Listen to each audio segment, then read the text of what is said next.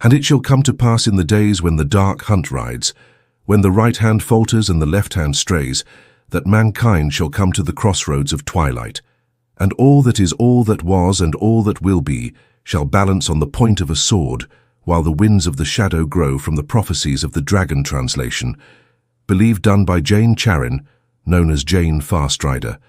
Shortly before his disappearance prologue, glimmers of the pattern Rotoalda hated, waiting, though he knew well it was the largest part of being a soldier, waiting for the next battle for the enemy to move to make a mistake. He watched the winter forest and was as still as the trees.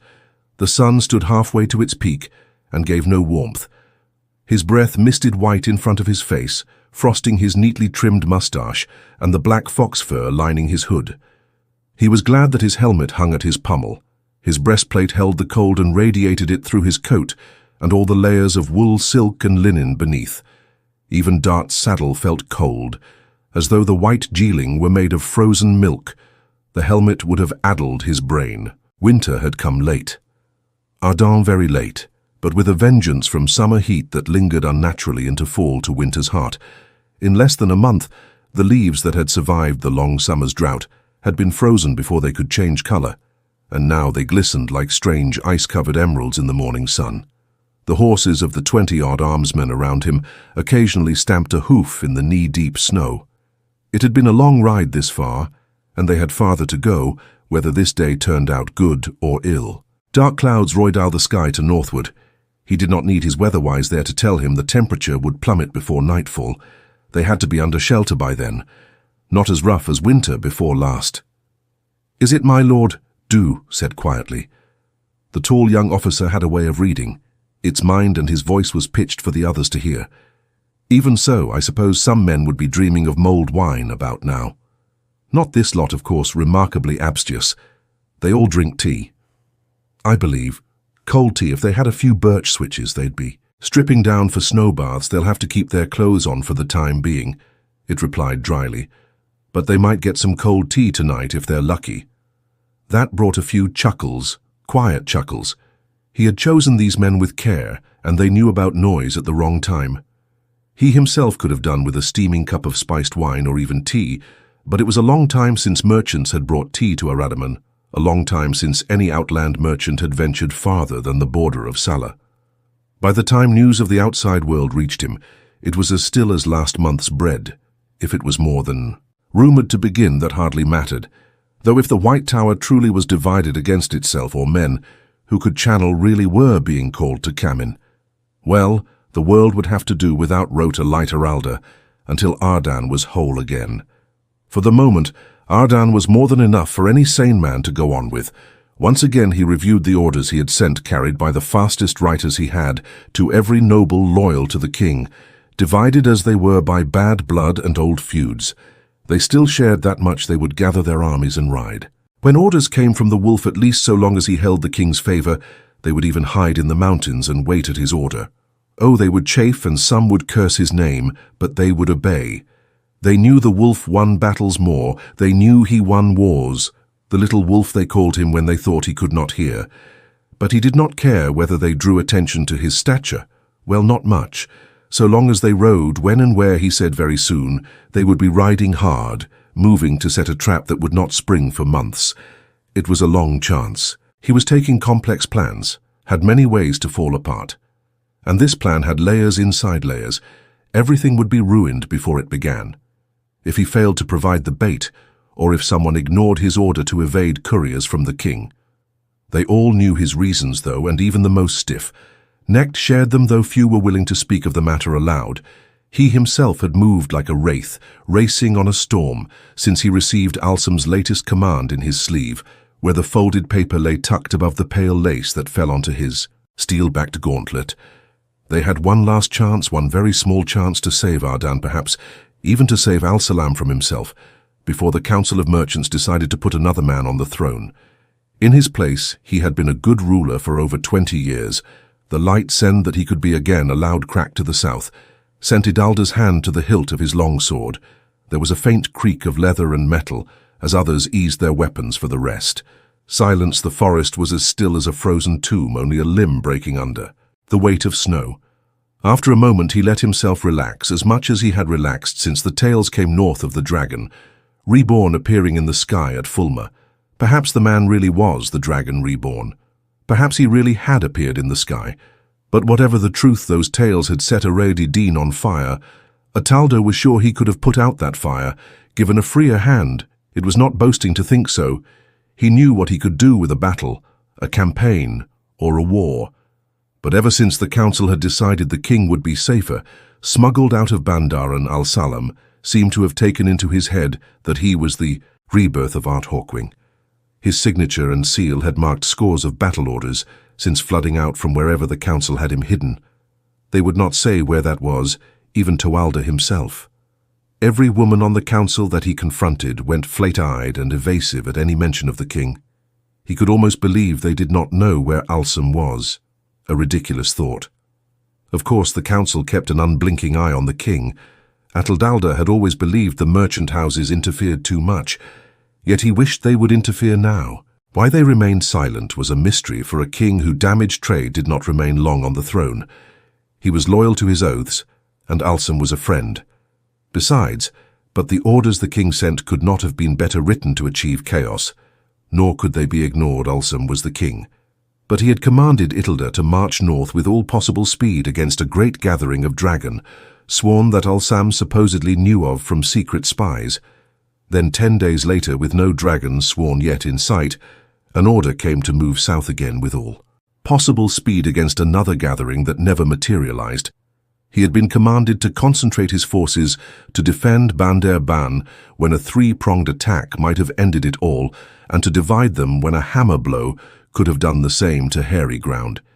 He knew the dragon sworn had abandoned, and to march away from where he knew they camped worse.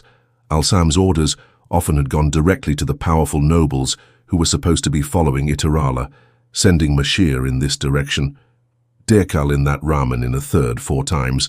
Pitched battles had resulted from parts of the army blundering into one another in the night while moving to the king's express command and expecting none but enemies ahead, and all the while the dragon sworn gained numbers and confidence. Ataralda had had his triumphs at Salangea and Messina at Lake Sul, and Candelmar, the lords of Qatar, had learned not to sell the products of their mines and forges to the enemies of Ardeen, but always Salam's orders wasted his gains. This last order was different, though. For one thing, a grey man had killed Lady Tuva trying to stop it from reaching him. Why the Shadow might fear this order more than any other was a mystery, yet it was all the more reason to move swiftly before Al-Salam reached him with another. This order opened many possibilities, and he had considered every last one he could see, but the good ones all started here today. When small chances of success were all that remained, you had to seize them. A snow jay's stride and cry rang out in the distance, then a second time, a third cupping his hands around his mouth. Itirala repeated the 3 harsh calls. Moments later, a shaggy pale Depelging appeared out of the trees. His rider, in a white cloak streaked with black man and horse alike, would have been hard to see in the snowy forest. Had they been standing still, the rider pulled up beside Italda. A stocky man, he wore a single sword with a short blade, and there were a cased bow and a quiver fastened to his saddle. "Looks like they all came, my lord," he said, in his permanently hoarse voice, pushing his cowl back from his head. Someone had tried to hang Dongel when he was young. Though the reason was lost in the years, what remained of his short-cropped hair was iron grey. The dark leather patch covering the socket of his right eye was a remnant of another youthful scrape, 1 eye or 2. Though he was the best scout Italda had ever known, most anyways. He went on. "They put 2 rings of sentries around the lodge, one inside the other. You can see them a mile off, but nobody will get close without them at the lodge hearing of it. In time to get away by the tracks. They didn't bring no more men than you said they could. Not enough to count, of course," he added. "Riley, that still leaves you outnumbered a fair bit." It nodded. He had offered the white ribbon, and the men he was to meet had accepted 3 days when men pledged under the light by their souls in hope of salvation not to draw a weapon against another, or shed blood. The white ribbon had not been tested in this war, however, and these days some men had strange ideas of where salvation lay. Those who called themselves Dragon, Sworn for instance. He had always been called a gambler, though he was not. The trick was in knowing what risks you could take, and sometimes in knowing which ones you had to take. Pulling a packet sewn into oiled silk from his boot top, he handed it to Donnell. "If I don't reach Kinford in 2 days, take this to my wife." The scout tucked the packet somewhere beneath his cloak, touched his forehead, and turned his horse west. He had carried its like Feralda before, usually on the eve of battle, the lights, and this was not the time. Tamsin would have to open that packet. She would come after him. She had told him so, the first incident ever of the living haunting the dead. Jalum Ituralda said, "Let us see what waits at Lady Osana's hunting lodge." As he heeled Dart forward, the others fell in behind him. The sun rose to its height and began again to descend as they rode the dark clouds. In the north moved closer, and the chill bit deeper. There was no sound but the crunch of hooves breaking through the snow crust. The forest seemed empty, save for themselves. He did not see any of the centuries Danjel had spoken of. The man's opinion of what could be seen from a mile differed from that of most. They would be expecting him, of course, and watching to make sure he was not. Followed by an army white ribbon or no white ribbon. A good many of them likely had reasons they felt sufficient to feather Rotterly Heraldo with arrows. A lord might pledge the white ribbon for his men, but would all of those feel bound? Sometimes there were chances you just had to take. About mid-afternoon, Osana's so-called hunting lodge loomed suddenly out of the trees, a mass of pale towers and slender pointed domes that would have fitted well among the palaces of Bandaran itself. Her hunting had always been for men or power, her trophies numerous and noteworthy. Despite her relative youth, and the hunts that had taken place here would have raised eyebrows even in the capital. The lodge lay desolate. Now broken windows gaped like mouths with jagged teeth. None showed a glimmer of light or movement. The snow covering the cleared ground around the lodge had been well trampled by horses. However, the ornate brass-bound gates of the main courtyard stood open, and he rode through without slowing, followed by his men. The horses' hooves clattered on the paving stones where the snow had been beaten to slush. No servants came out to greet him. Not that he had expected any. Osana had vanished early in the troubles that now shook Aradoman like a dog shaking a rat, and her servants had drifted quickly to others of her house, taking whatever places they could find these days. The masterless starved or turned bandit or dragon, sworn dismounting in front of the broad marble stairway at the end of the courtyard. He handed Dart's reins to one of his armsmen, and Jalum ordered the men to take shelter where they could find it for themselves, and the animals eyeing the marble balconies and wide windows that surrounded the courtyard, they moved as if expecting a crossbow bolt between the shoulder blades. One set of stable doors stood slightly ajar, but in spite of the cold they divided themselves between the corners of the courtyard, huddling with the horses where they could keep watch in every direction. If the worst came, perhaps a few might make it out. Removing his gauntlets, he tucked them behind his belt and checked his laces. He climbed the stairs with Jalum's snow that had been trodden underfoot and frozen again crackled beneath his boots. He refrained from looking anywhere but straight ahead. He must appear supremely assured, as though there were no possibility events should go other than as he expected. Confidence was one key to victory. The other side believing you were confident was sometimes almost as good as actually being confident at the head of the stairs.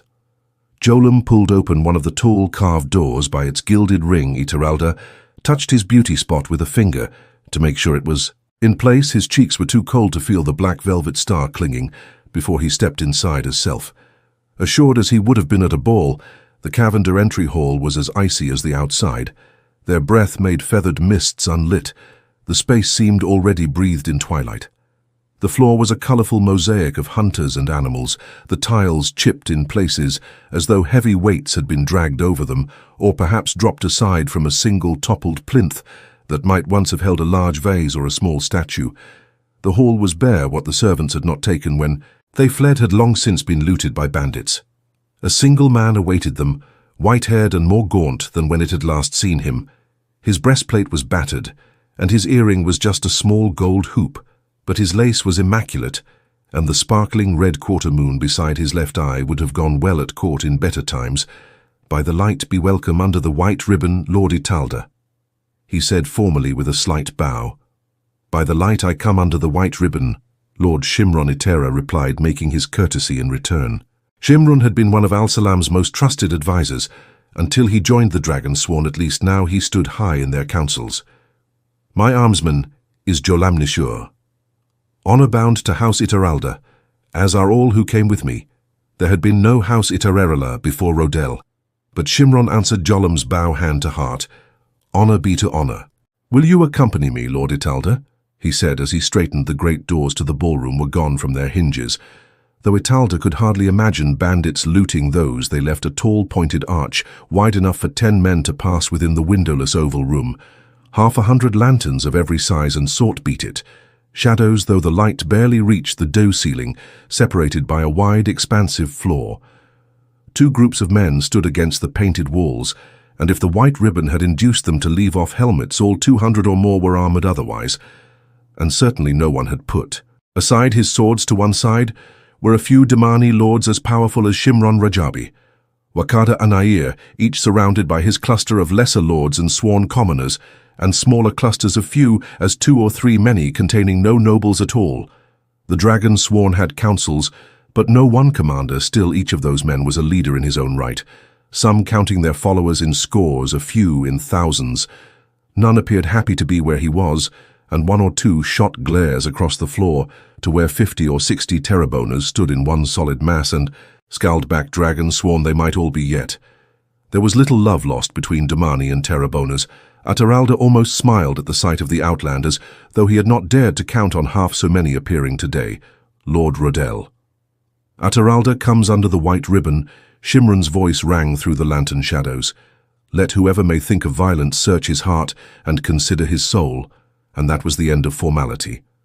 Why does Lord Ataralda offer the white ribbon? Wada demanded, one hand gripping the hilt of his long sword and the other in a fist at his side. He was not a tall man, though taller than Itarala, but as haughty as if he held the throne himself. Women had called him beautiful once.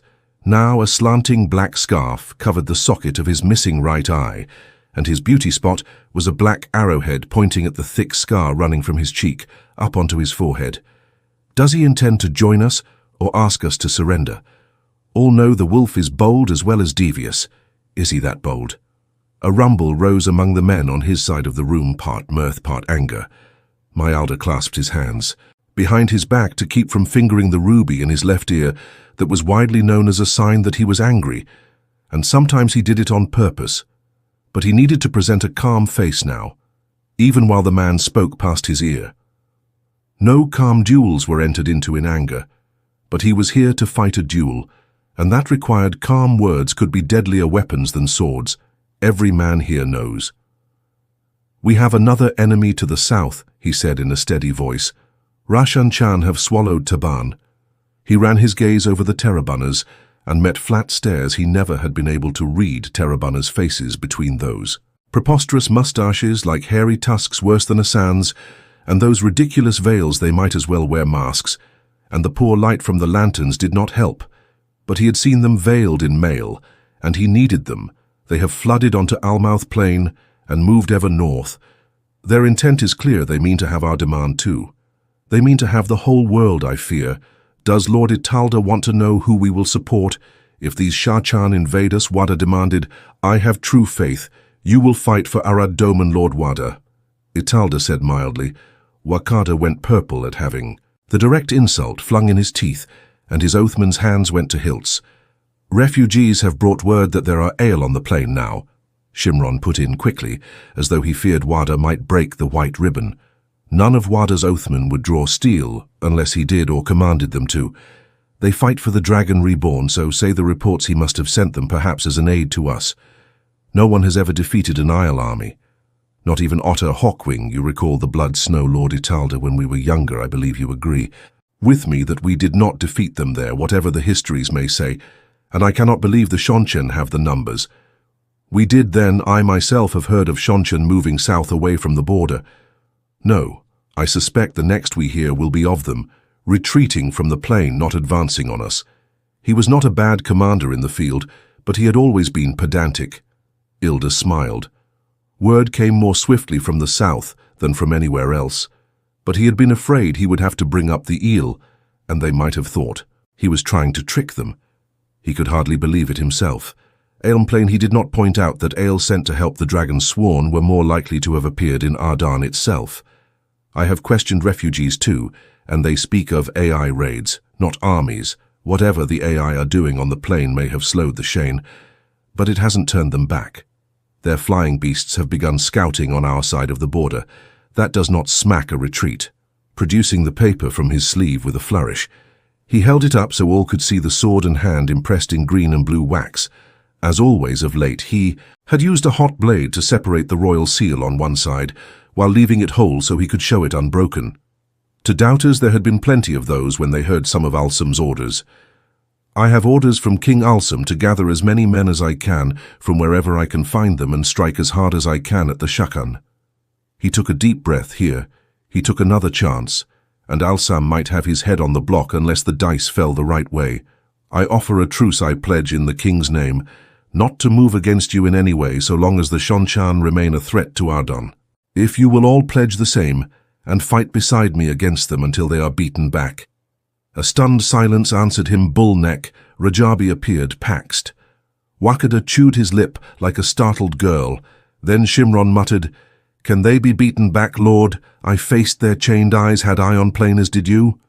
Boots scraped the floor as men shifted their feet, and faces darkened in bleak anger. No man liked to think he was helpless before an enemy, but enough had been there in the early days with Ituralde and Shimron, for all to know what this enemy was like. "They can be defeated, Lord Shimron." Ituralde replied even with their little surprises. "A strange thing to call the earth erupting under your feet and scouts that rode what looked like shadow spawn, but he had to sound assured as well as look it. Besides, when you knew what the enemy could do, you adapted. That had been one core of warfare long before the Seanchan appeared. Darkness cut the Seanchan advantages, and so did storms, and a weatherwise could always tell you when a storm was coming. A wise man stops chewing when he reaches bone, he continued. But so far the Seanchan have had their meat sliced thin before they reached for it. I intend to give them a tough shank to gnaw more. I have a plan to make them snap so fast they'll break their teeth on bone before they have a mouthful of meat. Now I have pledged, will you?" It was hard not to hold his breath. Each man seemed to be looking inward. He could all but see them mulling it over. The wolf had a plan, the Seanchan had chained eyes and flying beasts, and the light alone knew what else. But the wolf had a plan. The Seanchan, the wolf, if any man can defeat them. Shimron said finally, "You can, Lord." "I will so pledge, I do so pledge." Rajabi shouted, "We'll chase them back across the ocean where they came from, yet a bull's temperament as well as its neck." Surprisingly, Wada thundered his agreement with equal enthusiasm, and then a storm of voices broke calling that they would match the king's pledge, that they would smash the Seanchan, even some that they would follow the wolf into the pit of doom, all very gratifying. But not all Ituralde had come for. "If you ask us to fight for Ardan," one voice shouted above the rest, "then ask us the men who had been calling." Their pledges fell to angry mutters and half-heard curses hiding his pleasure behind a bland expression. Ituralde turned to face the speaker on the other side of the room. The Terabunner was a lean man with a sharp nose that made a tent of his veil. His eyes were hard, though, and keen. Some of the other Terabaners frowned, as if displeased he had spoken, so it appeared they had no one leader any more than the Demani. But he had spoken. Ituralde had hoped for the pledges he had received, but they were not necessary to. His plan, the Teraboners were at least they would make it 100 times more likely to work. He addressed the man courteously with a bow. "I offer you the chance to fight for Teraban. My good lord, the AI are making some confusion on the plain. The refugees speak of it. Tell me, could a small company of your men, 100, perhaps 2, cross the plain in that disorder and enter Taban? If their armor was marked with stripes as those who ride for the Seanchan?" It seemed impossible the Teraboner's face could grow any tighter. Yet it did, and it was the turn of the men on his side of the room to mutter angrily, and curse enough word had come north for them to know of a king in Panak, put on their thrones by the Seanchan, and swearing fealty to an empress on the other side of the Arth Ocean. They could not like reminders of how many of their countrymen now rode for this empress. Most of the Seanchan on Almuth Plain were Teraboners. What good could one small company do? The lean man growled, "Contemptuous little good." Ilda replied, "But if there were 50 such companies, 100, these Terabers might have that many men behind them all told if they all struck on the same day all across Teraban. I myself would ride with them, and as many of my men as can be outfitted in Terebor armor, just so you will know this is not simply a stratagem to get rid of you." Behind him, the Damani began protesting loudly. Wada, the loudest of all, if it could be believed the wolf's plan was all very well, but they wanted the wolf himself at their head. Most of the Terebears began arguing among themselves over whether so many men could cross the plain without being discovered, even in such small bands, over what good, if any, they could do in Tereban in small companies, over whether they were willing to wear armor marked with Seanchan stripes. Tereboners argued as easily as Sans and as hotly, not the sharp-nosed man he met. Ituralda's gaze steadily then gave a slight nod. It was hard to tell behind those thick mustaches, but Iturala thought he smiled. The last tension faded from Iturala's shoulders. The fellow would not have agreed while the others argued if he were not more of a leader. Among them, then he seemed the others would come too. He was certain they would ride south with him, into the heart of what the Seanchan considered their own, and slap them hard and full across the face. The Terebanners would want to stay afterward, of course, and continue the fight in their own homeland.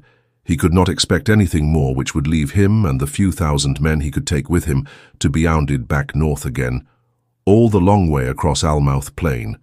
If the light shone on him hounded with fury, he returned the Terebanners' smile, if smile it was with any luck furious. Generals would not see where he was leading them until it was too late, and if they did well, he had a second plan. Emana held his cloak tight around himself as he tramped through the snow among the trees, cold and steady. The wind sighed through the snow-laden branches, a deceptively quiet sound in the damp grey light. It sliced through the thick white wool as through gauze, chilling him to the bone. The camp sprawling around him through the forest was too quiet. Movement provided a little warmth, but in this men huddled together unless driven to move abruptly. He stopped in his tracks, wrinkling his nose at a sudden stench. A gagging foulness like 20 men heaps crawling with maggots. He did not gag. Instead, he scowled. The camp lacked the precision he preferred. The tents were clustered haphazardly, wherever the limbs overhead grew thickest. The horses tethered close by rather than properly picketed. It was the sort of slackness that led to filth. Unwatched, the men would bury horse dung under a few shovels of dirt to be done with it quicker and dig latrines where they would not have to walk far in the cold. Any officer of his who allowed that would cease to be an officer and learn firsthand how to use a shovel. He was scanning the camp for the source of the smell when suddenly there was no smell. The wind did not change. The stink just vanished. He was startled for only a moment, walking on. He scowled all the harder. The stench had come from somewhere he would find whoever thought discipline had slackened and make examples of them. Discipline had to be tight, now tighter than ever, at the edge of a broad clearing. He paused again. The snow in the clearing was smooth and unmarked despite the camp, hidden all around it, staying back among the trees. He scanned the sky. Scudding grey clouds hid the noonday sun. A flicker of motion made his breath catch before he realized it was just a bird. Some small brown thing, wary of hawks and staying low. He barked a laugh that was more than touched with bitterness. Little more than a month since the light cursed. Shane had swallowed Amadora and the Fortress of Light in one unbelievable gulp. But he had learned new instincts, wise men learned, while Fool's Oren had been a fool puffed up with old tales of glory brightened by age, and new hope of winning real power to go with his crown. He refused to see the reality in front of his eyes, and Alon's disaster had been the result. Bald had heard it named the Battle of Jeremel, but only by some of the bare handful of Amadian nobles who escaped, dazed as paxed steers, yet still trying mechanically to put the best face on events. He wondered what had called it, when the Seanchan's tame witches began tearing his orderly ranks to bloody rags. He could still see that in his head, the earth turning to fountains of fire. He saw it in his dreams. Well, Alon was dead, cut down trying to flee the field, and his head displayed on a Terraboner's lance, a suitable death for a fool. He, on the other hand, had over 9,000 of the children gathered around him. A man who saw clearly could make much out of that in times like these on the far side of the clearing. Just inside the tree-ine was a rude house that had once belonged to a charcoal burner, a single room with winter-brown weeds thick in the gaps between the stones. By all appearances, the man had abandoned the place some time ago. Parts of the thatch roof sagged dangerously, and whatever had once filled the narrow windows was long since gone, replaced now by dark blankets. Two guards stood beside the ill-fitting wooden door, big men with the scarlet shepherd's crook behind the golden sun flare on their cloaks. They had their arms wrapped around themselves and were stamping their boots against the cold. Neither could have reached his sword in time to do any good. Had Volder been an enemy, questioners liked to work indoors. Their faces might have been carved stone as they watched him approach. Neither offered more than a half-hearted salute, not for a man without the shepherd's crook, even if he was Lord Captain Commander of the Children. One opened his mouth as if to question Var's purpose, but Var walked by them and pushed open the rough door. At least they did not try to stop him. He would have killed them both if they had. At his entrance, Asanoa looked up from the crooked table where he was perusing a small book, one bony hand cupped around a steaming pewter cup that gave off the odor of spices. His ladder-back chair, the only other piece of furniture in the room, appeared rickety, but someone had strengthened it with rawhide lashings. Valder tightened his mouth to stop a sneer. The High Inquisitor of the Hand of the Light demanded a real roof, not a tent, even if it was thatch sorely in need of patching and mulled wine, when no one else had tasted wine of any sort. In a week, a small fire burned on the stone hearth too, giving a meager warmth. Even cook fires have been banned since before the disaster, to prevent smoke giving them away still, although most children despised. The questioners they held Asenoa in a strange esteem, as if his grey hair and gaunt martyr's face graced him with all the ideals of the children of the light that had been a surprise when Voldir learned of it. He was unsure whether Asanella himself knew. In any case, there were enough questioners to make trouble nothing he could not handle, but it was best to avoid that sort of trouble. For now, it is almost time, he said, shutting the door behind him. Are you ready? Asenoa made no move to rise or reach for the white cloak folded across the table beside him. There was no sunflare on that, just the scarlet crook instead. He folded his hands over the book, hiding the pages, for thought it was Mantell's The Way of the Light. Odd reading for the High Inquisitor, more suited to new recruits. Those who could not read when they swore were taught, so they could study Mantelar's words. I have reports of an Andoran army in Mirandi, my son Asanoa said, deep in Mirandi. Perhaps Mirendi is a long way from here, Var said, as though he did not recognize an old argument starting anew, an argument that Asena often seemed to forget he had already lost. But what were Andorans doing in Mirandi? If the reports were true, so many were travelers, fantasies, wrapped in lies, or the very name rankled in Valder's memory. Morghese was dead, or else a servant to some Shakan. They had little respect for titles other than their own dead, or a servant she was lost to him, and more important by far, his plans for Andor were lost. Galadriel had gone from a useful lover to just another young officer, and one who was too popular with the common soldiers. Good officers were never popular, but Valder was a pragmatic man. The past was the past. New plans had replaced Andor not so far. If we move east across Alara, my son across the north of Alara, the Seanchan cannot have moved far from Abu Dar, yet spreading his hands to catch the hearth-fire's small warmth. Valder sighed. They had spread like a plague in Terabon, and here in Amadia. Why did the men think Alara was different? Are you forgetting the witches in Alara? With an army of their own need, I remind you. Unless they're into Mirandi by now, those reports he believed of the witches on the move. In spite of himself, his voice rose. Maybe this so-called Andoran army you've heard about is the witches in their army. They gave Camland to Althor, remember, and Tylon and half the east. Do you really believe the witches are divided? Do you? Slowly he drew a deep breath, calming himself. Trying to every tale out of the east was worse than the last. A gust of wind down the chimney blew sparks into the room, and he stepped back with a curse. Bloody peasant hubble, even the chimney was ill-made. Asawa snapped the small book shut between his palms. His hands were folded as in prayer, but his deep-set eyes suddenly seemed hotter than the fire. I believe the witches must be destroyed, that is what I believe. I'd settle for knowing how the Seanchan tamed them.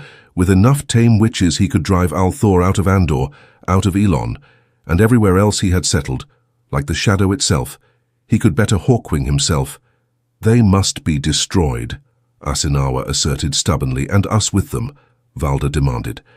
A knock came at the door, and at Enua's curt summons, one of the guards from outside appeared in the doorway, standing rigidly erect, arms snapping across his chest in a crisp salute. My Lord High Inquisitor, he said respectfully, The council of the anointed is here. Vera waited. Would the old fool continue to be stubborn with all 10 surviving lords captain outside mounted and ready to ride? What was done, what had to be done if it brings down the White Tower? Asanoa said finally, "I can be content. For now I will come to this meeting." Valda smiled thinly. "Then I am content we will see the witches fall together. Certainly he would see them fall. I suggest you have your horse readied. We have a long way to ride by nightfall." Whether Asanoa would see it with him was another matter. Gabriella enjoyed her rides through the wintry woods with Logain and Tuon. He always let Tuon and her follow at their own pace in a semblance of privacy, so long as they did not lag too far behind the two. I said I seldom spoke more than absolutely necessary. Though even when they truly were private, they were far from friends. In fact, Gabriella often wished Tuon would ask to stay behind. When Lone offered these outings, it would have been very pleasant to be really alone, holding her reins in one green-gloved hand and keeping her fox-lined cloak shut with the other. She let herself feel the cold just a little, just for the refreshing vigor of it. The snow was not deep, but the morning air was crisp. Dark, grey clouds promised more snow. Soon high overhead flew a long-winged bird of some sort, an eagle. Perhaps birds were not her strong point. Plants and minerals stayed in one place while you studied them. And so did books and manuscripts, though those might crumble under her fingers. If they were old enough, she could barely make the bird out at that height in any case, but an eagle fit the landscape. Woodland surrounded them, small dense thickets dotted among more widely spaced trees. Great oaks and towering pines and firs had killed off most of the undergrowth, though here and there the thick brown remains of a hardy vine waiting for a still distant spring clung to a boulder or a low grey ledge of stone. She carefully held that landscape in her mind like a novice exercise, chill and empty, with no one in sight except her 2 companions. She could almost imagine she was somewhere other than the Black Tower.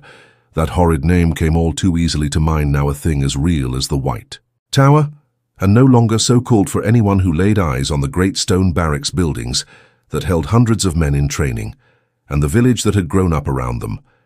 She had lived in that village for nearly 2 weeks, and there were parts of the Black Tower she still had not seen. Its grounds covered miles, surrounded by the beginnings of a wall of black stone.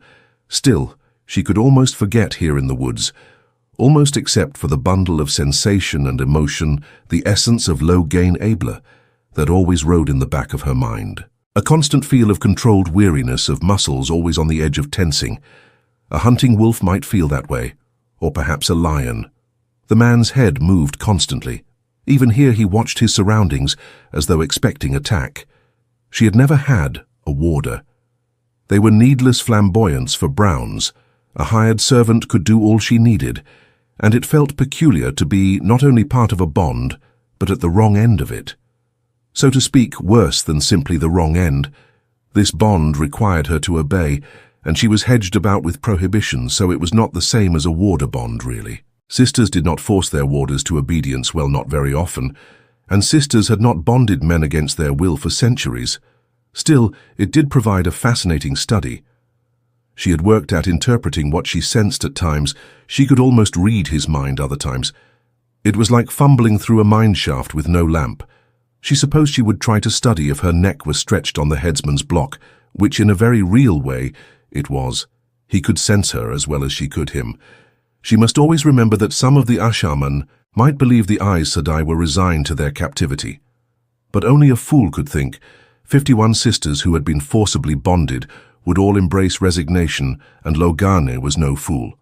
Besides, he knew they had been sent to destroy the Black Tower, yet if he suspected that they were still trying to find a way to end the threat of hundreds of men who could channel light, constrained as they were, one order could halt them in their tracks. You will do nothing to harm the Black Tower. She could not understand why that command had not been given as a simple precaution. They must succeed, fail, and the world was doomed. Lone turned in his saddle, an imposing, broad-shouldered figure in a well-fitting coat, dark as pitch without a touch of color. Save for the silver sword and the red and gold dragon on his high collar, his black cloak was thrown back as though he were refusing to let the cold touch him. He might be these men seemed to believe they had to fight everything all the time. He smiled at her reassuringly, and she blinked.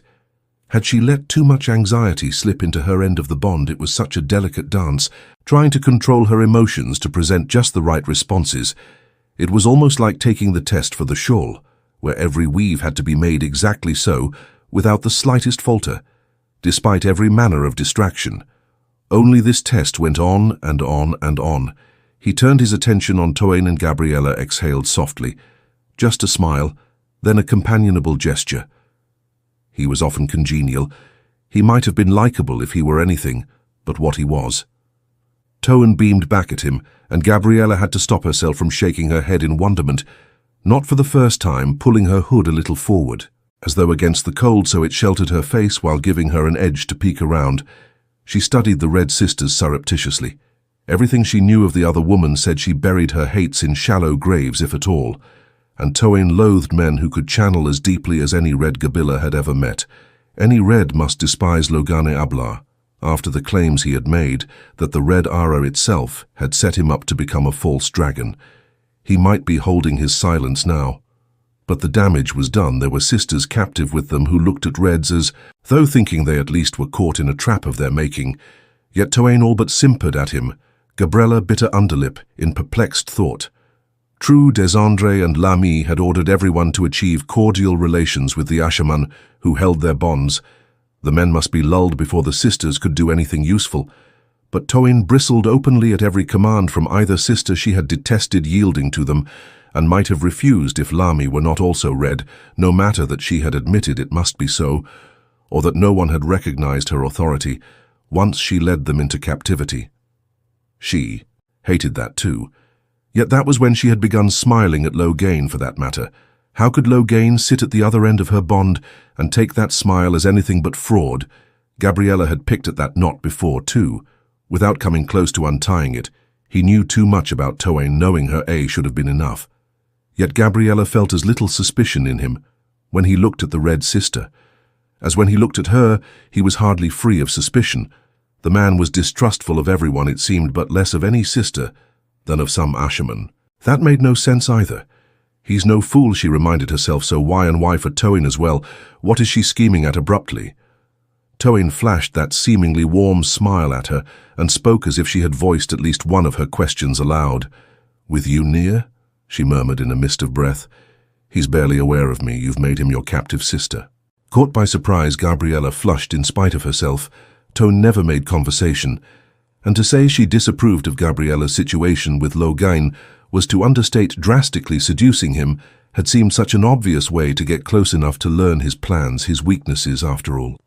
Even if he was an Ashaman, she had been Aes Sedai long before he was born, and she was hardly a total innocent when it came to men. He had been so surprised when he realized what she was doing that she almost thought of him as the innocent, more fool Guy. She, playing the Damani, turned out to hide many surprises and a few pitfalls. Worst of all, a trap she could never reveal to anyone, something she very much feared that Tuon knew, though at least in part. But then, any sister who had followed her lead must know too, and she thought several had. None had spoken of the problem, and none was likely to, of course. Lone could mask the bond in a crude way. She believed would still allow her to find him, however well it hid his emotions. But sometimes, when they shared a pillow, he let the masking slip. To say the least, the results were devastating. There was no calm restraint then, no cool study, not much of reason at all. Hurriedly she summoned the image of the snowy landscape again and fixed it in her mind. Trees and boulders and smooth white snow, smooth cold snow. Loghain did not look back at her or give any outward sign. But the bond told her that he was aware of her momentary loss of control. The man brimmed with smugness and satisfaction. It was all she could do not to see, but he would expect her to see burn him. He had to know what she felt from him. Letting her anger rise, though, only filled the fellow with amusement, and he was not even attempting to hide it. Tuon was wearing a small, satisfied smile, Gabriella noticed, but she had only a moment to wonder why they had had the morning to themselves. But now another rider appeared through the trees, a cloakless man in black who angled his horse in their direction when he saw them and dug his boot heels into his animal's flanks for speed. Despite the Snowlone reined in to wait the image of calm, and Gabriella stiffened as she halted her mount beside him. The feelings carried by the bond had shifted now. They were the tension of a wolf waiting to spring.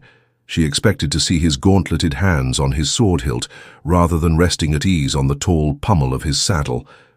The newcomer was almost as tall as Logain, with waves of golden hair to his wide shoulders and a winning smile. She suspected he knew it was a winning smile. He was too pretty not to know much more beautiful than Logain. Life's forges had hardened Logaine's face and left edges. This young man was smooth, yet still. The sword and the dragon decorated his coat color. He studied the two sisters with bright blue eyes. "Are you bedetting both of them, Lone?" he said in a deep voice. "The plump one looks cold-eyed to me, but the other appears warm enough." Tuon hissed angrily, and Gabriella's jaw clenched. She had made no real secret of what she did. She was no Kyrian to cloak in privacy what she was ashamed of in public, but that did not mean she expected to have it bantered about worse. The man spoke as though they were tavern light-skirts. "Don't ever let me hear that again," Mitchell alone said quietly, and she realized the bond had changed again. It was cold now, cold to make the snow seem warm, cold to make a grave seem warm. She had heard that name before, Atal Mishila, and felt distrust in Logain. When he spoke it certainly more than he felt for her or Tuon. But this was the feel of killing. It was almost laughable. The man held her prisoner, yet he was ready to do violence to defend her reputation. Part of her did want to laugh, but she tucked the information away. Any scrap might be useful. The younger fellow gave no sign of hearing a threat. His smile never faltered. "The Mahal says you can go if you want. Can't see why you'd want to take on recruiting." "Someone has to," Logain replied in a level tone. Gabriella exchanged puzzled glances with Tuon. Why would Logane want to go recruiting? They had seen parties of Ashaman return from that, and they were always tired from traveling long distances and usually dirty and snappish. Besides, men beating the drum for the dragon reborn did not always get the warmest welcome, it seemed, even before anyone learned what they were really after. And why was she and Tuon just hearing of it? She would have sworn he told her everything when they were lying together. Misha shrugged. Plenty of dedicated and soldiers to do that sort of work. "Of course, I suppose it bores you looking after training all the time, teaching fools to sneak around in the woods and climb cliffs, as if they couldn't channel a whisker. Even a fly-speck village might look better." His smile slid into a smirk, disdainful, and not at all winning, maybe, if you ask. Mahal, he'll let you join his classes at the palace. He wouldn't be bored then. Logain's face never changed, but Gabriella felt one sharp bolt of fury through the bond she had overheard tidbits about Mazim Time and his private classes. But all any of the sisters really knew was that Lone and his cronies did not trust Time, or any who attended his lessons, and Time appeared not to trust Logain. Unfortunately, what the sisters could learn of the classes was limited. No one was bonded to a man of Time's faction. Some thought the mistrust was because both men had claimed to be the dragon reborn, or even a sign of the madness that channeling brought to men. She had not detected any evidence of insanity in Lone, and she watched for it, as hard as she watched for signs he was about to channel, if she were still bound to him. When he went mad, it might seize her mind too. Whatever caused a crack in the Ashaman's ranks must be exploited. Though Misha's smile faded as Logain merely looked at him. "Enjoy your fly specks," he said finally. Pulling his horse around, a thud of his heel made the animal spring away as he called over his shoulder, "Glory waits for some of us, Logain. He may not enjoy his dragon long," Logain murmured, watching the other man gallop off. "He's too free with his tongue." She did not think he meant the comment about her and Tuon, but what else could he mean, and why was he suddenly worried, hiding it very well, especially considering the bond? But still he was worried light. Sometimes it seemed that knowing what was in a man's head made the confusion worse. Abruptly, he turned his gaze on her, and Tuon, studying a new thread of concern, slipped through the bond about them. "Or an odd thought for them. I fear we must cut short our ride," he said after a moment. "I have preparations to make." He did not break into a gallop, but he still set a quicker pace back toward the village of the men in training than he had coming out. He was concentrating on something now, thinking hard. Gabriella suspected the bond practically hummed with it. He must have been riding by instinct before they had gone very far. Tuon moved her horse close to Gabriella's, leaning in her saddle. She tried to fix Gabriella with an intense stare while darting quick glances at Lone, as if afraid he might look back and see them talking. She never seemed to pay attention to what the bond told her. The divided effort made her bob about like a puppet in danger of falling. "We must go with him," the Red whispered. "Whatever it takes, you must see to it." Gabriella raised her eyebrows and Tuon had the grace to colour, but she lost nothing of her insistence. "We cannot afford to be left behind." She breathed hurriedly. The man didn't abandon his ambitions when he came here, whatever violence he plans. We can do nothing if we aren't right there when he tries. "I can see what's in front of my nose," Gabriella said sharply, and felt relief when Tuon simply nodded and fell silent. It was all Gabriella could do to control the fear that was rising in her. Did Tuon never think about what she must sense through the bond, something that had always been there in the connection with low-gain determination, now lay hard and sharp as a knife? She thought she knew what it meant this time, and knowing made her mouth dry against whom she could not say. But she was sure that Lone Abla was riding to war, slowly descending one of the wide hallways that spiraled gently through the White Tower. Yukiri felt prickly as a starved cat. She could barely make herself listen to what the sister gliding beside her was saying. The morning was still dim, first light darkened by the snow falling heavily on Tar Valon, and the middle levels of the tower were as icy as a borderland winter. "Well, perhaps not so cold as that," she allowed. After a moment, she had not been that far north in a number of years, and memory expanded what it did not shrink. That was the reason written records were so important, except when you did not dare write down anything. At least still it was chill enough for all the ancient builders. Cleverness and skill heat from the great furnaces in the basement never reached this. High drafts made the flames dance on the gilded stand lamps, and some were strong enough to stir the heavy tapestries spaced along the white walls, spring flowers and woodlands and exotic animals and birds alternating with scenes of tower triumphs that would never be displayed in the public areas below her own rooms with their warm fireplaces. Would once have been much more comfortable. News from the outside world churned through her head, despite her efforts to avoid it, or rather more often, the lack of solid news. What eyes and ears reported from Alara and Arad Doman was all confusion, and the few reports beginning to seep out of Tarabon again were frightening rumor, put the borderland rulers everywhere from the Blight to Andor to Amadisia to the Aiel Waste. The only confirmed fact was that none were where they were supposed to be, guarding the Blight border. The Aiel were everywhere and finally out of Althor's control, it appeared, if they had ever been in it.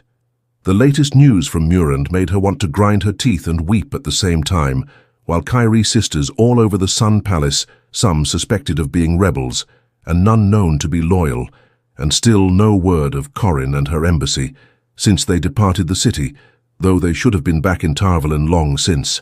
And as if that were not enough, Althor himself had vanished like a soap bubble. Yet again, could the tales that he had half destroyed the Sun Palace be true? Light the man could not go mad yet, or had. Elida's witless offer of protection frightened him into hiding. Did anything frighten him? He frightened her. He frightened the rest of the hall too. Let them put whatever face on it they wanted. The only thing truly certain was that none of that mattered. A spit in a rainstorm knowing so did not help her mood.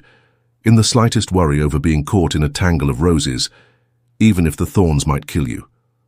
Eventually was a luxury when you had a knife point pressed to your ribs.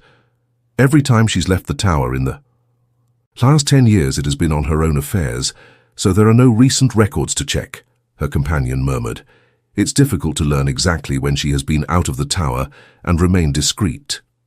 Her dark golden hair held back by ivory combs, Maidani was tall and slender enough to look overbalanced by her bosom, an effect emphasized by both the fit of her dark silver-embroidered bodice and the way she walked in a stoop to put her mouth more on the level of Yukiri's ear. Her shawl was caught on her wrists, the long grey fringe dragging the floor tiles. "Straighten your backbone," Yukir growled quietly. "My ears aren't clogged with dirt." The other woman jerked herself upright, faint splashes of color in her cheeks, pulling her shawl higher on her arms. Maidani half glanced over her shoulder toward her warder Leonan, who was following at a discreet distance. If they could barely hear the faint tinkle of the silver bells in the lean man's black braids, though he could hear nothing said in a moderate tone, the man knew no more than necessary, precious little in fact, except that his Aes Sedai wanted certain things of him. That was enough for any good warder, and he might cause problems if he learned too much, But there was no need for whispering people who saw whispering, wanted to know what the secret was. The other grey was no more the source of her irritation than the outside world. However, even if the woman was a jackdaw in swan's feathers, not the main source anyway. A disgusting thing, a rebel pretending loyalty, yet Yukiri was actually glad that Sirin and Pavara had convinced her that they should not yet turn Maidani and her sister jackdaws over to Tower law. Their wings were clipped now and they were useful. They might even gain a measure of clemency, for when they did face justice. Of course, when the oath that had clipped Maiden's wings came out, Yukia might easily find herself wishing for clemency herself. Rebels or not, what she and the others had done with Maidani and her confederates was as far outside the law as murder or treason. An oath of personal obedience, sworn on the oath, Rod itself, sworn under duress, was all too close to compulsion, which was clearly prohibited, if not really defined. Still, sometimes you had to smudge the plaster to smoke out hornets, and the black AA were hornets with venomous stings. The law would have its course in due time without the law. There was nothing, but she needed to be more concerned with whether she would survive the smoking out than with what penalties the law would exact. Corpses had no need to worry about punishment. She motioned curtly for Maid Donnie to go on, but no sooner had the other woman opened her mouth than 3 Browns rounded a corner from another hallway, right in front of them, flaunting their shawls like greens. Yukiri knew Maris Thornahill and Dores Messiano slightly, in the manner sitters knew sisters from other AAs who spent long periods in the tower, which was to say enough to attach names to faces and not much more mild and absorbed in their studies, was how she would have described them if pressed. Ellen Wall was so newly raised to the shore, she still should have been bobbing curtsies on instinct, instead of offering courtesies to a sitter, though all 3 stared at Yukiri and Maidani the way cats stared at strange dogs, or maybe dogs at strange cats.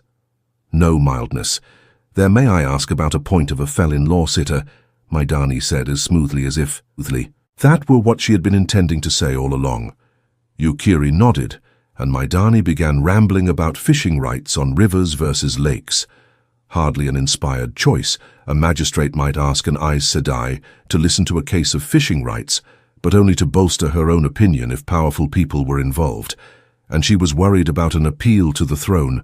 A single warder trailed the Browns. Yukiri could not recall whether he belonged to Maris or Dores, a heavy-set fellow with a hard round face and a dark topknot, who eyed Leonin and the swords on, his back with the distrust, surely picked up from his sister. That pair stalked by up the slowly spiraling corridor with plump chins high. The skinny muling, leaping anxiously to keep up the warders, strode after them, radiating the air of a man in hostile country. Hostility was all too usual nowadays. The invisible walls between the ages, once barely thick enough to hide each's own mysteries, had become hard stone ramparts with mows. No, not mows, chasms deep and wide. Sisters never left their own. A quarters alone often took their warders, even to the library and the dining rooms, and always wore their shawls as though someone might mistake their AI. Otherwise, Yukiri herself was wearing her best embroidered in silver and thread of gold, with the long silk fringe that hung to her ankles. So she supposed she was flaunting her a bit too, and lately she had been considering that a dozen years was long enough to go without a warder, a horrible thought once she sifted out the source. No sister should have need of a warder inside the White Tower. Not for the first time the thought hit her hard that someone had to mediate among the AAs and soon, or the rebels, would dance in through the front door bold as thieves and empty the house while the rest of them squabbled over who got Great Aunt Tsunumi's pewter. But the only end of the thread she could see to begin working out the snarl was to have Maidani and her friends publicly admit that they had been sent to the tower by the rebels, to spread rumors, tales they still insisted were true, that the Red Arja had created Lone as a false dragon. Could it be true, without Pavara knowing impossible, to think that a sitter, especially Pavara, could have been fooled? In any case, that bit of the tangle had been overlaid with so many others by now, that it scarcely could make any difference by itself. Besides, it would throw away the aid of 10 out of the 14 women she could be sure were not Black Arja, not to mention likely exposing what the rest of them were doing before the storm over it blew out. She shivered, and it had nothing to do with drafts in the corridor. She and every other woman who might reveal the truth would die before that storm ended by so-called accident or in bed, or might just vanish, apparently gone out of the tower never to be seen again. She had no doubt of that. Any evidence would be buried so deep an army with shovels could never dig it up. Even rumors would be plastered over it, had happened before the world. And most sisters still believed Tamra or Spa had died in her bed. She had believed it. They had to have the black AA wrapped up and tied as near as possible before they dared risk going public. Maidani took up her report again once the Browns were safely past, but fell silent only moments later when just ahead of them, a big hairy hand suddenly thrust aside a tapestry. From behind an icy draught swept out of the doorway that had been hidden by the tapestry's brightly colored birds from the drowned lands, and a heavy fellow in a thick brown work coat backed into the corridor pulling a handcart stacked high with split hickory that another serving man in a rough coat was pushing from behind common laborers. Neither had the white flame on his chest at sight of two eyes, Sedai. The men hastily let the tapestry fall back into place and wrestled their cart out of the way against the wall, while trying to make their bows almost toppling the load, which set them grabbing at the sliding firewood frantically while still bobbing. No doubt they had expected to finish their work without encountering any sisters. Yukieri always felt sympathy for the people who had to haul wood and water and everything else up the servants' ramps all the way from the ground, but she strode past them with a scowl talk while walking was never overheard, and the hallways in the common areas had seemed a good place to be private with. Maidani much better than her own apartments, where any ward against eavesdropping would only announce to everyone in the grey quarter that she was discussing secrets, and far worse with whom there were only 200 or so sisters in the tower, at the moment a number the White Tower could swallow and seem vacant, and with everyone keeping to themselves, the common areas should have been empty. So she had thought she had taken into account the liveried servants rushing about to check lamp wicks and oil levels and a dozen other things, and the plain-clad workers carrying wicker baskets of the light new TWOT on their backs. They were always about in the early hours, readying the tower for the day, but they made hasty bows and curtsies and skewered to get out of a sister's way. Out of hearing tower servants knew how to be tactful, especially since anyone eavesdropping on a sister would be shown the door. Given the present mood in the tower, the servants were particularly quick to avoid so much as a chance of overhearing things they should not. What she had failed to reckon on was how many sisters would choose to walk outside the quarters by twos and threes, despite the hour and the cold reds trying to stare down anyone they encountered, except other reds, greens and yellows competing for the crown of hottie and browns, doing their best to outdo both a few whites all but oneless, attempted to maintain a facade of cool reason while jumping at their own footfalls. One little group was not out of sight for more than minutes, it seemed, before another appeared, so Maidani spent nearly as much time chattering about points of law as she did. Giving her report worst of all twice, Grace smiled in what looked like relief on seeing others of their AA, and would have joined them had Yukiri not shaken her head, which infuriated her no end, because it let all who saw know she had special reason to be alone with Maidani, even if the Black Aja took no notice and the Light Zen. There was no reason they should. Too many sisters spied on other Ajas these days, and in spite of the 3 oaths, the tales they carried somehow grew in the carrying with Elida, apparently trying to force the Ajas into line by brute force. Those tales too often resulted in penances, and the best to be hoped for was that you could pretend to have chosen to take it on for reasons of your own. Yukiri had already suffered through one such, and she had no desire to waste days scrubbing floors again, especially now that she had more on her plate than she knew what to do with, and taking the alternative. A private visit to Silviana was no better, even if it did save the time. Elida seemed fiercer than ever since she began summoning Silviana for her own supposedly private penances. The whole tower was still buzzing with that, as much as Yukiri hated admitting it. All that made her careful how she looked at the other sisters she saw looked too long, and you might seem to be spying yourself, shift your gaze away too fast, and you looked furtive with the same result. Even so, she could barely keep her eyes from lingering on one pair of yellows who glided along a crossing corridor like queens in their own palace. The dark, stocky ward following just far enough. Behind, to give them privacy, must have belonged to Patala nearby John.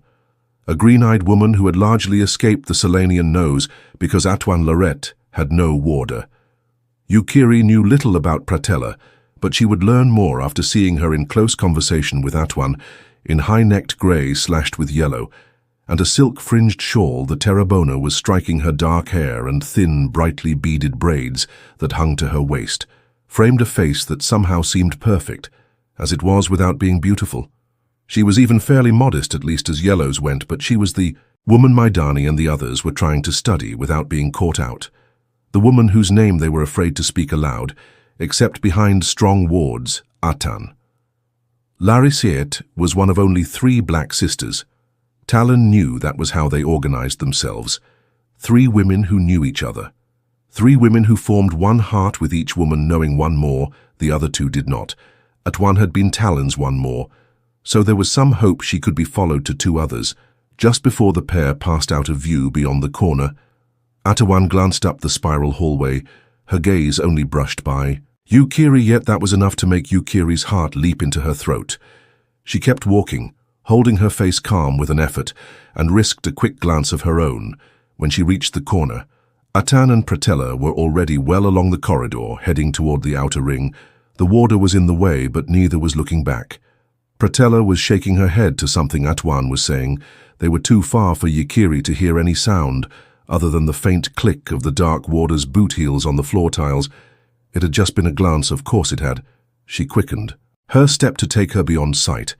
If one of them did look over her shoulder and let out a long breath, she had not realized she was holding. Maidani echoed her faintly, her shoulders sagging. Strange how it takes us. Yukiri thought, squaring her own shoulders when they first learned Talon was a dark friend.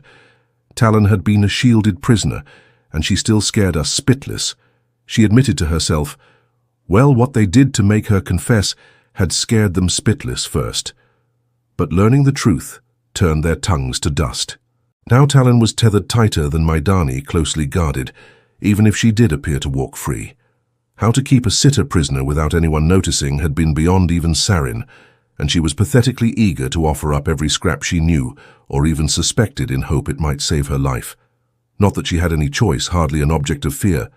As for the rest, Pavara had tried to maintain that Talon must be wrong about Galina Kasban, and went into a rage that lasted a full day. When she finally was convinced that her red sister was really black, she still spoke of strangling Galina with her own hands. Yukiri herself had felt a cold detachment when Tamila Kinder was named. If there were dark friends in the tower, it stood to reason some had to be greys, though perhaps disliking Tamila helped. She remained cool even after she did the sums and realized that Tamila had left the tower at the same time that 3 sisters were murdered. That provided more names for suspicion, other sisters who had gone then too. But Galina and Tamila and the rest were out of the tower beyond reach for the moment, and only the 2 could be proven dark friends. Atuan was right there. Blackar without doubt walking the tower as she wished, unrestrained and unbound of the 3 oaths, and until Doacine could arrange for her to be questioned in secret, a difficult matter even for a sitter of Atuan's AA, since it had to be a secret from everyone. Until then, all they could do was watch a distant, carefully circumspect watching. It was like living with a red adder, never knowing when you would find yourself eye to eye with it, never knowing when it might bite, like living in a den of red adders and only being able to see one. Suddenly Yukiri realized that the wide, curving corridor was empty ahead as far as she could see, and a glance back showed only Elayne behind the tower might have been empty, save for the 3 of them. Nothing in sight moved except the flickering flames on the stand lamps. Silence Maidani gave a small start. Forgive me, you sitter, seeing her so suddenly took me back. Where was I? Oh yes, I understand that Celestine and Anharid are trying to find out her close friends in the yellow. Celestine and Anharid were Maidani's fellow conspirators.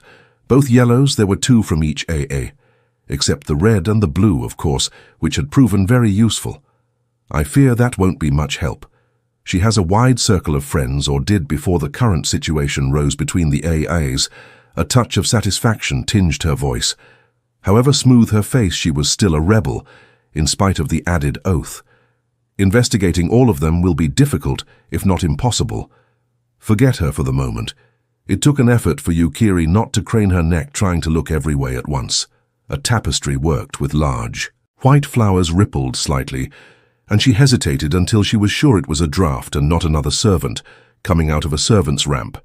She never could recollect where they were located. Her new topic was as dangerous as discussing Atawan in its own way. Last night, I remembered you were a novice with Elida and close friends, as I recall it would be a good idea for you to renew that friendship that was some years ago.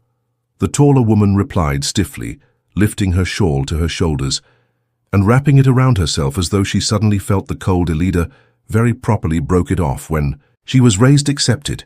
She might have been accused of favoritism if I were in a class she was given to teach. As well for you that you weren't a favorite, Yukiri said dryly. Elida's current ferocity had its precedent. Before she went off to Andor years ago, she had pushed those she favored so hard that sisters had needed to step in more than once. Swan's son had been one of them, strange to remember. Though Swan had never needed rescuing from standards she could not meet, strange and sad. Even so, you will do everything in your power to renew that friendship. Maidani walked 24 paces along the corridor, opening and closing her mouth, adjusting and readjusting her shawl, twitching her shoulders as though trying to shrug off a horsefly looking everywhere but at Yukiri. How had the woman ever functioned as a grey with so little self-control? I did try, she said finally in a breathy tone. She still avoided Yukiri's eye several times. The keeper Alvarin always put me off. The Armlin was busy. She had appointments. She needed rest. There was always some excuse. I think Elida just doesn't want to take up a friendship.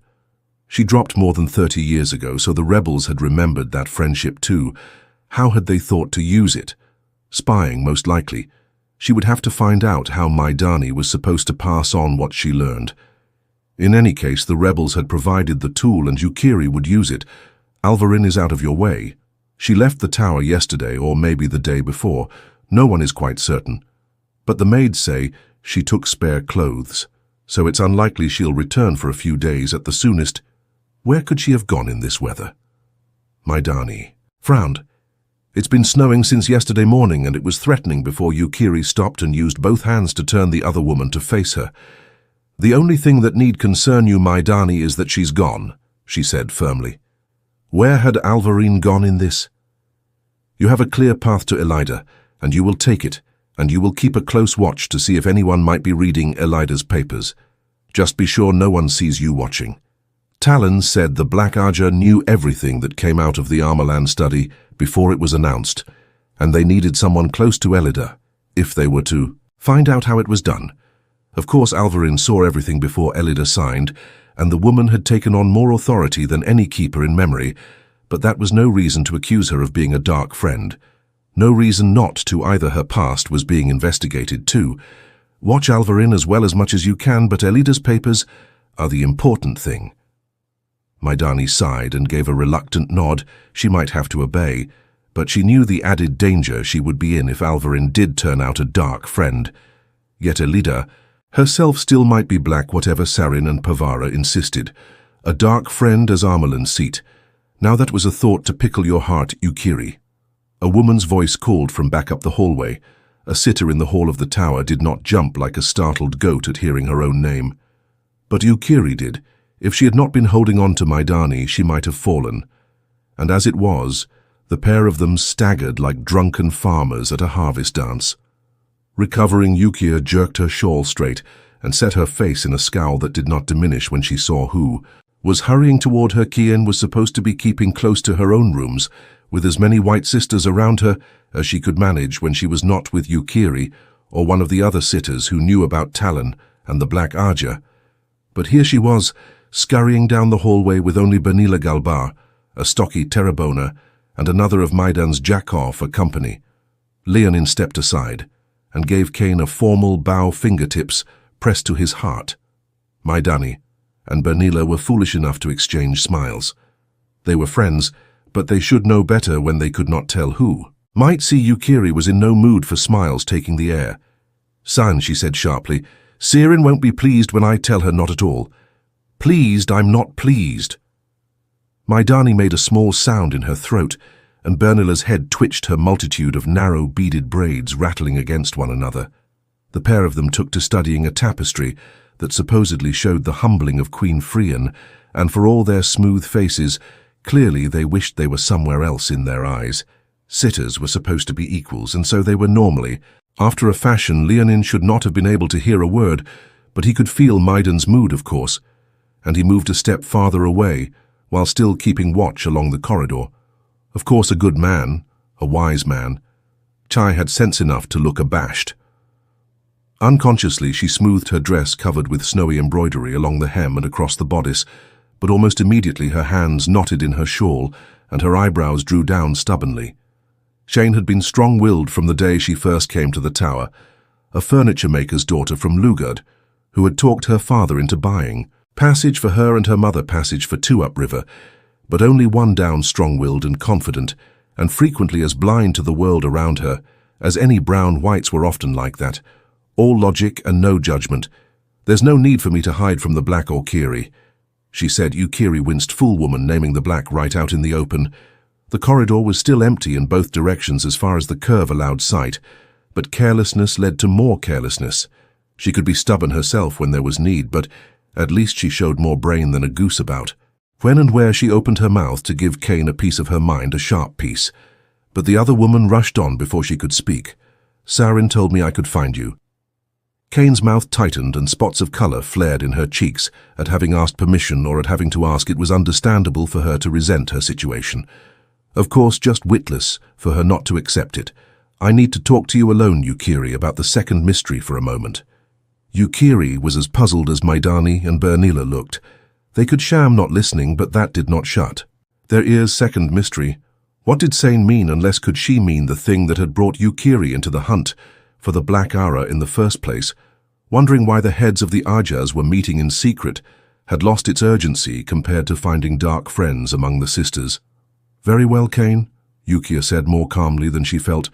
May take Leonan down the hall until you can just see Khan and me around the curve. Keep a sharp eye for anyone coming this way. Bernila do the same up the hall. They were moving. Before she finished speaking, and as soon as they were out of earshot, she turned her attention to Cain. Well, to her surprise, the glow of Sidar sprang up around the white sitter, who were a ward against eavesdropping around the pair of them.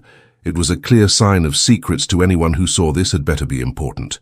Think about it logically. Sien's voice was calm, but her hands still gripped her shawl in fists. She stood very straight, towering over Yukie, though she was not much above average height herself. It's more than a month, almost two, since Alida came to me, and nearly 2 weeks since you found Pavara and me. If the Black Order knew about me, I would be dead by now, Pavara, and I would have been dead before you and Dosine and Sarah ever walked in on us. Therefore, they don't know about any of us. I admit I was frightened at first, but I have control of myself now. There's no reason for the rest of you to keep trying to treat me like a novice. A little heat invaded the calmness, and a brainless one at that. You'll have to talk to Sarin, Yukiri said. Curtly, Sirin had taken charge from the start after 40 years in the hall. For the brown, Sarin was very good at taking charge, and Yukiri had no intention of going against her unless she must not.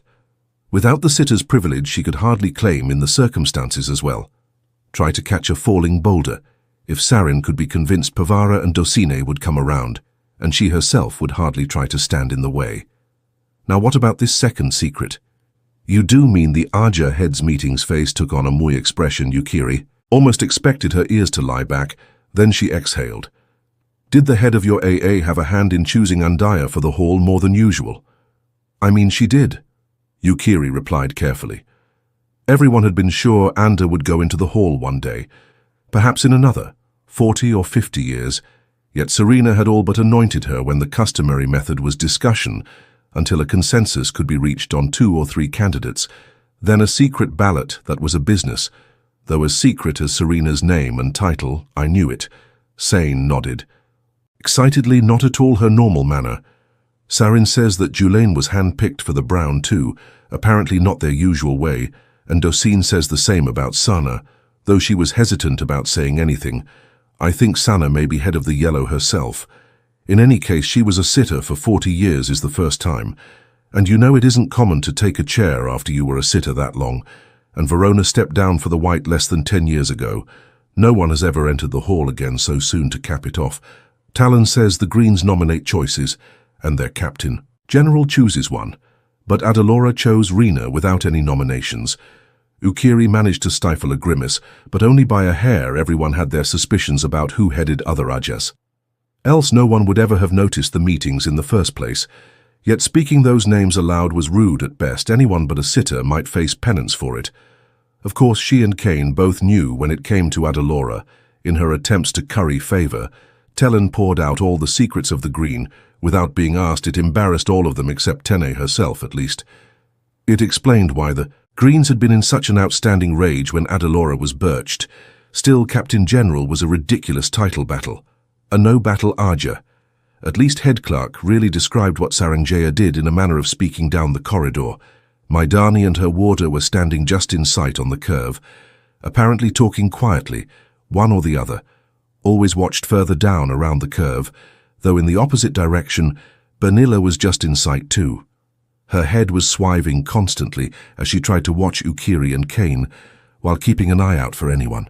Approaching the way she kept shifting from one foot to the other would attract attention too, but these days, a sister alone outside her Aya quarter was asking for trouble, and she knew it. This conversation had to end soon. Ukiri raised one finger. 5 Ayas had to choose new sitters after women they had in the hall joined the rebels. Cain nodded, and Ukiri raised a second finger. Each of those Ayas chose a woman as sitter who wasn't the logical choice. Cain nodded again. A third finger joined the first two the Brown had to choose. Two new sitters. But you didn't mention Siobhan, is there anything? Ukiri smiled wryly, odd about her, no. According to Sarin, Siobhan would likely have been her replacement when she decided to step down. But Cain, if you're actually implying the Aja heads conspired over who would go into the hall, and I never heard a more crack-brained notion, if that's what you're suggesting. Why would they choose 5 odd women and one who isn't? Yes, I am suggesting it with the rest of you, keeping me practically under lock and key. I've had more time for thinking than I know what to do with Julaine and Rena, and Andia gave me a hint, and Fana made me decide to check what did Cian mean about Anda, and the other two giving a hint. Oh, of course, Rena and Andaya were not really old enough to be in the hall yet. Either the custom of not talking about age soon enough became the habit of not thinking about it either. 2 might have been coincidence. Cain went on even 3, though that strains credule, but 5 makes a pattern. Except for the blue, the Brown was the only Aya to have 2 sitters join the rebels. Maybe there's a reason in that why they chose one odd sister and one not, if I can figure it out. But there is a pattern you a puzzle, and whether it's rational or not, something tells me we had better solve it before the rebels get here. It makes me feel as though somebody's hand is on my shoulder. But when I look, there isn't anyone there. What strained credule was the idea of the Aja heads conspiring in the first place. But then Ukiri thought a conspiracy of sitters is beyond far-fetched, and I'm in the middle of one. And there was the simple fact that no one outside was supposed to know the Aja's head, but the Aja heads against all custom did if. There's a puzzle, she said wearily. You have a long time to solve it. The rebels can't leave Mirandi before spring, whatever they've told people, and the march upriver will take months if they hold their army together. That long she did not doubt they would, though not any longer. Go back to your rooms before someone sees us standing here warded and think on your puzzle, she said, not unkindly. Resting a hand on Cain's sleeve, you'll have to put up with being looked after until we're all sure you are safe. The expression on Cain's face would have been called sullen on anyone but a sitter. I'll speak to Sarin again, she said, but the light of Cedar around her vanished, watching her join Bernaya, and the two of them glide up the curving hallway toward the Aja quarters, both as wary as fawns when wolves were out. Ukiri felt a heavy heart. It was a pity the rebels could not get there before summer. At least that might make the Aes come together again, so sisters were not forced to slink about the White Tower as well. Wish for wings, she thought, sadly determined to keep her mood in check. She went to gather up Maidani and Leonan. She had a black sister to investigate, and at least investigation was a puzzle. She knew how to work. The light feathery snow falling on the city of Kyrie dimmed the morning sunlight only a little, just muting the brightness from the tall, narrow window in the Sun Palace, fitted with a casement of good glass panes against the cold Samitsu, could see clearly the wooden scaffolding erected around the ruined section of the palace, broken cubes of dark stone, still littered with rubble and stepped towers that stopped abruptly short of equaling the rest of the palace's towers. The Tower of the Risen Sun was simply no longer there. Several of the city's fabled topless towers loomed through the drifting white flakes, enormous square spires, with huge buttresses, much taller by far than any in the palace. Despite its location on the highest hill, in a city of hills, they were wrapped in their own scaffolds and still not completely rebuilt. 20 years after the Aiel had burned them. Another 20 might see them done. There were no workmen clambering along the planks on any of the scaffolding. Of course not in this weather. She found herself wishing the snow could give her a respite too. When Cadwayne departed a week past, leaving her in charge, her task had appeared straightforward. Make sure the Caianon pot did not begin to boil again. That had appeared a simple task at the time, though she had seldom dabbled in politics, to speak of only one noble retained sizable forces under arms, and de Brain was cooperative, for the most part seeming to want everything kept quiet. Of course, he had accepted that fool appointment as steward of Kyrie for the Dragon Reborn. The boy had named a steward of Tier 2 a man who, in rebellion against him a month gone. If he had done as much in Elon, it seemed all too probable those appointments would cause no end of trouble for sisters to sort out before all was said and done. The boy brought nothing but trouble yet. So far, Dwayne seemed to be using his new post only to run the city and to quietly rally support for Ela Trachan's claim to the Sun Throne. If she ever made one, Samitsu was satisfied to leave it at that, not caring one way or another who took the Sun Throne. She did not care much for Kyrie at all. The falling snow beyond her window swirled in a gust of wind, like a white kaleidoscope.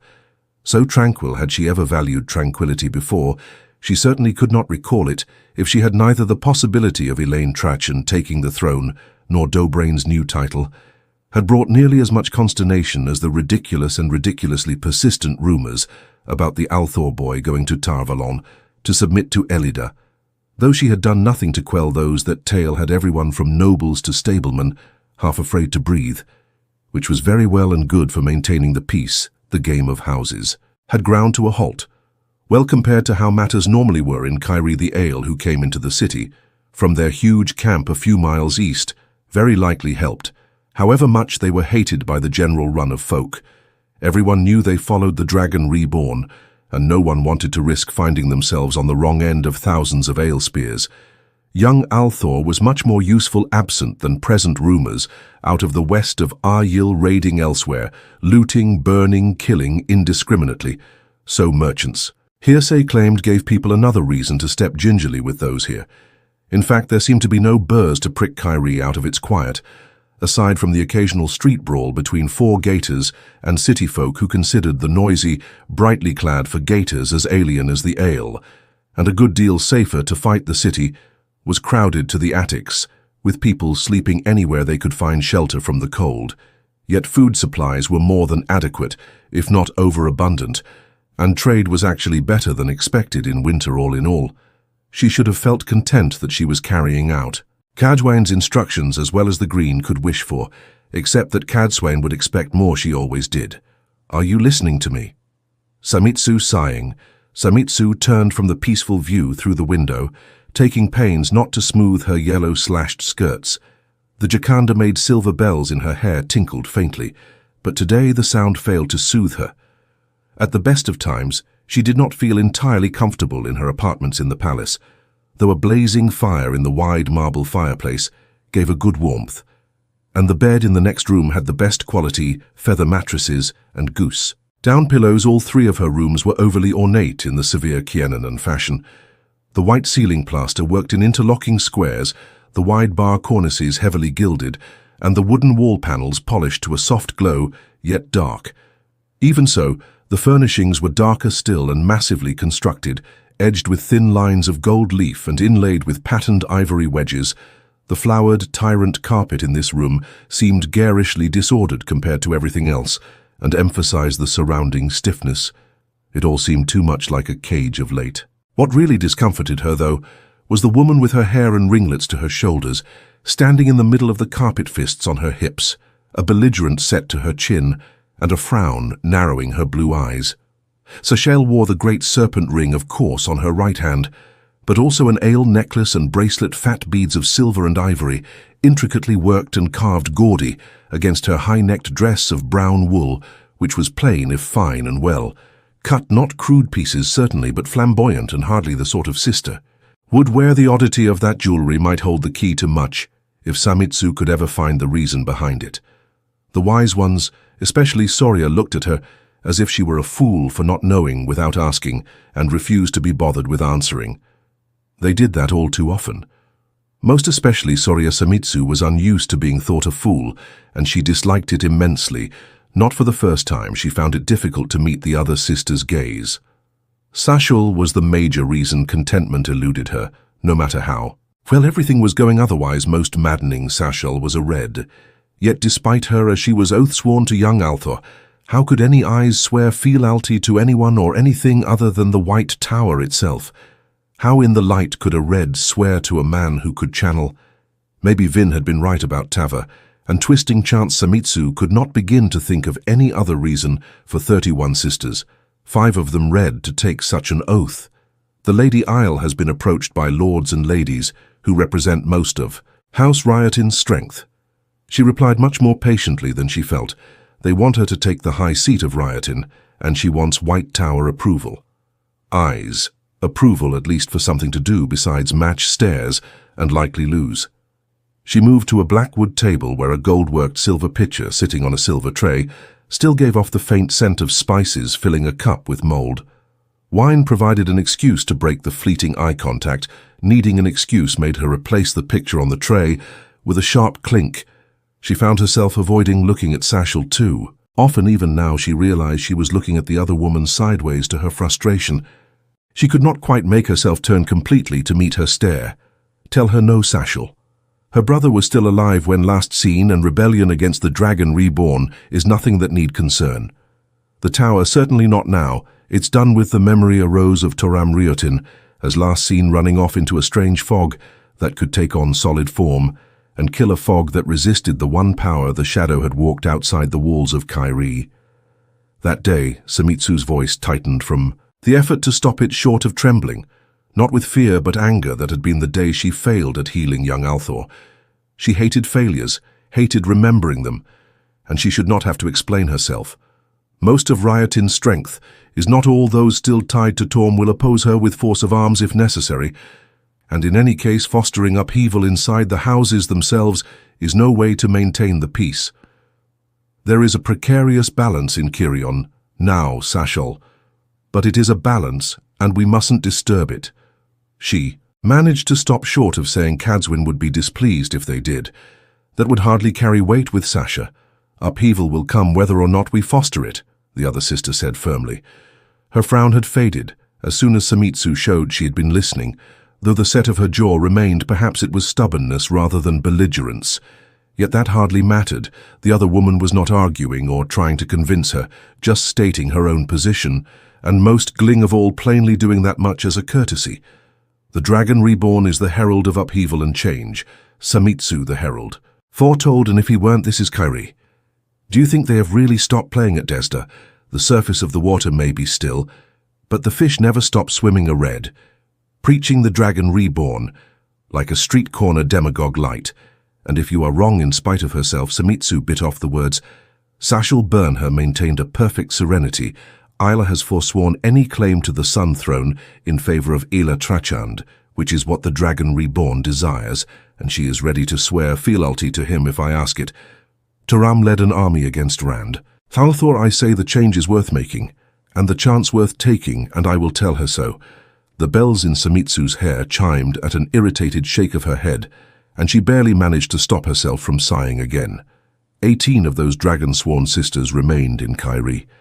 Cadwyn had carried some away with her, then sent Alanna back to take off still more, and others of the 18, besides Sashel, stood higher than she, but the Aiel wise ones kept them out of her way. In principle, she disapproved of how that was done. High Sea could not be apprentices, not to anyone. It was outrageous. But in practice it did make her job easier. They could not meddle or try to take charge with wise ones running their lives and watching over there every hour. Unfortunately, for some reason, She could not learn the wise ones looked differently on Sashel and the other two sisters who had been stilled at Dumi's wells. Stilled. She felt a faint shiver at the thought, but only faint, and it would be less if she ever managed to work out how Demer Flynn had healed. What could not be?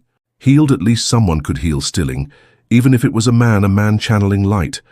How the horror of yesterday became merely the uneasiness of today. Once you grew accustomed, she was sure that Cadsuane would have arranged matters with the wise ones before leaving. Had she known about the difference with Sashela and Ergene and Ranila? At least, she thought she was sure this was not the first time she had been pulled into one of the legendary Greens designs. Cadsuane could be more devious than a blue scheme's inside plots wrapped in strategies and all hidden behind. Still others, some were planned to fail in order to help others succeed, and only Cadway knew which were which. Not at all a comforting thought. In any case, those three sisters were free to come and go as they desired, do as they desired, and they certainly felt no need to follow the guidance Cadwain had left behind, or to follow the sister she had named, to lead only their mad oath to Althor. Guided or constrained them, Samitsu had never felt weak or ineffectual in her life, except when her talent failed her, yet she very much wished that Seduin would return and take matters out of her hands. A few words delivered in Aile's ear would quench any desire the lady had to mount the high seat. Of course, yet it would come to nothing, unless she found some way to deflect Sashel from her purpose. No matter that Aile feared having her silly secrets aired abroad, inconsistency in what Aes Sedai told her could well make her decide it was better to try vanishing to her country estates, rather than risk offending a sister. Whatever she did, Cadwain would be upset over losing Aile Samitsu. Herself would be upset. Aiel was a conduit into half the plots brewing among the nobles. A gauge to be sure those intrigues were all still petty and unlikely to bring any major disturbance. The cursed Red knew that, and once Sashal gave Aiel this permission, it would be her. The woman came running to with her news, not Samitsu Tamagawa. While Samitsu was floundering in her quandary, the door to the hallway opened to admit a pale, stern-faced Kyrian woman, a hand shorter than either eyes. Her hair was in a thick grey roll on the nape of her neck, and she wore an unadorned grey dress so dark it was nearly black. The current livery of a Sun Palace servants never announced themselves, or asked admittance, of course, but Corga Moran Devon was hardly just another servant. The heavy silvery ring of long keys at her waist was a badge of office whoever ruled Kyrie. The holder of the keys ruled the Sun Palace in simple fact, and there was nothing submissive in Corga's manner. She made a minimal curtsy, carefully aimed halfway between Samitsu and Sasha. I was asked to report anything unusual, she said to the heir, though it had been Samitsu, who asked very likely she had known if the power struggled between them. As soon as they did themselves, little in the palace escaped her. I am told there is an Ogier in the kitchens. He and a young man supposedly are looking after work as masons. But I have never heard of ogre and human masons working together, and Stedding Sofu sent word. No masons would be available from any Stedding for the foreseeable future. When we inquired after the incident, the pause was barely perceptible, and her grave expression did not alter but half. The gossip about the attack on the Sun Palace laid it to Althor's doing the other half to Aes Sedai. A few tales mentioned the Forsaken, but only to pair them with either Althor or the Aes Sedai. Pursing her lips in thought, Samitsu set aside the cursed tangle Karen and made of everything they touched. Denials of Aes Sedai involvement did little good. The three oaths went only so far in a city where a simple yes or no could give rise to 6 contradictory rumors. But Ogar, the palace kitchen, scarcely took in stray passers-by, yet the cooks very likely would give an Ogar a hot meal just for the strangeness of seeing him. Ogier were even more uncommon than usual. This last year or so, a few were still seen now and then, but walking as fast as only an Ogier could, and seldom stopping in one place more than long enough to sleep. They rarely travelled with humans, much less worked with them. The pairing tickled something in her mind, though hoping to tease whatever it was into the open. She opened her mouth to ask a few questions. "Thank you, Corga." Sashel said with a smile, "You've been most helpful, but if you will leave us now." Being abrupt with the holder of the keys, was a good way to find yourself with dirty bed linens and poorly spiced meals, unide chamber pots, and messages that went astray, 1,000 annoyances that could make life a misery and leave you wading in mud trying to accomplish anything at all. Yet somehow that smile appeared to take the sting out of her words. For Korga, the grey-haired woman bowed her head slightly in assent, and again made the smallest possible curtsy, this time obviously to Sashal. No sooner had the door closed behind the gay-haired woman than Samitsu thumped her silver cup back on the tray, hard enough to splash warm wine over her wrist, and rounded on the Red Sister she was on the brink of losing control of Aile, and now the Sun Palace itself appeared to be slipping through her fingers. It was as likely Korga would sprout wings and fly as keep silent about what she had seen here, and whatever she said would flash through the palace and infect every servant down to the men who mucked out the stables. That final curtsy had made it quite clear what she thought liked, but Samitsu hated Kairi. The customs of civility between sisters were deeply ingrained, but Sasha did not stand high enough to make her hold her tongue in the face of this disaster, and she intended to deliver the rough side of it, frowning at the other woman, though she saw Sashel's face, really saw it perhaps for the first time, and suddenly she knew why it troubled her. So perhaps even why she had found it difficult to look directly at the Red Sister. It was no longer an Aes Sedai face outside of time, and standing apart from age most. People were unsure of the look until it was pointed out, but it was unmistakable to another sister. Perhaps some bits remained scraps that made Sashal appear closer to beautiful than she really was, yet anyone at all would put an age to her. Somewhere short of her middle years, the realization froze Samitsu's tongue. What was known about women who had been stilled was little better than rumor. They ran away and hid from other sisters. Eventually they died. Usually they died soon, rather than late. The loss of Sidar was more than most women could bear for very long, but it was all really title. As far as she knew, no one in a very long time had had the nerve to try learning more. The rarely acknowledged fear in the darkest corner of every sister's head that the same fate might come to her one day in a careless moment kept anyone from wanting to know too much. Even I said I could hide their eyes when they did not want to see. There were always those rumors, though almost never mentioned, and so vague you could never recall where you heard them first, whispers on the edge of hearing, yet forever floating about. One that Samitsu had only half remembered till now said that a woman who was still grew young again if she lived. It had always seemed ludicrous till now. Regaining the ability to channel had not given Sashal back everything.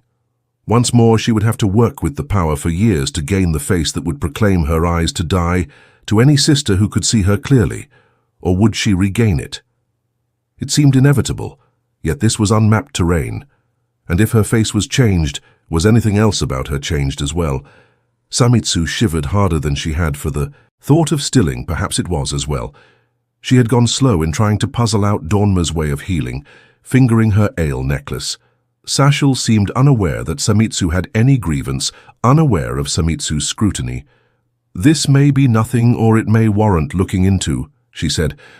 "But Korga was only reporting what she heard. If we want to learn anything, we must go and see for ourselves." Without another word, she gathered her skirts and started out of the apartments, leaving Samitsu only a choice between following or remaining behind. It was intolerable, yet remaining was unthinkable. Sashal was no taller than she, not to speak of, but she had to hurry to keep up as the Red glided swiftly along wide, square, vaulted corridors. Taking the lead was out of the question. Unless she chose to run, she fumed in silence. Although it required gritting her teeth, arguing with another sister in public was improper at best. Worse, without any doubt, it would be futile, and that would only dig the hole she was in. Deeper, she felt a very great desire to kick something. Stand lamps at regular intervals gave plenty of light, even in the darkest stretches of hallway, but there was little color or decoration beyond the occasional tapestry, with everything in it arranged in orderly fashion. Whether animals being hunted or nobles fighting gallantly in battle.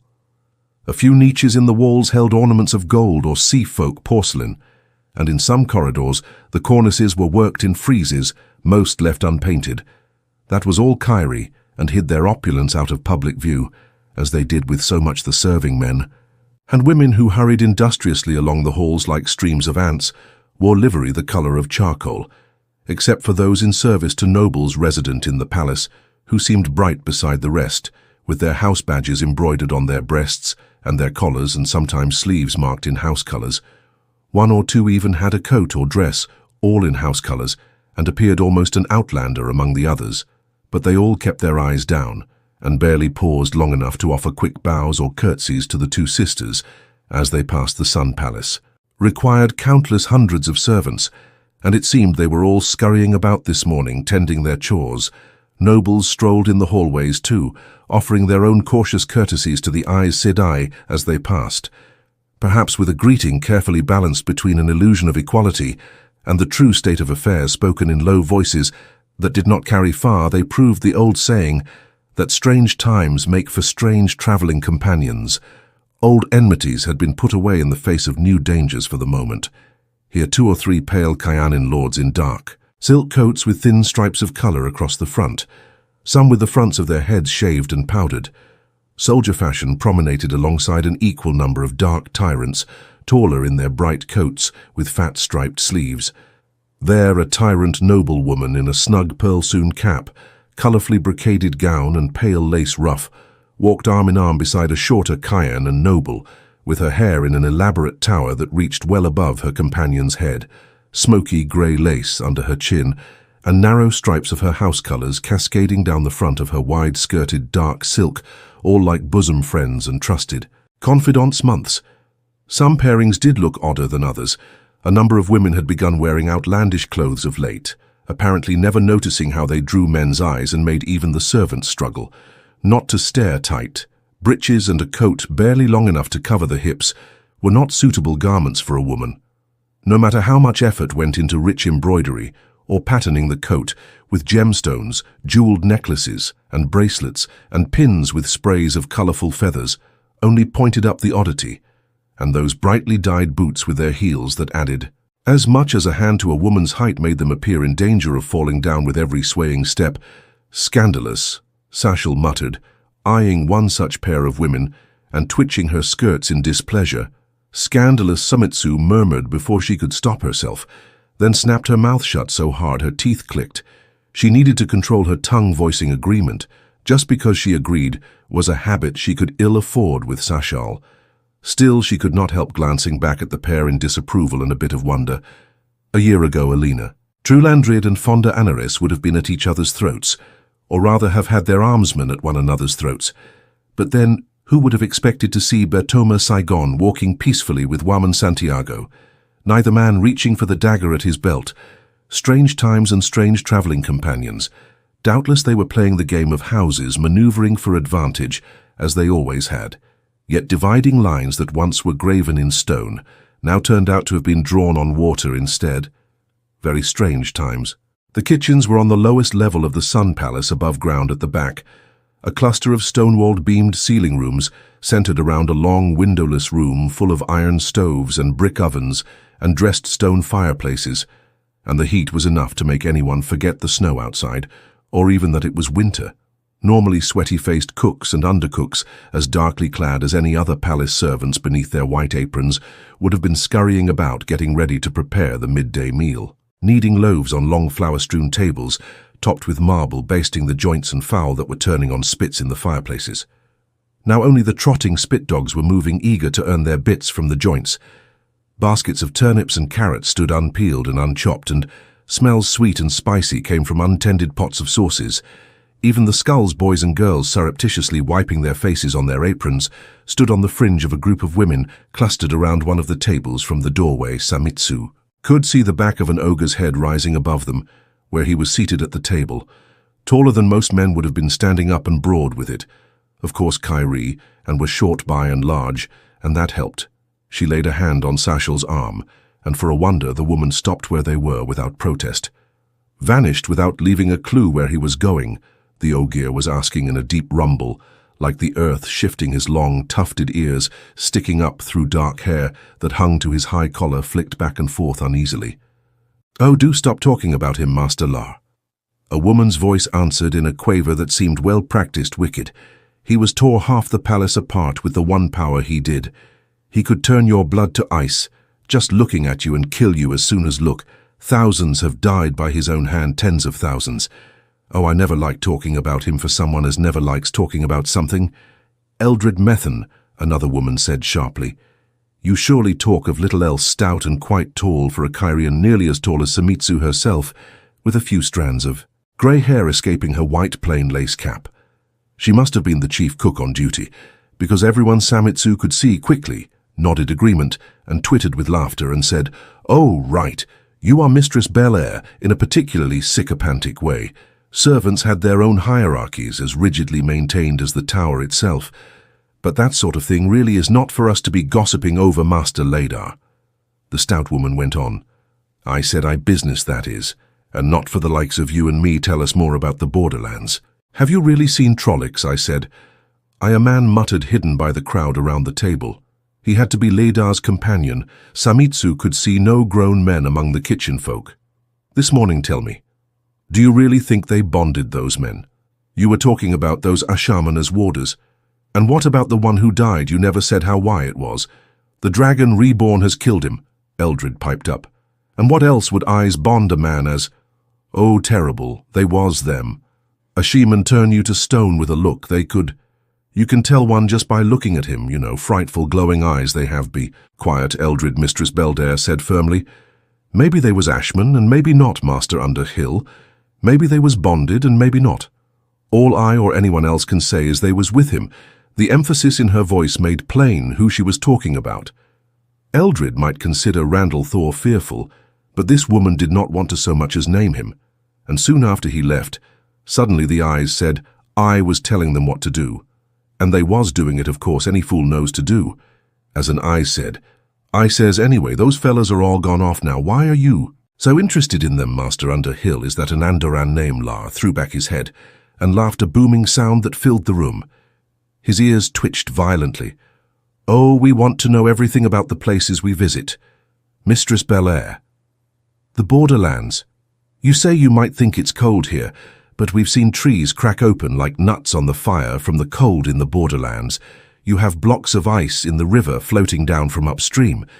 But we've seen rivers as wide as the Aluia frozen, so merchants can drive loaded trains of wagons across, them and men fishing through holes cut in ice. Nearly a span thick at night, there are sheets of light in the sky that seem to crackle bright enough to dim the stars, and even Mistress Belair was leaning toward the Ogier caught up, but one of the young skulls, too short to see past the adults, glanced behind him, and his eyes went wide when they lit on Samitsu and Sashal. His gaze stayed fixed on them, as if trapped, but he fumbled with one hand till he could tug at Mr. Spelder's sleeve the first time she shook him off. Without looking around at a second tug, she turned her head with a scowl that vanished in a blink when she too saw the Aes Sedai grace favor you. I said aye, she said hastily, tucking stray hair back under her cap as she bobbed her curtsy. How may I serve you? Later broke off short in mid-sentence, and his ears stiffened for a moment. He did not look toward the doorway. We wish to speak with your visitors, Sashal said, moving into the kitchen. We won't disrupt your kitchen for long. Of course, I said. If the stout woman felt any surprise at two sisters wanting to talk to kitchen visitors, she showed none heads swinging from side to side. To take in everyone, she clapped her plump hands and began spouting orders. Eldred, those turnips will never peel themselves, who was watching the fig sauce. Dried figs are hard to come by. Where is your basting spoon, Casey? And run fetch some cooks and scullions scattered in every direction, and a clatter of pots and spoons quickly filled the kitchen, though everyone was plainly making an effort to be as quiet as possible so as not to disturb the eyes.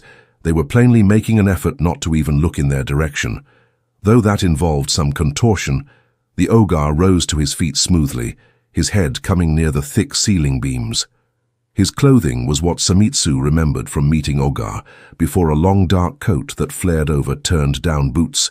Stains on his coat said he had been traveling hard. Ogar were a fastidious people. He only half turned to face her and Zashal, even as he made a bow, and he rubbed at his wide nose as if it itched, partially hiding his broad face. But he appeared young for an ogre. Forgive us, I said, he murmured, but we really must be moving on. Bending together a huge leather script that had a large rolled blanket tied across the top, and showed the impressions of several square shapes packed around whatever else was stuffed inside. He hoisted the broad strap over one shoulder. His capacious coat pockets bulged with angular shapes. 2. We have a long way to go before nightfall. His companion remained seated, though his hands spread on the tabletop. A pale-haired young man with a week's growth of beard, who seemed to have slept more than one night in his rumpled brown coat. He watched the eyes seed wearily with dark eyes that belonged on a cornered fox. "Where are you going, that you can reach by nightfall?"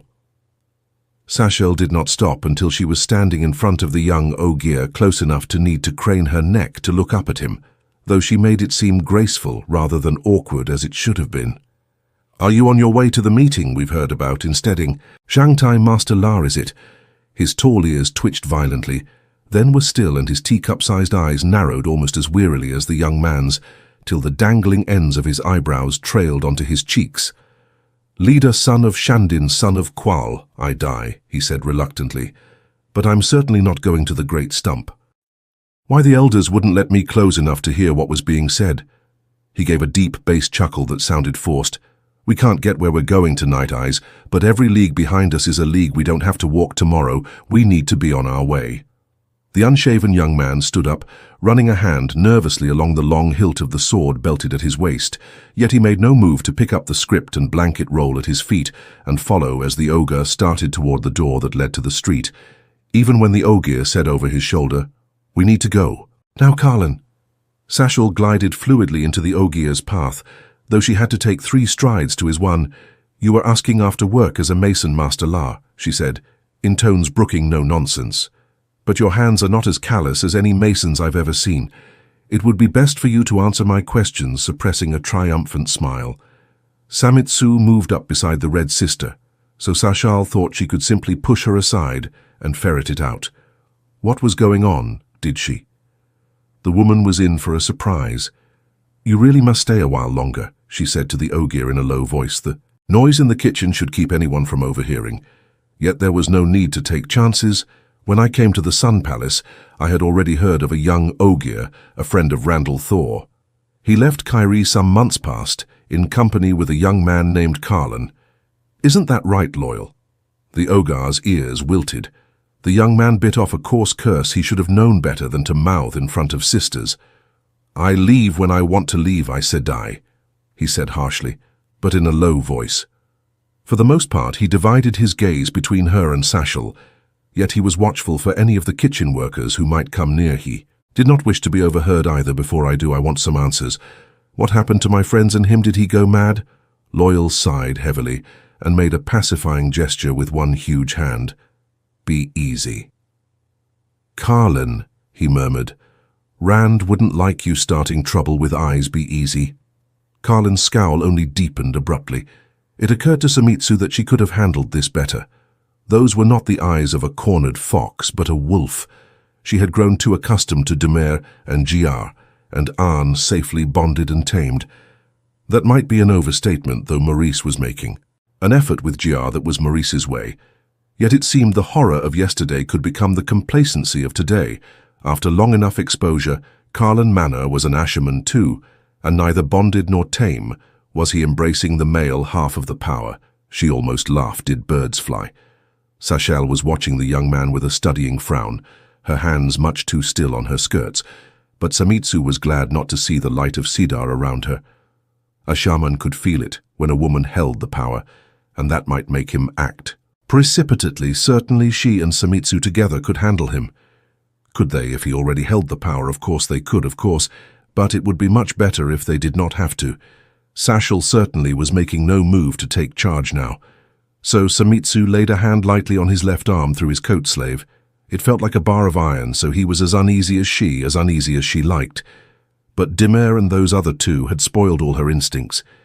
"He seemed sane as most men when I last saw him," she said softly with just a slight emphasis.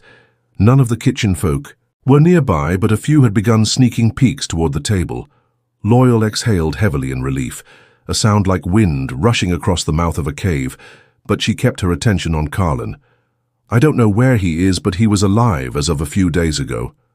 Elayne had been close-mouthed as a mussel beyond that, and overbearing too, with Cadwain's note in her fist. "Fedwin Moore died of poison, I fear, but I have no idea who gave it to him." To her surprise, Carlton merely shook his head with a ruffled grimace. and muttered something incomprehensible about wine. As for the others, they became warders of their own free will. Her Roshan certainly had not wanted to be a warder until she decided she wanted him for one. Even a woman who was not Aes Sedai could usually make a man decide the way she wanted. They thought it a better choice, safer than returning to the others like you. You see, the damage here was done with Sedine. You understand who must have been behind it. It was an attempt to kill the one whose sanity you fear for. That did not seem to surprise him either. What sort of men were these? Asherman? Was their so-called Black Tower a murder pit? The tightness went out of his arm, though, and suddenly he was just a rodawy young man who needed to shave light. He breathed. What do we do now, Loyal? Where do we go? I don't know, Loyal replied, his shoulders sagging tiredly and his long ears drooping. We have to find him, Carlin. Somehow we can't give up now. We have to let him know we did what he asked as much as we could. And what was it? Althor had asked. Siamitsu wondered with a little luck. She could learn a great deal from these two, a tired man or Ogier feeling lost, and alone was ripe for answering questions. Carlin gave a small jump, his hand tightening on his sword hilt, and she bit back a curse of her own as a palace serving woman came running into the room with her skirts gathered almost to her knees. Lord Dorograin's been murdered, the serving woman squealed. We will all be killed in our beds. My own eyes have seen the dead walking old Margil himself, and my man says spirits will kill you if there has been a murder done. Her mouth froze open when she caught the presence of Aes Sedai, and she skidded to a halt, still clutching her skirts. The kitchen folk seemed frozen, all watching the Aes Sedai from the corners of their eyes to see what they would do. Not Dorbrain, Loyal moaned ears laying flat against his head. Not him. He looked as much angry as saddened his face. Stony Samitsu did not think she had ever seen an ogre angry. What is your name? Sashal demanded of the serving woman before Samitsu could even part her lips. How do you know he was murdered? How do you even know he's dead? The woman swallowed her eyes, held by Sashal's cool gaze. Sarah, Aes Sedai, she said hesitantly. She, bending her knees in a curtsy, and only then realizing that she still had her skirts gathered up, hastily smoothing them down, only seemed to fluster her more. Sarah, do they say everybody says Lord Dorbrain is? She swallowed again hard. They all say his rooms are covered with blood. He was found lying in a great pool of it with his head cut off. They say a great many things, Sashal said grimly, and usually they're wrong. Zamitsu, you will come with me if Lord Dorbrain has been injured. You may be able to do something for him, Loyal Carlin. You come too. I don't want you out of my sight before I have a chance to ask a few questions. Burn your questions, the young Asherman growled, shouldering his belongings. I'm leaving now, Carlin Loyal said gently, laying a huge hand on his companion's shoulder. We can't go before we know about Dorbrain. He's a friend, Rand's friend, and mine. We can't anyway. Where are we hurrying to? Carlin looked away. He had no answer. Samitsu squeezed her eyes shut and took a deep breath, but there was no help for it. She found herself following Sashal out of the kitchens once more, hurrying to keep up with the other woman's quick gliding stride. In fact, she found herself half-running Sasha, all set an even more rapid pace than before. The babbling of voices rose behind them as soon as they were out the door. The kitchen folk probably all were pressing the serving woman for particulars, details she very likely would invent, where her knowledge failed. 10 different versions of events would find their way out of that kitchen, if not as many as there were kitchen folk worst of all. 10 different versions of events in the kitchen would find their way out, everyone adding to the rumors. Korga doubtless was already starting. She could hardly recall a day that had gone so badly for her, so suddenly, like slipping on one patch of ice, only to find another under her feet. Then another cadswain would have her hide to make gloves after this. At least Loyal and Carlin trailed after Sashal as well. Whatever she learned from them might still be put to advantage, a way to salvage something scurrying along at Sashal's side. She studied them in brief glances over her shoulder, taking short strides to keep from overrunning the Aes Sedai. The Ogier was frowning in worry over Doane, very lightly, but also perhaps over only completing his mysterious task as well as he could. That was a mystery she intended to solve. The young Asherman had no difficulty keeping up, though he wore an expression of stubborn reluctance, and his hand caressed his sword hilt. The danger in him did not lie in steel. He stared suspiciously at the backs of the eyes to die ahead, once meeting Seamitsu's glance with a dark glower. He had the sense to keep his mouth shut, though she would have to find a way to pry it open later for more than snarling. Seanchan never glanced behind to make sure the pair were following, but then she had to hear the thud of the ogre's boots on the floor tiles. Her face was thoughtful, and Seamitsu would have given a great deal to know what she was thinking. Sasha might be oath-sworn to Randall Thor, but what protection did that give to an Asherman? She was red after all that had not changed with her face light. This could be the worst patch of ice of all. It was a long, arduous climb from the kitchens to Lord Dalgrain's apartments, in the Tower of the Full Moon, which was usually set aside for visiting nobility of high rank. And all along the way, Seamitsu saw the evidence that Sarah had been far from the first to hear what the ever-anonymous they had to say, rather than endless streams of servants flowing along the corridors. Small excited knots stood whispering anxiously at sight of the Aes Sedai. They sprang apart and skewered away a handful, did gape at seeing an ogre striding through the palace. Yet for the most part, they all but fled. The nobles who had been about before had all vanished, doubtless back to their own rooms to mull over what opportunities and hazards Dobrain's death afforded them. Whatever Sashal thought, Seamitsu no longer doubted. If Dobrain had been alive, his own servants would have put paid to the rumor already. For further confirmation, the hallway outside Dobrain's rooms was crowded with ashen-faced servants, their sleeves ringed to the elbows in the blue and white of House Taborwin. Some wept, and others looked lost.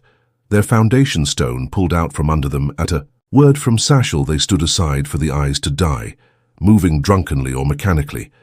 Dazed eyes swept by the Ogier without actually registering what they saw. Few remembered to make even half-hearted curtsies.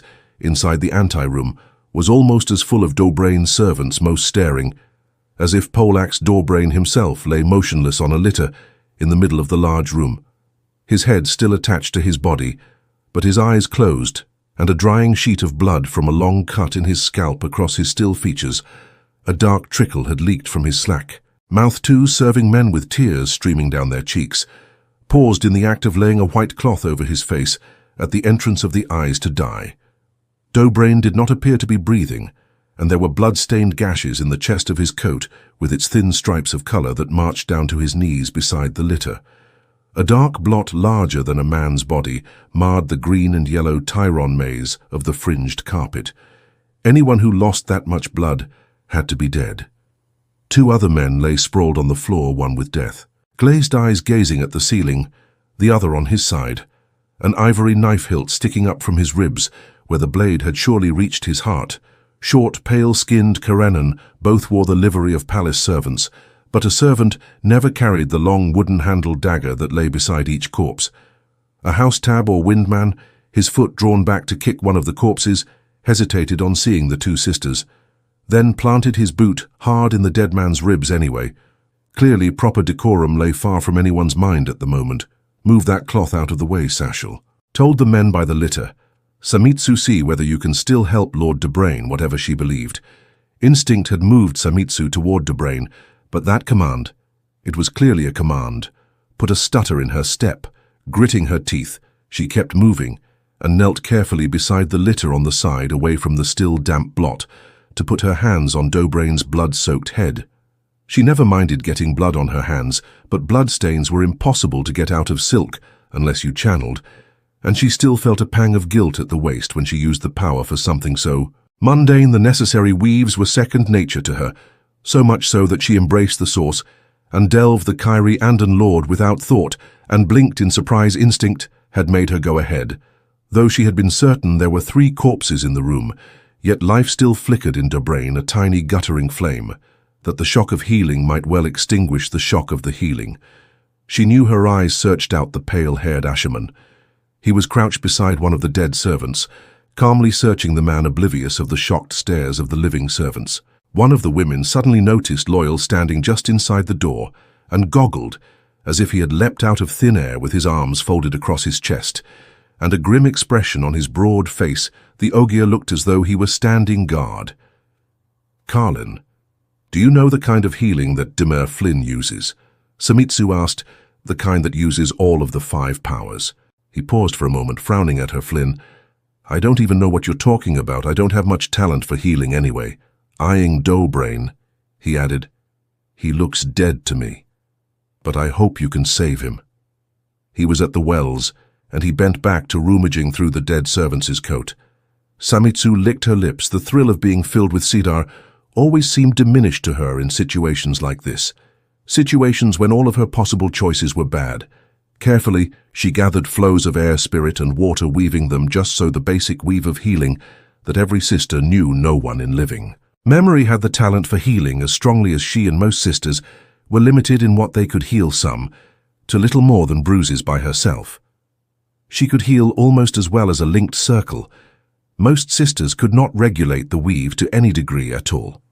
Most did not even try to learn. She had been able to from the start. She could not heal one particular thing and leave everything else, as it was the way Dimer could. What she did would affect everything from the stab wounds to the stuffed nose. Doughbrain was also suffering from delving, had told her, everything that ailed him, but she could wash away the worst injuries as if they had never been or heal. So whoever she healed appeared to have spent days recovering on her own, or anything in between. Each took no less of her strength, but they did require less from the patient. The smaller the amount of change in the body, the smaller the amount of the body's strength, it drained only except for the gash in his scalp. Doughbrain's wounds were all serious, 4 deep punctures in his lungs, 2 of them gashing the heart as well, the strongest. Healing would kill him before his wounds finished closing, while the weakest would revive him long enough to drown in his own blood. She had to choose somewhere in the middle and hope that she was right. "I am the best that ever has been," she thought firmly. Cadwyn had told her that I am the best, altering the weave slightly. She let it sink into the motionless man. Some of the servants cried out in alarm as Doughbrain's body convulsed. He half sat up, deep-set eyes opening wide, long enough for what sounded all too much, like a long death rattle to rush out of his mouth. Then his eyes rolled back in his head, and he slipped from her grasp, thuting back down onto the litter. Hastily she readjusted the weave and delved him again, holding her breath. He lived by a hair, and so weak he might yet die, but it would not be those stabs that killed him, except indirectly. Even through the drying blood that matted his hair shaven away from his forehead, she could see the puckered pink line of a fresh, tender scar across his scalp. He would have the same beneath his coat, and he might be troubled by shortness of breath when he exerted himself. If he pulled through, yet for the moment he did live, and that was all that mattered for the moment. There was still the matter of who had wanted him dead and why, releasing the power. She stood unsteadily, Sidar draining out of her, always made her feel tired. One of the serving men, gaping hesitantly, handed her the cloth he had been going to lay on his lord's face, and she used it to wipe her hands. "Take him to his bed," she said. "Get as much mild honey water down him as you can. He needs to gain strength quickly, and find a wise woman, a reader." Yes, a reader. He will need her too. He was out of her hands now, and herbs might help. At least they were unlikely to harm coming from a reader, and at worst, the woman would make sure they gave him enough honey water, and not too much, with much bowing and many murmurs of thanks. 4 of the serving men took up the litter and carried Doughbrain deeper into the apartments. Most of the other servants followed hurriedly, wearing expressions of relief, and the rest dashed out into the corridor. An instant later, glad shouts and cheers broke out, and she heard her name nearly as often as Doughbrain's. Very gratifying. It would have been more satisfying if Sashel had not smiled and given her an approving nod, approving, and why not a pat on the head while she was about it. Carlin had paid no mind at all to the healing. Insofar as Samitsu had noticed finishing his search of the second corpse, he rose and crossed the room to Loyal, attempting to show the Ogar something shielded by his body without. Letting the Aes Sedai notice, Loyal plucked it. A sheet of cream-colored paper, creased from folding out of the Asherman's hand, and held it up in front of his face, opened out in his thick fingers, ignoring Carlton's scowl. "But this makes no sense." The Ogier muttered, frowning as he read no sense at all unless he cut off abruptly, long ears flickering, and exchanged a tense look with the pale-haired fellow, who gave a curt nod. "Oh, this is very bad," Loyal said. "If there were more than 2, Carlton."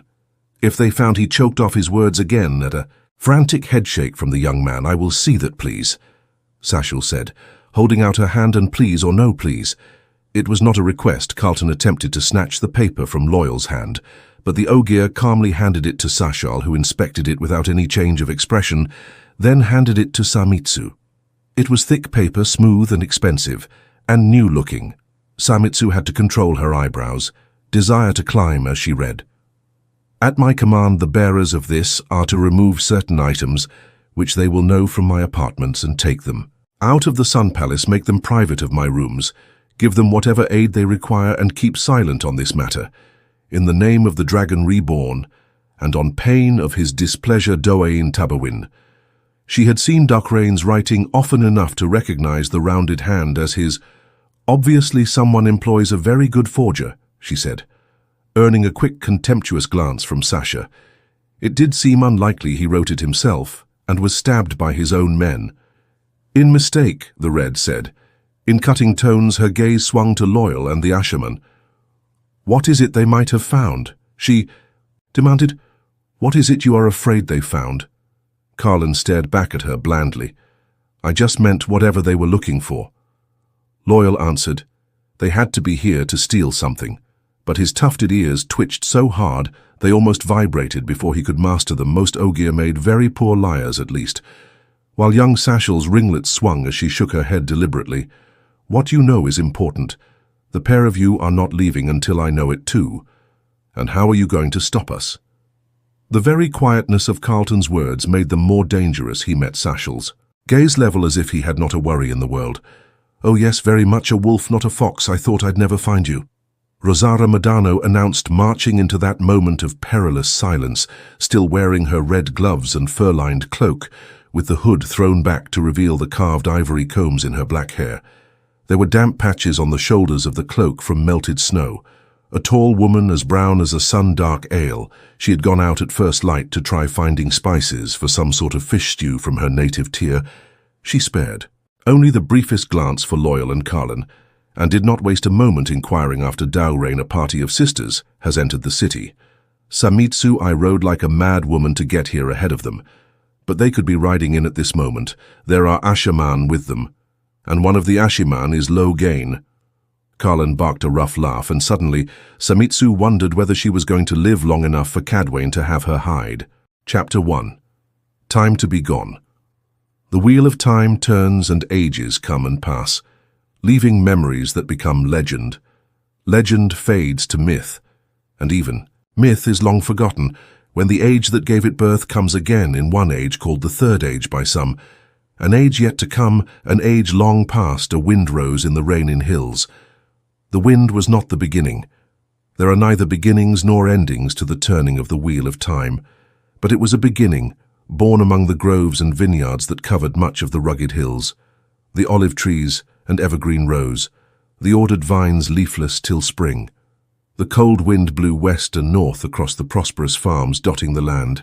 Between the hills and the great harbour of Abu Dar, the land lay winter still, but men and women were already oiling ploughshares and tending harnesses, preparing for the planting to come. They paid little mind to the trains of heavily laden wagons moving east along the dirt roads, carrying people who wore odd clothes and spoke with odd accents. Many of the strangers seemed to be farmers themselves, familiar implements lashed to their wagon boxes, and in their wagons unfamiliar saplings with roots baubled in rough cloth, but they were heading on toward more distant land. Nothing to do with life here and now.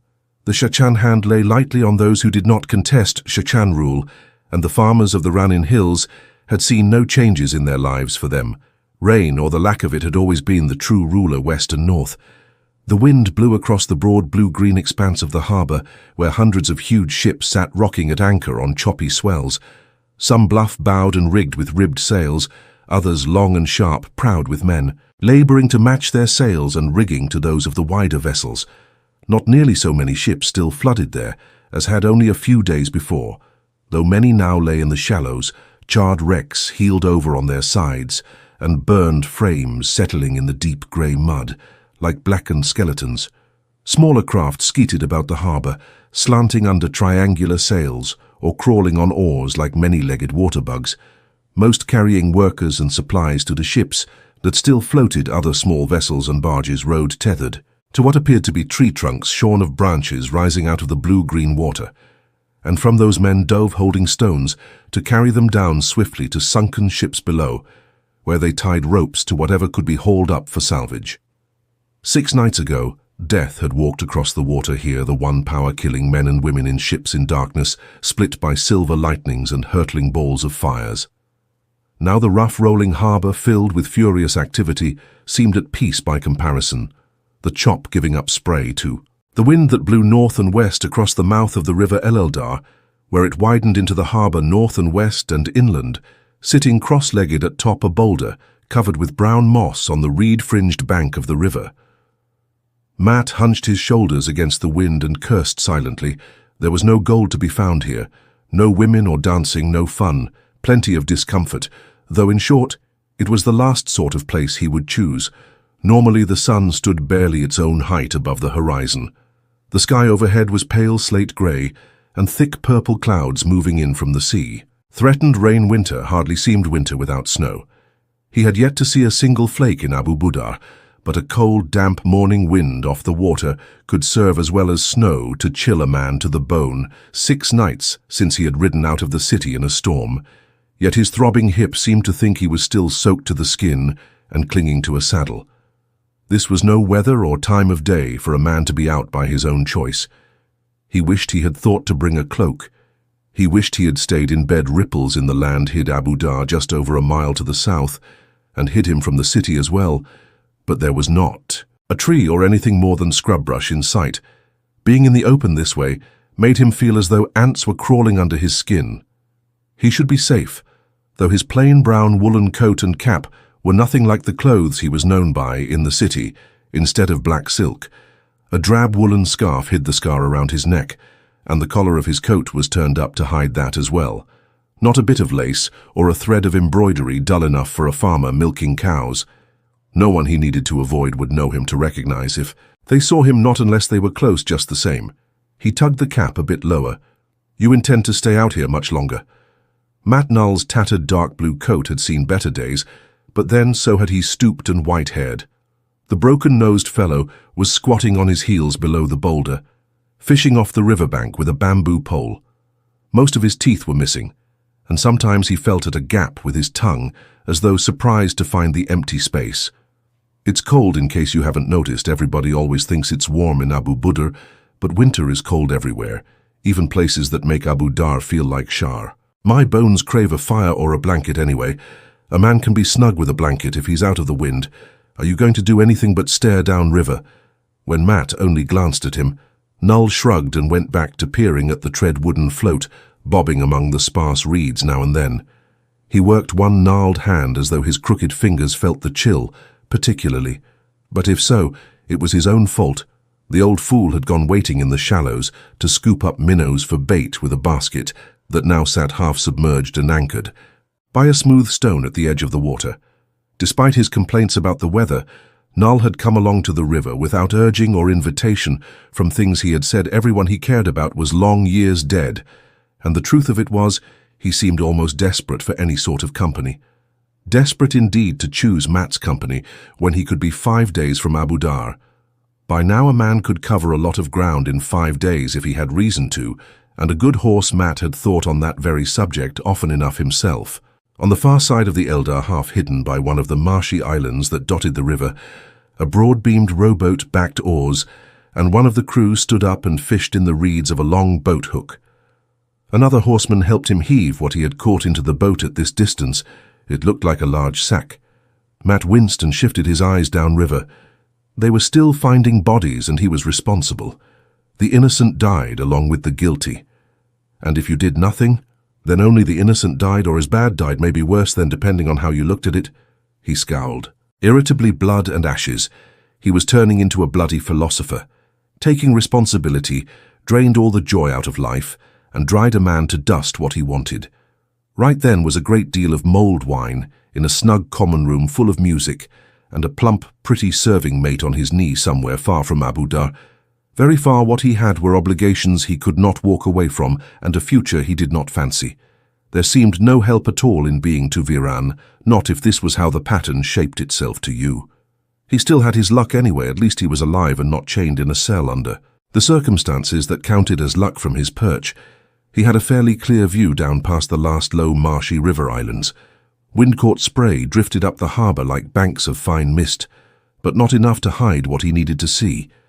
He was attempting to do sums in his head, counting ships afloat, trying to count wrecks. He kept losing his place, though thinking he had counted vessels twice and starting over the sea folk who had been recaptured intruded on his thoughts too.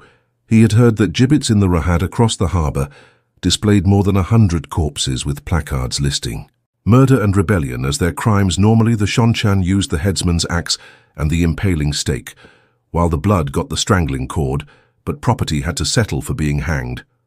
Burn me, I did what I could, he thought sourly. There was no use feeling guilty that was all he could do.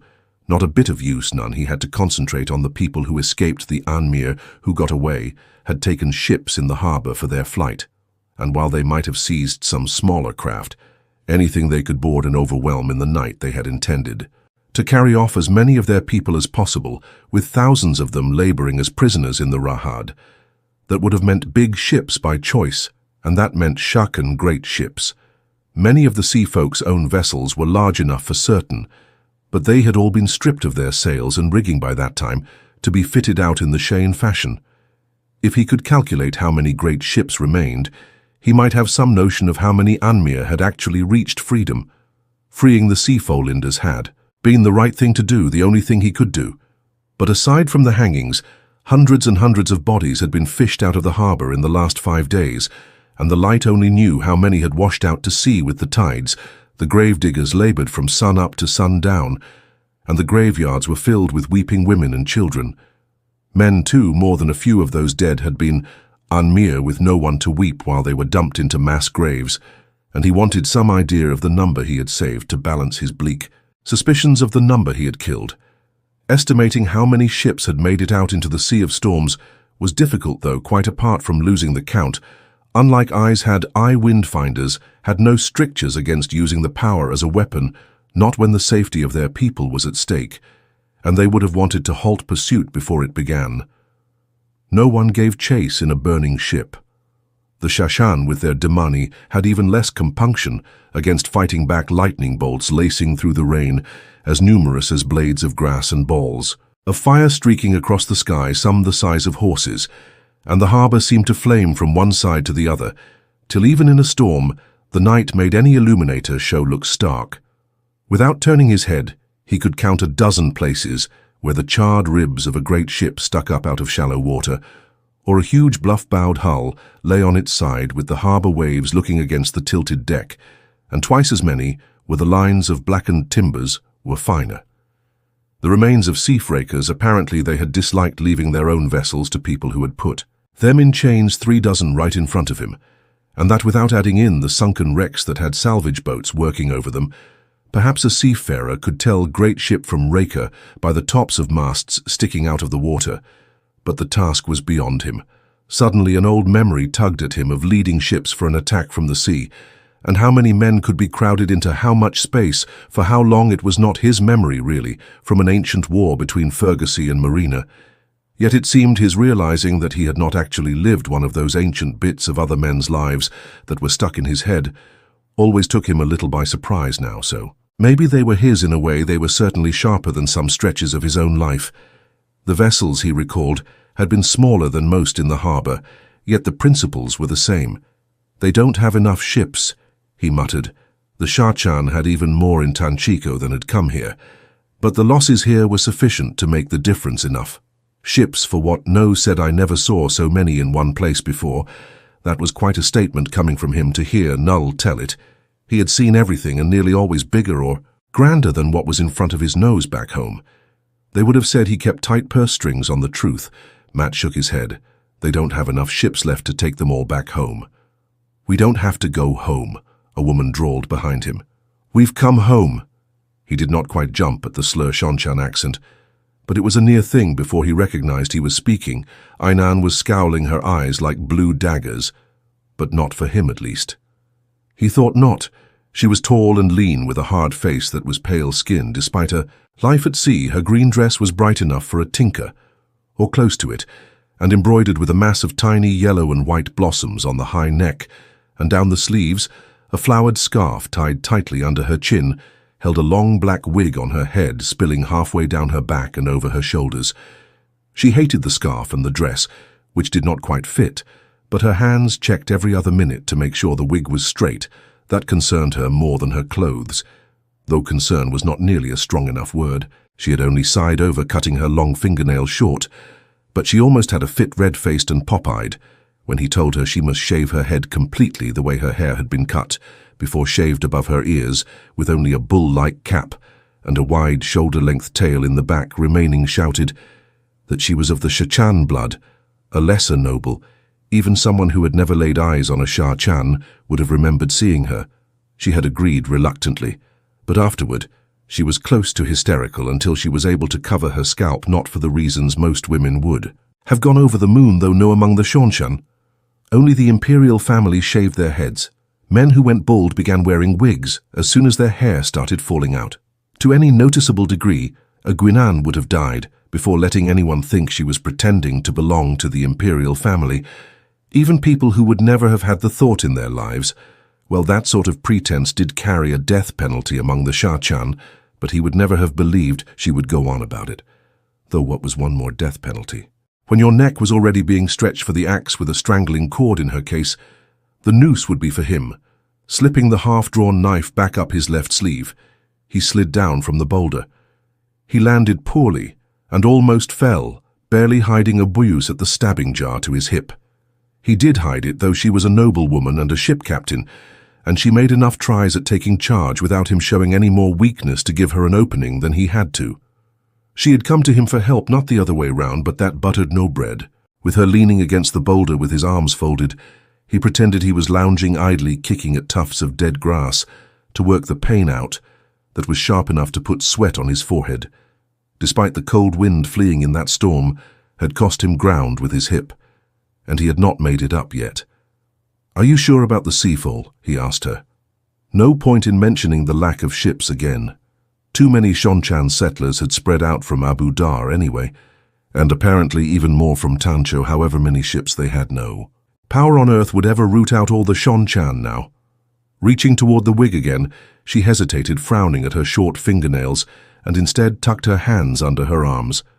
What about them? She knew he had been behind the Windfinder's break for freedom, but neither of them had mentioned it specifically. She always tried to avoid talking about the Anmir, quite aside from all the sunken ships and dead freeing. Damani was another death penalty charge and disgusting.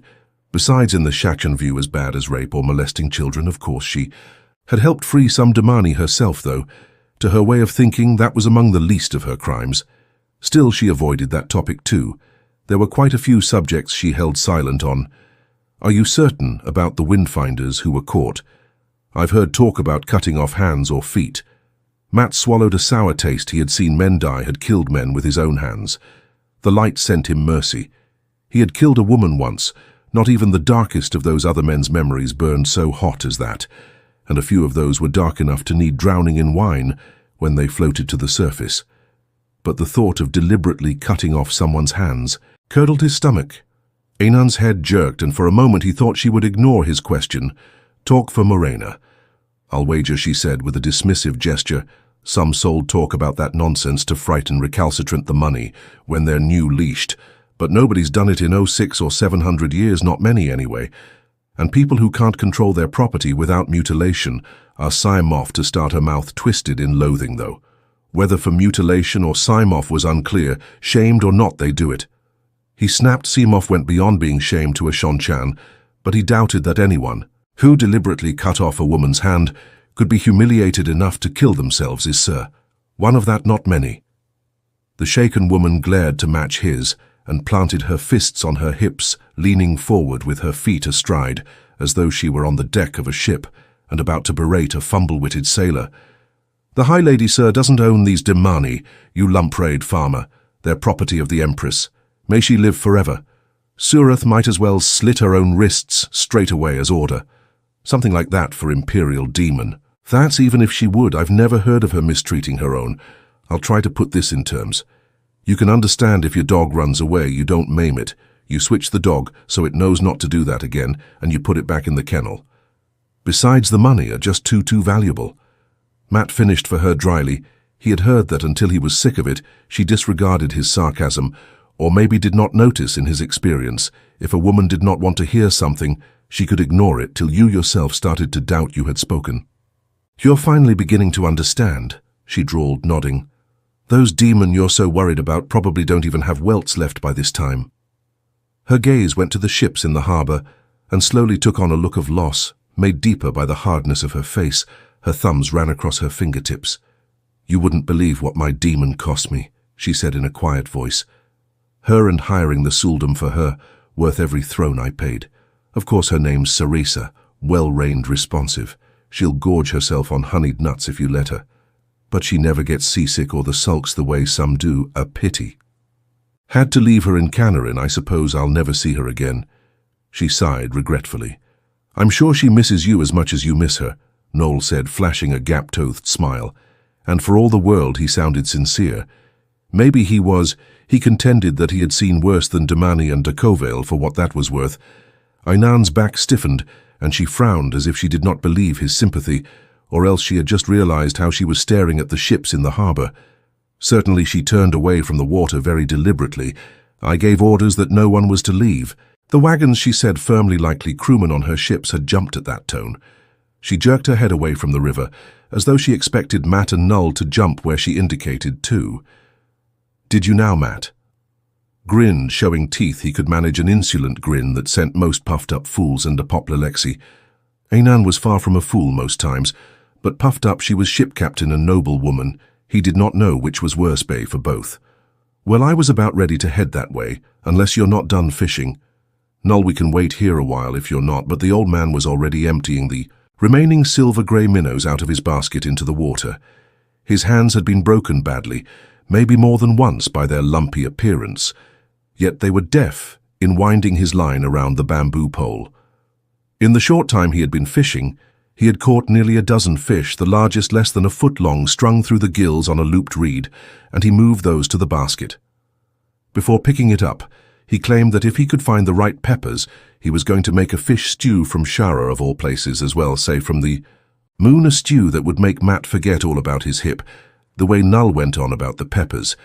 Matt suspected any forgetting would be because he was focused on finding enough ale to cool his tongue again, and waiting impatiently, was paying no attention to Matt's grin either, so he slipped an arm around her. If they were heading back, they might as well get started. She knocked his hand away from her shoulder. The woman made some maiden aunts he had known look like tavern girls. "We're supposed to be lovers, you and I," he reminded her. "There's nobody here to see," she growled. "How many times do I have to tell you, Lewin?" That was the name she was using. She claimed it was Terra Bona. At any rate, it did not sound Sheenan. "If we don't hold hands, unless we see somebody watching, we're going to look a pretty strange pair of lovers to anybody we don't see." She snorted in derision, yet she let him put his arm back around her and slipped hers around him, but she gave him a warning stare at the same time. Matt shook his head. She was crazy as a spring hare if she thought he enjoyed this. Most women had a little padding over their muscles, at least the women he liked. But hugging a Jinan was like hugging a fence post, almost as hard, and definitely as stiff. He could not puzzle out what Dolman saw in her. Maybe she had not given the Ileana any choice, she had bought the man. After all, same as buying a horse. Burn me, I'll never understand these Seanchan. He thought not that he wanted to. The only thing was he had to. As they were turning away, he took one last glance back at the harbor, and almost wished he had not. Two small sailing craft broke through a wide wall of mist that was drifting slowly down the harbor, drifting against the wind. Time to be gone, and past time it was better than 2 miles, from the river to the Great North Road, across rolling countryside, covered in winter-brown grasses and weeds, and dotted with clumps of vinite-tangled bushes too thick to push through, even with most of the leaves gone. The rises hardly deserve the name of hill, not for anyone who had climbed in the sand hills and the mountains of mist. As a boy, there were gaps in his own memories, but Matt could remember some of that. Yet before long he was glad he had an arm around somebody. He had sat motionless on that bloody rock for too long.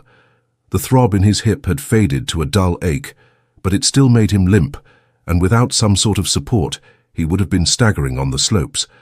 Not that he leaned on Ainan, of course, but holding on helped steady him.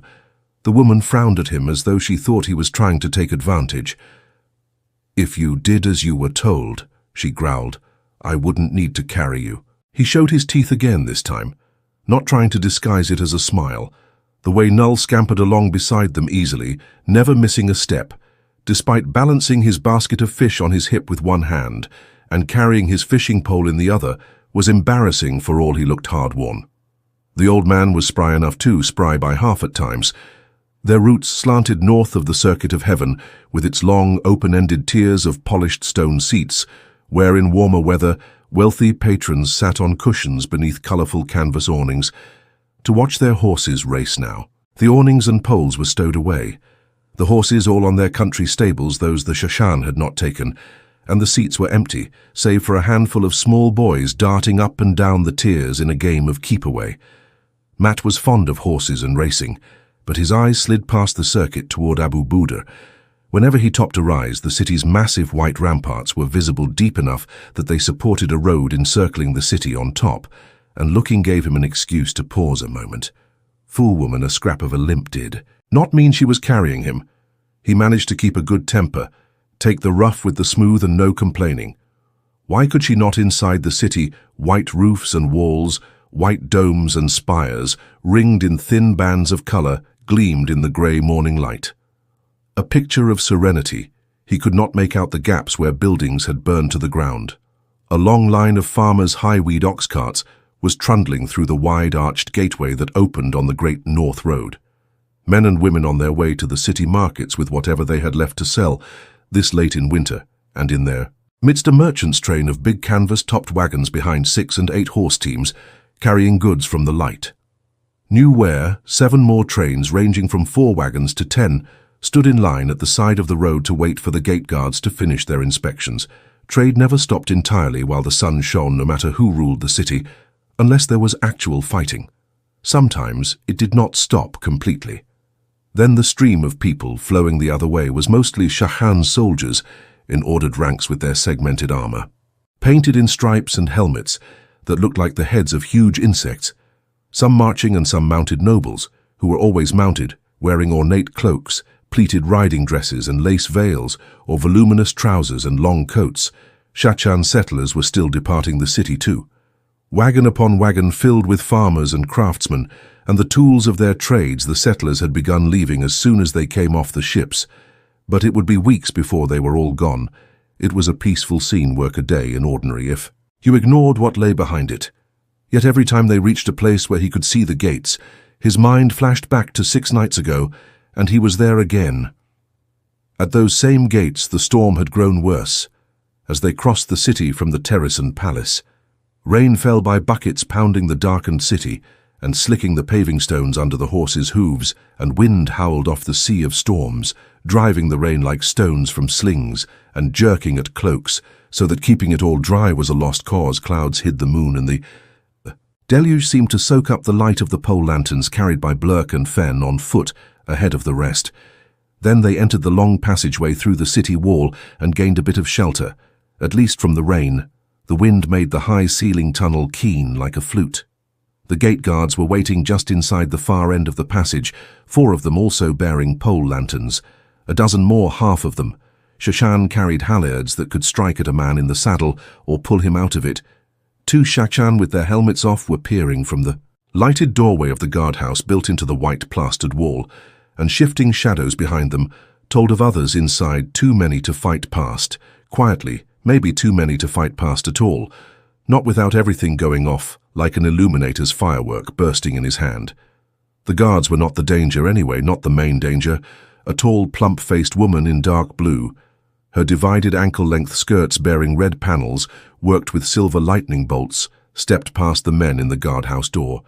A long silvery metal leash was coiled in the sul'dam's left hand, the Freean connecting her to the greying woman in a dark grey dress who followed her out with an eager grin. Matt had known they would be there. The Seanchan had sul'dam and Damani at all the gates.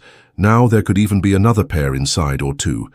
They did not mean to let one woman who could channel escape their nets. The silver fox-head medallion beneath his shirt laid cold against his chest. Not the cold that signaled someone embracing the source nearby, just the accumulated chill of the night, and his flesh too icy to warm it. But he could not stop waiting for the other light. He was juggling fireworks tonight with the fuses lit. The guards might have been puzzled by noble woman leaving Abu Dar in the middle of the night, and that weather, with over a dozen servants and strings of pack horses, indicating a journey of some distance. But Elayne was of the blood, her cloak embroidered in an eagle, with spread black and white wings and long fingers on her red riding gloves to accommodate her fingernails. Ordinary soldiers did not question what the blood chose to do, even the low blood, which did not mean there were no formalities. Anyone was free to leave the city when they wished, but the Seanchan recorded. The movement of Damani and 3 rode in the entourage, heads down and faces, covered by the hoods of their grey cloaks, each linked to a mounted sul'dam by the silvery length of an idem. The plump-faced sul'dam walked by them with barely a glance, strolling down the tunnel. Her Damani peered intently at every woman they passed, though sensing whether she could channel. And Mat held his breath when she paused beside the last mounted Damani with a slight frown. Even with his luck, he would not bet against the Seanchan recognizing an Aes Sedai's ageless face. If they looked inside that hood, there were eyes to eye, held as Damani. But what were the odds that all 3 of Elayne's would be like? What were the odds one of the low blood would own 3? The plump-faced woman made a clicking sound as you might to a pet dog, and twitched the item, and the Damani followed her on. They were looking for Marth Damani, trying to escape the leash. Not Damani. Mat still thought he might choke. The sound of dice rolling had started up again in his head, loud enough to rival the occasional rumble of distant thunder. Something was going to go wrong, he knew it.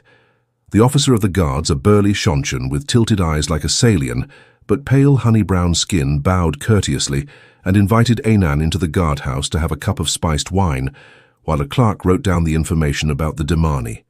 Every guardhouse Mat had ever seen was a stark place, yet the lamplight glowing in the arrow's slits made this one seem almost inviting.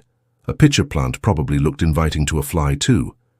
He had been glad of the rain dripping from the hood of his cloak and running down his face. It disguised the sweat of his nerves. He held one of his throwing knives resting flat atop the long bundle draped in front of his saddle. With it lying flat like that, none of the soldiers should notice.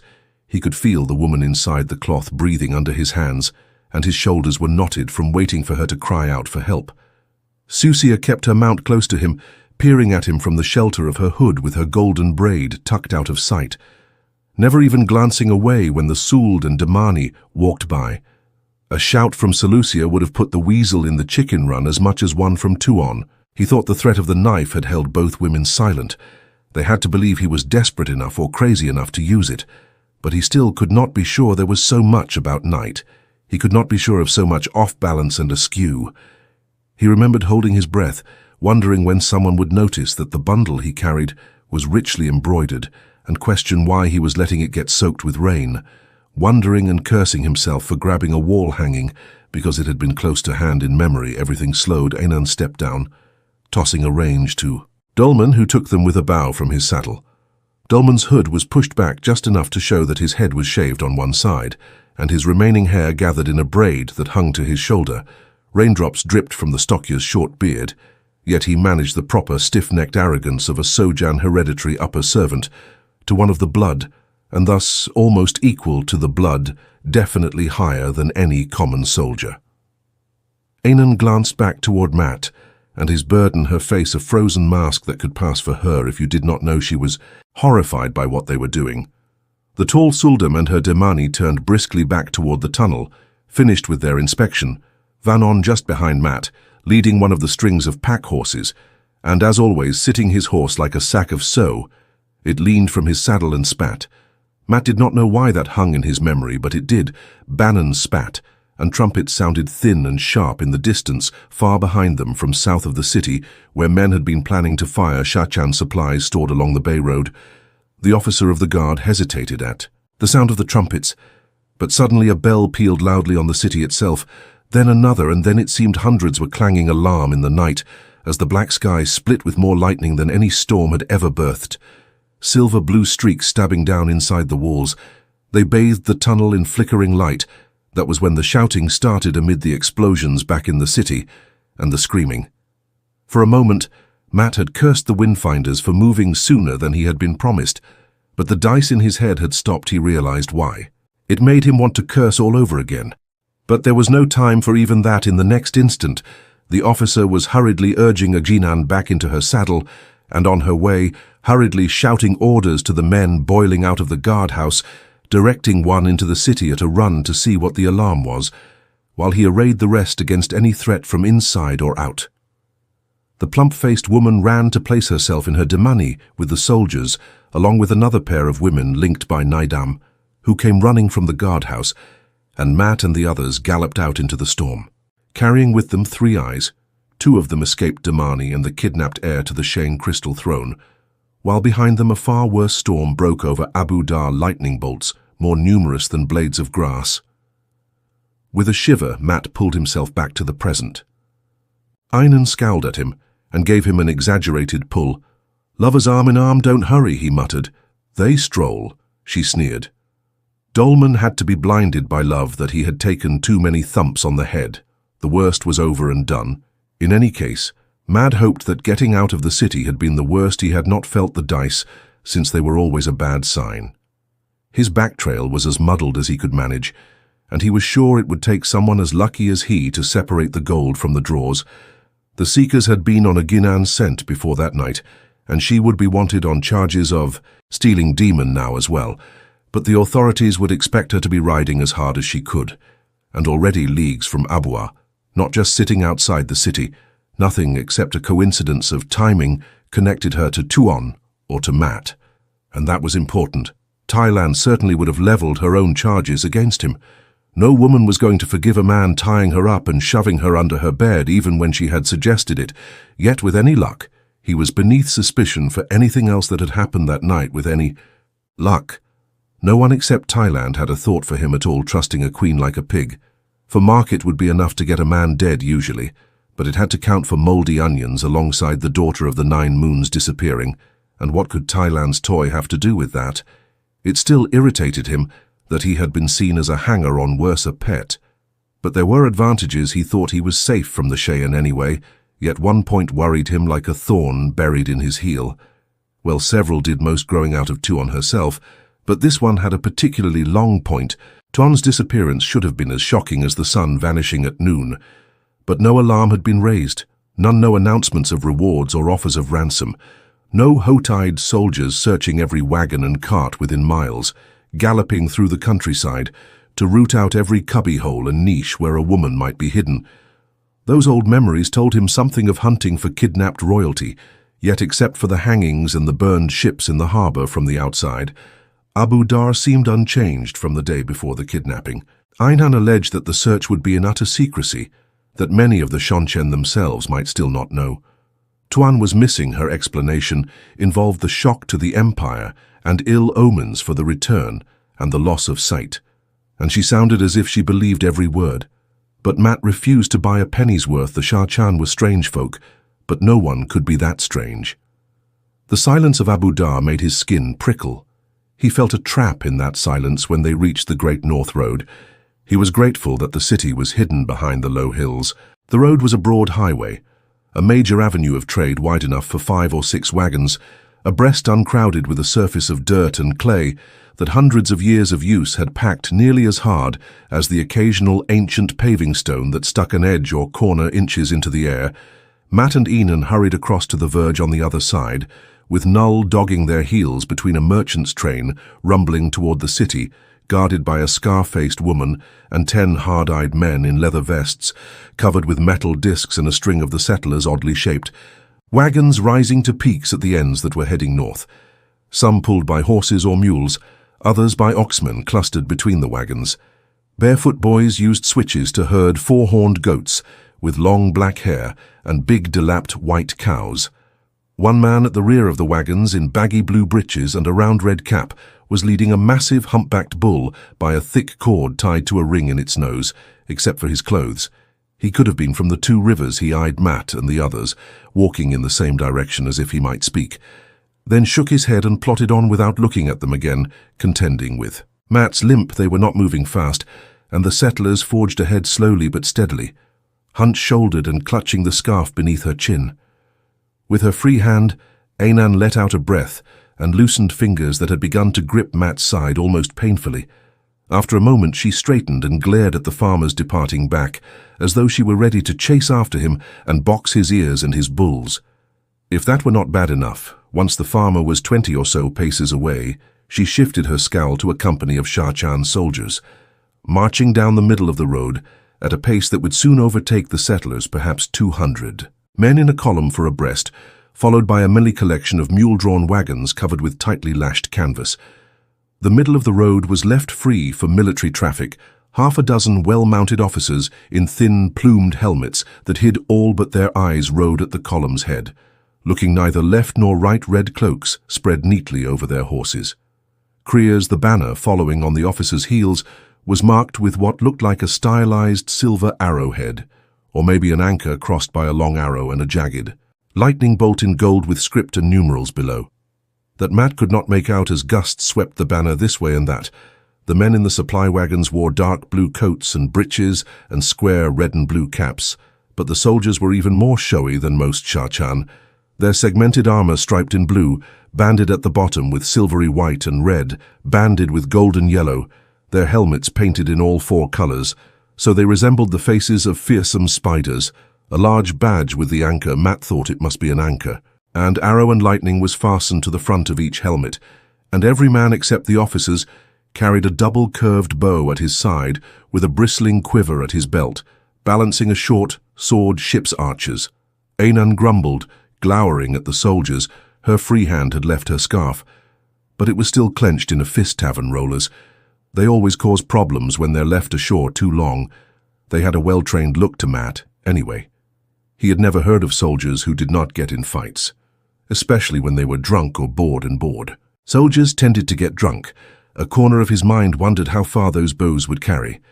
But it was an absent thought. He wanted nothing to do with any Seanchan soldiers. If he had his way, he would have nothing to do with any soldiers ever again. But his luck never ran that far. It seemed fate and luck were different. Unfortunately, 200 paces at most, he decided a good crossbow would outrange them, or any two rivers bow. "We are not in a tavern," he said through his teeth, "and they're not brawling now. So let's not start one just because you're afraid a farmer would speak to you." Her jaw set and she shot him a look hard enough to crack his skull.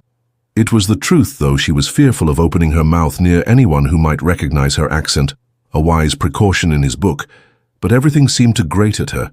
"We'll have a bannerman over here asking questions if you keep glaring at them. Women around Abu Dar are famous for being demure." He lied. What could she know of local customs? She gave him a sidelong frown. Maybe she was trying to figure out what demure meant, but she stopped grimacing at the Karchers. She just looked ready to bite instead of hit that fellow's dark as nothing on me no. Muttered absently, staring at the passing soldiers, dark as a shorn. "But I'd swear he has blue eyes. I've seen the light before, but where trying to rub his temples, he almost struck himself on the head with the bamboo fishing pole, and he took a step as though he meant to ask the fellow where he had been born with a lurch." Matt caught the old man's sleeve.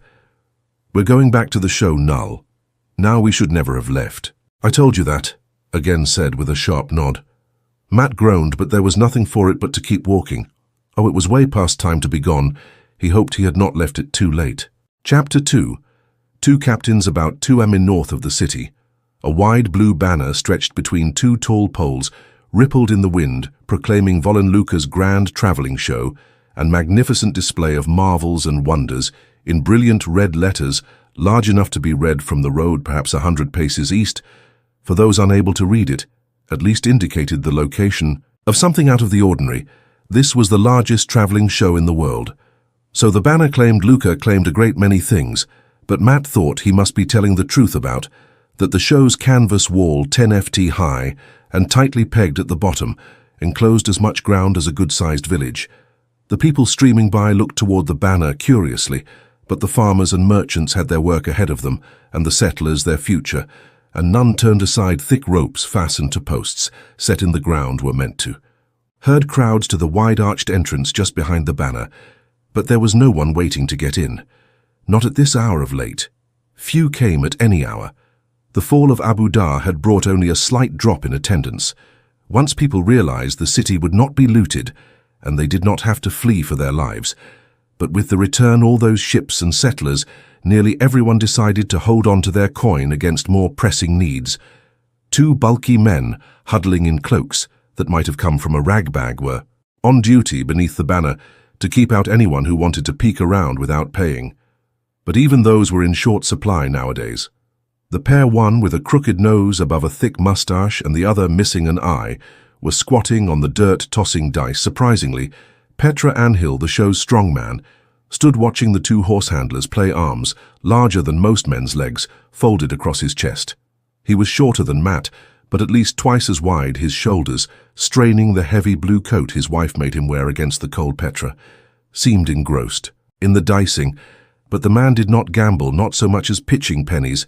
He and his wife Clarine, a dog trainer, saved every coin they could spare, and Petra needed small excuse to talk at length about the inn they intended to buy one day. Even more surprising, Clarine was at his side, enveloped in a dark cloak, and apparently as absorbed in the gaming as he. Petra glanced wearily over his shoulder into the camp when he saw Matt and a Ghinan approaching arm in arm, which made Matt frown. People looking over their shoulders was never good. Clarine's plump brown face broke into a warm smile. Though like most women in the show, she thought he and the Ghinan were romantic. The bent-nosed horse handler, a heavy-shouldered tyrant named Cole, leered as he scooped up the wager. A few coppers, no one but Dolman could see a Ghinan as pretty, but to some fools nobility bestowed beauty or money did, and a noble woman must be rich. A few thought any noble woman who abandoned her husband for the likes of Matt Cawan might be open to leaving him too and bringing her money with her. That was the story Matt and the others had put around to explain why they were hiding from the Seanchan. A cruel husband and a lover's flight. Everyone had heard that sort of tale from Glemon, or books, if seldom real life, often enough to accept it. Cole kept his head down, though Ainan Lowen had already drawn her belt knife on a sword juggler, a too handsome fellow who had been overly suggestive in asking her to share a cup of wine in his wagon, and no one doubted she would have used the blade if he had pressed his suit an inch. Further, as soon as Matt reached the strongman, Petra said quietly, "There are Sheenan soldiers talking to Luca, about 20 of them, the officers talking with him, least wiser." He did not sound frightened, but worry creased his forehead, and he laid a protective hand on his wife's shoulder. Claren's smile faded, and she raised one hand to rest atop his. They trusted Luca's judgment after a fashion, yet they knew the risk they were running, or thought they did. The risk they believed in was bad enough. "What do they want?" Ainan demanded, pushing free of Matt before he could crack his teeth. In fact, no one waited. "For him, hold these for me," Noel said, handing his Poland basket to the one-eyed man who gaped up at him, straightening. Noel slipped a knobbly hand beneath his coat, where he kept 2 long elbaded knives. "Can we reach our horses?" he asked Petra. The strong man eyed him doubtfully. Matt was not the only one unsure whether Null still possessed all his wits. "They don't seem interested in searching," Clarine said hastily. Making a hint of a curtsy to a Ghinan, everyone was supposed to pretend Matt and the others were part of the show, but few managed to carry it off with Ainan. "The officer's been in Luca's wagon for a good half hour, but the soldiers have been standing by their horses all that time. I don't think they're here about you," Petra added respectfully, again to Ainan. "Why should he be different? Probably practicing to welcome nobles to that inn. We just didn't want you to be surprised or worried seeing them. I'm sure Luca will send them off with no trouble."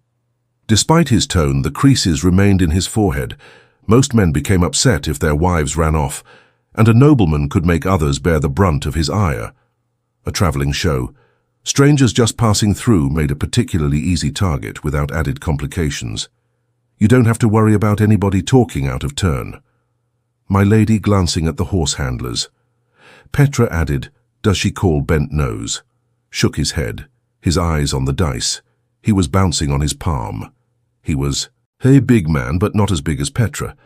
And the strong man could straighten horseshoes with his bare hands. "Everybody likes a chance to spit on a noble's boots now and then," the one-eyed fellow mumbled, peering into the basket of fish. He was almost as tall and wide-shouldered as Cole, but his face was all leathery wrinkles, and he had even fewer teeth than... No, glancing at a Ghinan. He ducked his head and added, "Begging your pardon, lady. Besides, this way we all get a little coin. Which there ain't been much of lately, right? Call anybody talks them, Seanchan'll take us all up maybe. Hang us like they did them sea folk or put us to work, cleaning them canals the other side of the harbour. Horse handlers did whatever needed doing around the show, from mucking the horse lines and cleaning animals' cages to erecting and taking down the canvas wall, but he shuddered as though digging out silted canals in the Rad was a worse prospect than hanging. Did I say anything about talking? Cole protested, spreading his hands. I just asked how long we're going to sit here. That's all I just asked, when we're going to see some of this coin. We sit here as long as I say sit. It was remarkable how hard Elayne made that draw sound, without raising her voice like a blade sliding free of the scabbard. You see your coin when we reach our destination. There will be a little something extra for those who serve me faithfully, and a cold grave for anyone who thinks on betrayal. Cole pulled his much-patched cloak tight and widened his eyes, trying to look indignant or maybe innocent, but he just appeared to be hoping she would come close enough for him to filter purse. Matt ground his teeth for one thing that was his gold she was promising. With such a free hand, she had her own, but not near enough for this. More importantly, she was trying to take charge again. Light, except for him. She would still be in Abu Dar, scheming to avoid the Seekers if not already being put to the question. Except for him, she would never have thought of staying close to Abu Dar to throw off pursuit or found a hiding place with Luca Sho. But why were soldiers there? The Seanchan would have sent 100 men, 1,000 for a vague suspicion of Tuon's presence. If they suspected the Aes, no, Petra and Clarine did not know they were helping hide Aes, but they would have mentioned sul'dam and Damani, and the soldiers would not be hunting sisters without them. He fingered the fox head through his coat. He wore that waking and sleeping, and it might give him a little warning. He never considered trying for the horses, and not just because Cole and a dozen more like him would go running to the Sham before he was well out of sight. They had no particular animosity toward him, or a Gwynan that he knew. Even Rumman the sword juggler seemed to have settled in happily with a contortionist named Adrea. But some folks would not resist the temptation of a little more gold either. In any case, no warning dice tumbled in his head, and there were people inside those canvas walls he could not leave behind if they're not searching. Then we have nothing to worry about, he said confidently. But thanks for the warning, Petra. I've never liked surprises.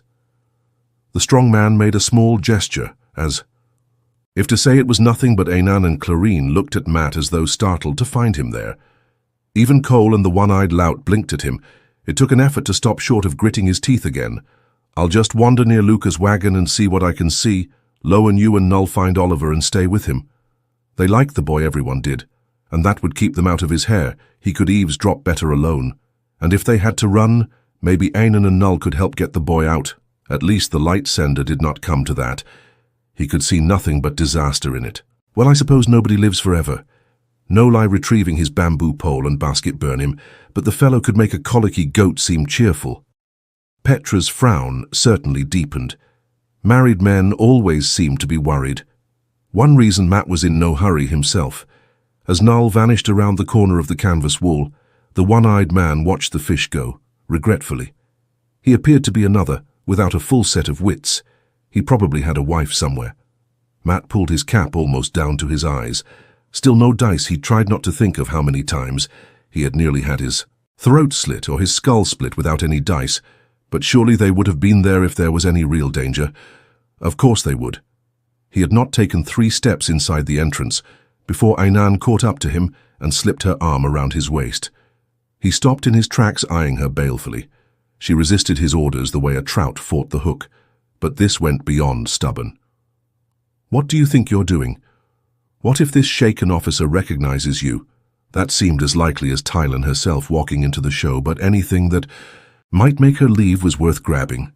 What are the chances this fellow is anyone I know? She scoffed. I don't have her face twisted for an instant.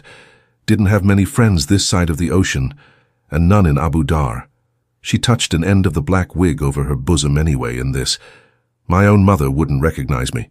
Her voice turned bleak toward the end. He was going to chip a tooth if he kept on clenching his jaw. Standing there arguing with her would be worse than useless, but the way she had stared at those Seanchan soldiers was fresh in his mind. Don't glare at anybody, he warned her. Don't even look at anybody. I'm a demure Abu Dari woman. She made it sound a challenge. You can do all the talking. She made that into a warning light, when a woman was not making everything smooth. She made things very rough indeed, and Ina never made anything smooth. He was definitely in danger of chipping a tooth beyond the entrance. The show's main street meandered among wagons, like those the tinkers used, little houses on wheels with the wagon shafts lifted against the driver's seats and walled tents, often as large as small houses. Most of the wagons were brightly painted, every shade of red or green, yellow or blue, and many of the tents were just as colorful. A few, even striped here and there, wooden platforms where entertainers could perform, stood beside the street, their colored bunting beginning to look a bit grubby. The broad expanse of dirt, near 30 paces wide and beaten flat by thousands of feet, really was a street, one of several that wound through the show. The wind whipped away faint grey streamers of smoke, rising from the tin chimneys that stuck up from the roofs of the wagons, and from some tents. Most of the showfolk were probably at breakfast, if not still in bed. They rose late as a rule Matt approved, and no one would want to eat sitting around a cook fire outside in this cold. The only person he saw was Aludra. The sleeves of her dark green dress pushed up her forearms, grinding something with a bronze mortar and pestle on a table that folded down from the side of her vivid blue wagon just around the corner, on one of the narrower side streets, intent on her work. The slender Terrabona did not see a Gwynan and Matt. He could not help looking at her, though with her dark hair and thin beaded braids that hung to her waist. Aludra was probably the most exotic of Luca's marvels. He advertised her as an illuminator, and unlike many of the other performers in Marvels, she really was what Luca claimed, though Luca probably did not believe it himself. Matt wondered what she was grinding and whether it might explode. She had promised to reveal the secret of fireworks if he could answer a riddle, but he had not found a glimmer so far. He would, though, one way or another begin, and poked a hard finger into his ribs. "We are supposed to be lovers, as you keep reminding me," she growled. "Who's going to believe it if you stare at that woman as though you're hungry?" Matt grinned lasciviously. "I always look at pretty women, haven't you noticed?" Adjusting her headscarf with a little more vigor than usual, she gave a disparaging grunt, and he was satisfied. Her prudish streak came in handy. Now and then Ainan was on the run for her life, but she was still Seanchan, and she already knew more about him than he liked. He was not about to trust her with all of his secrets, even the ones he did not know yet. Luca's wagon sat in the very middle of the show's camp, the most favored position as far as possible, from the smells of the animal cages and horse lines situated along the canvas walls. The wagon was garish even compared to the others in the show, a red and blue thing that shone like the finest lacquer work, every surface spotted with golden comets and stars, the faces of the moon. In silver ran all the way around just below the roofline. Even the tin chimney was painted in red and blue rings. A tinker would have blushed to one side of the wagon. Two ranks of helmeted Seanchan soldiers stood stiffly beside their horses, green tasseled glances slanted at exactly the same angle. One of the men held the reins of an extra mount, a fine dun geeling with strong hunches and good ankles. The soldier's blue and green armor appeared drab alongside Luca's wagon. Matt was unsurprised to see he was not the only one interested in the Seanchan, a dark stocking cap covering his shaved head bale. Dolman was squatting on his heels, with his back against one wheel of the green wagon that belonged to Petra and Clarine, about 30 paces beyond the soldiers. Clarine's dogs lay under the wagon, a motley collection of small Irish animals sleeping huddled together. The thick-bodied Ileana was pretending to whittle, but all he had produced was a small pile of shavings at his feet, at which the fellow would grow a moustache to hide his upper lip or else shave off the rest of his beard. Someone might connect an Ileana to a Gwynan Blair Nagaina, a tall fellow leaning against the wagon, as though keeping Dolman company, had not hesitated to remove his shinar and topknot to avoid Seanchan notice, though he ran a hand over the black bristle growing on his head about as often as a Gwynan checked her wig. Maybe he should wear a cap in their dark coats with frayed cuffs and well-travelled boots. Both men could pass for showfolk, maybe horse handlers, except to other showfolk. They were watching the Seanchan while trying to seem not to, but Blair was the more successful, as might be expected from a warder. His full attention appeared to be on Dolman, except for an occasional glance at the soldiers, as casual as could be. Dolman scowled at the Seanchan when he was not glaring at the lump of wood in his hand, as though ordering it to turn into a neat carving the man had taken. being Sojan entirely too much to heart. Matt was trying to figure out how to sneak close to Luca's wagon and eavesdrop unseen by the soldiers, when the door at the back of the wagon opened and a pale-haired Seanchan marched down the steps, planting a helmet with a thin blue plume on his head as his boot touched the ground.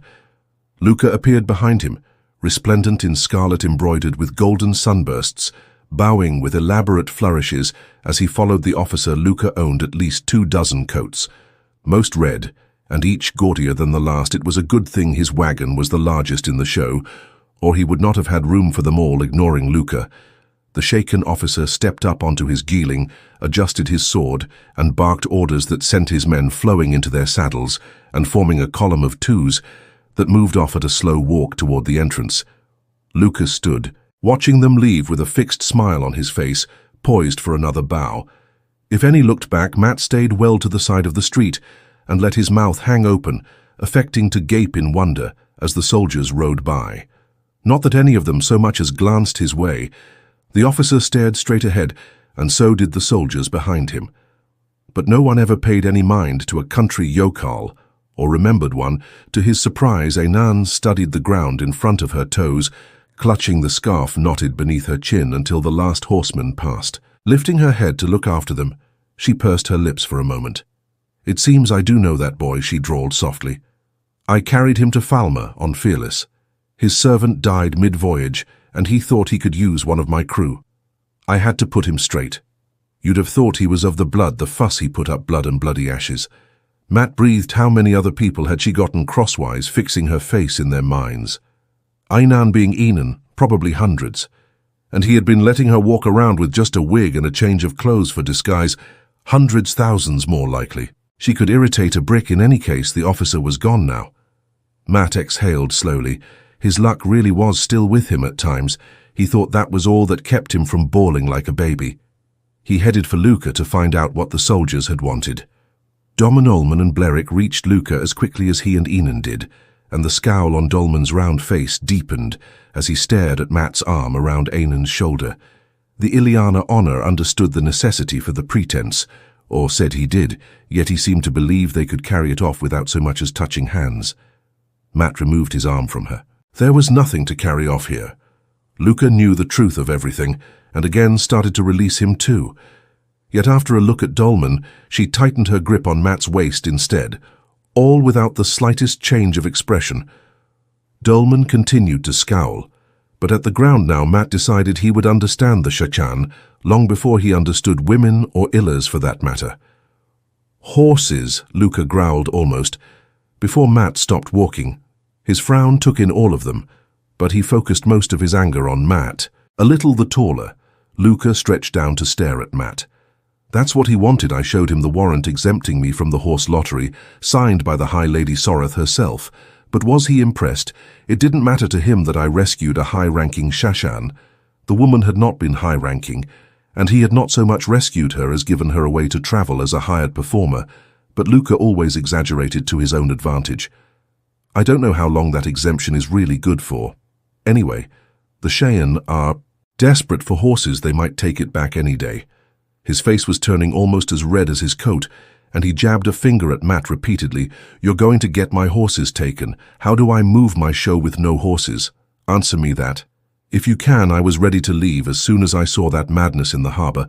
Until you twisted my arm, you're going to get my head cut off. I could be 100 miles from here. If not for you, riding in out of the night and snaring me in your crazy schemes, I'm not earning a penny here. There haven't been enough patrons. The last 3 days to pay for feeding the animals one day, half a day. I should have left a month ago more. I should have." Matt almost laughed as Luca ran down into Splutter's horses.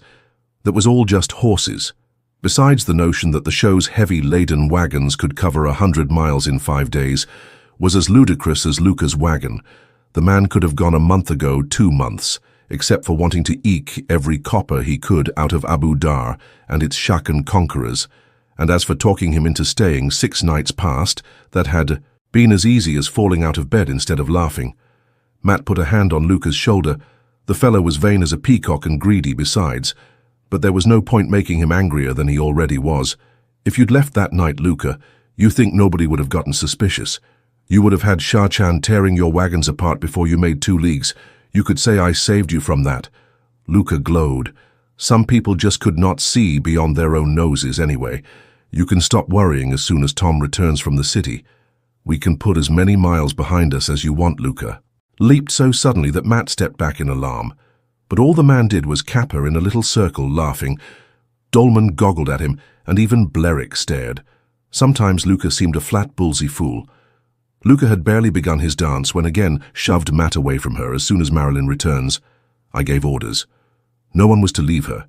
Glare swung between him and Luca in cold fury, a cold that burned. I expect my orders to be obeyed. Luca stopped cavorting abruptly, and Aya sideways, then suddenly made her a bow with so many flourishes you could practically see the cloak. You could almost see the embroidery on the cloak. He thought he had a way with women. "Luca, did you command, my sweet lady?" And I leaped to obey, coming upright. He shrugged apologetically. "But Master Sen has gold, and I fear gold commands my first obedience." Matt's chest full of gold coins in this very wagon had been all the arm-twisting needed to convince him maybe Matt being had helped. But for enough gold and Luca would help kidnap the Dark One. Einan drew a deep breath, ready to bait Luca further. But the man turned his back and went scampering up the steps into his wagon, shouting, "We must rouse everybody out immediately. We're leaving at last the minute Marilyn returns, the light be praised." A moment later, he was back again, dashing back down the short stair, followed by his wife, drawing a black velvet cloak sewn with glittering spangles around herself, a stern-faced woman. She wrinkled her nose at Matt as though he had a bad smell, and gave again a look that likely made her trained bears climb trees. Let disliked the idea of a woman running away from her husband, even when she knew it was a lie. Luckily, she seemed to worship Luca for some reason, and she liked gold nearly as well as he did. Luca ran to the nearest wagon and began pounding on the door, and Littell did the same at the next, not waiting around to watch Matt, hurried off down one of the side streets, more of an alley.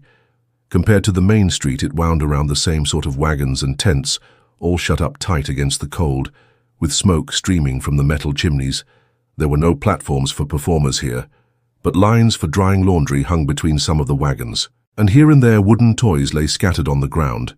This street was for living, only the narrowness meant to discourage outsiders. He moved quickly despite his hip. He had walked most of the ache out, but he had not gone 10 steps before again, and caught up to him, Blur had vanished. Probably gone to tell the sisters they were still safe, and could finally leave the Aes Sedai masquerading as servants sick with worry that their mistress's husband would catch them, were fed up with being confined to their wagon. Not to mention fed up with sharing with the sul'dam. Matt had made them share so the Aes Sedai could watch the sul'dam, while the sul'dam kept the eyes out of his hair. Still, Matt was glad Blerick had taken away the necessity for him to visit that wagon again. One or another of the sisters had summoned him 4 or 5 times a day since their escape from the city, and he went when he could not avoid it, but it was never a pleasant experience. Einan did not put her arm around him. This time she strewed his side, staring straight ahead, not bothering to check her wig for once. Dolman lumbered behind like a bear, muttering under his breath. In his heavy Ileana accent, the stocking cap exposed the fact that his dark beard stopped abruptly at the middle of each ear, with only stubble above it made him look unfinished. 2 captains on 1 ship make sure course for disaster, again drawled with overdone patience. Her understanding smile looked as if it hurt her face. "We aren't on a ship," Matt replied. "The principle's the same coffin. You are a farmer. I know you're a good man in a tight spot." Einan shot a dark look over her shoulder at Dolman. He was the one who had brought her and Matt together, back when she thought she was getting a hired man. But this situation needs judgment and experience. We're in dangerous waters, and you have no knowledge of command more than you might think, he told her dryly. He could have spun out a list of the battles he remembered commanding, but only an historian would recognize most of them. And maybe not even an historian, no one would believe it anyway. He certainly would not, if someone else had made that claim. Shouldn't you and Dolman be getting ready? You wouldn't want to leave anything behind. Everything she owned was already stored away in the wagon she and Matt shared. With Dolman, not a comfortable arrangement that, but he quickened his step, hoping she would take the hint. Besides, he saw his destination ahead, the bright blue wall tent crowded between a virulent yellow wagon and an emerald green one, was barely large enough to hold 3 cots. but providing shelter for everyone he brought out of Abu Duda had required bribes to make people move, and more bribes to make others let them in. What he had been able to hire was what the owners were willing to let him have at rates, suitable for a good inn. Julian, a dark, compact man with short black hair, was sitting cross-legged on the ground in front of the tent with Oliver. A thin little boy, if not so skinny as when Matt first saw him, and short for 10, the age he claimed both coatless. Despite the wind, they were playing snakes and foxes on a board. The boy's dead father had drawn for him on a piece of red cloth, tossing the dice. Over-counted the pips carefully and considered his move along the spiderweb of black lines and arrows. The tyrant thief-catcher was paying less attention. To the game, he sat up straight at the sight of Matt abruptly. Noel darted around from the rear of the tent, breathing hard as if he had been running. Julian glanced up in surprise at the old man, and Matt frowned. He had told Nell to come straight here. Where had he gone instead? No looked at him expectantly, not with any guilt or embarrassment, just eager to hear what Matt had to say. "You know about the Seanchan?" Julian asked, turning his attention to Matt too. A shadow moved inside the tent's entry flaps, and a dark-haired woman seated on the end of one of the cots with an old grey cloak wrapped around her leaned forward to rest a hand on Julian's arm, and to give Matt a wary look. Thera was pretty if you liked a mouth that always seemed to be pouting, and it seemed that Julian did, from the way he smiled at her reassuringly and patted her hand. She was also Amathera Eldon Casimir Luno Panarch of Tereban, and the next thing to a queen. At least she had been once. Julian had known that, and so had Tom, yet no one thought to tell Matt until they reached the show. He supposed it hardly mattered alongside everything else. She answered faster to Thera than to Amma. She made no demands, except on Julian's time, and there seemed little chance anyone would recognize her here in any case. Matt hoped she felt more than gratitude for being rescued, because Julian certainly felt more for her, who was to say a dethroned panarch could not fall in love with a thief-catcher stranger. Things had happened, though he was not sure he could name one offhand. They just wanted to see the warrant for Luca's horses, he said.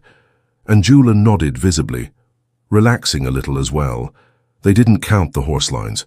The warrant listed the exact number of horses Luca was allowed to keep. The Seanchan could be generous with their rewards, but given their need for mounts and wagon teams, they were not about to hand anyone a license to set up horse trading.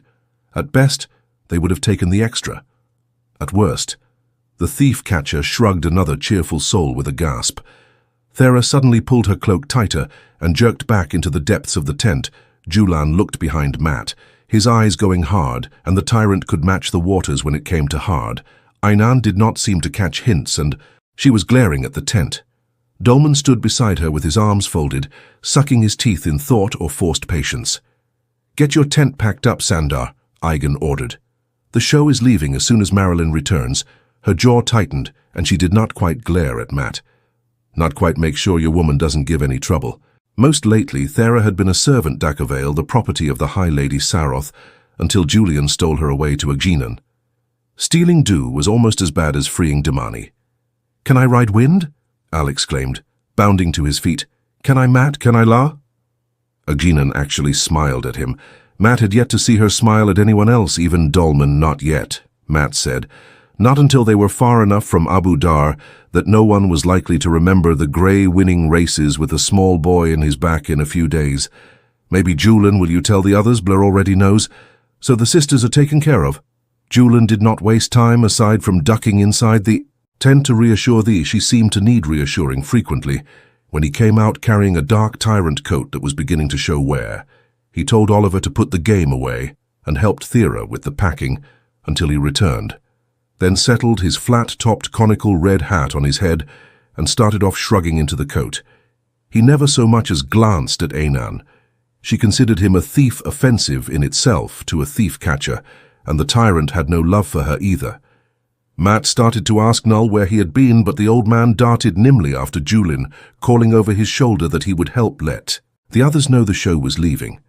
Well, two could spread the word faster than one Vernon, and the 4 surviving Red Arms shared a crowded tent on one side of the show, while Null himself shared another with Tom and the 2 serving men, Lenin and Narim, on the opposite side, and the question could wait. Probably he had just delayed to put his precious fish somewhere safe. In any case, the question suddenly seemed unimportant. The noise of people shouting for horse handlers to bring their teams and others demanding at the top of their lungs to know what was happening was beginning to fill the camp.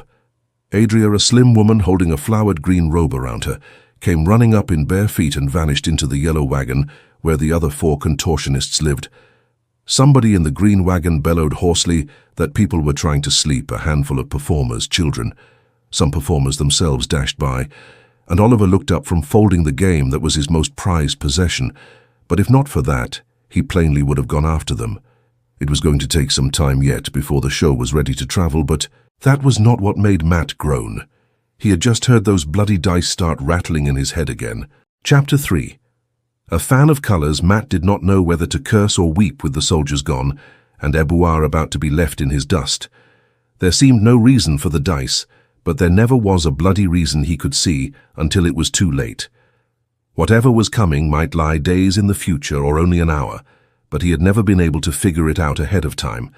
The only certainties were that something important or dire was going to happen, and that he would not be able to avoid. It's sometimes like that night at the gate. He did not understand why the dice had been tumbling even after they stopped.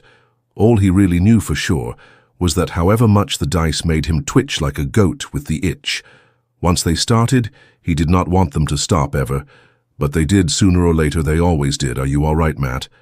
Aller said though Shan can't catch us. He attempted gruff conviction, but a hint of question hung in his voice. Abruptly, Matt realized he had been staring at nothing. Anan frowned at him while fiddling absent-mindedly with her wig, plainly angry that he was ignoring her. Dolman's eyes had a studious look. If he was not deciding whether to be upset on Anan's behalf, Matt would eat his cap. Even the was peeking at him past the tent's entry flap, and she always tried to keep out of Anan's sight. He could not explain. Only a man with porridge for brains would believe he got warnings from hearing dice. No one could see, or maybe a man marked by the power or by the Dark One he was not anxious to have any of those things suspected of him, and it might be that night at the gate all over again. No, this was not a secret he cared to reveal. It would do no good anyway. They'll never catch us, Oliver. Not you and me. He ruffled the boy's hair, and Oliver gave a wide-mouthed grin, confidence restored as easy as that. Not so long as we keep our eyes open and our wits about us, remember. You can find a way out of any difficulty if you keep your eyes and wit sharp, but if you don't, you'll trip over your own feet. Oliver nodded gravely, but Matt meant the reminder for the others, or maybe himself. Like there was no way any of them could be more alert, except for Oliver, who thought it was all a great adventure. They had all been jumping out of their skins since before leaving the city. Go help Thea. Like Julian told you, over a sharp gust cut through Matt's coat, making him shiver. And put your coat on. It's cold, he added, as the boy ducked past into the tent. Rustles and scraping sounds from inside, so that Oliver was setting to work with or without his coat, but the remained crouched at the tent's entrance, peering at Matt. For all the care anybody but Matt Kawan took, the boy could catch his death as soon as Oliver disappeared. Ajanan stepped closer to Matt, her fists on her hips again, and he groaned under his breath. "We are going to settle matters now, Corthan," she said in a hard voice. "Now I won't have our journey wrecked by you countermanding my orders." "There's nothing to settle," he told her. "I was never your hired hand, and that's that." Somehow her face managed to grow harder, as good as shouting that she did not see matters like that. The woman was as tenacious as a snapping turtle, but there had to be some way to pry her jaws from his leg. Burn him if he wanted to be alone with the dice rolling in his head, yet that was better than having to listen to them while arguing with her. "I'm going to see Tuon before we leave." The words popped out of his mouth before they were clear in his head. He realized that they had been lying there for some time, though murky and slowly solidifying. The blood drained from Anan's cheeks as soon as Tuon's name left his mouth, and he heard a squeak from Thera, followed by the snap of the tent flaps being jerked shut. The one time Panarch had absorbed a great many Seanchan ways, while she was Sir's property, and many of their taboos as well. A Guinan was made of harder stuff, however. "Why?" she demanded.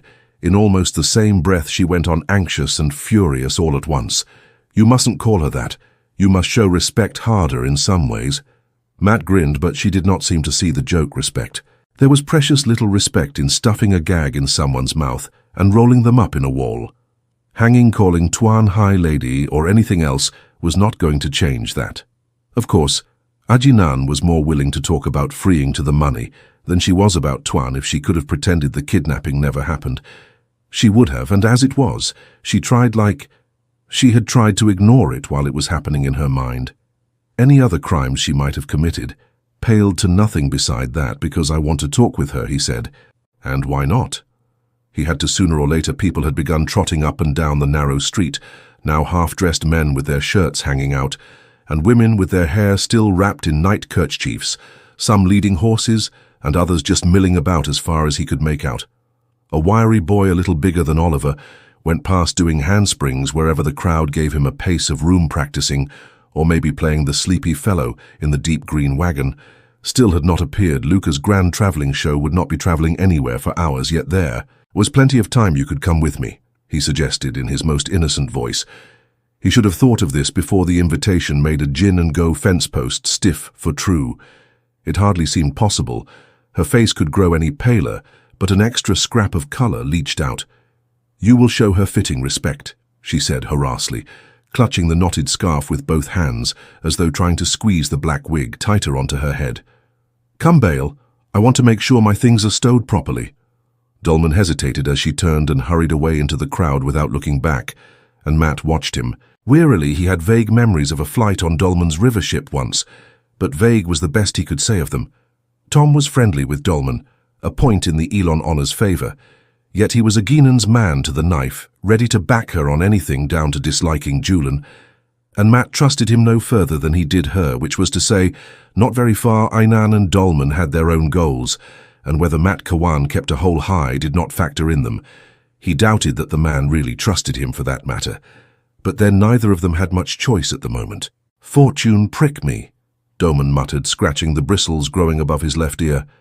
Whatever you do be up to, you may be in over your head. I think she do be tougher than you do suspect. Beginnin', Matt said incredulously. He looked around quickly to see whether anyone in the alley had heard his slip. A few glanced at him in Dolman as they brushed by, but nobody glanced twice. Luca was not the only one eager to be gone from a city where the flow of patrons for the show had dried up, and night lightning setting the harbour on fire was a fresh memory. They might all have fled that first night, leaving Matt nowhere to hide, except for Luca arguing them out of it. That promised gold made Luca very persuasive.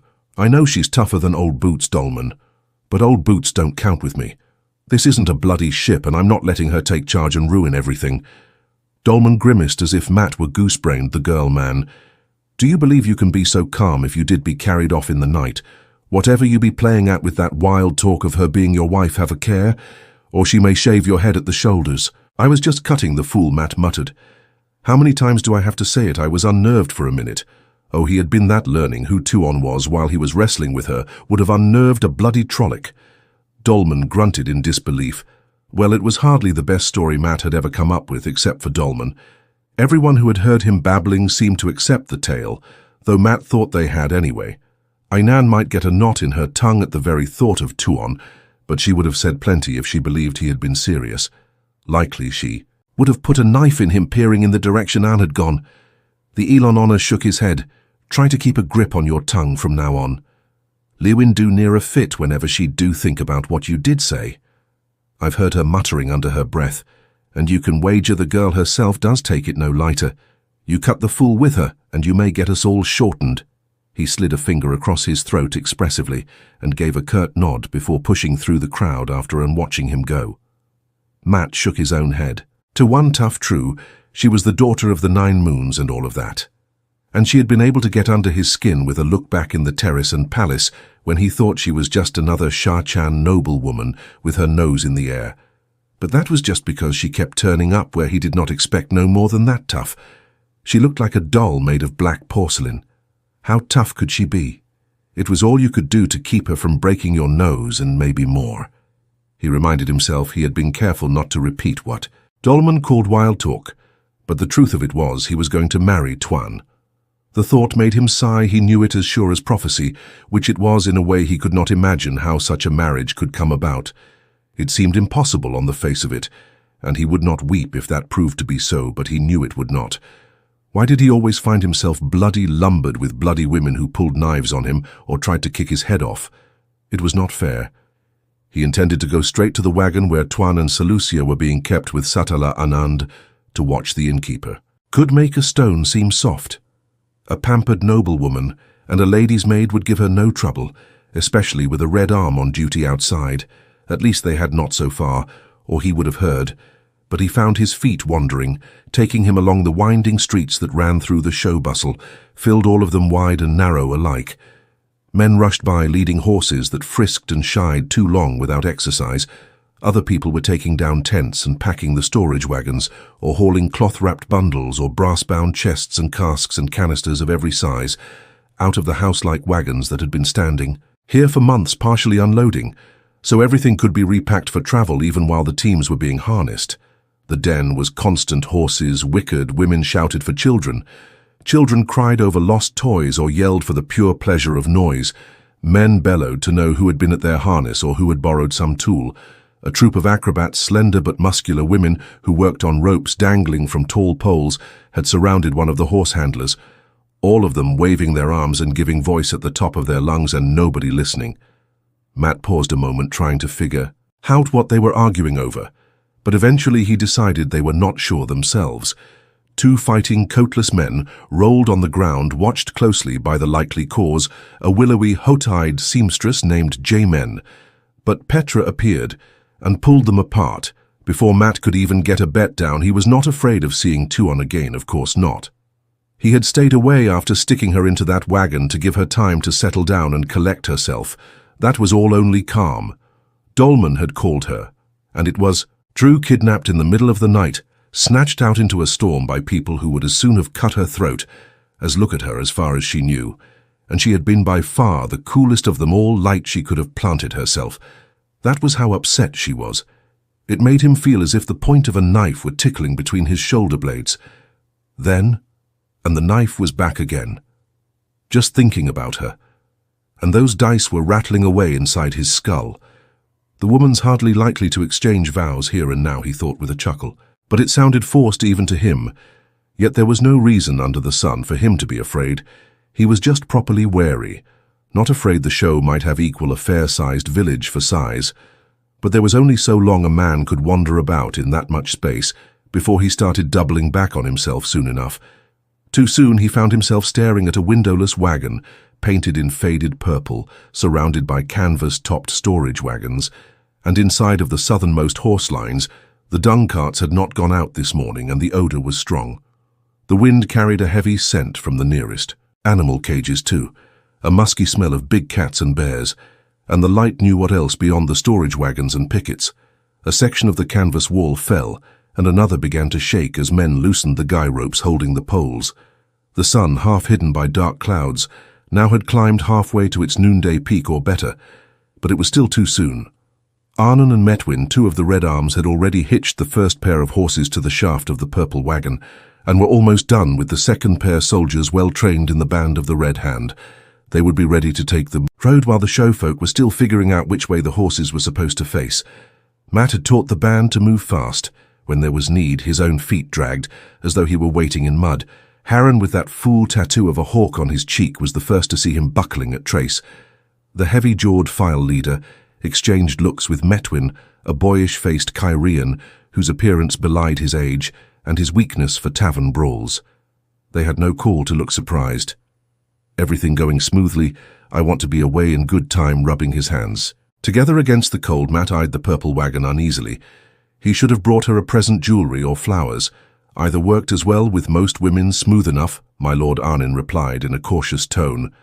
No shouting, no screaming, no crying. He glanced at the wagon as if he did not credit it himself. Quiet suits me, Metwin said. Stringing one of the res on a horse collar, woman starts crying. The only thing to do is leave. If you value your hide, and we can hardly drop these off by the side of the road. But he glanced at the wagon too and shook his head in disbelief. There really was nothing for Matt to do except go inside, so he did it. Only took 2 tries with a smile fixed on his face to make himself climb the short flight of painted wood steps at the back of the wagon. He was not afraid, but any fool would know enough to be nervous despite the lack of windows. The interior of the wagon was well lighted with 4 mirrored lamps burning, and the lamps held good oil, so there was no rancid smell. But then, with the stink from outside, it would have been hard to tell he needed to find a better spot to park his wagon. A small brick stove with an iron door and an iron top for cooking made the space toasty. Compared with outside, it was not a large wagon, and every inch of wall that could be spared was covered with cabinets or shelves or pegs for hanging clothing and towels and the like, but the table that could be let down on ropes was snug against the ceiling, and the 3 women inside the wagon were hardly crowded. They could not have been more different. Those 3 Mistress Anan was sitting on one of the 2 narrow beds built into the walls, a regal woman with touches of grey in her hair, seemingly intent on her embroidery hoop, and not looking at all as if she were a guard. A large golden ring hung in each of her ears, and her marriage knife dangled from a close-fitting silver necklace, the hilt with its red and white stones snug in the cleavage, exposed by the narrow plunging neckline of her abouari dress that had one side of the skirt sewn up to expose yellow petticoats. She wore another knife with a long curved blade tucked behind her belt, but that was just the custom of Abu Dar. Satala had refused to take on any disguise which seemed well enough. No one had reason to be hunting for her, and finding clothes for everyone else had been a big enough problem as it was. Susia, a pretty woman with skin the color of buttery cream, was cross-legged on the floor between the beds, a dark scarf covering her shaven head, and a sullen expression on her face. Though normally she was dignified enough to make Mistress Anan look flighty, her eyes were as blue as Ainan's, and more piercing, and she had made more fuss than Ainan over losing the rest of her hair. She disliked the dark blue Ibidari dress. She had been given 2, claiming the deep neckline was indecent, but it hit her as effectively as a mask. Few men who glimpsed Seleucia's impressive bosom would be able to focus long on her face. He might have enjoyed the view for a moment or two himself, but there was Tuon seated on the wagon's only stool, a leather-bound book open on her lap, and he could barely make himself look at anything else.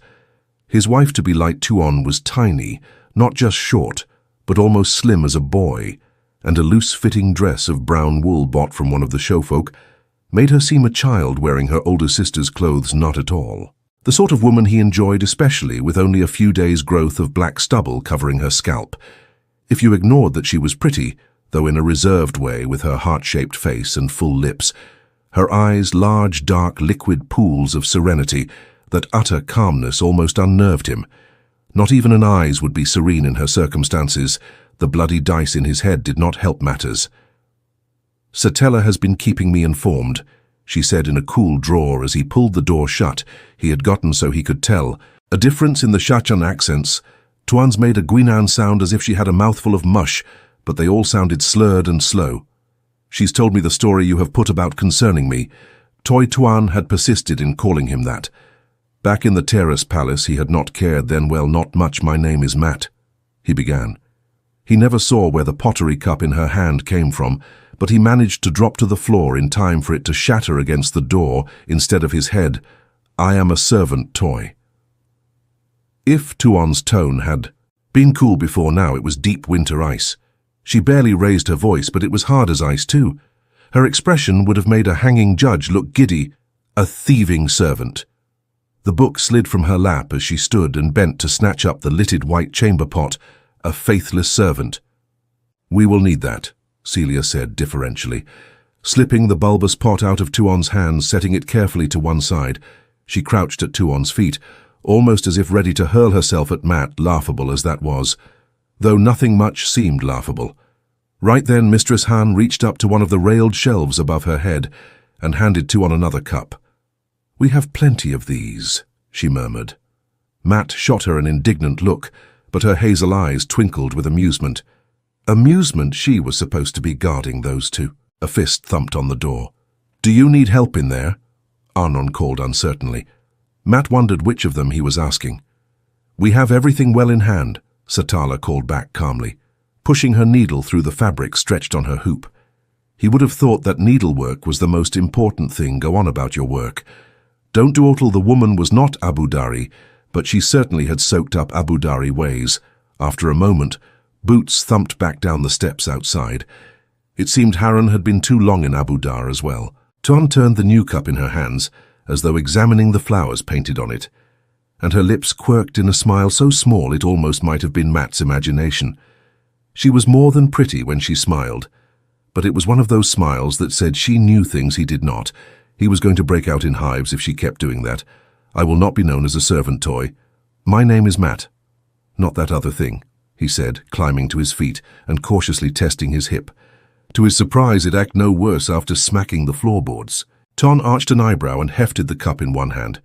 "I could hardly tell the show folk I'd kidnapped the daughter of the 9 moons," he said in exasperation. "The High Lady Tuon peasant," Seleucia said crisply. "She is under the veil." Tuon had worn a veil in the palace, but not since the tiny woman gestured graciously. "A queen granting license. It is of no import." "Seleucia, he is ignorant, yet we must educate him. But you will change this story." "Toy, I will not be a servant. It's too late to change anything." Mat said, keeping an eye on that cup. Her hands looked frail with those long fingernails cut short, but he remembered how quick they were. "Nobody is asking you to be a servant." Luca and his wife knew the truth, but there had to be some reason to give everyone else why Tuon and Susia were kept confined to this wagon and guarded. The perfect solution had been a pair of serving girls about to be dismissed for theft, who had intended to betray their mistress's flight with her lover. It seemed perfect to Mat anyway, to the showfolk. It only added to the romance he had thought Elayne was going to. Swallow her tongue while he was explaining to Luca. Maybe she had known how Tuon would take it. Lighty almost wished the dice would stop. How could a man think with that in his head? "I couldn't leave you behind to raise an alarm," he went on patiently. "That was true as far as it went. I know Mistress Elayne has explained it to you." He thought about saying he had been babbling from nerves when he said she was his wife. She must think him a complete lubby, but it seemed best not to bring it up again if she was willing to let the matter lie all the better. "I know she's already told you this, but I promise no one's going to hurt you. We're not after ransom, just getting away with our heads still attached. As soon as I can figure out how to send you home safe and sound, I will. I promise I'll make you as comfortable as I can. Until then, you'll just have to put up with the other Tuon's big dark eyes, crackled heat lightning in a night sky." But she said, "It seems I will see what your promises are worth, toy." At her feet, Seleucia hissed like a dousted cat, her head half turning as if to object, but Tuon's left hand wiggled and the blue-eyed woman blushed and went silent. The blood used something like maiden hand talk with their upper servants. Mat wished he understood the signals. "Answer me a question, Tuon."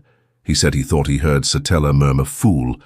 Seleucia's jaw nodded, and a dangerous look kindled in Tuon's eyes. But if she was going to call him toy, he would be burned if he gave her any titles. "How old are you?" He had heard that she was only a few years younger than he, but looking at her in that sack of a dress, it seemed impossible. To his surprise, that dangerous spark burst into flame. Not just heat lightning this time. He should have been fried on the spot. Tuon threw back her shoulders and drew herself to her full height. Such as that was, he doubted she could reach 5 feet with her heels flat. However she stretched, "My 14th true name day will come in 5 months," she said, in a voice that was far from cold. In fact, it could have heated the wagon better than the stove. He felt a moment of hope, but she was not finished. "No, you keep your birth names here, don't you? That will be my 20th naming day. Are you satisfied, toy? Did you fear you had stolen a child?" She almost hissed the last word. Mat waved his hands in front of him frantically, dismissing the suggestion. A woman started hissing at him like a kettle. A man with any brains found a way to cool her down fast. She was gripping the cup so tightly that tendons stood out on the back of her hand, and he did not want to try his hip with another fall to the floor. Come to think on it, he was not sure how hard she had tried to hit him the first time her hands were very fast. "I just wanted to know, that's all," he said quickly. "I was curious, making conversation. I'm only a little older myself. 20 so much for hoping she was too young to marry for another 3 or 4 years. Anything that came between him and his wedding day would have been welcome." John studied him suspiciously with her head tilted, then tossed the cup onto the bed beside Mistress Han and seated herself on the stool again, taking as much care about arranging her voluminous woolen skirts as if they had belonged to a silk gown, but she continued to examine him through her long eyelashes. "Where is your ring?" she demanded unconsciously. He thumbed the finger on his left hand, where the long ring usually lay. "I don't wear it all the time. Not when everybody in the terrace palace knew he wore it. The thing would have stood out with his rough layouts garb in any case. It was not even his signet anyway, just a carver's tri-piece. Strange how his hand felt noticeably lighter without it too light. Strange that she remarked on it too. But then why not, like those dice had him shying at shadows and jumping at size, or maybe it was just her. A discomforting thought. He moved to sit on the unoccupied bed, but Seleucia swung herself up onto it so quickly. Any of the acrobats might have been jealous, and stretched out with her head propped on her hand, that pushed her scarf askew for a moment, but she hurriedly straightened it all the while staring at him proud and cold as a queen. He looked at the other bed, and Mr. Persimmon set down her embroidery long enough to ostentatiously smooth her skirts, making it clear she did not intend to share an inch burn her. She was behaving as though she were guarding Tuon from him. Women always seemed to club together, so a man never had a fair chance. Well, he had managed to keep a Gwynan from taking charge so far, and he was not about to be bullied by Satala Anan, or a bosom lady's maid, or the high and mighty High Lady daughter of the 9 bloody moons. Only he could hardly go shoving one of them out of the way to find a place to sit, leaning against a drawer cabinet at the foot of the bed Mr. Sonnen was seated on. He tried to think of what to say. He never had trouble thinking of what to say to women, but his brain seemed deafened by the sound of those dice. All 3 women gave him disapproving looks he could all but hear, one of them telling him not to slouch, so he smiled. Most women thought his best smile very winning. Tuon let out a long breath that did not sound won over in the slightest. "Do you remember Hawkwing's face, toy mistress?" Onan blinked in surprise, and Seleucia sat up on the bed, frowning at him. Why would she frown at him? Tuon just continued to look at him, hands folded in her lap, as cool and collected as a wisdom at Sunday. Mat's smile felt frozen light. What did she know? How could she know anything? He lay beneath the burning sun, holding his side with both hands, trying to keep the last of life from leaking out, and wondering whether there was any reason to hold on. Aldashar was finished after this day's work. A shadow blotted the sun for an instant, and then a tall man in armor crouched beside him, helmet tucked under his arm, dark, deep sets, eyes framing a hooked nose. "You fought well against me today." Kulang and many days past that. Memorable voice said, "Will you live with me in peace?" With his last breath he laughed in Arthur Hawkwing's face. He hated to remember dying. A dozen other encounters scattered through his mind, 2 ancient memories that were his, now art. Pendrag had been a difficult man to get along with. Even before the wars started, drawing a deep breath, he took care, choosing his words. This was no time to go spouting the old tongue. "Of course I don't," he lied. A man who could not lie convincingly got short shrift from women light. Hawkwing died 1,000 years ago. What kind of question is that? Her mouth opened slowly, and for a moment he was sure she meant to answer. "Question with question, a foolish one, toy," she replied finally. Instead, "I can't say why, it popped into my head." The stiffness in Mat's shoulders relaxed a little. Of course he was to Vernon. People did things and said things around him they never would elsewhere. Nonsense qualified. Still, a thing like that could become uncomfortable when it hit too close to home. "My name is Mat Kawan," he might as well not have spoken. "I cannot say what I will do after returning to Abu Dartoy. I have not decided. I may have you made Dakovale. You are not pretty enough for a cupbearer, but it might please me to have you for one. Still, you have represented certain promises to me, so it pleases me now to promise as well.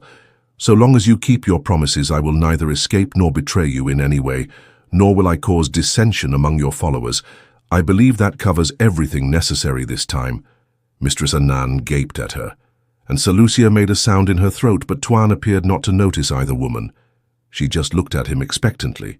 Waiting on a response, he made a sound in his throat too.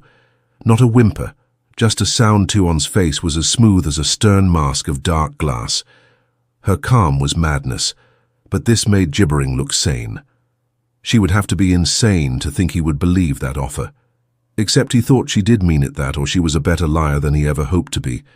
Again he had that queasy sense that she knew more than he did. Ridiculous, of course, but there it was. He swallowed a lump in his throat. "A hard lump. Well, that does all right for you," he said, trying to buy time. But what about time for what he could not think with those dice pounding in his skull? "Sucia follows my wishes as toy," she said impatiently. The blue-eyed woman herself straightened and stared at him, as though indignant that he had doubted that for a lady's maid she could look fierce when she tried. Matt did not know what to say or do without thinking. He spat on his palm and offered his hand as if sealing a bargain on a horse. "Your customs are earthy," Tuon said in a dry voice, but she spat on her own palm and clasped his hand. "Thus is our treaty written, thus is our agreement made. What does that writing on your spear mean, Toy?"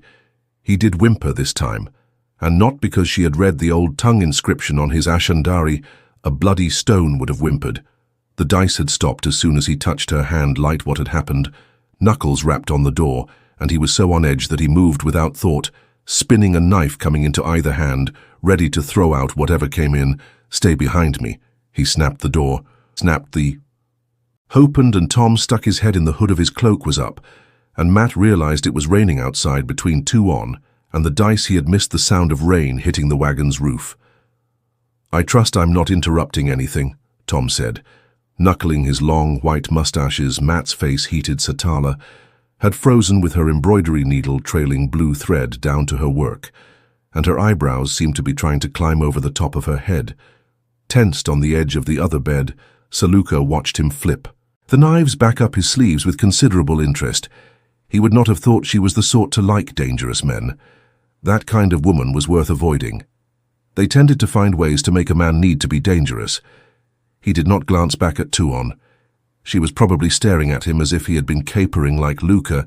Just because he did not want to get married did not mean he wanted his future wife to think him a fool. "What did you find out, Tom?" he asked brusquely. Something had happened, or the dice would not have stopped. A thought came that made his hair want to stand on. Then this was the second time they had stopped in Tuon's presence. The third counting the gate leading out of Abu Dar, 3 bloody times, and all tied to her limping slightly. The white-haired man came the rest of the way in pushing back his hood and pulled the door shut behind him. His limp came from an old injury, not trouble in the city.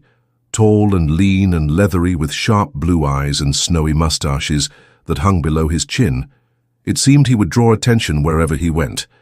But he had practice at hiding in plain sight, and his dark bronze coat and brown wool cloak were suitable for a man, with a little coin to spend, but not too much.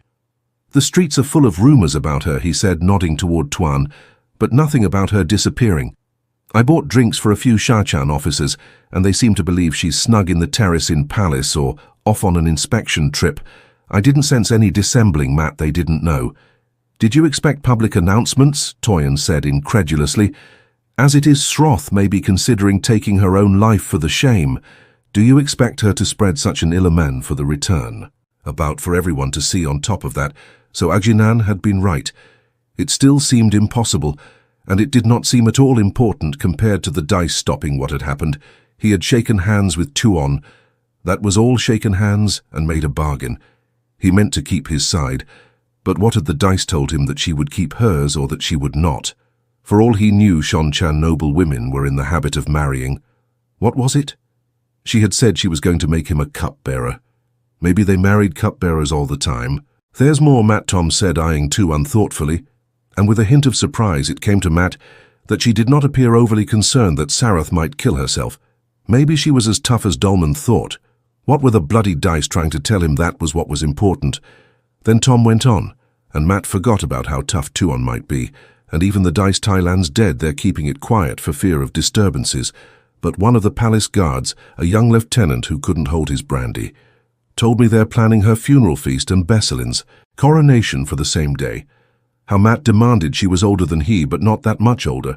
Besselin's coronation light. How would Best cope with that? When he hated the Seanchan, it had been his plan to fire those supplies in the Bay Road. He would have tried an uprising if Matt had not convinced him it would only result in a slaughter and not of Shahan. Tom hesitated, stroking his moustaches with a thumb. Finally, he sighed.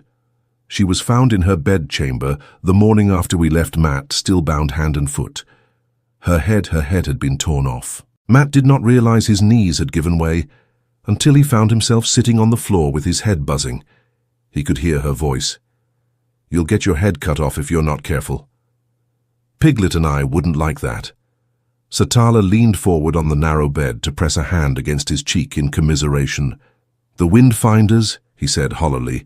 He did not have to say more. According to what that lieutenant said, the Seanchan have settled on Aes Sedai for the blame because Thailand had sworn the shaken oaths. That's what they'll announce at her funeral feast. Talon dies the same night the Windfinders escape, and the Seanchan believe Aes Sedai killed her. He could not imagine Talon dead. I'm going to have you for supper, duckling. That doesn't make sense. Tom hesitated, frowning as he considered. It could be political in part, but I think that's what they really believe, Matt. That lieutenant said they're sure the Windfinders were running too hard to stop or go out of their way, and the quickest path out of the palace from the demonic kennels goes nowhere near Titan's apartments. Matt grunted. He was sure it was not so, and if it were, there was nothing in the world he could do about it. The Marath Demani had reason to murder Talon. Suchia said suddenly they must fear her example for others. What reason had the Demani? Speak of none.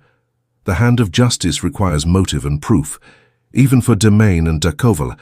She sounded as though she were reading the words off a page, and she was looking at Tuon from the corner of her eye. Matt looked over his shoulder, but if the tiny woman had been using her hands to tell Sushi what to say, they were resting in her lap. Now she was watching him, a neutral expression on her face. "Did you care for Talon so deeply?" she said in a cautious voice. "Yes, no, burn me, I liked her." Turning away, he scrubbed fingers through his hair, pushing the cap off. He had never been so glad to get away from a woman in his life. But this, and I left her tied up and gagged so she couldn't even call for help. Easy prey for the golem, he said bitterly. It was looking for me. Don't shake your head, Tom. You know it as well as I do. What is a golem? Tuon asked Shadowspawn. My lady, Tom said. He frowned worriedly. He did not take easily to worry. But anybody except a fool would worry about a golem. It looks like a man, but it can slip through a mouse hole or under a door. And it's strong enough to. He harped through his moustaches. Well, enough of that, Matt. She could have had 100 guards around her, and it wouldn't have stopped that thing. She would not have needed 100 guards if she had not taken up with Matt Cowan. A gome to unmurmured Riley. Suddenly Riley rapped Matt hard on the top of his head with her knuckles, clapping a hand to his scalp. He stared over his shoulder incredulously.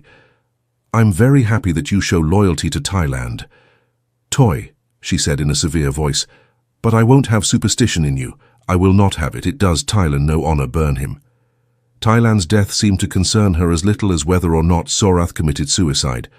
What kind of a woman was he going to marry when a fist pounded on the door? This time he did not even bother to stand, felt numb at the core and scraped raw on the surface. Blur pushed into the wagon without asking, his dark brown cloak dripping rain. It was an old cloak worn thin in spots, but he appeared not to care where the rain leaked through the water. Ignored everyone but Matt, or almost everyone. The man actually took a moment to consider Celia's bosom. Jolene wants you, Kithin, he said, still studying her light. This was all Matt needed to make it a fine day. Who is Jolene too? Undemanded. Matt ignored her. Tell Jolene.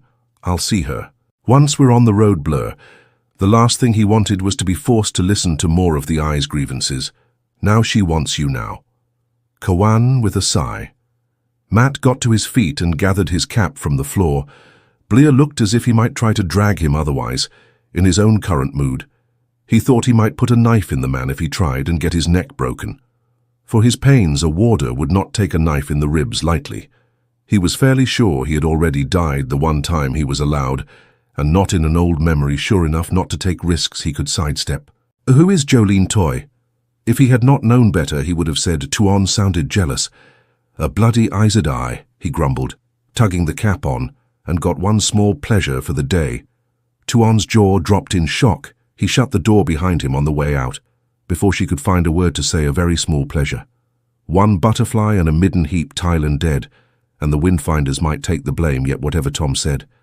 And that was aside from Tuon and the bloody dice, a very tiny butterfly and a very large. Mitten, the sky was full of dark clouds now, and the downpour steady, a soaking rain. They would have called it back home. It began to slick his hair cap or no, and seep through his coat. As soon as he stepped outside, Larrick hardly seemed to notice, barely gathering his cloak. There was nothing for it but for Matt to hunch his shoulders and splash through the widening puddles on the dirt streets. By the time he could reach his wagon for a cloak, he would be drenched to the skin anyway. Besides, the weather fit his spirits. To his surprise, rain or no rain, An incredible amount of work had been done in the short time he was inside. The canvas wall was gone as far as he could see in either direction, and half the storage wagons that had been around Tuon's wagon were missing too, so are most of the animals that have been picketed on the horse lines. A large iron-bred cage containing a black-maned lion trundled past toward the road behind a plotting team.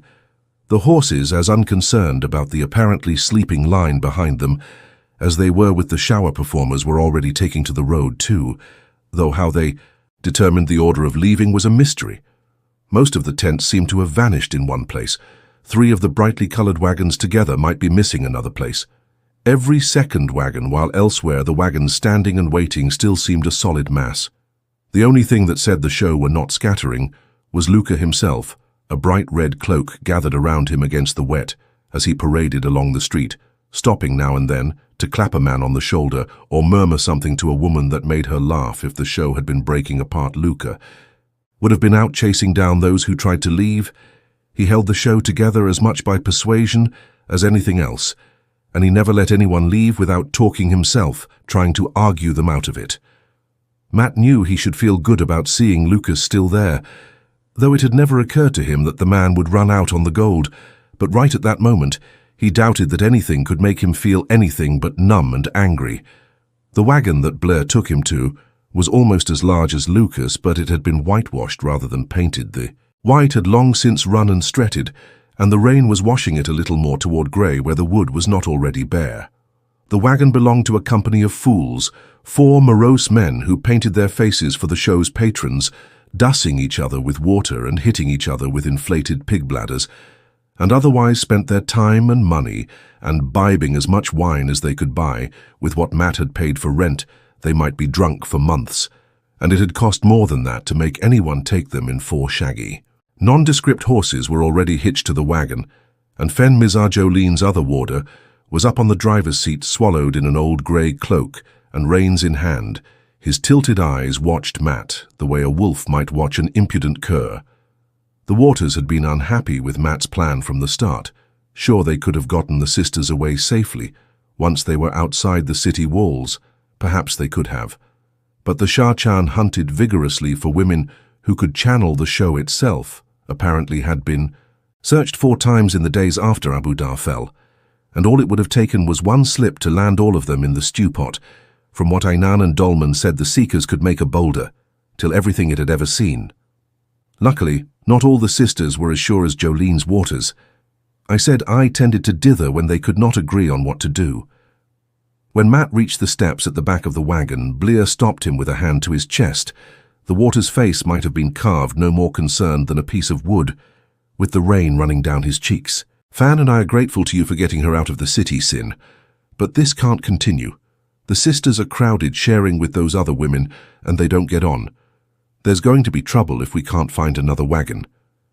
Is that what this is about? Matt said crossly, tugging his collar tighter. Not that it did much good. He was already wet through on the back and not much better in front. If Jolene had pulled him here to whine about the accommodations. Again, she'll tell you what it's about, Corthan. Just remember what I said, grumbling. Under his breath, Matt climbed the dirt-streaked steps and went in, not quite slamming the door behind him.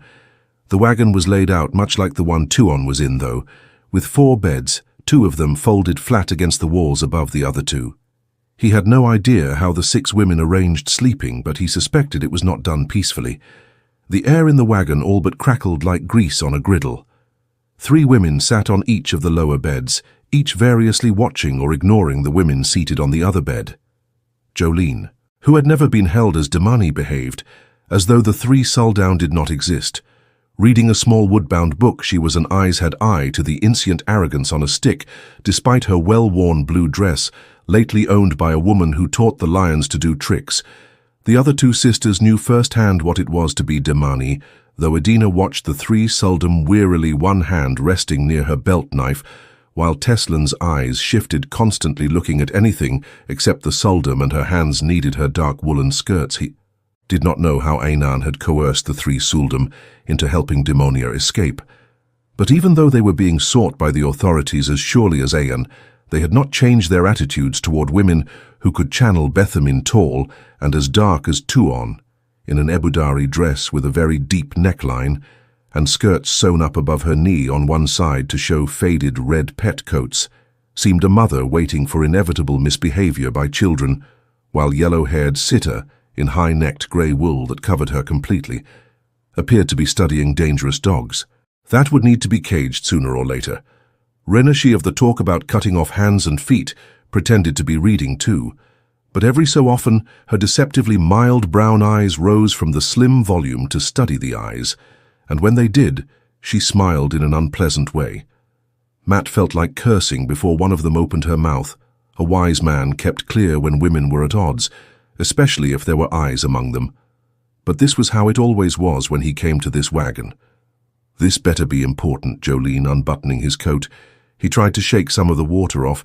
He thought he would do better wringing the garment out. I just learned that the golem killed Thailand the night we left, and I'm in no mood for complaints. Jolene marked her place carefully with an embroidered marker and folded her hands in the book before speaking. I said never hurried, they just expected everyone else to without him. She likely would have been wearing an item by now herself, but he had never found Aes Sedai particularly noted for gratitude, either. She ignored what he had said about Thailand. Blick tells me the show has begun moving, she said coolly. But you must stop it, Luca will only listen to you. Her mouth tightened slightly on the words I said. I also were unused to not being listened to, and Greens were not the best at hiding their displeasure. We must abandon the idea of Lugard for the time being. We must take the ferry across the harbour and go to Elon. That was about as bad a suggestion as he had heard out of her, though she did not mean it for a suggestion. Of course she was worse than a Jean in that way. With half the show already on the road or near enough, it would take all day just to get everyone down to the ferry landing, and it would mean going into the city. Besides, heading for Lugard took the show away from the Cheyenne as quickly as possible. While they had soldiers camped all the way to the Eilon border, and maybe beyond, Aenion was reluctant to tell what she knew. But Tom had his ways of learning these things. Matt did not bother to crack his teeth, though he did not need to, no. Teslan said in a tight voice. Her Ileana accent, strong leaning past Adina, she looked as though she chewed rocks 3 meals a day, hard-faced and set-jawed, but there was a nervousness in her eyes put there by her weak as a Damani. No, Jolene, I have told you we do not dare risk it, we do not dare light. Jolene spat, slamming her book to the floor. Take hold of yourself, Teslan. Just because you were held prisoner for a little time is no reason to go to pieces. Go to pieces, go to pieces. Let them put that collar on you, and then speak of going to pieces. Teslan's hand went to her throat, as though she felt the item's collar. Still help me convince her, Adina. She will have us colored again if we do let her, Adina. Drew back on herself against the wall behind the bed, a slim, handsome woman with black hair spilling to her waist. She always went silent when the red and the green argued, as they did often, but Jolene did not spare us so much as a glance. You ask a rebel for help. Teslan, we should have left her for the Seanchan. Listen to me, you can feel it as well as I would. You really accept a greater danger to avoid a lesser Teslan. Snarled. You do know nothing of Rena. Held her book out at arm's length and let it drop to the floor with a bang. If my lord will excuse us a little while, we still have our item, and we can teach these girls to behave again in short order. Her accent had a musical quality, but the smile on her lips never touched her brown eyes. It never works to let them go slack this way. Sitter nodded grimly and stood as if to fetch out the leashes. I think we're done with it, Bethamine said, ignoring the shocked looks from the other 2 sul'dam. But there are other ways to settle these girls down. May I suggest my lord return in an hour? They'll tell you what you want to know without any squabbling once they can't sit down. She sounded as though she meant exactly what she said. Jolene was staring at the 3 sul'dam in outraged disbelief, but Edsina was sitting up straight, gripping her belt knife with a determined expression, while Teslan was now the one shrinking back against the wall, her hands clasped tightly at her waist. That won't be necessary, Matt said after a moment. Only a moment. However satisfying it might be to have Jolene settled down, Adina might draw that knife, and that would set the cat among the chickens no matter how it turned out. What greater danger are you talking about, Jolene? What danger is greater than the Seanchan right now? The Green decided her stare was making no impression on Bethamine and turned it on Matt. Instead, had she been other than I die, he would have said she looked sulky. Jolene disliked explaining if you must know someone is channeling Teslan, and Adina nodded. the red sister reluctantly.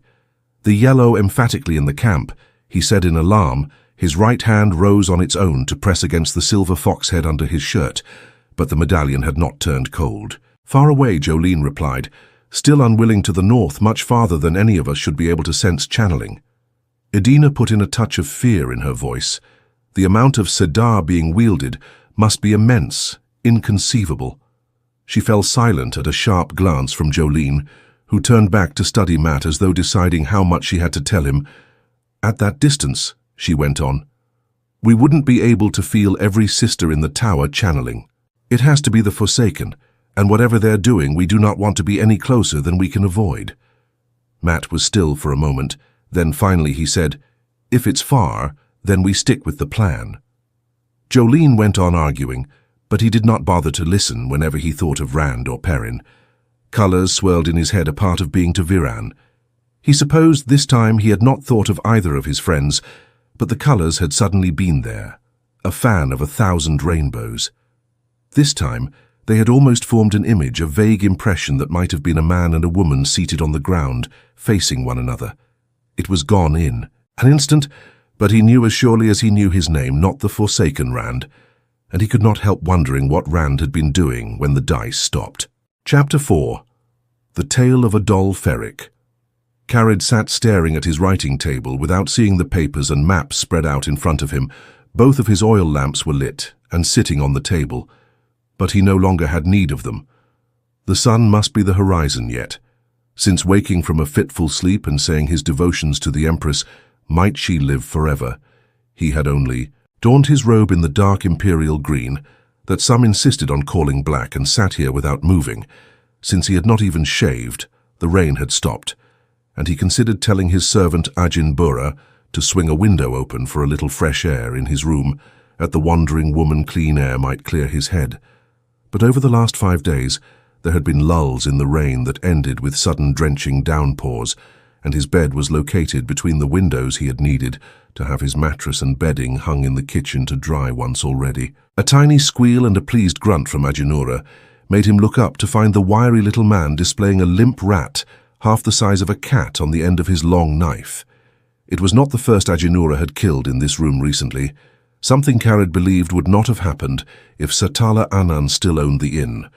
Though the number of rats in Abu Dar seemed to be increasing well in advance of spring, Ajinura looked a little like a wizard rat himself, his grin both satisfied and feral after more than 300 years under.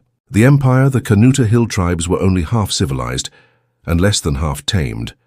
The man wore his white-streaked dark red hair and a thick braid that hung to his waist to make a good trophy if he ever found his way back to those near mountains, and fell in one of the endless feuds between families or tribes. And he insisted on drinking from a silver-mounted cup that anyone who looked closely could see was the top of someone's skull. If you are going to eat that, Carid said, as though there were any question you will clean it in the stable out of anyone's sight. Ajimura would eat anything except for lizards, which were forbidden to his tribe. For some reason he would never make clear. But of course, High One, the man replied with the hunch of his shoulders that passed for a boo among his people. I know well the ways of the town people, and I would not embarrass the High One after close to 20 years in Carid's service. Without a reminder, he still would have skinned out the rat and roasted it over the flames in the small brick fireplace, scraping the carcass off the blade into Mar. A small canvas sack Ajimura tucked that into a corner for later, and carefully wiped his knife clean before she sheathing it and settling on his heels to await Carid's needs. He would wait like that all day, if necessary, as patiently as Dakale Karita had never puzzled out exactly why Ajin Bura had left his hill fort home to follow one of the Death Watch Guard. It was a much more circumscribed life than the man had known before, and besides, Karita had nearly killed him 3 times before he made that choice. Dismissing thoughts of his servant, he returned to the display on his writing table. Though he had no intention of taking up his pen for the moment, he had been raised to Banner General for achieving some small success in the battles with the Ashaman, in days when few had achieved any, and now, because he had commanded against men who could channel some thought he must have wisdom to share about fighting Marthdamani. No one had had to do that in centuries, and since the so-called Aes Sedai revealed their unknown weapon, only a few leagues from where he sat, a great deal of thinking had gone into How to their power, that was not the only request littering the tabletop aside from the usual run of requisitions and reports that needed his signature. His comments on the forces arrayed against them in Elon had been solicited by 4 lords and 3 ladies, and on the special Aiel problem by 6 ladies and 5 lords. But those questions would be decided elsewhere. Very likely already had been decided. His observations would only be used in the infighting over who controlled what in the return. In any event, Ward always been a second calling for the Death Watch Guard. Oh, the guards were always there whenever a major battle was fought. The sword hand of the Empress. Might she live forever to strike at her enemies, whether or not she herself was present, always to lead the way where the fight was hottest. But their first calling was to protect the lives and persons of the imperial family, with their own lives when necessary and willingly given. And 9 nights passed. The High Lady Tuon had vanished, as if swallowed by the storm. He did not think of her as the daughter of the 9 moons could not. Until he knew she was no longer under the veil, he had not considered taking his own life either. Though the shame cut him keenly, it was for the blood to resort to the easy way to escape disgrace. The Death Watch Guard fought to the last. Masenji commanded her personal bodyguard. But as the highest-ranking member of the guard this side of the Arth Ocean, it was Carid's duty to return her safely. Every cranny in the city was being searched on one excuse or another. Every vessel larger than a rowboat, but most often by men ignorant of what they were searching for, unaware that the fate of the return might rest on their diligence. The duty was his. Of course, the imperial family was given to even more complicated intrigues than the rest of the blood, and the High Lady too. Frequently played a very deep game indeed, with a sharp and deadly skill. Only a few were aware that she had vanished twice before and had been reported dead to the very arrangement of her funeral rites, all by her own contriving. Whatever the reasons for her disappearance, though he had to find and protect her so far. He had no clue how, swallowed by the storm or perhaps by the Lady of the Shadows, there had been countless attempts to kidnap or assassinate her beginning on the day of her birth. If he found her dead, he must find who killed her, who had given the ultimate commands, and avenge her, whatever the cost. That was his duty too. A slender man slipped into the room from the hallway without knocking. He might have been one of the inn's stablemen from his rough coat, but no local had his pale hair with the blue eyes that slid across the room as though memorizing everything in it. His hand slipped under his coat, and Carid rehearsed 2 ways of killing him bare-handed in the brief moment before he produced a small, gold-bordered ivory plaque worked with the raven in the Tower Seekers. For the truth did not have to knock. Killing them was frowned upon. Lise the Seeker told Agenura, tucking away the plaque. Once he was sure Carid had recognized it, the little man remained crouched on his heels, motionless, and the Seeker's eyebrows rose in surprise. Even in the Canada Hills, everyone knew a Seeker's word was law. Well, perhaps not in some of the more remote hill forts. Not if they believed no one knew the Seeker was there. But Agenura knew better than this. "Wait outside," Carid commanded sharply, and Agenura rose with alacrity, murmuring, "I hear and obey, High One." He studied the Seeker openly, though as if to make sure the Seeker knew he had marked his face before leaving the room. He was going to get himself beheaded one day. "A precious thing, loyalty," the pale-haired man said, eyeing the tabletop after Agenura pulled the door shut behind himself. "You are involved in Lord Yulan's plans, Banner General Kured. I would not have expected the Death Watch Guard to be part of that." Kured moved 2 bronze map weights, shaped like lions, and let the map of Tarvalin roll up on itself. The other had not been unrolled yet. "You must ask Lord Yulan, Seeker. Loyalty to the Crystal Throne is precious, above the breath of life, followed closely by knowing when to keep silent. The more who speak of a thing, the more we learn of it, who should not. No one short of the imperial family rebuked a Seeker or whatever hand guided him, but the fellow appeared unaffected. Then again he seated himself in the room's cushioned armchair and made a tent of his fingers, peering over them at Carid, who had the choice of moving his own chair or leaving the man almost at his back. Most people would have been very nervous about having a Seeker behind them. Most would have been nervous having a Seeker in the same room. Carid had a smile and did not move. He only had to turn his head a fraction, and he was trained at seeing clearly what lay in the corners of sight. "You must be proud of your sons," the Seeker said. 2 following you into the Death Watch Guard, the 3rd listed among the honored dead. Your wife would have been very proud.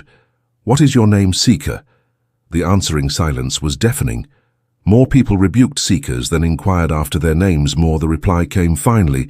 Almarat Moore, so Moore he had an ancestor, who had come with Luther Pyan Drag then, and was rightly proud, without access to the breeding books, which no Devale was allowed.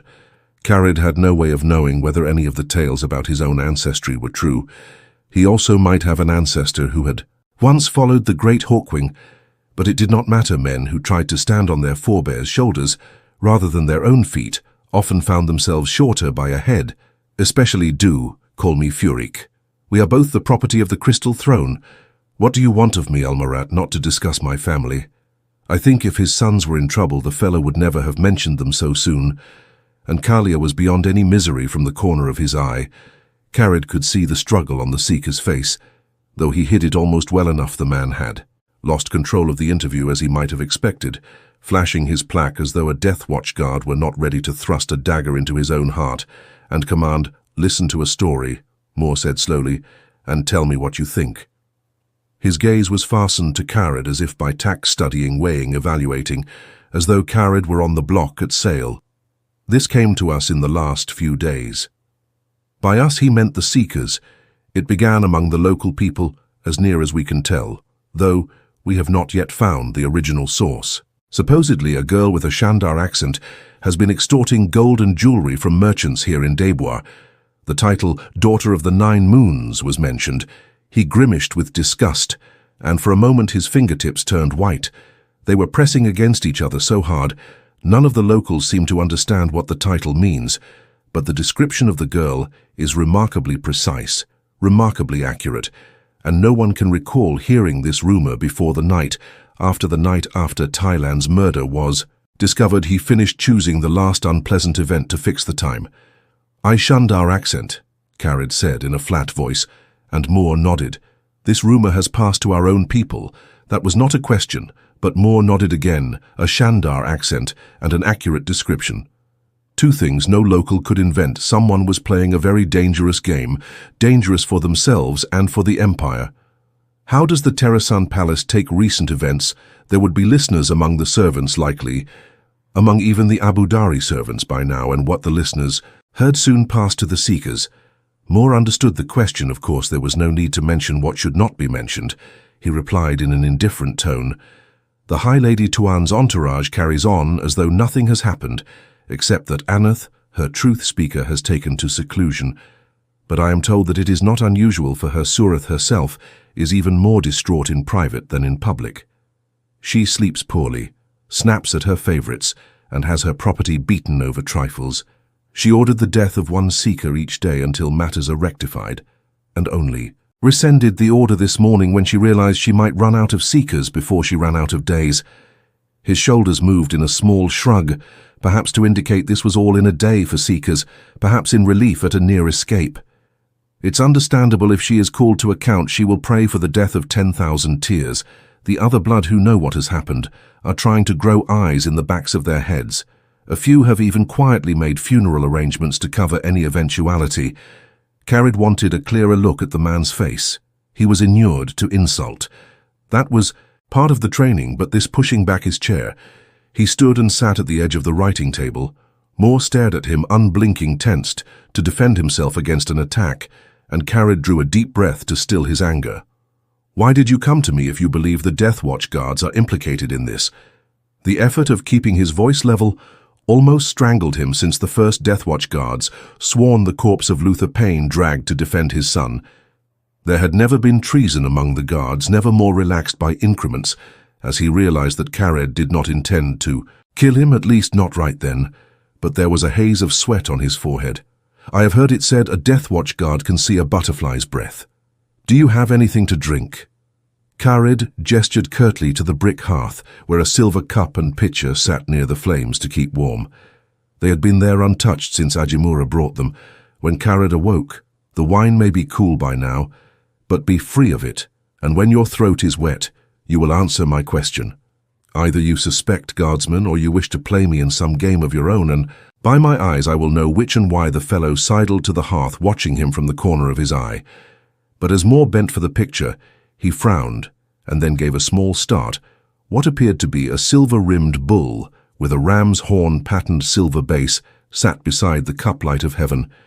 Ajimbura had been told often enough to keep that thing out of sight.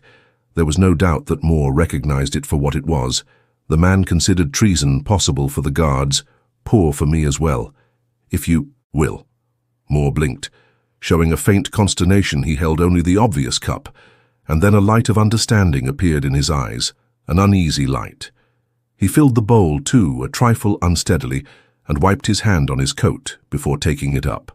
Every man had his limits, even a seeker and a man push them was especially dangerous, but he was also off balance, accepting the skull cup with both hands. Carid raised it high and lowered his head to the Empress. May she live forever in honor and glory, death and shame to her. To enemies to the Empress. May she live forever in honor and glory. Moore echoed, bowing his head and lifting his cup. Death and shame to her enemies, putting Ajimbura's cup to his lips. Carid was aware of the other man watching him drink. The wine was indeed cool, the spices bitter, and there was a faint, accurate hint of silver polish. He told himself the taste of dead man's dust was his imagination. Moore dashed off half his own wine in hurried gulps, then stared at his cup, seemed to realize what he had done, and made a visible effort to regain control of himself. Ferric Carid, he said briskly. Born 42 years ago to weavers, the property of one Jaled Maganine, a craftsman in Ancarid, chosen at 15 for training in the Death Watch Guards, cited twice for heroism, and mentioned in dispatches 3 times then as a 7-year veteran named to the bodyguard of the highlighted Tuon upon her birth. That had not been her name then, of course, but mentioning her birth name would have been an insult. That same year, as one of 3 survivors of the first known attempt on her life, chosen for training as an officer service during the Miami Uprising and the Janmin incident. More citations for heroism, more mentions in dispatches and assignment, back to the High Lady's bodyguard just before her first true name. Moore peered into his wine, then looked up suddenly at your request. Unusual, that the following year you took 3 serious wounds shielding her with your body against another set of assassins.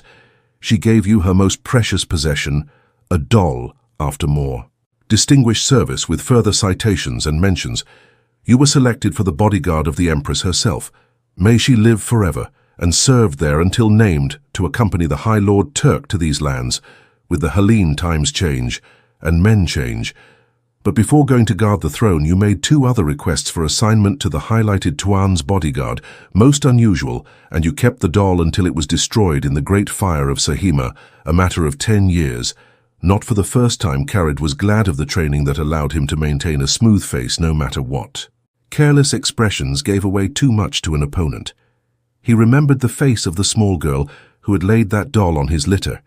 He could hear her still. You have protected my life, so you must take Emila to watch over you in turn, she said. She can't really protect you, of course she's only a doll, but keep her to remind you that I will always hear if you speak my name, if I'm still alive, of course. My honor is loyalty, he said, setting Ajimbura's cup on the writing table carefully, so as not to slop wine onto his papers. However often the fellow polished the silver car, did not think he bothered to wash the thing loyalty to the throne. Why did you come to me? Moore moved slightly, so the armchair was between them. No doubt he thought he was standing casually, but he was clearly ready to throw the wine cup. He had a knife under his coat in the small of his back, and probably at least 1 other 3 requests to join the High Lady Tuon's bodyguard. And you kept the doll. That much I understand. Carid told him dryly the guards were not supposed to form attachments to those they were sent to guard. The Death Watch Guard served only the Crystal Throne served, whoever succeeded to the Crystal Throne with a whole heart and a whole faith. But he remembered that serious child's face, already aware she might not live to do her duty yet, trying to do it anyway, and he had kept the doll. But there's more to it than rumor of a girl, isn't there?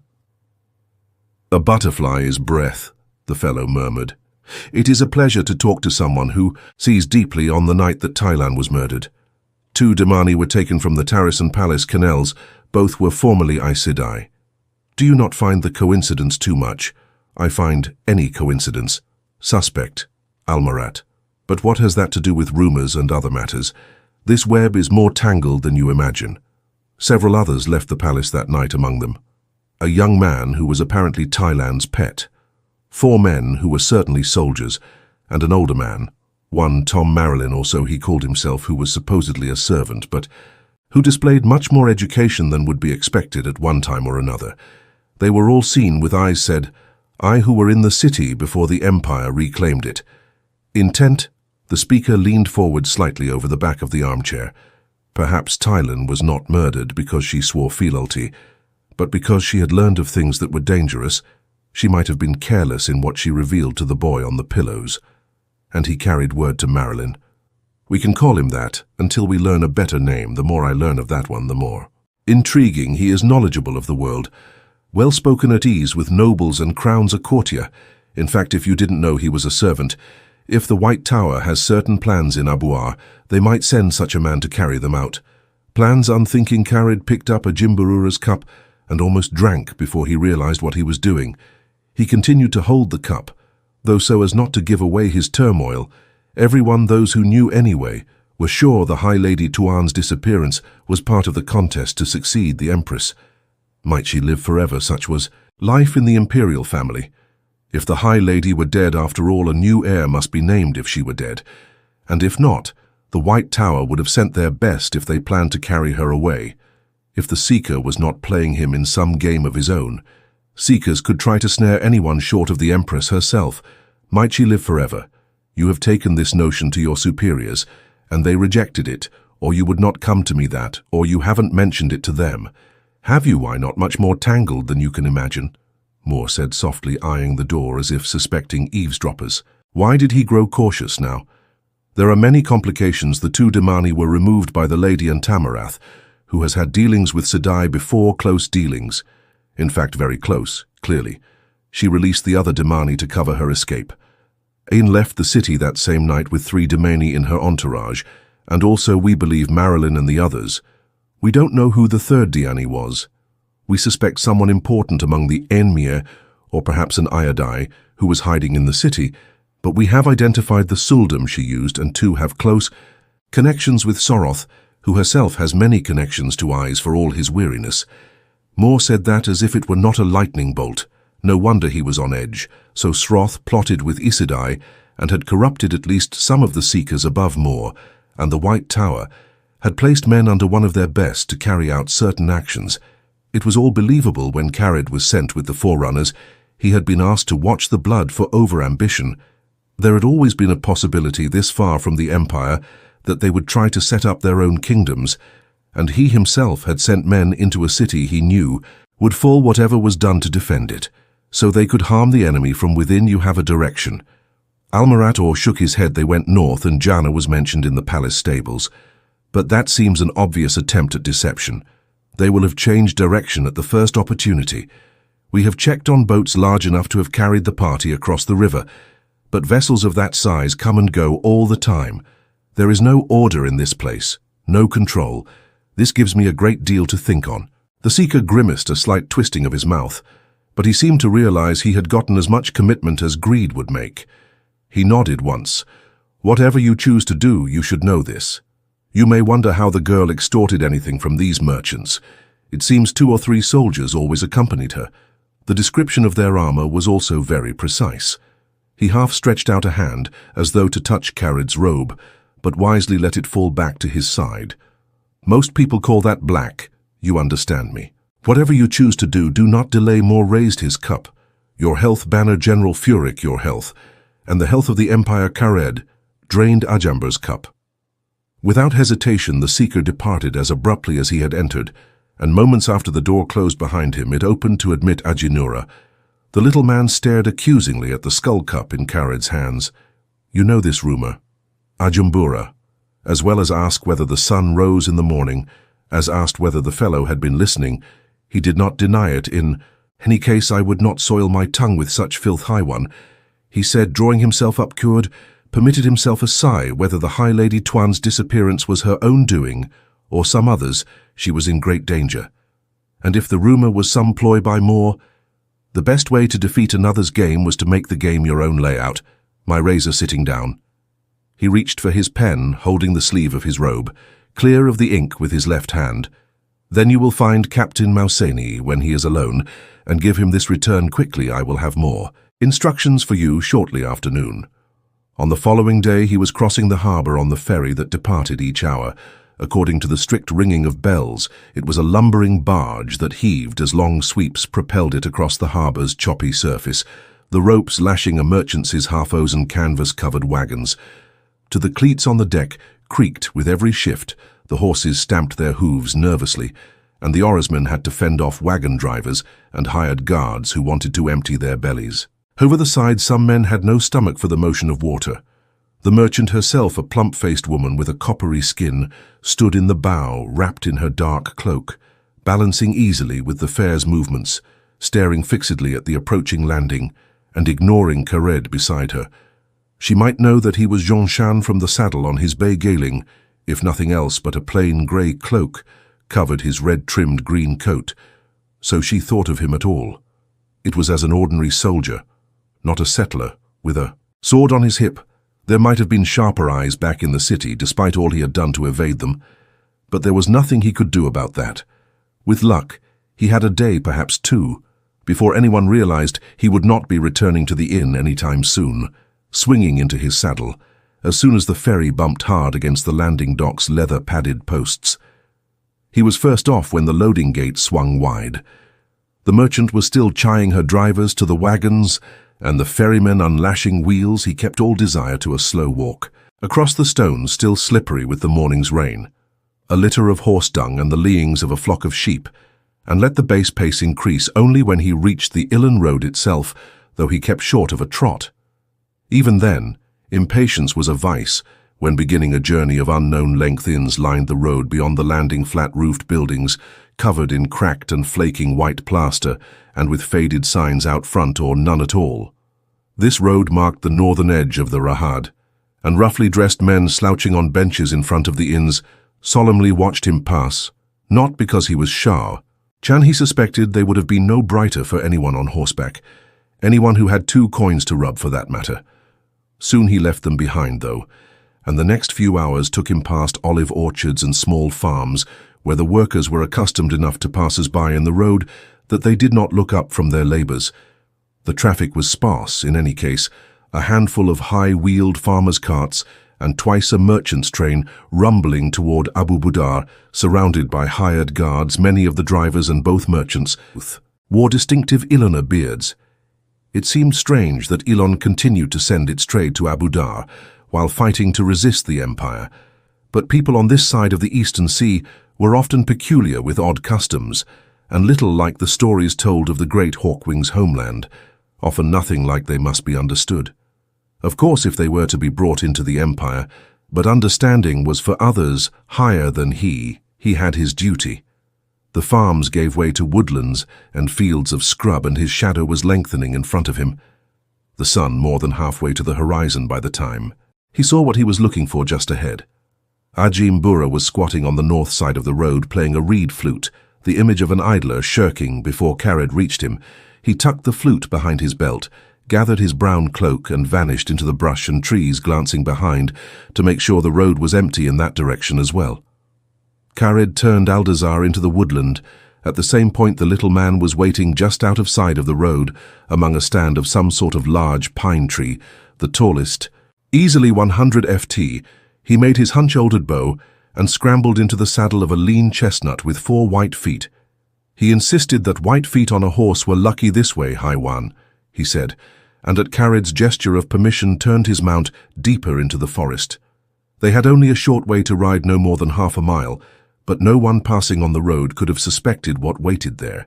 In a large clearing, Misenji had brought 100 of the guard on good horses and 20 ore gardeners, all in full armor, along with pack animals to carry supplies for 2 weeks the pack horse Ajinura had brought. Out yesterday with Kared's armor would be among them. A cluster of sul'dam were standing beside their own mounts, some petting the 6-leash Damani, when Menji rode forward to meet Kared with the first gardener striding grim-faced beside him with his green tasseled axe over his shoulder. One of the women, Melatine, the highlighted T1s, dear sul'dam, stepped into her saddle and joined them. Misenji and Hartha touched fists to heart, and Kared returned their salute. But his eyes went to the Demani, to one in particular, a small woman whose hair was being stroked by a dark, square-faced sul'dam. A Demani's face was always deceptive. They aged slowly and lived a very long time, but this one had a difference he had learned to recognize as belonging to those who called themselves. "What excuse did you use to get all of them out of the city at once?" he asked. "Exercise Benna," General Elayne replied with a wry smile. "Everyone always believes exercise. It was said the High Lady Tuon, in truth, needed no Aes Sedai to train her property or her sul'dam, but Elayne, with less black than grey in her long hair, was experienced in more than her craft, and she knew what he was really asking. He had requested that Missandei bring a pair of Demani, if he could. None of us would be left behind. Benna, General. Never for this, as for Million. That must be the former. I said after we left the city, we told the Demani why we were going. It's always best if they know what's expected. We've been calming Million ever since she loves the High Lady. They all do, but Million worships her as though she already sat on the crystal throne. If Marlin gets her hands on one of those Aes Sedai, she chuckled, we'll have to be quick to keep the woman from being too battered to be worth leashing. I sensed no cause for laughter. Arthur rumbled. The ogre was even more weathered and grizzled than Missandei, with long grey moustaches and eyes like black stones staring out of his helmet. He had been a gardener since before Carad's father was born, maybe before his grandfather. We have no target. We are trying to catch the wind in a net, Elayne sobered. Quickly. And Missandei began to look grimmer than if that was possible. In 10 days the people they sought would have put many miles between them. The best the White Tower could send would not be so blatant as to head due east after trying the ruse of Jana, nor so stupid as to head too close to north, yet that left a vast and ever-expanding area to be searched. Then we must begin spreading our nets without delay, Cared said, and spread them finely. Menji nodded for the Death Watch guard. What must be done would be done even to catching the wind. Chapter 5, The Forging of a Hammer. He ran easily through the night in spite of the snow that covered the ground. He was one with the shadows slipping through the forest, the moonlight almost as clear to his eyes as the light of the sun. A cold wind ruffled his thick fur and suddenly brought a scent that made his hackles stand, and his heart race with a hatred greater than that, for the never-born hatred and a sure knowledge of death. Coming, there were no choices to be made. Not now. He ran harder toward death. Peen awoke abruptly in the deep darkness before dawn beneath one of the high-welled supply carts. Cold had seeped into his bones from the ground, despite his heavy fur-lined cloak and 2 blankets, and there was a fitful breeze not strong or steady enough to be called a light wind, but icy when he scrubbed at his face with his gauntleted hands. Frost crackled in his short beard. At least it seemed not to have snowed any more during the night. Too often he had awakened covered with a dusting. Despite the shelter of a cart, and snowfall made things difficult for the scouts. He wished he could speak with Elias the same way he talked with wolves. Then he would not have to endure this. Endless waiting weariness clung to him like a second skin. He could not recall when he had last had a sound night's sleep, or the lack of it seemed unimportant anyway. These days only the heat of anger gave him the strength to keep moving. He did not think it was the dream that had wakened him every night. He lay down expecting nightmares, and every night they came in, the worst he found Phil dead or never found her. Those woke him up in shivering sweats. Anything less horrible he slept through, or only half woke with. Trollocs cutting him up alive for the cookbot, or a drow eating his soul. This dream was fading quickly in the manner of dreams, yet he remembered being a wolf and smelling what something wolves hated more than they did. Murder something a wolf knew would kill him. The knowledge he had had in the dream was gone. Only vague impressions remained. He had not been in the wolf dream. That reflection of this world where dead wolves lived on and the living could go to consult them. The wolf dream always remained clear in his head after he left, whether he had gone there, consciously or not yet. This dream still seemed real and somehow urgent. Lying motionless on his back, he sent his mind questing, feeling for wolves. He had tried using wolves to help his hunt to no avail. Convincing them to take an interest in the doings of 2 legs was difficult to say the least. They avoided large parties of men, and for them 6 was large enough to stay clear of men chased away game, and most men tried to kill a wolf on sight. His thoughts found nothing but. Then after a time he touched wolves at a distance. How far he could not be sure, but it was like catching a whisper, almost on the edge of hearing a long way that was strange, despite scattered villages and manors, and even the occasional town. This was prime country for wolves' untouched forest, for the most part, with plenty of deer and smaller game. There was always a formality to speaking with a pack you were not part of politely. He sent his name among wolves. Young Bull shared his scent and received theirs in reply. Leaf Hunter and Tall Bear, Whitetail and Feather and Thunder Mist, a cascade of others. It was a sizable pack, and Leaf Hunter, a female with a feel of quiet certainty, was their leader. Feather Clever, and in his prime was her mate. They had heard of Young Bull, were eager to speak with the friend of the fabled Longtooth. The first 2 legs would learn to speak with wolves, after a gap of time that carried the feel of ages, vanished into the mists of the past. It was all a torrent of images and memories of sense, that his mind turned into words as the words he thought somehow became images and sense they could understand. There is something I want to learn. He thought once the greetings were done. What would a wolf hate more than the Neverborn? He tried to recall the scent from the dream to add that, but it was gone from his memory. Something that a wolf knows means death. Silence answered him, and a threat of fear blended with hatred and determination and reluctance. He had felt fear from wolves before. Above all things, they feared the wildfire that raced through a forest or so, he would have said, but this was the prickling sort of fear that made a man's skin crawl, made him shiver and jump at things unseen, laced with a resolution to go on no matter what it felt close to terror.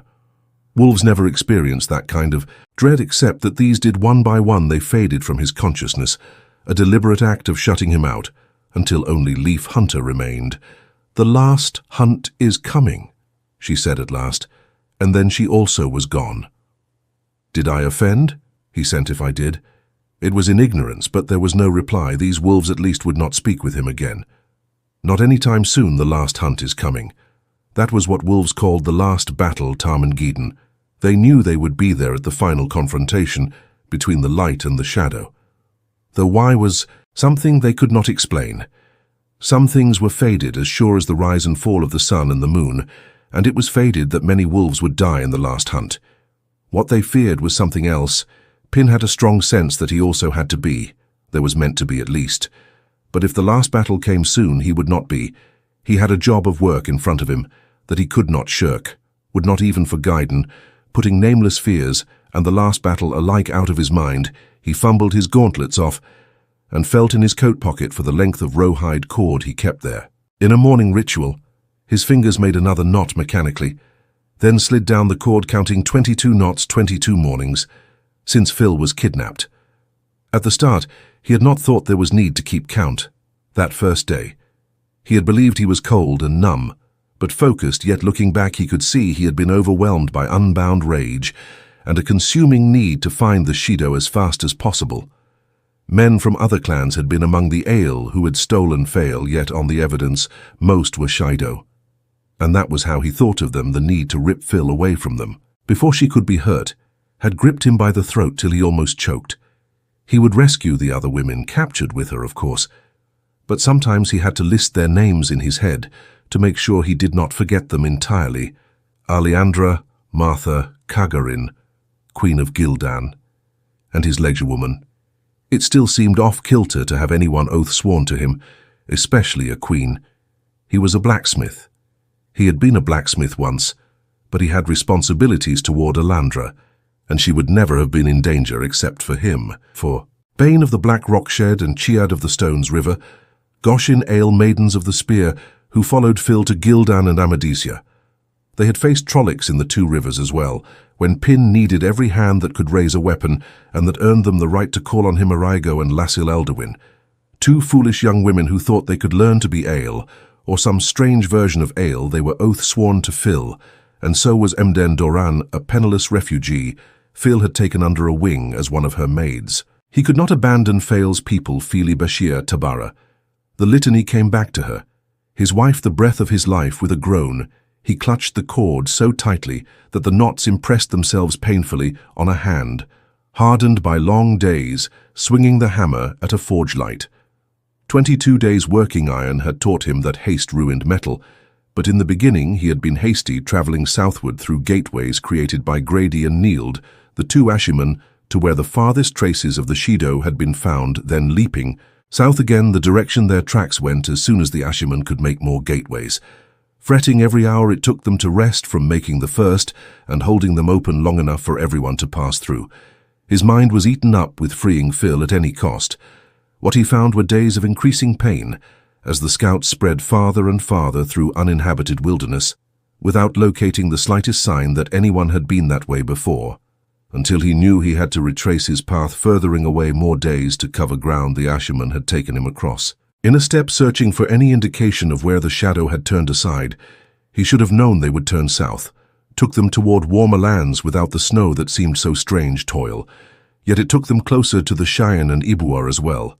He knew about the Seanchan, and he should have expected the Shaido to learn they were after pillage, not a fight with Seanchan and Damani, days of slow marching with the scouts fanning out ahead, days when falling snow blinded even the Aiel and forced them all to a chafing halt, until finally a Jundan baron found a tree scraped by a wagon, and Elias dug a broken ale spear shaft from beneath the snow, and Parn at last turned east, at most 2 days south of where he had travelled to the first time he had wanted to howl, when he realized that yet he kept a tight hold on himself.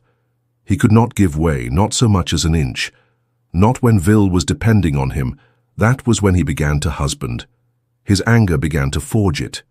His kidnappers had gained a long lead because he was hasty. But since then he had been as careful as he had been in a smithy. His anger was hardened and shaped to a purpose. Since finding the Shadow's trail again, he had travelled no farther in one jump than the scouts could come and go between sunrise and sunset.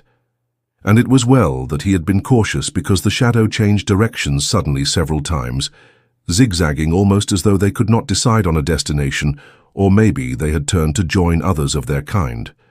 All he had to go by were old traces, old camps buried by snow, yet all of the scouts agreed the Shaido's numbers had swollen. There had to be at least 2 or 3 seps together, maybe more a formidable quarry to hunt slowly but surely. Though he had begun overtaking them, that was what was important. The Shadow covered more ground on the march than he would have thought possible given their numbers in the snow, yet they did not seem to care whether anyone was tracking them. Perhaps they believed no one dared. Sometimes they had camped several days in one spot. Anger forged to a purpose ruined villages, and small towns and estates littered the Shaido's path as if they were human locusts. Storehouses and valuables looted, men and women carried off along with the livestock. Often no one remained by the time he arrived. Only empty houses, the people seeking somewhere for food to survive until spring. He had crossed the Ilar into Alaro, where a small ferry used by peddlers and local farmers, not merchants, once ran between 2 villages on the forested riverbanks. How the Shaido had gotten across, he did not know, but he had the Ashimen make gateways all that remained of the ferry.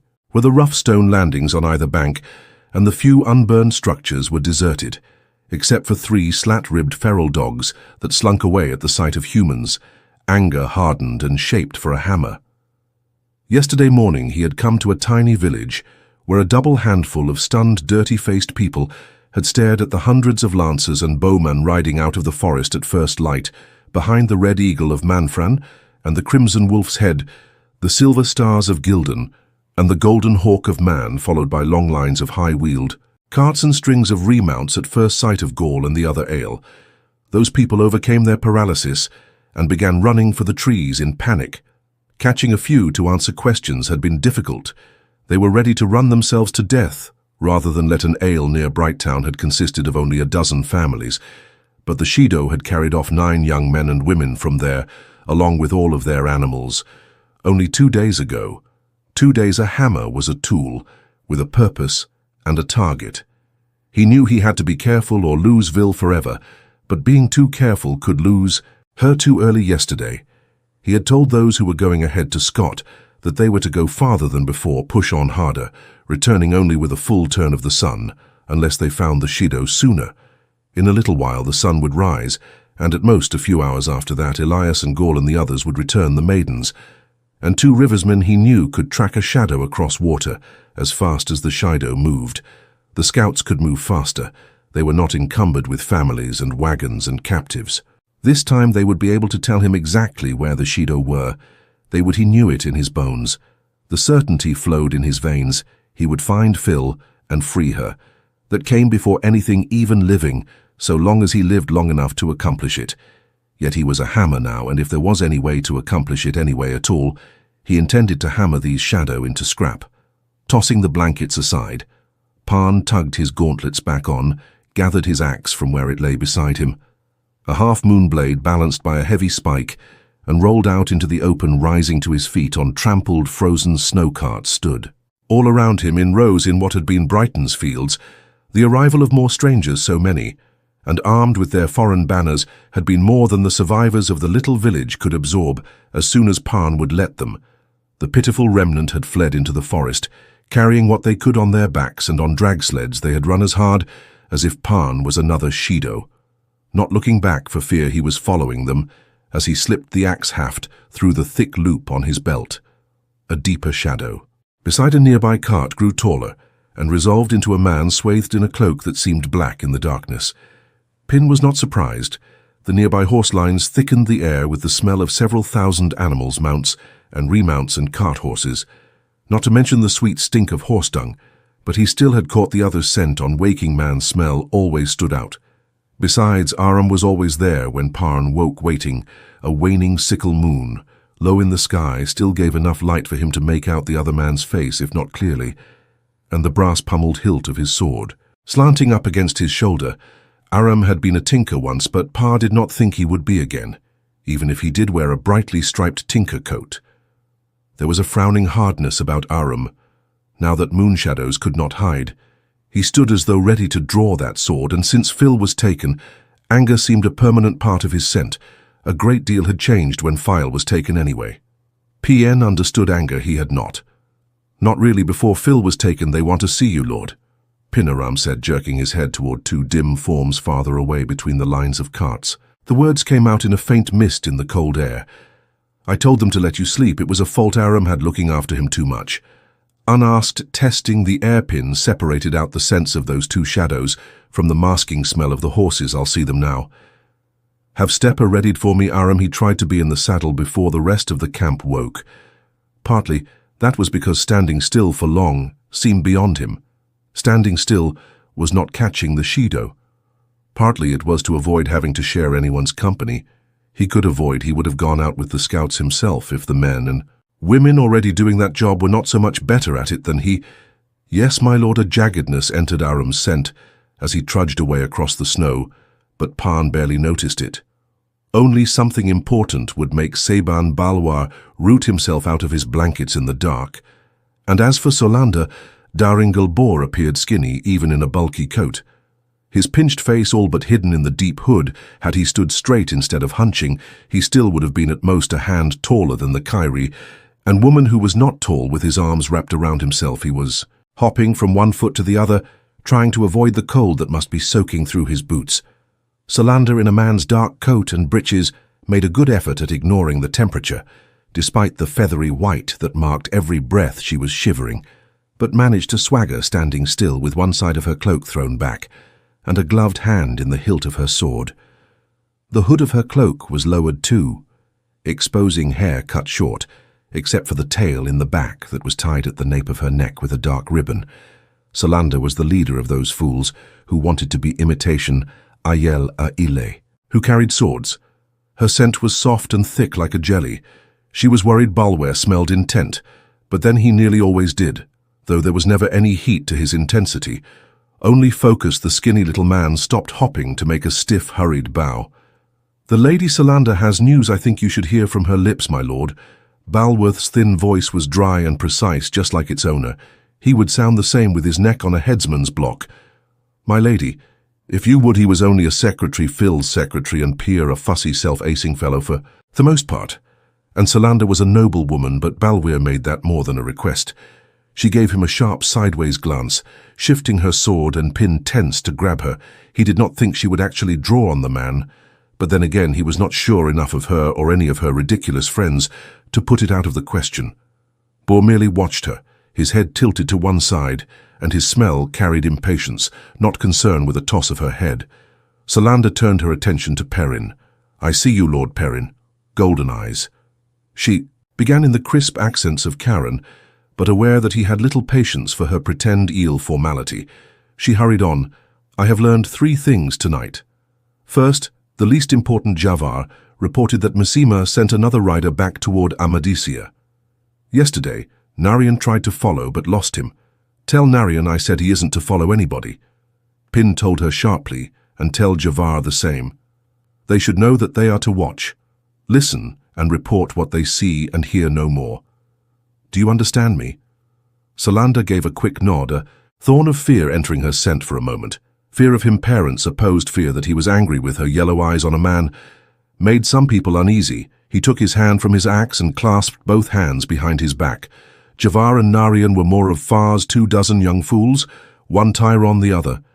Karen and Phil had used a lot of them for eyes and ears, a fact that still irritated him for some reason. Though she had told him to his face that spying was a wife's business, a man needed to listen hard when he thought his wife was joking. She might not be the whole notion of spying.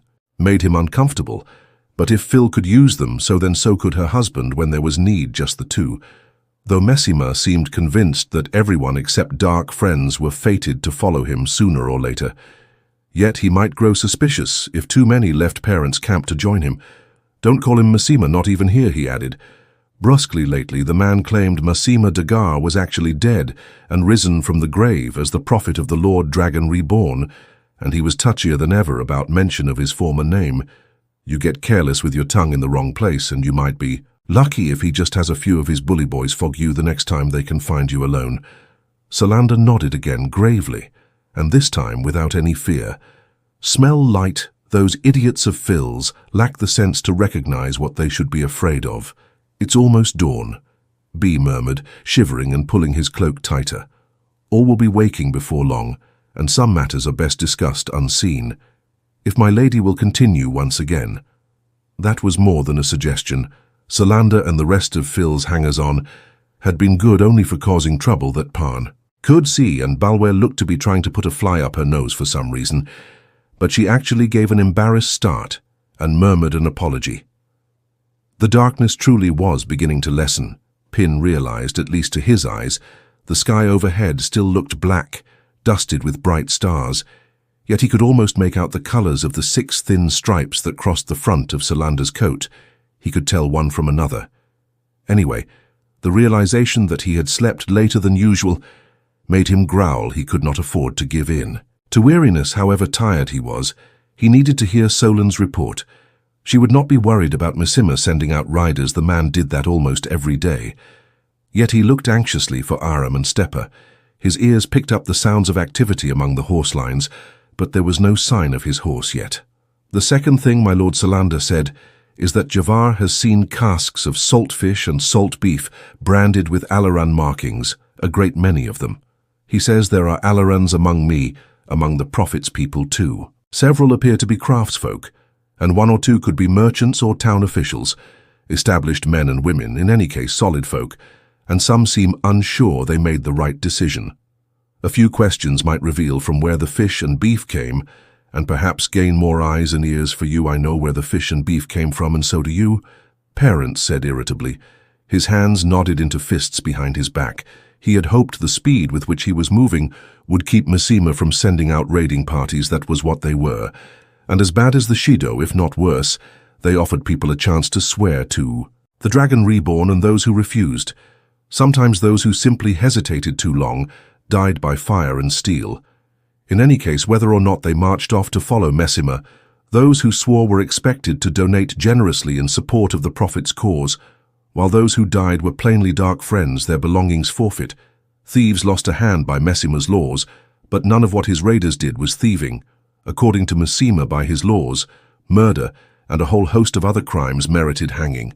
Yet a fair number of his followers seemed to prefer killing to receiving oaths. There was more loot that way, and for some of them murder was a fine game to play before eating.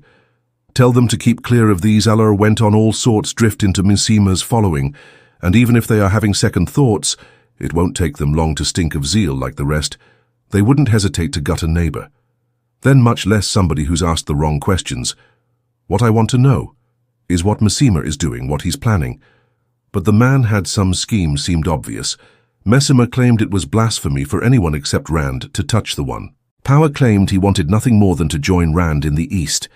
As always thought of, Rand brought colors whirling through Pin's head, more vividly than usual this time, but anger melted them to vapor blasphemy or no. Messima had accepted traveling, which was not just channeling but men channeling. And no matter what he claimed, he had done it to remain in the West as long as possible, not to help rescue Phil Pon, tended to trust people until they proved unreliable. But one sniff of Messima had told him the fellow was as insane as a rabid animal and less trustworthy. He had considered ways to stop that scheme. Whatever it was, ways to stop Messima's killing and burning. Messima had 10 or 12,000 men with him, maybe more. The man was not very forthcoming about numbers, and the way they camped in a squalid sprawl made counting impossible, while less than a quarter of that number followed Pin, several hundred of them, cart drivers and grooms and others who would be more hindrance than help in a fight. Yet with 3 Aes Sedai and 2 Ashima, not to mention 6 Ale-wise ones, he could halt Messima in his tracks, the wise ones, and 2 of the Aes Sedai would be eager to take part, more than simply willing. At least they wanted Messima dead. But dispersing Messima's army would only break it into hundreds of smaller bands that would scatter across Alara and beyond, still looting and killing just for themselves, instead of in the name of the dragon reborn breaking the Shaido, will do the same thing, he thought, and push the thought away.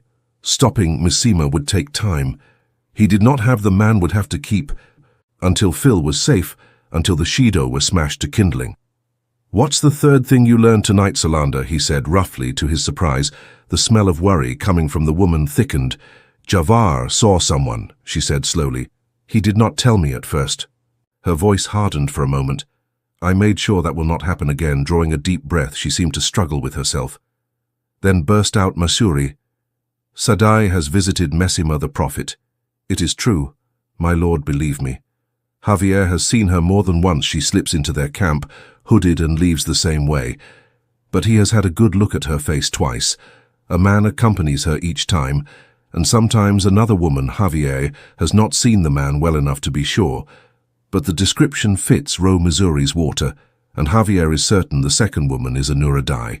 She broke off abruptly, her eyes shining darkly in the moonlight as she watched him light. She was as worried about how he would take it as by what it meant. He forced his hands to unclench. Messima despised Ai as much as he did dark friends. He nearly considered them dark friends. So why would he receive 2 sisters? Why would they go to him? Anura's opinion of Messima lay hidden behind, I said, eye mystery and double-jointed comments that could mean anything. But Masuri had said straight out that the man needed to be put down like a mad dog. Make sure Java and Narion keep a sharp eye for the sisters and see if they can eavesdrop on one of their meetings with Messima. Could Javar be mistaken? No, there were a few women in Messima's camp, relatively speaking, and it passed belief that the tyrant could mistake one of those unwashed, murderous-eyed Heritons for Missouri. The sort of women willing to march with Messima usually made the men look like tinkers, tell them to take care, though better to let the chance pass than get caught at it. They're no good to anyone strung up on a tree. Panui sounded gruff and tried to make his voice milder. That seemed harder since Phil was kidnapped. "You've done well, Sal. At least he did not sound as if you were barking at her. You and Javar and Narion Phil would be proud." If she knew, a smile lit up her face, and she stood a little straighter, if that was possible. Pride clean and bright. The pride of accomplishment almost overwhelmed any other scent from her. "Thank you, my lord, thank you." You would have thought he had given her a prize. Maybe he had come to think on it, though, come to think Faile might not be best pleased that he was using her eyes and ears, or even knew about them. Once the thought of Phil displeased would have made him uneasy, but that was before he learned about her spies and that little matter of the broken crown that Elias had let slip. Everybody always said that wives kept their secrets close, but there were limits. Adjusting his cloak on his narrow shoulders with one hand, Balwer coughed behind the other. "Well said, my lord, very well said, my lady. I'm sure you want to. Pass on Lord Pin's instructions as soon as possible. It wouldn't do for there to be any misunderstanding." Solander nodded without taking her eyes off Pin. Her mouth opened, and Perrin was sure she intended to say something about hoping he found water in shade. Light water was the one thing they had in plenty, even if it was mostly frozen. And this time of year nobody needed shade. Even at noon, she probably did intend it because she hesitated before saying, "Grace, favor you, my lord. If I may be so bold, Grace has favored the Lady Faile in—" "You." Pin jerked his head in a knot of thanks. There was a taste of ashes in his mouth. Grace had a funny way of favoring. Phil giving her a husband, who still had not found her after more than 2 weeks of searching. The maidens said she had been made Gishin, that she would not be mistreated. But they had to admit these Shaido already had broken their customs. 100 different ways in his book being kidnapped. Was mistreatment enough bitter ashes the lady will do very well? "My lord," Bor said softly. Watching Solander vanish into the darkness among the carts, this approval was a surprise he had. Tried to talk Pin out of using Solander and her friends on the grounds they were hot-headed and unreliable. She has the necessary instincts, Karen and Do usually, and tyrants to some extent. At least the nobles especially, once he cut off abruptly and eyed Pin cautiously. If he were another man, Baron would have believed he had said more than he intended, but he doubted Baal was slipped in that fashion. The man's scent remained steady, not jiggling the way it would in a man who was unsure. "May I offer 1 or 2 points on her report? My lord." The crunch of hooves in the snow announced the approach of Aram. Leading Perrin's dun stallion and his own rangy grey geeling, the 2 animals were trying to nip at one another, and Aram was keeping them well apart. Though with some difficulty, Balwer sighed. "You can say whatever you need to in front of Aram, Master Balwer." Perrin said. The little man bowed his head in acquiescence, but he sighed again too. Everybody in the camp knew that Balwer had the skill of fitting together rumors, and Chance heard comments and things people had done to form a picture of what had really happened or what might. And Balworf himself considered that part of his job as a secretary, but for some reason he liked to pretend he never did any such thing. It was a harmless pretense, and Pert intended to humor him. Taking Stepper's reins from Aram, he said, "Walk behind us a while. Aram, I need to talk with Master Balwer in private." Balwer's sigh was so faint that Perrin barely heard it. Aram fell in behind the 2 of them without a word, as they began to walk, frozen snow cracking beneath their feet. But his scent grew spiky again, and quivery, a thin, sour smell this time. Perrin recognized the scent. Though he paid it no more mind than usual, Aram was jealous of anyone except Phil, who spent time with him. Pian saw no way to put a stop to it, and anyway, he was as used to Aram's possessiveness as he was to the way Bor hopped along at his side, glancing over his shoulder to see whether Aram was close enough to hear, when he finally decided to speak Bear's razor-thin scent. Of suspicion, curiously dry and not even warm, but still suspicion provided a counterpoint to Aram's jealousy. You could not change men who did not want to change the horse lines. And supply carts were located in the middle of the camp, where thieves would have a hard time reaching them. And although the sky still looked black to most eyes, the cart drivers and grooms who slept close to their charges were already awake and folding their blankets, some tending shelters made of pine boughs and other small tree limbs, harvested from the surrounding forest in case they might be needed. Another night, cook fires were being lit and small black kettles set over them, though there was little to eat except porridge or dried beans. Hunting and trapping added some meat, venison and rabbits, partridges and wood hens and the like, but that could only go so far with so many to feed, and there had been nowhere to buy supplies since before crossing the Eldar. A ripple of bows and curtsies and memories of a good morning, my lord, and the light fave you, my lord, followed Perrin. But the men and women who saw him stopped trying to strengthen their shelters, and a few began to pull theirs down, as though they had sensed his determination from his stride. They should have known his resolve by now. Since the day he realized how badly he had blundered, he had not spent 2 nights in one place. He returned the greetings without slowing. The rest of the camp made a thin ring around the horses and carts, facing the encircling forest, with the 2 rivers men divided into 4 groups, and the lancers from Gildan and Mayan spaced between them. Whoever came at them from whatever direction would face 2 rivers' longbows and trained cavalry. It was not a sudden appearance by the shadow that Pin feared, but rather Messima. The men seemed to be following him meekly enough, but aside from this news of raiding 9, Gildanan and 8 mayors had vanished in the last 2 weeks, and no one believed they had deserted before that. On the day Phil was stolen, 20 mayors had been ambushed and killed, and no one believed it had been anyone but Mima's men who did the killing, so an uneasy peace existed, a strange thorny sort of peace, yet a copper wagered on it. Lasting forever was likely a copper-lost Messima, pretended to be unaware of any danger to that peace, but his followers seemed not to care one way or the other, and whatever Messima pretended, they took their lead from him somehow, though Pan intended to see that it endured until Faile was free. Making his own camp too tough enough to crack was one way of making the peace last. The Aiel had insisted on having their own thin wedge of the strange pie, though there were fewer than 50 of them, counting the Gish Shine who served the Wise Ones, and he paused to study their low dark tents. The only other tents erected anywhere in the camp were those of Elayne and her 2 serving women on the other side of the camp, not far from Brighton's few houses. Fleas and lice in hordes made those uninhabitable even for hardened soldiers seeking shelter from the cold, and the barns were putrid, ramshackle affairs that let the wind howl through and harboured worse vermin than the houses the maidens in Gaul. The only men among the Aiel, not Garshina, were all out with the scouts, and the AI tents were silent and still, though the smell of smoke coming from some of the vent holes told him the Gishine were preparing breakfast for the Wise Ones, or serving it. Anuro was Elayne's advisor and usually shared her tent, but Missouri and Sioned would be with the Wise Ones, maybe even helping the guys shine with breakfast. They still tried to hide the fact that the Wise Ones considered them apprentices, though everyone in camp must be aware of it by now.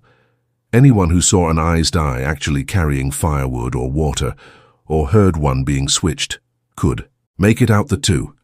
Aes Sedai were oath-sworn to Rand again. The colours whirled in his head, an explosion of hues again. They melted under his constant anger. But Adara and the other Wise Ones had been sent to keep an eye on them. Only the Aes Sedai themselves knew how tightly their oaths held them, or what room they sought to maneuver between the words, and neither was allowed to hop unless a Wise One said Toad Sionid, and Missouri had both said Messima should be put down like a mad dog, and the Wise Ones agreed, or so they said. They had no 3 oaths to hold them to the truth, though in truth that particular oath held the eyes more in letter than spirit, and he seemed to recall one of the Wise Ones telling him that Missouri thought that the mad dog could be leashed, not allowed to hop, unless a Wise One said Toad. It was like a blacksmith's puzzle. With the edges of the metal pieces sharpened, he needed to solve it. But one mistake, and he could cut himself to the bone from the corner of his eye. Paranot watching him, lips pursed in thought, a bird studying something unfamiliar, not afraid, not hungry, just curious, gathering Stepper's reins. He walked on so quickly that the little man had to lengthen his stride into small jumps to catch up. 2 Rivers men had the segment of camp next to the eel, facing northeast, and Pan considered walking a little north to where Gildan and Lancers were camped, or south to the nearest May intersection, but taking a deep breath, he made himself lead his horse through his friends and neighbours from home. They were all awake, huddling in their cloaks and feeding the remnants of their shelters into the cook fires or cutting up the cold remains of last night's rabbit to add to the porridge in the kettles. Talk dwindled, and the smell of weariness grew thick as heads lifted to watch him. Whetstones paused in sliding along steel, then resumed their sibilant whispering. The bow was their preferred weapon, but everyone carried a heavy dagger or a short sword as well, or sometimes a long sword, and they had picked up spears and hallards and other pole arms with strange blades and points that the Shaido had not thought worth carrying off with their pillage spears they were accustomed to and hands used to wielding. The quarterstaff at feast day competitions found the polearms not much different once the weight of metal on one end was accounted for. Their faces were hungry, tired, and withdrawn. Someone raised a half-hearted cry of golden eyes, but no one took it up. Nothing that would have pleased Baron a month ago. A great deal had changed since Phil was taken. Now their silence was led young. Kenley Marin, his cheeks still pale, where he had scraped off his attempt at a beard, avoided meeting Pin's eyes, and Joy Conga light-fingered whenever he saw anything small and valuable, and drunk whenever he could manage it, spat contemptuously. As Pan passed by, Ben Craw punched Jory's shoulder for it hard, but Ben did not look at Pan either. Dan Lewin stood up, tugging nervously at the thick moustache that looked so ridiculous beneath his beak of a nose. Orders Lord Pan, the skinny man, actually looked relieved when Pan shook his head, and he sat down again, quickly staring at the nearest kettle, as though he were anxious for the morning Giar. Maybe he was Nobody got a full belly lately, and Dan'l had never had much spare flesh on his bones behind Parn Ara, made a disgusted sound very like a growl. There were others here besides 2 Rivers folk, yet they were no better. Oh, Lamuin Dawn, a hulking fellow with scars on his face, tugged his forelock and bobbed his head. Lamgin looked like a shoulder-thumper, a tavern tough, but he was Perrin's body servant now when he had need of one, which was not often, and he might just want to keep in a good odour with his employer. But Basil Gill, the stout one-time innkeeper Phil had taken on as their champion, busied himself folding his blankets with exaggerated care, keeping his balding head down and Phil's. Chief maid Linny Elring, a bony woman whose tight white bun made her face seem even narrower than it was, straightened from stirring a kettle. Her thin lips compressed and raised her long wooden spoon as if to fend Pin off. Brianna Taberwin, dark eyes, fierce in her pale carrion face, slapped Lamuin's arm hard and frowned up at him. She was Lamuin's woman, if not his wife, and the second of Phil's 3 maids. They would follow the Shaido till they dropped dead if necessary, and fall on Phil's neck when they found her. But only Lamuin had an ounce of welcome for Pin. He might have gotten more from Jer Grady.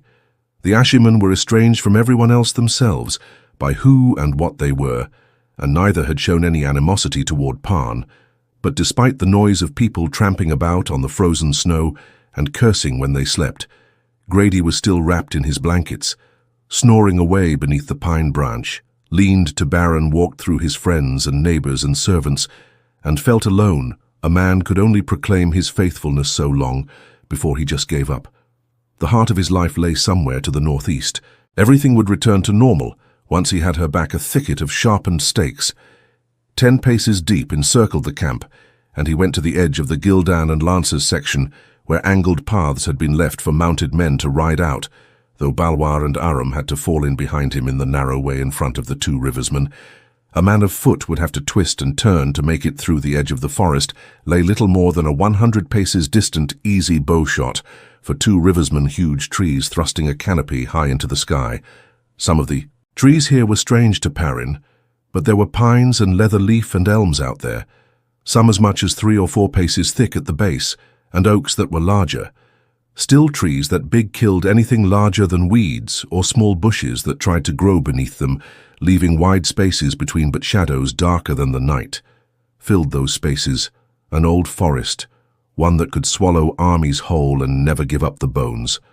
Balworth followed him all the way through the stakes before deciding this was as close to alone with Baron as he was likely to get any time soon. "The writer's Masema has sent out my lord," he said, and holding his cloak close, he cast a suspicious look back at Aram, who met it with a flat stare. "I know," Perrin said. "You think they're going to the White Cloaks?" He was eager to be moving, and that much farther from his friends. He put the hand holding his reins in the saddlebow, but refrained from putting a boot in the stirrup. Stepper tossed his head. Also impatient, "Mosima could be sending messages to the Seanchan just as easily as you have said, my lord. A viable possibility, to be sure. May I suggest once again, however, that Misema's view of Aes Sedai is very close to that of the White Cloaks, in fact identical. He would see every last sister dead if he could. The Shashan view is more pragmatic, if I may be permitted to call it that, less in accord with Messima. In any case, however much you hate White Cloaks, Master B, where they aren't at the root of every evil, and Messima has dealt with the Shashan before. As you say, my lord?" Beau's face did not change, but he wire of doubt. Parn could not prove Messema's meetings with the Shashan, and telling anyone how he had learned of them would only add to his present difficulties that gave Balwar problems. He was a man who liked evidence. As for the Aes Sedai and the Wise Ones, "My lord, I said I always seem to believe they know better than anyone else, except possibly another eye. I believe the Wise Ones are much the same parents," snorted brief white plumes in the air. "Tell me something I don't know, like why Masuri would meet with Messema, and why the Wise Ones allowed it, a wager stepper against a horseshoe nail. She didn't do it without their permission. Anura was another question, but she could be acting on her own. It certainly seemed unlikely she was acting at Barlane's behest." Shifting his cloak on his shoulders, Balwart peered back across the rows of sharpened stakes into the camp toward the ale tents, squinting as if he hoped to see through the tent walls. "There are many possibilities, my lord," he said testily. For some who swear an oath, whatever is not forbidden is permitted, and whatever is not commanded can be ignored. Others take actions they believe will help their lege without first asking permission. The Aes and the wise ones fall into one of those categories. It seems but further than that. I can only speculate as matters stand. I could just ask, I said. I can't lie, and if I press hard enough, Missouri might actually tell me the truth. Bark grimaced, as though had a sudden stomach pain. Perhaps, my lord, perhaps more likely is that she would tell you something that sounds like the truth. I said, I are experienced in that, as you know. In any event, my lord Missouri would wonder how you knew to ask, and that line of thought might lead to Javar and Nerion, under the circumstances who can say who she might tell straightforward, is not always the best way. Sometimes certain things must be done behind masks for safety. I told you I said, I couldn't be trusted, Aram said abruptly. I told you that. Lord Pin. He fell silent when Pin raised a hand, but the stink of fury from him was so strong that Pin had to exhale to clear his lungs. Part of him wanted to draw the scent deep and let it consume him. Parents studied Boer carefully if I said I could twist the truth till you could not tell up from down, and they could and did. How far could you trust? Trust was always the question he had learned, that in hard lessons he took a firm check on his anger. Though a hammer had to be used with care, and he was working a forge where one slip would tear the heart out of his chest, and might matters change if some of Solander's friends began spending more time among the AI they want to be eel. After all, that ought to give them enough excuse, and maybe one of them can strike up a friendship with Elayne, and with her advisor. That should be possible, my Lord Boer said after the slightest hesitation. Lady Midori's father is a high lord of Tyr, giving her sufficient rank to approach the first of Mayan, and also a reason possibly one or two of the Karanan stand high enough as well. Finding those to live among the ale will be easier. Still, Pin nodded infinite care with the hammer, however much you wanted to smash. Whatever lay within reach, then do it. But Master Balworth, you've been trying to guide me to this since Alan left us. From now on, if you have a suggestion to make it. Even if I say no to 9 in a row, I'll always listen to a 10th. I'm not a clever man, but I'm willing to listen to people who are, and I think you are. Just don't try poking me in the direction you want me to go. I don't like that. Master Balworth blinked, then of all things bowed with his hands folded at his waist. He smelled surprised and gratified. Gratified? As you say, my lord, my previous employer disliked me suggesting actions. Unless I was asked, I won't make the same mistake again, I assure you. Eyeing Pin, he seemed to reach a decision, if I may say so. He said carefully, I have found serving you pleasant in ways I did not expect. You are what you seem, my lord, with no poisoned needles hidden away to catch the unwary. My previous employer was known widely for cleverness, but I believe you are equally clever in a different way. I believe I would regret leaving your service. Any man might say these things to keep his place, but I mean them. Poisoned needles before entering Perrin's service. Balworth's last employment had been as secretary to a Mirandian noblewoman fallen into hard times who could no longer afford to keep him Mirandi. Must be a rougher place than Pan thought. I see no reason for you to leave, my employee. Just tell me what you want to do, and let me decide. Don't try to prod. Forget the flattery. I never flatter, my lord, but I am adept at shaping myself to my master's needs. It is a requirement of my profession. The little man bowed once more. He had never been this formal before. If you have no further questions, my lord, may I go to find the Lady Midori? Perrin nodded. The little man bowed yet again, backing away, then went skittering toward the camp, his cloak fluttering behind him as he dodged through the sharpened stakes like a sparrow hopping across the snow. He was a strange fellow. I don't trust him, Ara muttered, staring after Ballworm. And I don't trust Sal in that lot they'll throw in with the eyes. You mark my words. You have to trust somebody, Pin said roughly. The question was who swinging into Stepper's saddle. He booted the dun in the ribs. A hammer was useless lying at rest.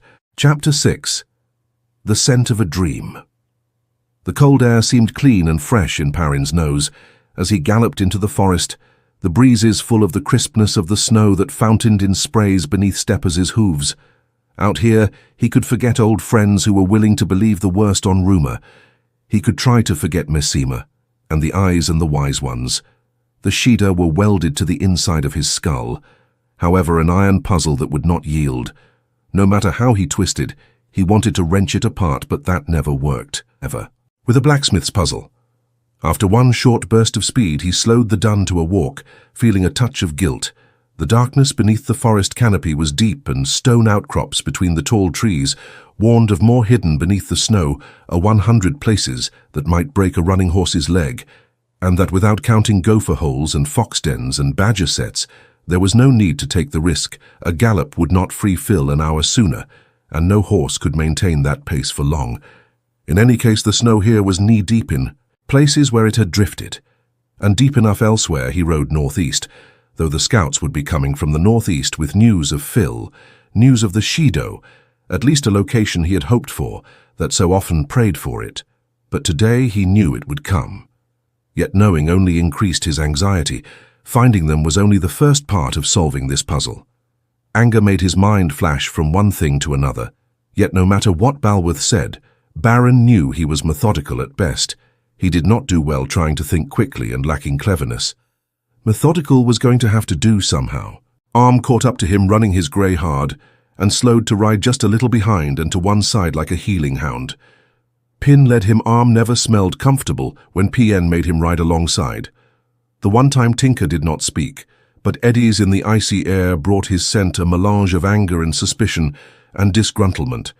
He sat his saddle as tense as an overwhelmed clock and watched the forest around them grimly, as though he expected Shadow to leap out from behind the nearest tree. In truth, almost anything could have hidden from most men in these woods, where the sky overhead could be seen through the canopy of branches. It held a definite tinge of dark greyness. But for the moment that cast the forest in shadows murkier than night, and the trees themselves were massive columns of darkness. Yet even the shift of a black-winged jack on a snow-mounted branch, its feathers fluffed against the cold, caught Parn's eyes, and a hunting pine martin, a deeper black than the darkness, cautiously raising its head on another. He caught the scent of both too. A faint whiff of mansant came from up in a massive oak with dark spreading limbs as thick as a pony. The Gildan and Myanars had their mounted patrols circling the camp a few miles out, but he preferred to rely on 2 Rivers men closer in. He did not have enough men to ring the camp completely, yet they were used to forests and hunting animals that might hunt them in turn, used to noticing movement that would escape a man thinking in terms of soldiers in war ridge cats down from the mountains. After sheep could hide in plain sight and bear and wild boar were known to double back on their pursuers and lie in ambush from branches 30 and 45 ft above the ground, the men could see anything that moved below in time to warn the camp, and with their long bows they could exact a heavy price from anyone who tried to force a way past them. Yet the presence of the guard touched his mind as lightly as the presence of the jacked. He was focused ahead through the trees in the shadows, intent on picking out the first sign of the scouts returning. Abruptly, Stepper tossed his head and snorted in a spew of mist, eyes rolling in fear as he stopped dead, and Aram's grey squealed and shied. Aaron leaned forward to pat the trembling stallion's neck, but his hand froze as he caught a trace of scent, a smell of burnt sulphur faint in the air that made the hair on the back of his neck try to stand. Almost burnt sulphur that was only a pale imitation of this smell. It had a reek of wrongness, of something that did not belong in this world. The scent was not new. You could not ever have called that stink fresh, but not old either. An hour, perhaps less, maybe about the time he had wakened, about the time he had dreamed of this scent. What is it? Lord Parnarm was having difficulty controlling his grey, which danced in circles fighting the reins and wanted to run in any direction so long as it was away.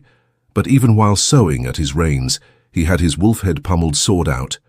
He practiced with it daily for hours on end when he could, and those who knew about such things said he was good. You may be able to make out a black thread from a white in this, but it isn't day yet to me. I can't see anything well enough to matter. Put that away, Pin told him. It isn't needed. Swords wouldn't do any good anyway. He had to coax his trembling mount to move forward, but he followed the rank smell scanning the snow-covered ground ahead. He knew that smell, and not just from the dream. It only took a little while to find what he was looking for. And Stepper gave a grateful whicker when Parn reined him in well short of a slab-like crest of greystone, 2 paces wide, that jutted up to his right. The snow all around was smooth and unmarked, but dog tracks covered the tilted span. of stone as though a pack had scrambled over it as they ran. Dimness and shadows are no. They were plain to Perrin's eyes, footprints larger than the palm of his hand, pressed into the stone as though it had been mud. He patted Stepper's neck again. No wonder the animal was frightened. Go back to the camp and find Dan Haram, tell him I said, to let everyone know there were dark hounds here, maybe an hour ago, and put your sword away. You wouldn't want to try killing a dark hound with a sword, believe me, dark hounds, Aram exclaimed, peering around into the murky shadows between the trees. There was an anxious fear in his scent. Now, most men would have laughed about travelers' tales or stories for children. Tinkers roamed the countryside and knew it could be found in the wilds. Aram sheathed the sword on his back with obvious reluctance, but his right hand remained raised, half reaching for the hilt. How do you kill a dark hound? Can they be killed then again? Maybe he did not have much good sense at that. Just be glad you don't have to try, Aram. Now go do. Like I told you, everyone needs to keep a sharp lookout in case they come back. Not much chance of that, I'd say, but better safe. Perrin remembered facing a pack of them once and killing one. He thought he had killed one after hitting it with 3 good broadhead arrows. Shadow Spawn did not die easily. Morin had had to finish that pack with balefire. Make sure the Aes Sedai wise ones learn of this, and the Ashermen, small chance any of them knew how to make balefire. The women might not admit knowing of forbidden weave if they did, and maybe not the men either, but maybe they knew something else that could work. Aram was reluctant to leave Parn alone until Perrin snapped at him, and then he turned back toward the camp trailing. Smells of umbrage and hurt, as if 2 men would have been a whit safer than one as soon as the other man was out of sight. Pin reined Stepper southward, the direction the dark hounds had been heading. He did not want company for this even arms. Just because people sometimes noted his sharp eyesight was no reason to flaunt it, or his sense of smell. There were already reasons enough to shun him without adding more. It might have been chance that the creatures had passed so near his camp, but the last few years had made him uneasy with coincidences all too often. They were not coincidence at all. Not the way other men counted such things. If this was another bit of his tone tugging at the pattern, it was a bit he could have done without. The thing seemed to have more disadvantages than advantages, even when it appeared to be working in your favor.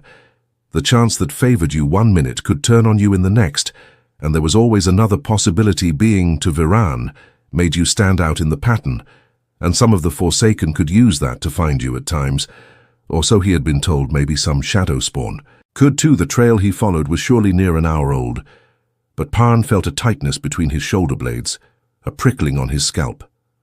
The sky was still a deep, dark grey. Where it showed even to his eyes, the sun had not yet crested the horizon. Just before sunrise was one of the worst times to meet the wild hunt, when darkness was changing to light. But the light had not taken hold. At least there was no crossroads nearby, no graveyard, but the only hearthstones to touch lay back in Brighton, and he was not certain how much safety those huffles held in his mind. He marked out the location of a nearby stream, where the camp got its water by chopping through the ice. It was no more than 10 or 12 paces wide, and only knee-deep, but putting running water between you and darkhounds would stop them supposedly, but then so would facing them supposedly. And he had seen the results of that. His nose tested the breezes, searching for that old scent, and for any hint of a new year coming on these things. Unaware would be worse than unpleasant. Stepper caught scents almost as easily as PN, and sometimes noticed what they were sooner, but whenever the dun-bulked PN forced him forward, there were plenty of tracks scattered in the snow, hoofprints of the mounted patrols going out and coming back, occasional sign of rabbits and foxes, but the only marks left by the dark hounds were where stones stuck up out of the snow. The burnt sulphur smell was always strongest there, yet enough trace lingered in between to lead him to the next place where their tracks showed the huge paw prints overlapped one another, and there was no way to tell how many dark hounds there had been, but whether a pace wide or 6, every rock surface they had crossed was smothered in tracks from one side to the other. A larger pack than the 10 he had seen outside, Elon much larger, was that why there were no wolves in the area. He was sure that the certainty of death he had felt in the dream was something real, and he had been a wolf in the dream. As the trail began to curve to the west, he felt a growing suspicion that firmed into certainty as it continued to bend. The dark hounds had circled the camp, completely running right across the place north of the camp, where several huge trees lay half-toppled and propped by their neighbors. each with a tall chunk sliced cleanly out of its splintered trunk. The tracks covered a stone outcrop, as smooth and flat as a polished marble floor, except for one hair-thin gouge cut through it straight as a plumb line. Nothing resisted the opening of an Ashiman's gateway, and two had opened here. A thick pine that had fallen blocking one had a section 4 paces wide burned out of it, but the charred ends were as neat as if they had come from a sawmill. It seemed that evidence of the one power did not interest darkhounds. However, the pack had not paused there any more than anywhere else, or even slowed, that he could tell darkhounds could run faster than horses, and for longer, and the stench of them hardly seemed to have faded more in one place than another. At 2 points in that circuit he had picked up a forking in the trail, but that was only the pack coming from the north and departing south once around the camp, and then on their way after whatever or whoever they were hunting. Plainly that was not him. Perhaps the pack had circled because they sensed him, sensed someone who was Tuon, yet he doubted that darkhounds would have hesitated one instant at coming into the camp had they been after him. The pack he had faced before had entered the city of Elayne, though it had not tried to kill him till later. But did darkhounds report what they saw the way rats and ravens did? The thought made his jaw clench. The Shadow's attention was something any saint man feared. The Shadow's attention might interfere with freeing Phil that concerned him more than anything else yet. There were ways to fight Shadow Spawn, ways to fight the Forsaken. If it came to that, whatever came between him and Phil Darkhounds or the Forsaken or anything else, he would find a way to go around or through whichever was necessary. A man could only have so much fear in him at one time. And all of his fear was centered on Faile. There just was no room for any more before he reached his starting place again. The breezes brought him the smells of people and horses, sharp in the icy cold, and he reined steer to a slow walk and then to a halt. He had spotted some 50 or 60 horses nearer 100 paces ahead. The sun had finally peaked above the horizon and begun to send sharply slanted shafts of light through the forest canopy, reflecting off the snow and lessening the gloom a little, though deep dappled shadows remained between the sun's slender fingers. Some of those shadows enveloped him. The mounted party was not far from where he had first seen the dark hound's tracks, and he could see arms, sickly green cloak and red-striped coat. The tinker garments, jarring with the sword on his back. Most of the riders wore red, rimmed helmets shaped like pots and dark cloaks over red breastplates, and the long red streamers on their lances stirred in the light airs as the soldiers tried to keep watch in every direction. The first of Mayan often rode out in the mornings with a suitable bodyguard of the winged guards. He started to slip away without having to meet Elayne. But then he saw 3 tall women afoot among the horses, long dark shawls wrapped around their heads and draped over their upper bodies. And he hesitated. Wise ones rode when they had to, if unwillingly, but tramping a mile or two in the snow wearing heavy woolen skirts was insufficient reason to force them onto horseback. Almost certainly Shanid or Missouri was in that group as well, though the Aiel women seemed to like Elayne for some reason. He could not fathom he had no thought of joining the riders, no matter who was with them, but hesitation cost him his chance at evasion. One of the wise ones, he thought it was Corell, a fire-haired woman who always had a challenge in her sharp blue eyes, raised a hand to point in his direction, and the whole party turned, the soldiers whipping their horses around and peering through the trees toward him. Lances tipped with a foot of steel, half lowered. It was unlikely they could make him out clearly through the deep pools of shadow and bright bars of sunlight. He was surprised the wise one had, but then Aiel generally had sharp eyes. Missouri was there, a slim woman in a bronze-cold cloak, riding a dapple mare, and Anura as well, keeping her brown mare well back, but marked by the dozens of thin, dark braids that hung from the opening of her cowl. Elayne herself sat, a sleek beige geling at the forefront, a tall, beautiful young woman with long black hair and a red cloak lined with black fur. A simple flaw lessened her beauty. Though she was not Faile, a worse flaw ruined it as far as he was concerned. He had learned of Phil's kidnapping from her and of Masima's contact with the Seanchan, but nearly everyone in the camp believed that he had slept with Elayne on the very night Phil was taken, and she had done nothing to correct the tale. It was hardly the kind of story he could ask her to stand up and deny publicly, yet she could have said something, told her maids to deny it. Anything instead. Elayne held her silence, and her maids, gossiping like magpies, actually fostered the tale. That sort of reputation stuck to a man in the Two Rivers. He had avoided Barlane since that night, and he would have ridden away now even after they saw him, but she took a hoop-handled basket from the maid accompanying her. A plump woman wrapped in a blue and gold cloak then spoke to the others and started her sleek bay jeeling toward him alone. Anura raised a hand and called something after her, but Barlane never glanced back. Pin did not doubt she would follow. Wherever he went, and the way things were leaving would only make people believe he wanted to be private with her.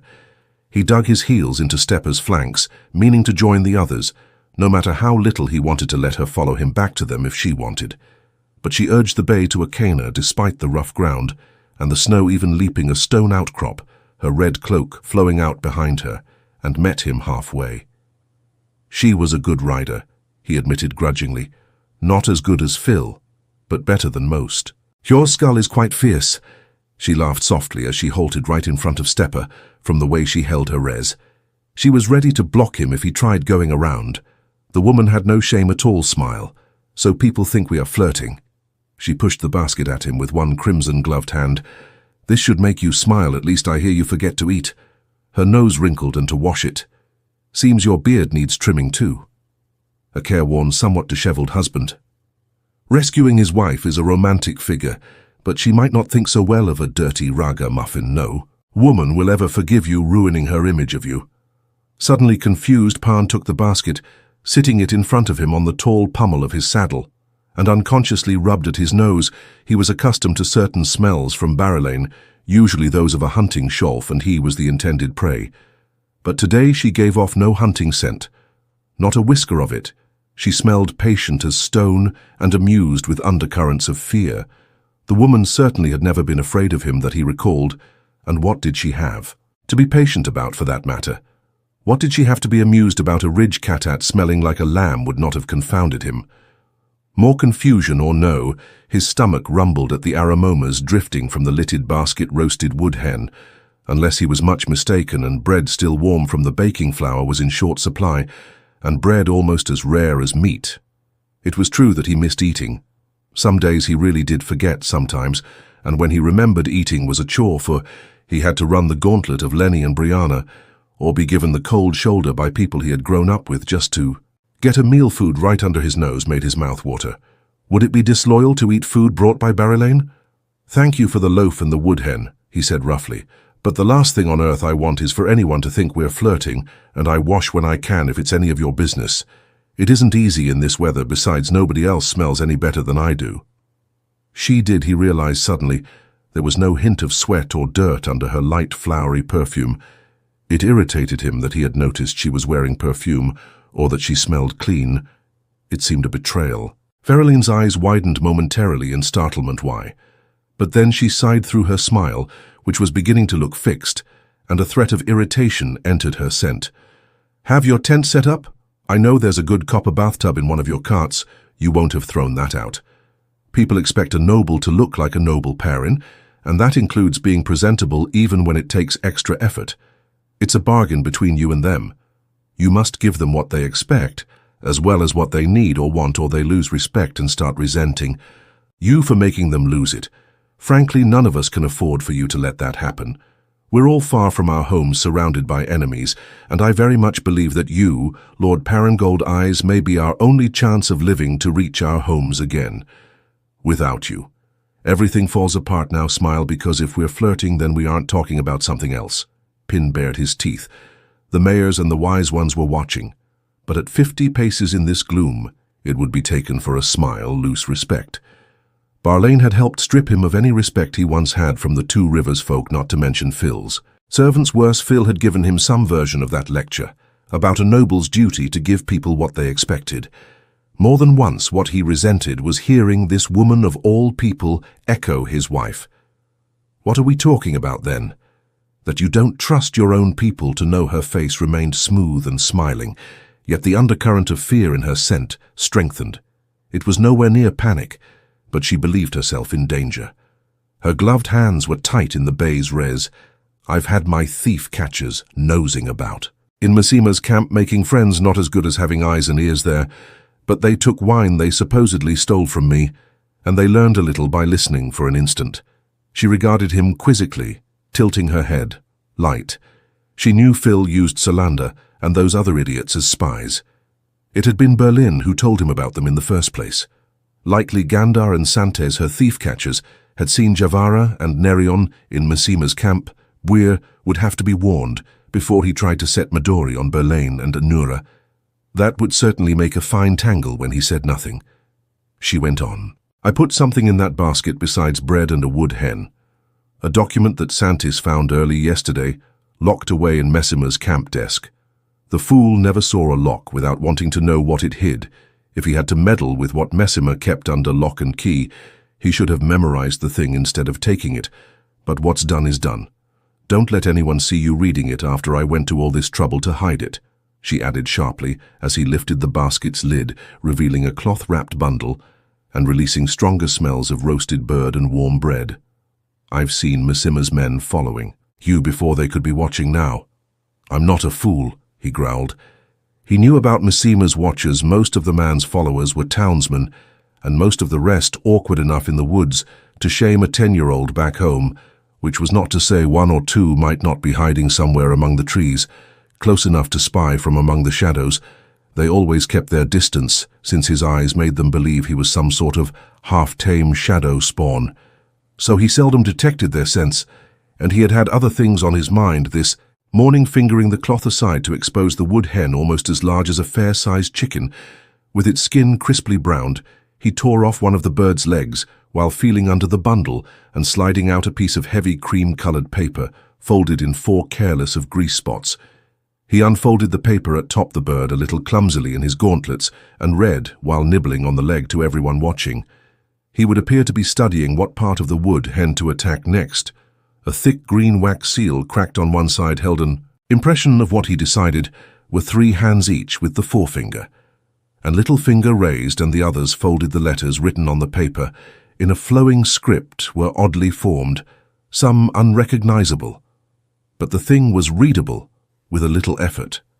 The bearer of this stands under my personal protection in the name of the Empress. May she live forever. Give him whatever aid he requires in service to the Empire, and speak of it to no one but me. By her seal, Surath, Sabel Madarath, of Vasan Baraba, High Lady the Empress, he said softly, soft-like, iron-brushing silk confirmation of Massima's dealings with the Seanchan. Though for himself he had needed none. It was not the sort of thing Berlin would have lied about. Cyril Meldarth must be someone important to be handing out this kind of document. This will finish him once Santes testified where he found its service to the Empire. Massima knew Rand had fought the Seanchan. That rainbow burst into his head and was swept away. The man was a traitor. Barlane laughed as if he had said something witty, but her smile definitely looked forced now, Santes told. No one saw him in the bustle of setting up camp, so I allowed him and Gandar to go back with my last cask of good Tonigan. They were supposed to return by an hour after dark, but neither has I supposed they could be sleeping it off, but they've never. She broke off with a startled sound, staring at him, and he realized that he had bitten the thigh bone in half. Lighty had stripped all the flesh from the leg without noticing. I'm hungrier than I thought, he muttered. Spitting the nub of bone into the palm of his gauntlet, he dropped the pieces to the ground. It's safe to assume Massima knows you have this. I hope you're keeping a heavy guard around you all the time. Not just when you ride out. Galen has 50 men sleeping around my tent. As of last night, she said, still staring, and he sighed. He would think she had never seen anybody bite a bone in 2 before. What has Anura told you? She wanted me to give it to her to destroy, so if I was asked, I could say I didn't have it and didn't know where it was, and she could support my word. I doubt that would satisfy Massima, though no, I doubt it would. Anura had to know. That too, I said. I could be wrong-headed or even foolish upon occasion. But they were never stupid. Did she say she would destroy it? Or that if you gave it to her, she could? Verulin's brow furrowed in thought, and it took her a moment to say that she would. The Bey danced a few impatient steps, but she brought him under control easily without paying attention. I can't think what else she would want it for, she said after another pause. Massima is hardly likely to be susceptible to pressure blackmail. She meant Perrin could not see Massima standing still for that either, especially blackmailed by an eye. Under cover of tearing the other leg loose from the bird, He managed to refold the piece of paper and tuck it into his sleeve where his gauntlet would keep it from falling out. It was still evidence, but of what? How could the man be both a fanatic for the dragon reborn and a traitor? Could he have taken the document from some collaborator he had captured? But why would Messima keep it locked away unless it had been meant for him? He had met with Seanchan, and how had he intended to use it? Who could tell what a thing this would allow a man to call on Pin side heavily? He had too many questions and no answers. Answers required a quicker mind than his. Maybe Balware would have a notion with a taste of food in it. His stomach wanted him to devour the leg in his hand and the rest of the bird too. But he closed the lid firmly and tried to take measured bites. There was one thing he could find out for himself. What else has Anura said about Messima? Nothing besides that he's dangerous, and I should avoid him, as if I didn't know that already. She dislikes him, and talking about him another brief hesitation, and Elayne added, why? The first of Mayenne was used to intrigues, and she listened for what was not said. Perrin took another bite to give himself a moment, while he chewed and swallowed. He was not used to intrigues, yet he had been exposed to enough of them to know that saying too much could be dangerous, so could saying too little. No matter what be were thought, Anura has been meeting with Messima in secret. So has Msui. Verulin's fixed smile remained in place, but alarm entered her scent. She started to twist in her saddle as if to look back at the two eyes and stopped herself, licking her lips with the tip of her tongue. I said I always have their reasons, was all she said. So was she alarmed over her advisor meeting Mima, or alarmed that Pon knew or he hated all these complications? They just got in the way of what was important. Lighty had managed to clean the second leg already. Hoping had not noticed, he hastily tossed the bones aside. His belly growled for more. Her people had maintained their distance, but Aram had ridden a short way toward Pien and Elayne and was leaning forward to peer at them through the shadowed trees. The wise ones were standing to one side, talking among themselves, seemingly unaware that they were over their ankles in snow, or that the cold breezes had picked up enough to flap the dangling ends of their shawls every so often. One or another of the three looked par in Elayne's way too. Notions of privacy never kept a wise one from sticking her nose wherever she wanted. They were like eyes that way. Msuri and Denura were watching too. Though they appeared to be keeping their distance from one another, Pin would have waged that without the wise ones, their both sisters would have been using the one power to eavesdrop. Of course the wise ones probably knew how to do that too, and they had allowed Msuri's visits to Messima would either Sedai crack her teeth if they saw the wise ones listening with the power. Anora seemed almost as careful with the wise ones as Msuri was liked. He had no time for this briar thicket. He had to live in it, though we've given tongues enough to wag over, he said. Not that they needed any more than they had hooking the basket's hoop. Handles over his pommel. He heeled Steppers' flanks. It could hardly be disloyal just to eat a bird. Barlane did not follow immediately yet. Before he reached Dam, she caught up and slowed her bay beside him. I'll find out what Anura is up to, she said determinedly. Looking straight ahead, her eyes were hard. Pin would have pied Anura if he had not been ready to try shaking answers out of her himself. But then I said, I seldom needed pity, and they seldom gave answers they did not want to give. The next instant, Barlin was all smiles and gay again, though the scent of determination still hung about her, almost crushing the fear scent young Aram has been telling us all about Heartsbane riding these woods with the wild hunt Lord Perrin. Could it really be so? Do you think I remember hearing those tales in the nursery? Her voice was light and amused, and carrying Aram's cheeks turned red, and some of the men beyond him laughed. They stopped laughing when Pan showed them the tracks in the stone slab. Chapter 7. Blacksmith's Puzzle. When the laughter cut off, Arm put on a smug grin, and with none of the fierce scent he had given off earlier.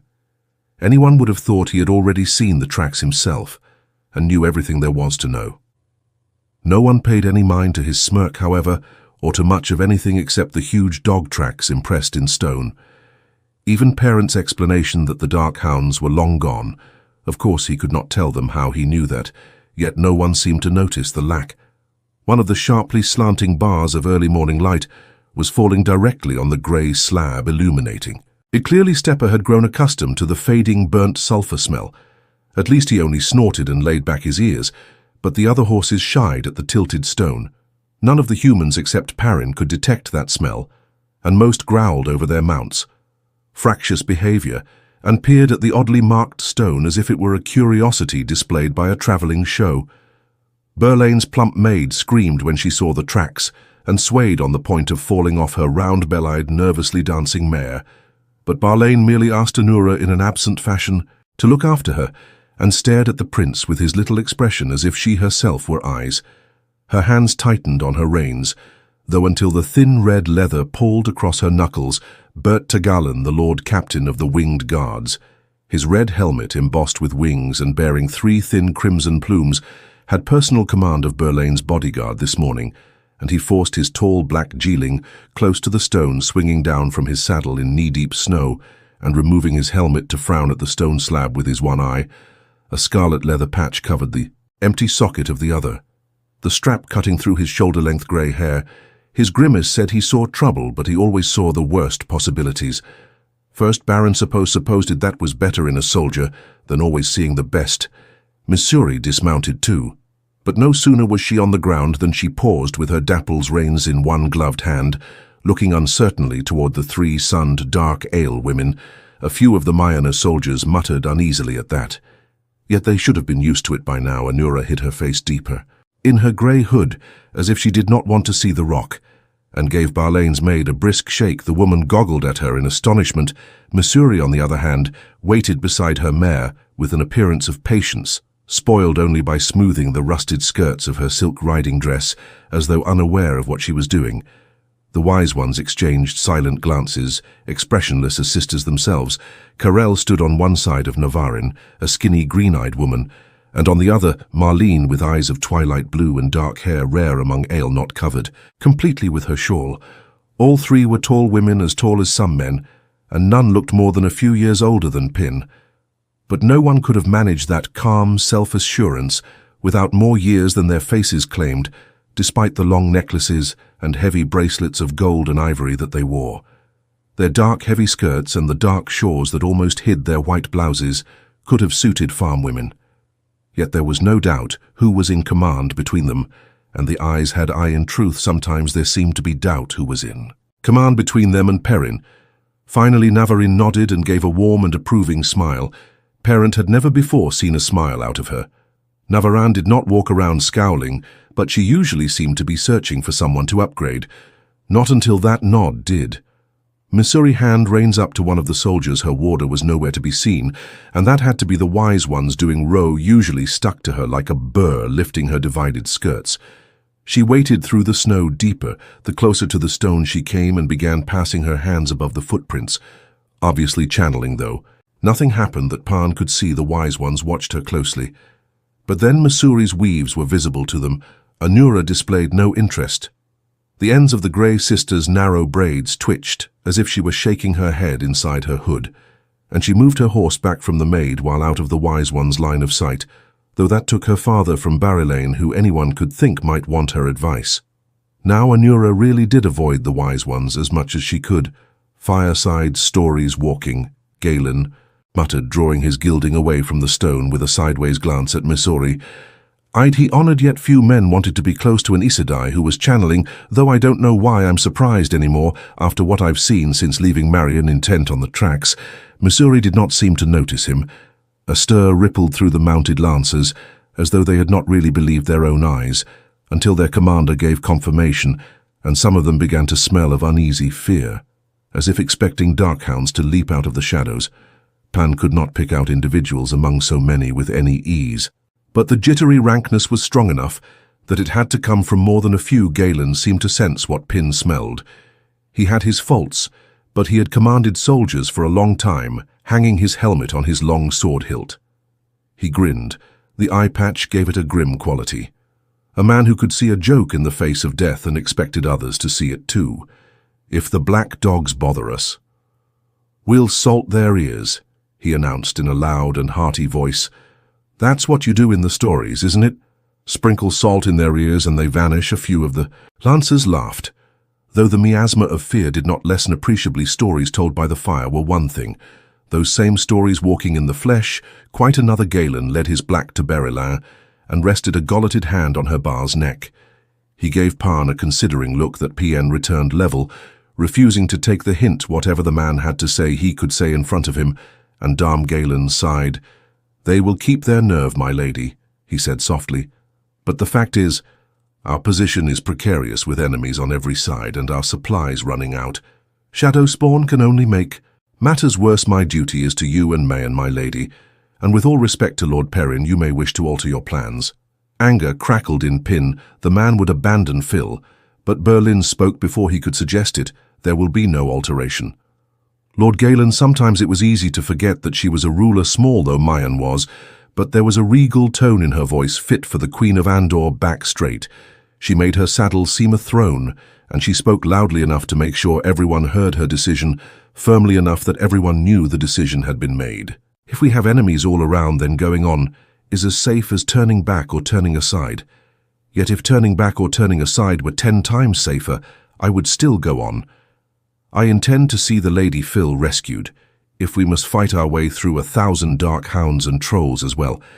That I have sworn to do. A roar of cheers answered her winged guards, shouting and thrusting their lances into the air, so the red streamers danced. The smell of fear remained, but they sounded ready to cut their way through any number of Trollocs, rather than appear less in Barlane's eyes. Galen commanded them, but they felt more than fondness for their ruler despite her reputation with men. Maybe because of it, in part, Elayne had kept Tyr from swallowing Mayen by playing one man who found her beautiful against another. For his part, Perrin found it hard not to gape in surprise. She sounded as determined as he was. She smelled as determined. Galen bowed his grey head in unwilling acceptance, and Elayne gave a small, satisfied nod before turning her attention to the eyes beside the stone slab. Missouri had stopped waving her hands about and was staring at the footprints, tapping a finger against her lips thoughtfully. She was a pretty woman without being beautiful. Though some of that might have been, I said, agelessness, with a grace and elegance that might also have come from being eyes. It was often difficult to tell a sister, who had been born on a hard-scrabble farm, from one born in a grand palace. Parent had seen her red-faced and angry, worn down, and on the end of her tether. Yet despite hard travel and life in the ale tents, her dark hair and her clothing looked as though she had a maid. Attending her too, she might have been standing in a library. "What have you learned, Missouri?" Elayne asked. "Missouri, if you please, Missouri." The last came a little more sharply, and Missouri gave a start, as though surprised to realize she was not alone. Possibly she was startled in many ways. She seemed more of the green AA than the brown, more intent on action than on contemplation, straight to the point, and never vague. Yet she was still capable of losing herself completely in whatever captured her interest, fooling her hands at her waist. She opened her mouth, but rather than speaking she hesitated and looked to question at the wise ones. "Go on, girl," Navaran said impatiently, planting her fists on her hips in a jangle of bracelets. A frown made her appear more her usual self, but neither of the other wise ones looked any more approving. 3 frowns in a row, like 3 pale-eyed crows on a fence. "We were not simply letting you exercise your curiosity. Get on with it. Tell us what you learned." Missouri's face wrined, but she spoke up immediately, her eyes unbare. She could not like being called down in public. No matter what anyone knew of her relationship with the wise ones, relatively little is known of dark hounds, but I've made something of a study of them in a small way over the years. I've crossed the paths of 7 packs, 5 of them twice and 2 others 3 times. The color began to fade from her cheeks, and slowly she began to sound as if she were lecturing. Some ancient writers say there are only 7 packs. Others say 9 or 13 or some other number they believed had special significance. But during the Trolloc Wars, Sorana Alahan wrote of the 100 packs of the Shadow's hounds that hunt the night. And even earlier, Ivan el Baratia supposedly wrote of hounds born of the shadow in numbers, like unto the nightmares of mankind, though in truth, Ivan el herself may be apocryphal. In any case, she gestured as if groping for a word. Smell is not the right word, and neither is flavor. The sense of each pack is unique, and I can say with certainty that I have never encountered this one before, so we know the number 7 is wrong. Whether the correct number is 9 or 13 or something else, tales of dark hounds are much more common than dark hounds themselves, and they are extremely rare this far south of the Blight, a second rarity. There may have been as many as 50 in this pack, 10 or 12 is the usual limit, a useful maxim. 2 rarities combined call for close attention. Pausing, she raised a finger to emphasize the point, then nodded when she thought Berlin had taken it, and folded her hands again. A gusting breeze pushed her yellowish-brown cloak off one shoulder. Yet she did not appear to notice the loss of warmth. There is always a feel of urgency about Darkhound's trails, but it varies according to a number of factors, not all of which I can be certain of. This one has an intense admixture of, I suppose you could call it impatience that isn't really strong enough by far as well. Call a stab wound a pinprick, but it will do. I would say their hunt has been going on for some time, and their prey is eluding them somehow. No matter what the stories say, by the way, Lord Gullensalt doesn't harm Darkhounds in the least, so she had not been entirely lost in thought after all. Despite the stories, they never hunt at random, though they will kill if the opportunity presents itself and doesn't interfere with the hunt. With Darkhounds, the hunt is paramount. Their quarry is always important to the Shadow, though at times we cannot see why they have been known to bypass the great and mighty, to slay a farm wife or a craftsman, or to enter a town or village and leave without killing. Though clearly they came for some reason, my first thought for what brought them here had to be discarded since they moved on. Her gaze flickered toward PN so quickly he was not sure anyone else noticed, given that I strongly doubt they will return. Oh yes, and they are an hour or more gone, that I'm afraid is really all I can tell you. Narin and the other wise ones nodded their approval as she finished, and a touch of color returned to her cheeks, though it vanished quickly as she assumed a mask of eyes serenity. A shift in the breeze brought her sent to Pin, surprised and pleased, and upset at being pleased. "Thank you, Aes Sedai," Elayne said, formally making a small bow in her saddle that Missouri acknowledged with a slight motion of her head. "You have put our minds at rest indeed." The fierce smell among the soldiers began to fade, though PN heard Galen grumble under his breath. She might have told those last bits first. PN's ears caught something else too, through the stamping of horses, hooves and men's quiet, relieved laughter. A blue tit's trill sounded to the south beyond the hearing of anyone else there followed, closely by the buzzing call of a masked sparrow. Another blue tit sounded closer, followed again by a masked sparrow, and then the same pair called again. Closer still, there might be blue tits and masked sparrows in Alara, but he knew these birds carried 2 rivers longbows. The blue tit meant men were coming more than a few, and maybe unfriendly the masked sparrow that some back home called the thief bird for its habit of stealing bright objects. On the other hand, Parn ran a thumb along the edge of his axe, but he waited for one more pair of calls close enough that the others might have noticed. "Did you hear that?" he said, looking south as if he had just heard my centuries have spotted Messima, that brought heads up listening, and several men nodded when the calls were repeated. Closer still, "He's coming this way." Growling curses. Galen clapped his helmet onto his head and mounted. Anura gathered her reins and Missouri began floundering back toward her dapple. The lancers shifted in their saddles and began giving off smells of anger. Once more touched with fear, the winged guards were owed a blood debt by Messima in their eyes, but none was anxious to try collecting with only 50 men, not when Messima always rode with 100 at. "His back, I will not run from him." Elayne announced. She stared south, wearing a cold frown. "We will wait for him here." Galen opened his mouth and closed it again without speaking to her. At least drawing a deep breath, he began to bellow, orders arraying his guardsmen. This was not an easy matter, no matter how far apart the trees stood. Forests were poor places for lancers. Any charge would be disjointed at its start, and sticking a man with a lance was difficult when he could dodge behind a tree trunk and come out behind you. Galen tried to form them in front of Barlane, between her and the approaching men, but she gave him a sharp look, and the one-eyed man changed his commands, lining the lancers up in a single crooked rank, bulging around massive trees, but centered on her. One soldier Galen sent racing back toward the camp, crouching low in his saddle with his lance low, as if at the charge, riding as fast as he could in spite of the snow and terrain. Vereline raised an eyebrow at that, yet said nothing. Anura began guiding her brown mare toward Berylane, but stopped when Missouri called her name.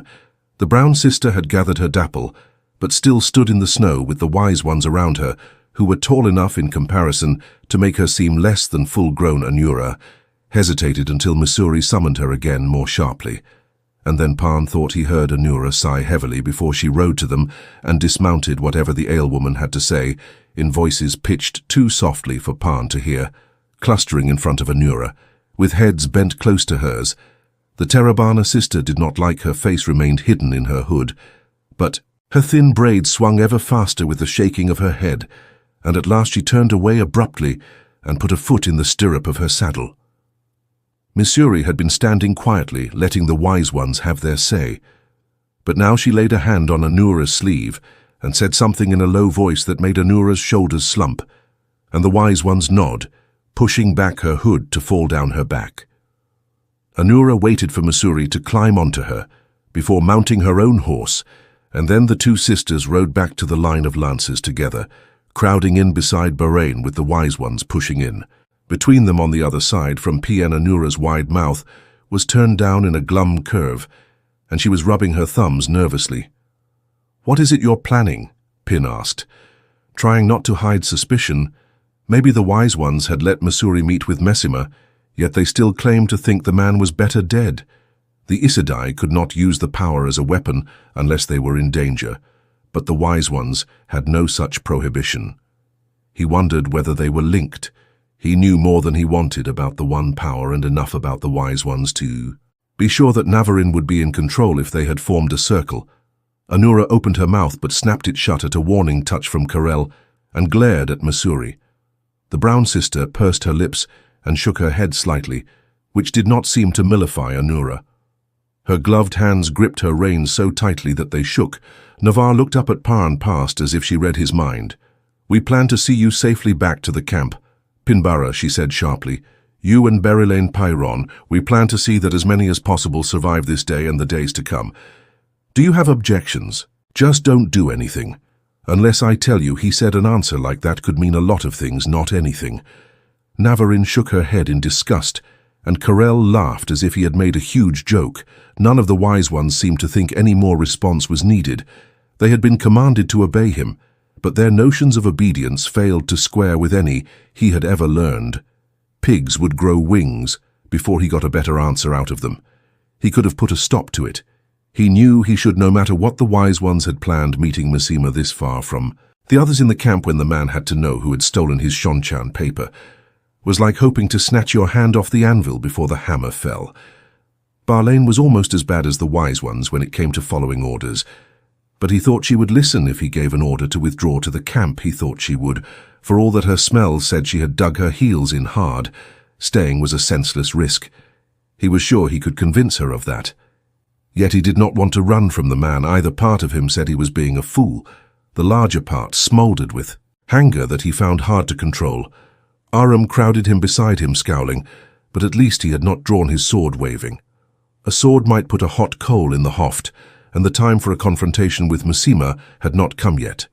Pin rested a hand on his axe. Not yet, despite the sharply angled rays of light that penetrated through the thick branches overhead. The forest as a whole lay wrapped in dim, early morning shadows. Even at noon it would be dim here. Sounds came to him first, the muffled thud of hooves and snow. The heavy breath of horses pushed for speed, and then a mass of riders appeared, a disordered mob, flowing north among the huge trees at a near gallop, in spite of snow and rough ground. Rather than 100, they numbered 2 or 3 times that a horse went down with a scream and lay thrashing at top its rider. But none of the others so much as slowed until some 70 or 80 paces away. The man at their head raised a hand, and they suddenly drew rein in sprays of snow, lothered horses blowing hard and steaming here and there, lances stuck up among the riders. Most wore no armor, and many just a breastplate or a helmet, yet their saddles were hung about with swords and axes, and maces. Shafts of sunlight picked out a few faces, grim, flate-eyed men who looked as though they had never smiled and never would. It occurred to Perrin that he might have made a mistake not to overrule Berylaine. That was what came of hasty decisions, of letting anger do his thinking. Everyone knew that she often rode out in the mornings, and Messima might be desperate to recover his Shainan document. Even with the eyes and wise ones, a fight in these woods could turn bloody, a free-for-all, where men and women could die without once seeing who killed them. If no witnesses lived, it could always be blamed on bandits or even the Shaido that had happened before. And if there were witnesses left, Messima was not above hanging a few dozen of his own men and claiming the guilty had been punished. He likely wanted to keep Panara alive for a while yet, though, and he would not have expected the wise ones, or a second eye to die small points, to hang 50-odd lives on very small points, to hang Faile's life on pin, eased his axe in its loop on his belt. Beside him, Elayne smelled of cool, calm and stony determination. No fear, oddly not a whiff. Aram smelled excited.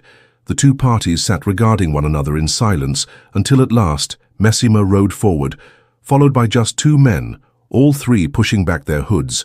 None wore a helmet or any piece of armor like Masimangar and Batu. Were Shinnaran, but unlike him, they had shaved off their top knots, leaving bare heads with a look of skulls. The coming of the dragon reborn had broken all bonds, including those that had pledged these men to fight the shadow along the Blytengar and Batu. Each carried a sword on his back and had another hanging at his saddlebow, and Batu, shorter than the other two, had a cased horsebow and a quiver fastened to his saddle too. Messima wore no visible weapons. The prophet of the Lord Dragon Reborn needed none. Pon was glad to see Galen watching the man Messima had left behind, for there was something about Messima that drew the eye. Maybe it was only knowing who he was, but that was more than enough. Messima stopped his rangy sorrel a few paces from Pien. The prophet was a dark, frowning man of average size, with a faded arrow scar white on his cheek, in a worn brown woolen coat and a dark cloak with fright edges. Messima cared nothing for appearances, least of all his own at his back. Nengar and Batu held a fever in their eyes, but Messima's deep-set, almost black eyes seemed as hot as coals in a forge, as though the breezes must soon fan them to a glow, and his smell was the jangled, darting sharpness of pure insanity. He ignored the wise ones in Aes Sedai with a scorn he did not bother to hide. Wise ones were worse than Aes Sedai. In his view, they not only blasphemed by channeling the one power, they were Aiel savages to boot, a double sin. The waned guards could have been just more shadows beneath the trees. "You're taking a picnic," he said, with a glance at the basket hanging from Perrin's saddle. Normally, Messima's voice was as intense as his eyes, but now it sounded wry and his lip curled. As his eyes travelled to Elayne, he had heard the rumours, of course. A wave of rage shot through Pien, but he seized onto it, forcing it back, folding it in with the rest. Folding it tight, his anger had one target, and he would not waste it striking at another, catching his rider's mood. Stepper bared his teeth at Messima's geeling, and Pan had to rein him in sharply. "There were dark hounds here in the night," he said. Not very smoothly, but it was the best he could manage. "They're gone, and Missouri doesn't think they'll come back, so there's no need to worry." Messima did not smell worried. He never smelled of anything except madness. The sorrel thrust his head aggressively toward Steer, but Messima pulled him up with a harsh jerk. He rode well. Messima did. But he treated his horses as he did people for the first time. He looked at Missouri. Perhaps his gaze grew a little hotter, if that was possible. "The shadow can be found everywhere," he said, a heated pronouncement of unquestionable truth. "No one need fear the shadow who follows the Lord Dragon Reborn. May the light illumine his name even in death. They will find the final victory of the light." Missouri's mare shed as though burned by that gaze, yet Missouri controlled the animal with a touch on the reins, and met Messima's stare with eyes inscrutability, as calm as a frozen pond. Nothing hinted that she had been meeting this man in secret fear. Is a useful spur to the wits and to determination when well controlled. If we have no fear of our enemies, that leaves only contempt, and contempt leads to the enemy's victory. You could have thought she was speaking to a simple farmer she had never met before. Anura, watching, looked a little ill. Was she afraid their secret would come out, that their plans for Messima could be spoiled? Messima's lip curled again in a smile or a sneer.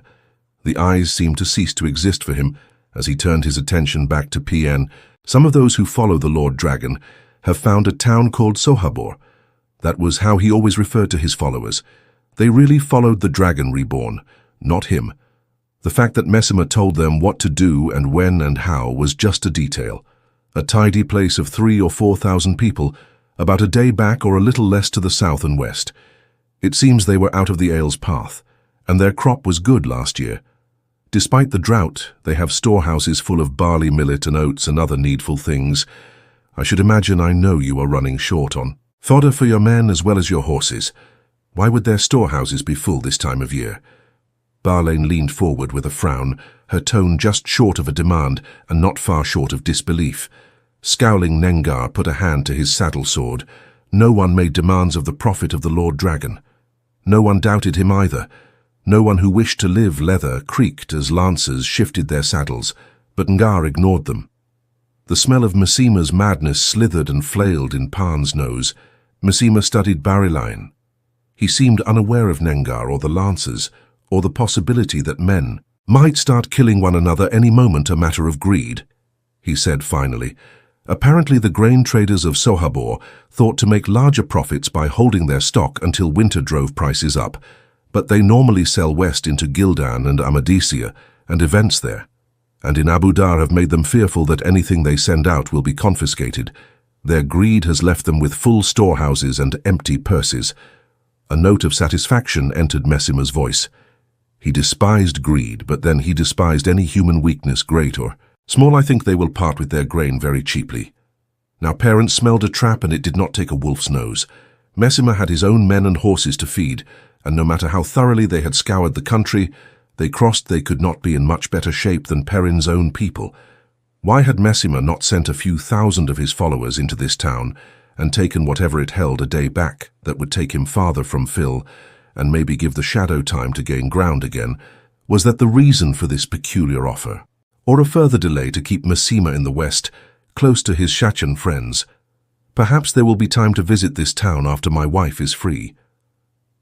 Once again, Parn's ears caught the faint sound of men and horses moving through the forest. Before anyone else coming from the west, this time from the camp, Galen's messenger must have galloped the whole way. Your wife, Massima said in a flat voice, directing a look at Elayne that made Perrin's blood boil. Even Elayne coloured, though her face remained smooth. Do you really believe you will have word of her today? I do. Perron's voice was as flat as Massima's and harder. He clutched the pommel of his saddle atop the hoop handles of Elayne's basket to keep from reaching for his axe, freeing her. Comes first her and the others. We can fill our bellies to bursting once that's done, but that comes first. The horses approaching were audible to everyone now. A long line of lancers appeared to the west, shifting through the shadowed trees, with another mounted line behind it. The red streamers and breastplates of Mayen interspersed with the green streamers and burnished breastplates of Gildan. The line stretched from opposite Perrin down below. The mass of horsemen who were waiting on Massima. Men of foot ghosted from tree to tree, carrying long two rivers. Bow's Pin found himself hoping they had not stripped the camp too far. Stealing that Seanchan paper might have forced Massima's hand, and he was a veteran of fighting along the Blight and against the Aiel. He might have thought further ahead than simply riding out to find Elayne. It was like another blacksmith's puzzle move, one piece to shift another, just enough to let a third slip free. A camp with weakened defenders could be overrun, and in these woods numbers could count. For as much as who had people channeling, did Massima want to keep his secret enough to try putting a seal to it here and now? Baron realized that he had moved one hand to rest on his axe, but he left it there, among the mass of Massima's followers. Horses moved nervously at tugs from their riders, men shouted and waved weapons, but Massima himself studied the oncoming lancers and bowmen with no change of expression, neither more dour nor less. They might have been birds hopping from branch to branch. The smell of him writhed madly, unchanging. What is done to serve the light must be done, he said. When the newcomers halted some 200 paces away, that was easy range for two rivers. Bowman and Massima had seen demonstrations, but he gave no sign that broadhead shafts might be aimed at his heart. All else is dross and trash. Remember that, Lord Parang, Golden Eyes, everything else is dross and trash. Jerking his soul around without another word, he headed back toward his waiting men, trailed by Nengar and Bartu, all three pushing their horses without a care for broken legs or broken heads. The waiting company fell in behind a mob. Flowing south now, a few men at the tail end stopped to drag a limb shape from under the injured horse and put the animal out of its misery with a quick slash of a dagger. Then they began gutting and butchering. That much meat could not be allowed to go to waste. The rider they left where they had dropped him. He believes every word he says, Honora breathed. But where does his belief lead him? Parn considered asking her straight out where she thought Massima's belief was leading him, where she wanted to lead him, but she suddenly put on that impenetrable eye calm. The tip of her sharp nose had turned red from the cold. She regarded him with a level stare. You could pry that dark-marked stone out of the grand bare-handed as easily as get an answer from an Aes who wore that look. He would have to leave questions to Barlane, the man who had brought the lancers, suddenly spurred his horse forward, a short, compact fellow in a silver-plated breastplate and a helmet with a barred face guard and 3 short white plumes. Gerard Orandander was a tough man, a soldier who had worked his way up from the bottom against all odds to become the first captain of Alyandra's bodyguard. He had no liking for Pin, who had brought his queen south for no good reason and gotten her kidnapped, but Parn expected him to stop and make his respects to Barlane, perhaps confer with Galen. Aranda had a great deal of respect for Galen and often spent time with him, both smoking their pipes. Instead, the Ran floundered past Pin and the others, Aranda digging his heels into the animal's sides, trying to force more speed when Parn saw where the man was heading. He understood a single horseman on a mousek-coloured animal was approaching from the east at a steady walk, and beside him an ill shuffled along on snowshoes. Chapter 8. Whirlpools of colour did not realize he had moved until he found himself crouched over Styr's neck, stretching after Aranda. The snow was no less deep, the ground no smoother, the light no better. But Stepper raced through the shadows, unwilling to let the Ran stay in the lead, and Pin urged him to run faster. The approaching rider was Elias, his beard fanned out over his chest, a broad-brimmed hat casting his face in shadows, and his fur-lined cloak. Hanging down his back, the Aiel was one of the maidens, with a dark chuar wrapped around her head, and a white cloak used for hiding against the snow worn over her coat, and breeches of greys and browns and greens. Elias and one maiden without the others meant Faile had been found. It had to. Arganda ran his horse without a care for whether he broke the Ron's neck or his own leaping stone outcrops splashing through the snow at a near gallop, but Stepper overtook him just as he reached Elias and demanded in a harsh voice, "Did you see the Queen Matcha? Is she alive? Tell me, man." Maiden Elelenda, her sun-darkened face expressionless, raised a hand to Pin. It might have been meant for a greeting or sympathy, but she never broke her skimming stride with Elias to make his report to Pin. She would carry hers to the wise ones. You found her. Pin's throat was suddenly dry as sand. He had waited so long for this. Arganda snarled soundlessly through the steel bars of his helmet's face guard, knowing that Parn was not asking after Alyandra. "We found the Shaido we've been following," Elias said carefully. Both hands on the pummel of his saddle, even Elias, the fabled Longtooth who had lived and run with wolves, was showing the strain of too many miles and not enough sleep.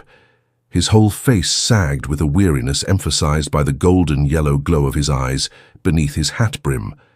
Grey streaked his thick beard and the hair that he wore hanging to his waist and tied with a leather cord at the nape of his neck. And for the first time since Perrin had known him, he looked old. They're camped around a fair-sized town they took in Ridge Country, near 40 mi from here. They've got no sentries to speak of close in, and those further out seem to be watching for prisoners trying to escape more than anything else. So we got near enough for a good look. But Pin, there are more of them than we thought. At least 9 or 10 septs, the maidens say, counting Gashine folks in white anyway. There could be as many people in that camp as in Mayan Reboir. I don't know how many spear fighters, but 10,000 might be on the low side. From what I saw, knots of desperation twisted and tightened in Perrin's stomach. His mouth was so dry he could not have spoken at. Phil miraculously appeared in front of him. 10,000 Algaid and even weavers and silversmiths, and old men who passed their days reminiscing in the shade would pick up a spear if they were attacked. He had fewer than 2,000 lancers, and they would have been overmatched against an equal number of Aiel, fewer than 300 Two Riversmen who could wreak havoc with their bows at a distance, but not stop 10,000.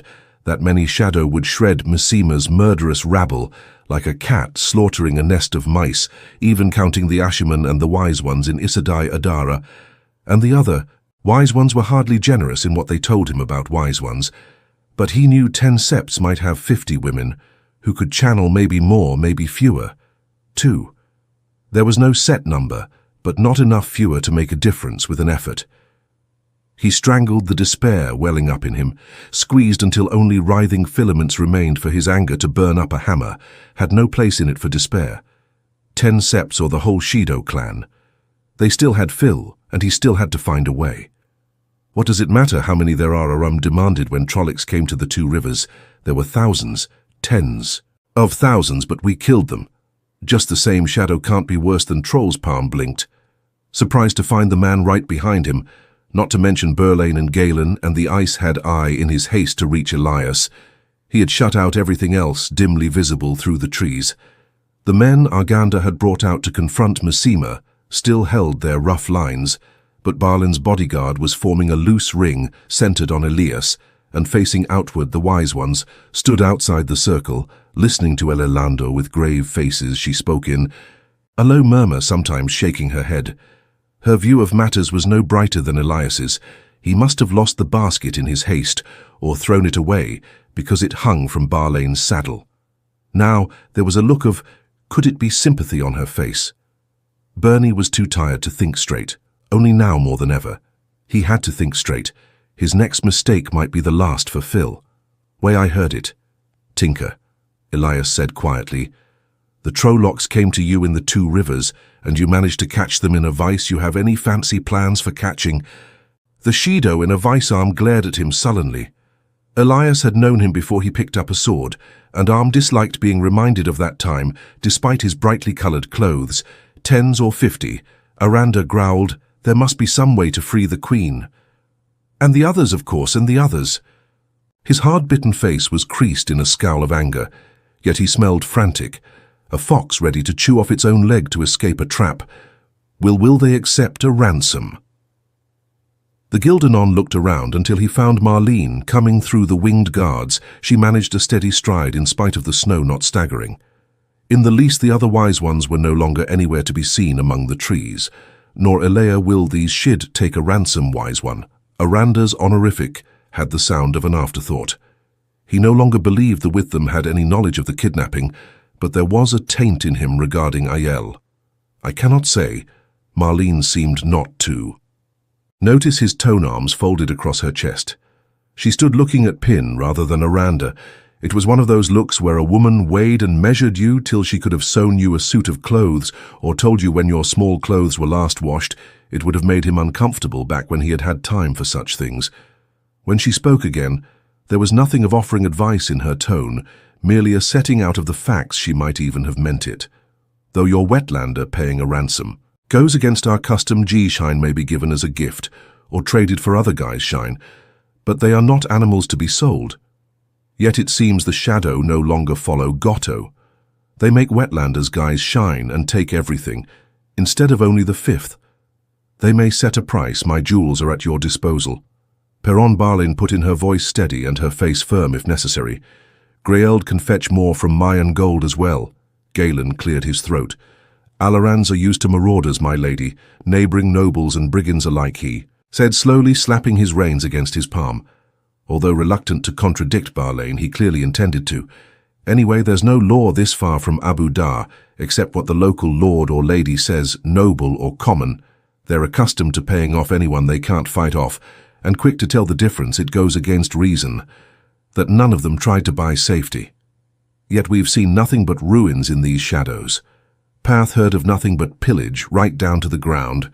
They may accept an offer of ransom and even take it, but can they be trusted to give anything in return?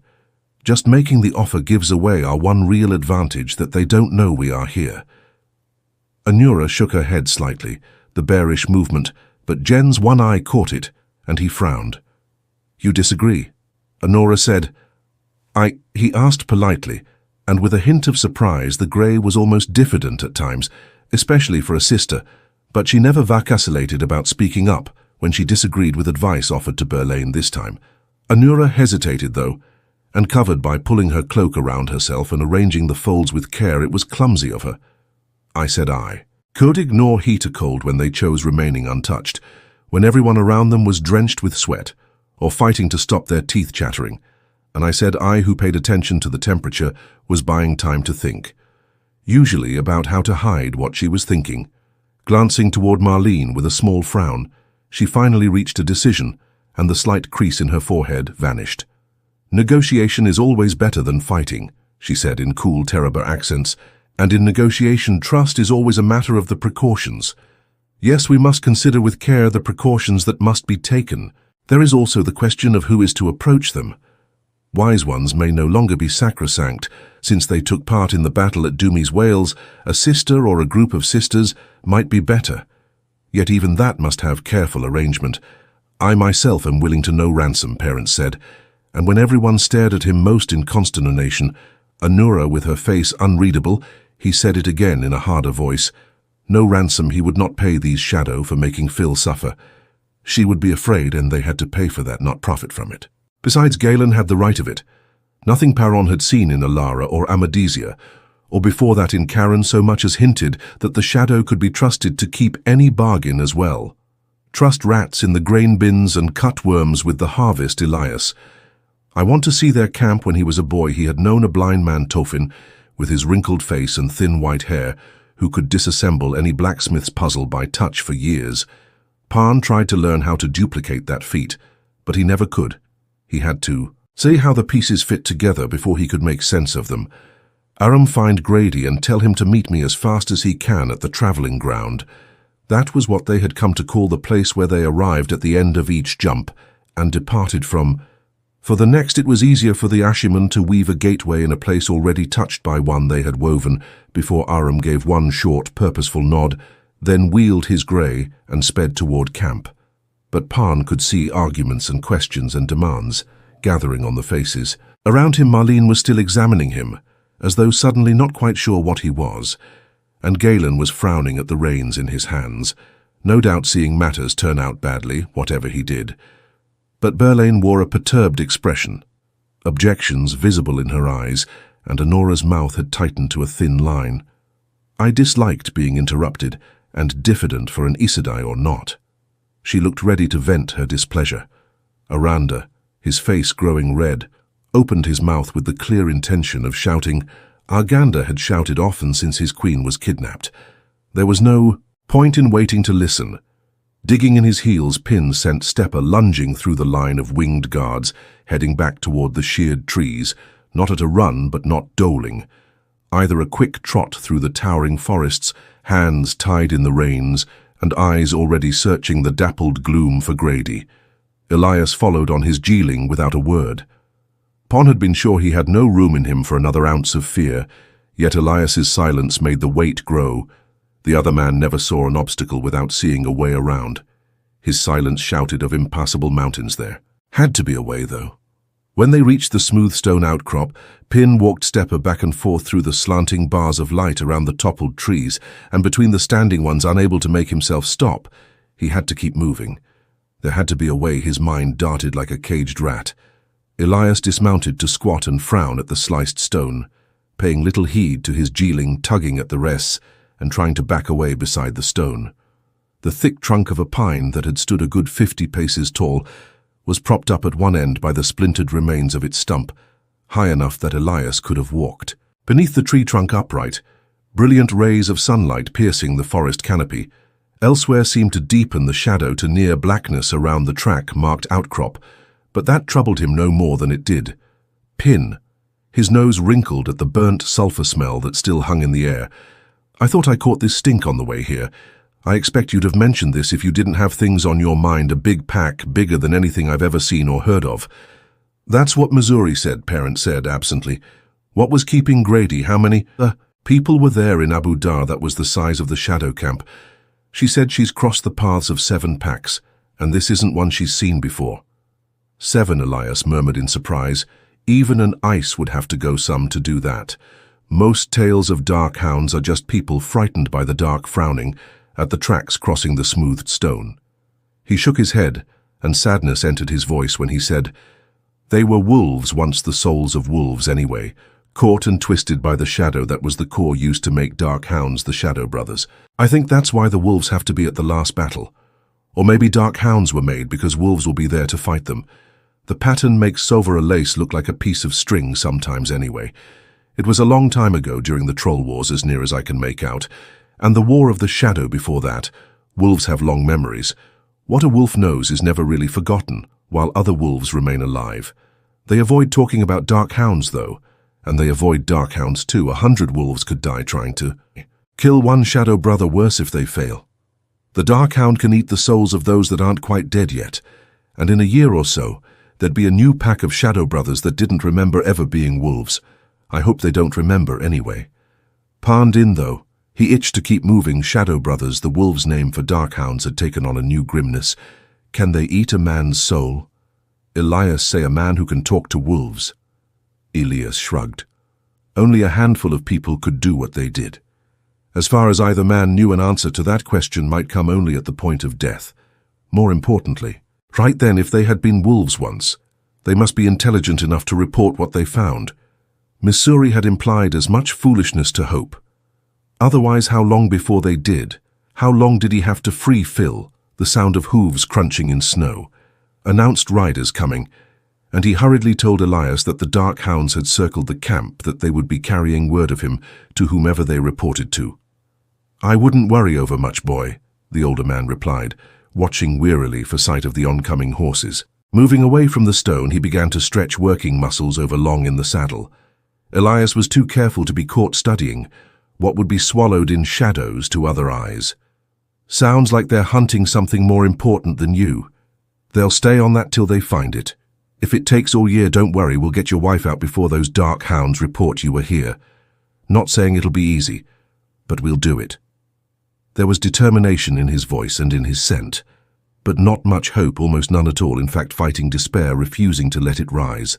Again Pin resumed walking stepper, as Berlain and her bodyguard appeared through the trees with Marina. Stride behind Anura, as soon as the eyes had drew rein, the twilighted wise one slid to the ground, shaking down her thick skirts to cover her dark stockings. Another woman might have appeared flustered over having her legs exposed, but not Marlene. She was merely straightening her clothes. Anura was the one who looked upset, a sour-faced disgruntlement that made her nose seem more like a beak. She kept silent, but her mouth was set to bite. She must have been certain her offer to negotiate with the shadow would be accepted, especially with Berlain supporting, and Marlene seemingly neutral at worst. Greys were negotiators and mediators, adjudicators and treaty makers. That might have been her motivation. What else could it have been? A problem that he had to set aside, while keeping it in mind. He had to take into account anything that might interfere with freeing Faile, but the problem he had to solve lay 40 tapestry to the northeast, while the winged guards formed their protective circle among the towering trees around the travelling ground. Elayne brought her bale alongside, stepper, and paced him, trying to engage Pan in talk to entice him with the rest of the woodhen. She smelled uncertain, doubtful of his decision.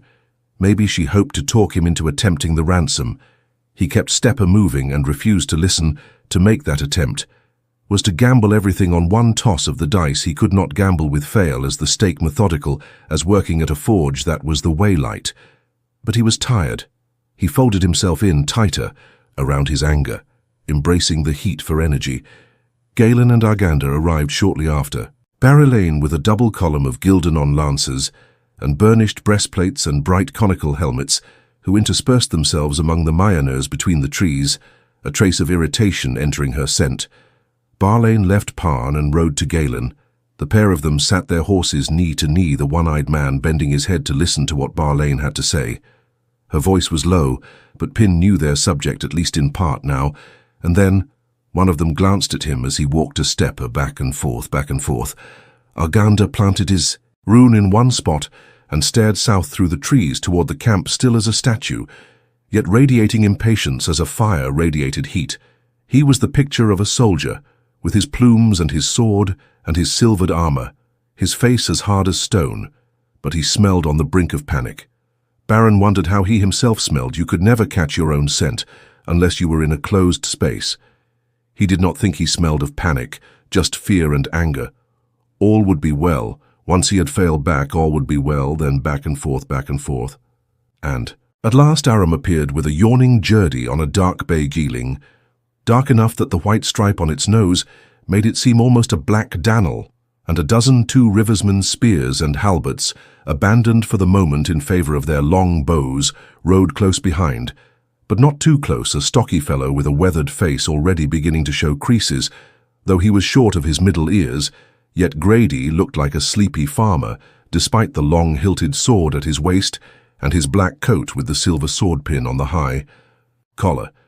But he had left the farm behind forever, and Dan and the others always gave him room. They gave Pin room too, hanging back and peering at the ground, sometimes darting quick, embarrassed looks at him, or Elayne. It did not matter. All would be well. Aram tried to lead Grady to Perrin, but the Ashiman knew why he had been summoned. With a sigh, he climbed down beside Elias, who squatted in a patch of sunlight to mark a map in the snow with his finger, and speak of distance and direction, describing the place he wanted to go in detail. A clearing on a slope that faced almost south with the ridge. Above, notched in 3 places, distance and direction, were enough if the distance and direction were precise. But the better the picture in Anne's mind, the closer he could come to an exact spot. There's no margin for error here, boy. Elias's eyes seemed to brighten with intensity. Whatever others thought of Ashiman, they never intimidated him. There's lots of ridges in that country, and the main camp is only a mile or so. The other side of this one, there'll be centuries little parties that camp in a different place every night, maybe less than 2 mi the other way. You put us off by much, and we'll be seen for sure. Brady met that stare unblinking. Then he nodded and scrubbed stubby fingers through his hair, drawing a deep breath. He looked as weary as Elias, as bone-tired as Pin felt. Making gateways, holding them open long enough for thousands of people and horses to pass through was wearing work. "Are you rested enough?" Pin asked him. "Tired men made mistakes, and mistakes with the one power could be deadly. Should I send for Nold?" Grady stared up at him blurrily, then shook his head. "Fagger is no more rested than me, Les. Maybe I'm stronger than he is, a bit better if I do it." He turned to face northeast, and with no more warning, a vertical slash of silver-blue appeared beside the track-marked stone. Anura jerked her mare out of the way with a loud gasp as the line of light widened into an opening. A hole in the air that showed a sunlit clearing on steep ground among trees, much smaller than those around Parn, and the others. The already splintered pine shivered as it lost another thin slice, groaned and collapsed the rest of the way with a snow-muffled crash that made the horses snort and dance. Anura glared at the Ashiman, her face growing dark. But Grady just blinked and said, "Does that look like the right place?" Elias adjusted his hat before nodding. That nod was all Perrin waited for. He ducked his head and rode Stepper through into snow that was over the Dunn's fetlocks. It was a small clearing, but the sky full of white clouds overhead made it seem vastly open after the forest behind. The light was almost blinding compared to the forest, though the sun was still hidden by the tree-covered ridge above the Shaido camp, lay on the other side of that ridge. He stared toward the height yearningly. It was all he could do to stay where he was. Rather than race ahead to finally see where Phil was, he made himself turn Stepper to face the gateway as Marlene came out, still studying him, hardly taking her eyes away long enough to place her feet in the snow without tripping. She moved to one side to let Aram and the 2 Rivers men ride through, accustomed to traveling, if not to Ashiman. By now they barely bent their heads enough to clear the top of the opening, and only the tallest did even that. It struck Parn that the gateway was larger than the first one of Grady's make that he had passed through. He'd had to dismount. Then it was a vague thought, no more important than a fly buzzing. Aram rode straight to Perrin, tight-faced and smelling impatient and eager to be going on. And once Daniel and the others were out of the way, climbing down and calmly fitting arrows to bows, while they watched the surrounding trees, Galen appeared peering grimly at the trees around them, as though he expected an enemy to come dashing out, followed by 6 Mainers, who had to lower their red streamered lances to crowd. Through after him a long pause passed with the gateway empty, but just when Parn had decided to go back and see what was holding Elias up, the bearded man led his horse out with Aranda, and 6 Gildan riding at his heels, discontent carved on their faces. Their shining helmets and breastplates were nowhere to be seen, and they scoured as though they had been made to leave off their breeches. Pin nodded to himself. Of course, the Shaido camp was on the other side of this ridge, and so was the sun. That gleaming armor would have been like mirrors. He should have thought of that. He was still letting fear goat him into impatience and cloud his thinking. He had to be clear-headed now. More than ever, the detail he missed now could kill him and leave Phil in shadow hands. It was easier to say that he had to let go of fear than to do it. Though how could he not be afraid for Phil? It had to be managed. But how, to his surprise, Anura rode through the gateway just ahead of Grady, who was leading his dark bay. Just as every time he had seen her pass through a gateway, She lay as flat on her mare as her saddle's high pommel would allow grimacing at the opening that had been made with the tainted male half of the power, and as soon as she was clear of it, she urged her horse as far up the slope as she could without entering the trees. Grady let the gateway snap shut, leaving the purple after-image of a vertical bar in Perrin's eyes, and Anura flinched and looked away, glaring at Marlene at PN. If she had been anyone other than an Aes, he would have said she was simmering in a sullen fury. Barlane must have told her to come. But it was not Berlain she blamed for having to be there. "From here we go foot," Elias announced in a quiet voice that barely carried over the occasional stamp of a horse's hoof. He had said the Shadow were careless, and had no sentries or almost none, but he spoke as if they could be within 20 paces. A man on a horse stands out. The Shadow aren't blind, just blind for Aiel, which means they see twice as sharp as any of you. So don't go skylining yourselves when we reach the crest, and try not to make any more noise than you can help. They aren't deaf either. They'll find our tracks eventually, can't do much about that in snow. But we can't let them know we were here until after we're gone. It's already sour over being shorn of his armor and plumes. Aranda began to argue about Elias giving orders. Not being a complete fool, he did it in a quiet voice that would not carry, but he had been a soldier since the age of 15. He had commanded soldiers fighting White Cloaks, Alterans, and Amidisians, and as he was fond of pointing out, he had fought in the Aiel War and lived through the blood snow at Tarvalin. He knew about Aiel, and he did not need an unbared woodsman to tell him how to put his boots on Baron Let It Pass, since the man did his complaining in between, telling off 2 men to hold the horses. He really was not a fool, just afraid for his queen Galen, left all of his men behind, muttering that lancers were worse than useless off their horses and would probably break their necks if he made them walk any distance. He was no fool either, but he did see the black side first. Elias took the lead, and Perrin waited only long enough to transfer the thick brass-bound tube of his looking-glass from Stepper's saddlebags to his coat pocket, before following the underbrush grew in clumps beneath. The trees, which were mostly pine and fir with clusters of others, that were winter-grey and leafless, and the terrain no steeper than the sand hills back home, if more rocky, presented no problems for Dan'l and the other 2 riversmen, who ghosted up the slope with arrows nocked and eyes watchful, almost as silent as the mist of their breath. Aram, no stranger to the woods himself, stayed close to Perrin with his sword out, once he started to chop a tangle of thick brown vines out of his way, until Perrin stopped him with a hand on his arm, yet he made little more noise than Pinny, the faint crunch of boots and snow.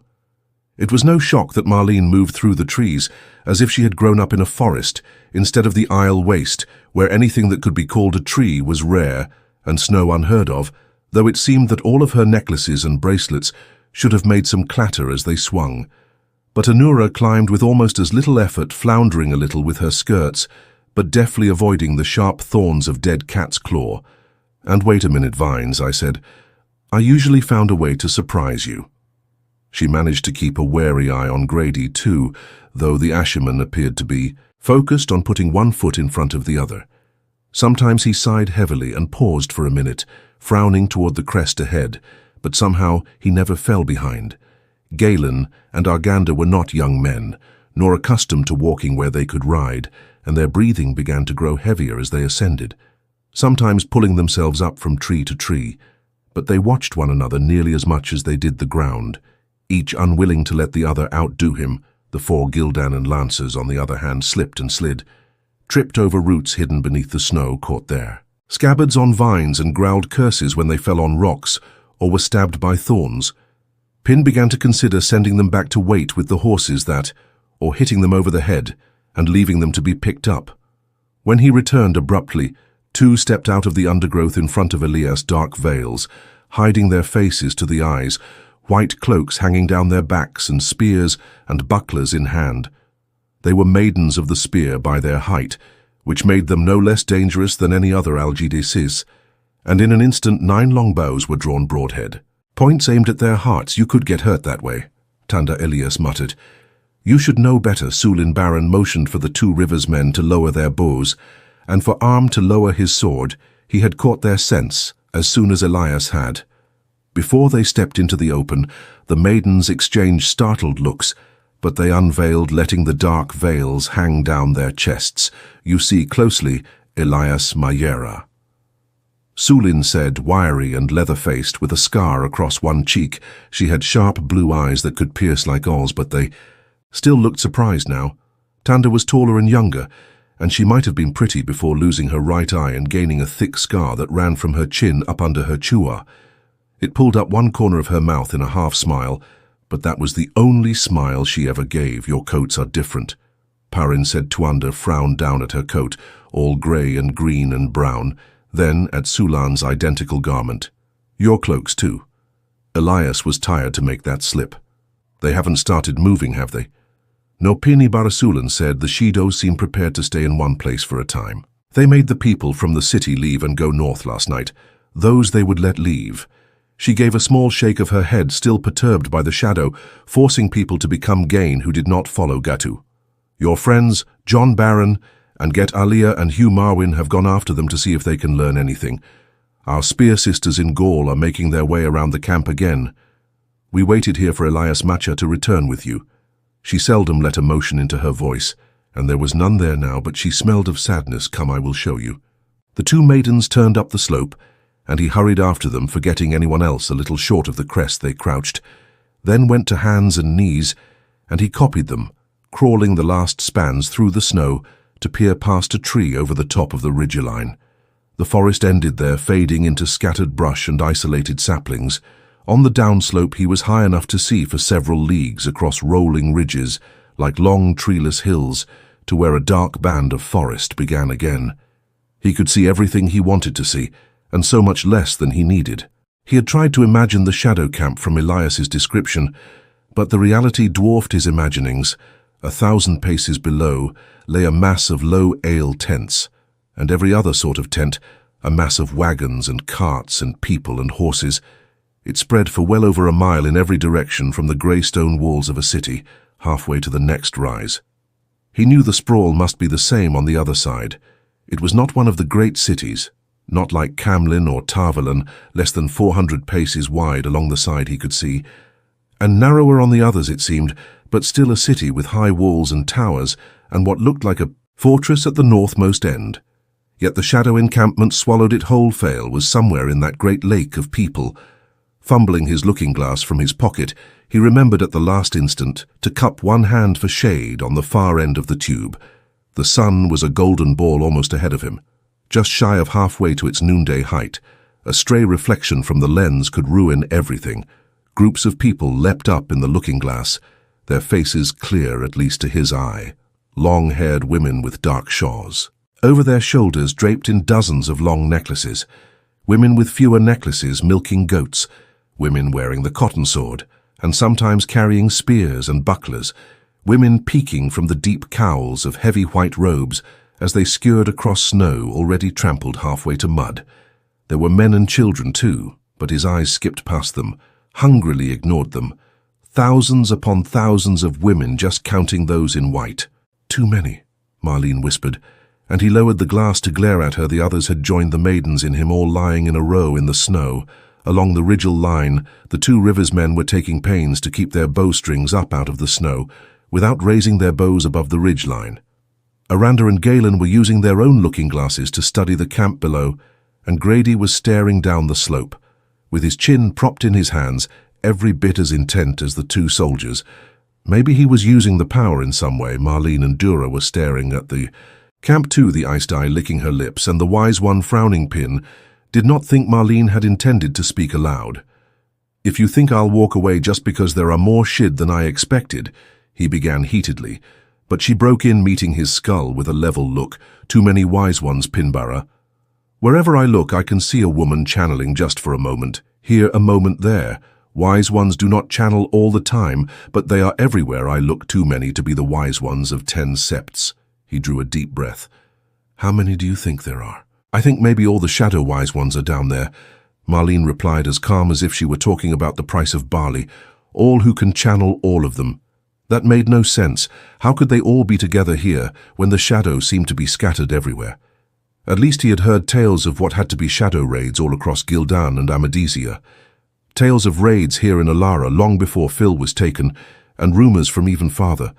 Why would they all be together? If the Shaido intended to gather here, the whole clan? No. He had to deal with what he knew. For fact, that was bad enough. How many, he asked again in a reasonable tone. Do not growl at me, Pernabera. I cannot say exactly how many Shid wise ones remain alive. Even wise ones die from sickness, snakebite accident. Some died at Demise Wells. We found bodies left behind, and they must have carried away those they could for proper burial. Even Shaido cannot have abandoned all custom if all who remain alive are below, and the apprentices who can channel. I would say perhaps 400, perhaps more, but fewer than 500. There were fewer than 500 shadow-wise ones who could channel before they crossed the dragon wall, and perhaps 50 apprentices. Most farmers would have shown more emotion over the barley. Still staring down at the shadow camp, Anura made a strangled sound, half a sob. 500 light half the tower from one clan. Oh, light, we could sneak in the night, Demo murmured from down the row.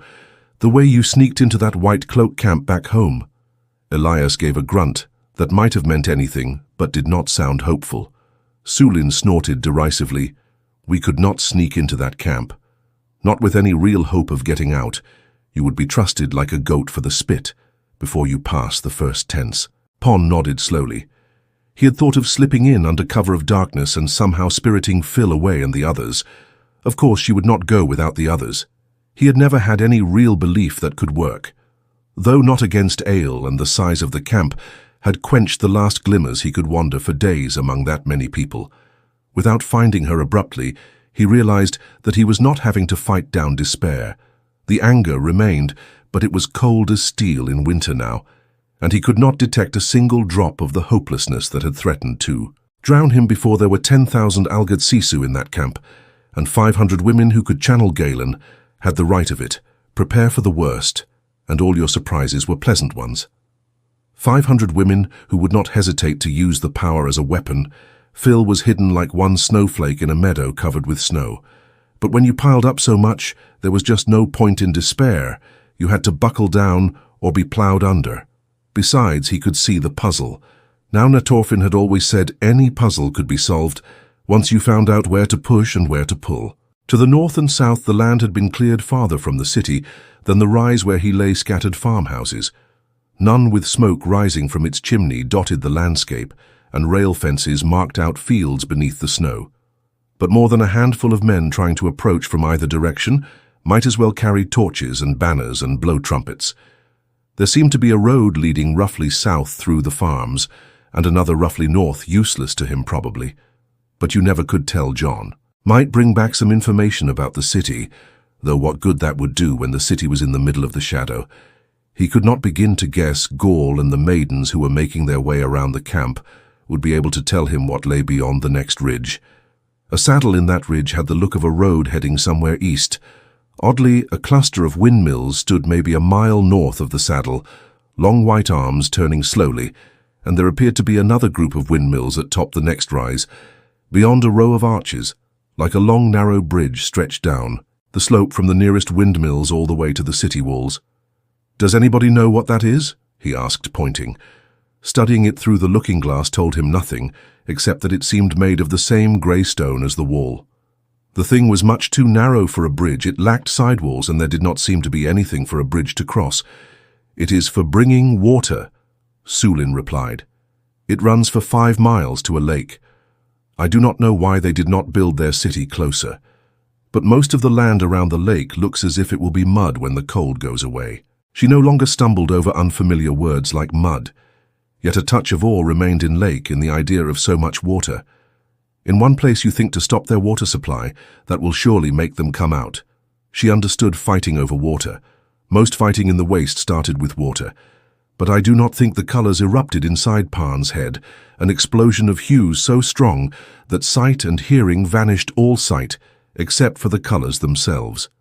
At least they were a vast tide, as if all the times he had pushed them out of his head built a dam that they now smashed aside in a silent flood, swirling in soundless whirlpools that tried to suck him under an image coalesced in the middle of it.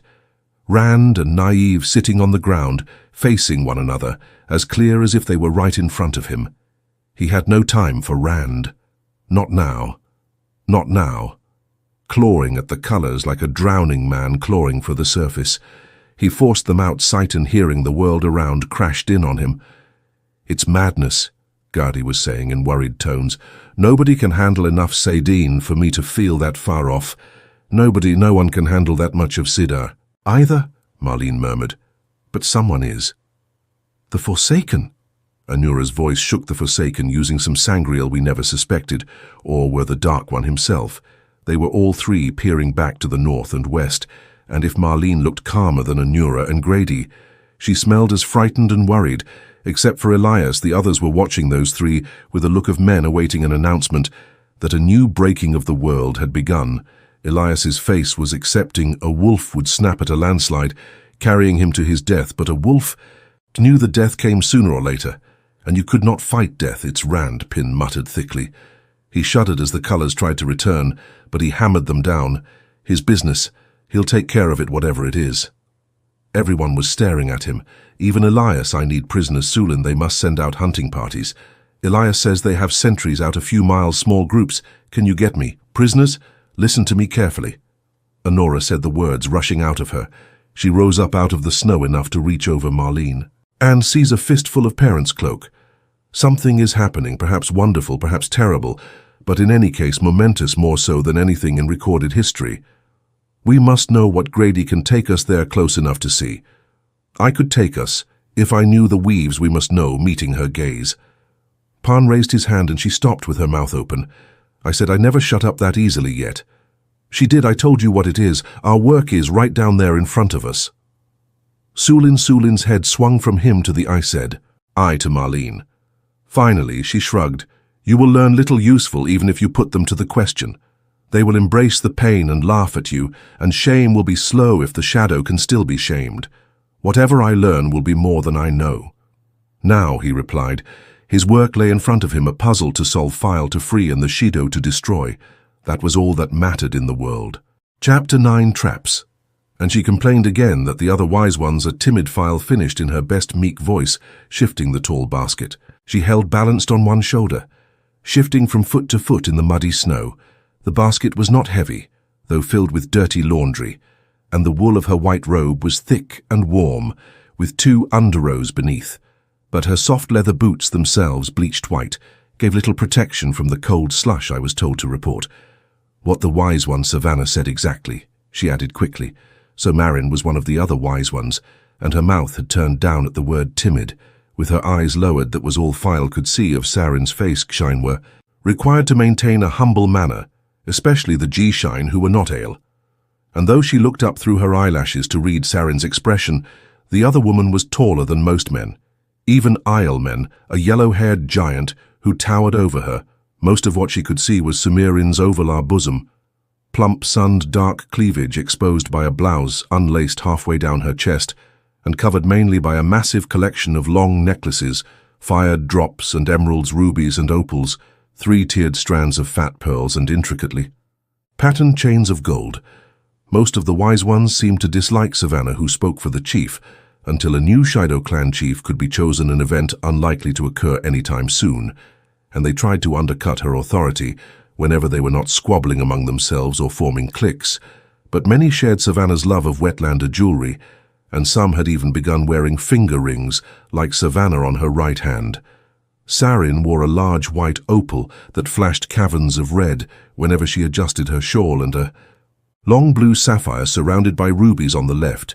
She had not adopted silk clothing. However, her blouse was plain white, Ayla from the waist, and her skirt and shawl thick wool, as dark as the folded scarf that held her waist-long yellow hair back from her face. The cold did not appear to discomfort her in the least. The two of them stood just beyond what Faile thought of as the border between the Shaido camp and the Gaishin camp.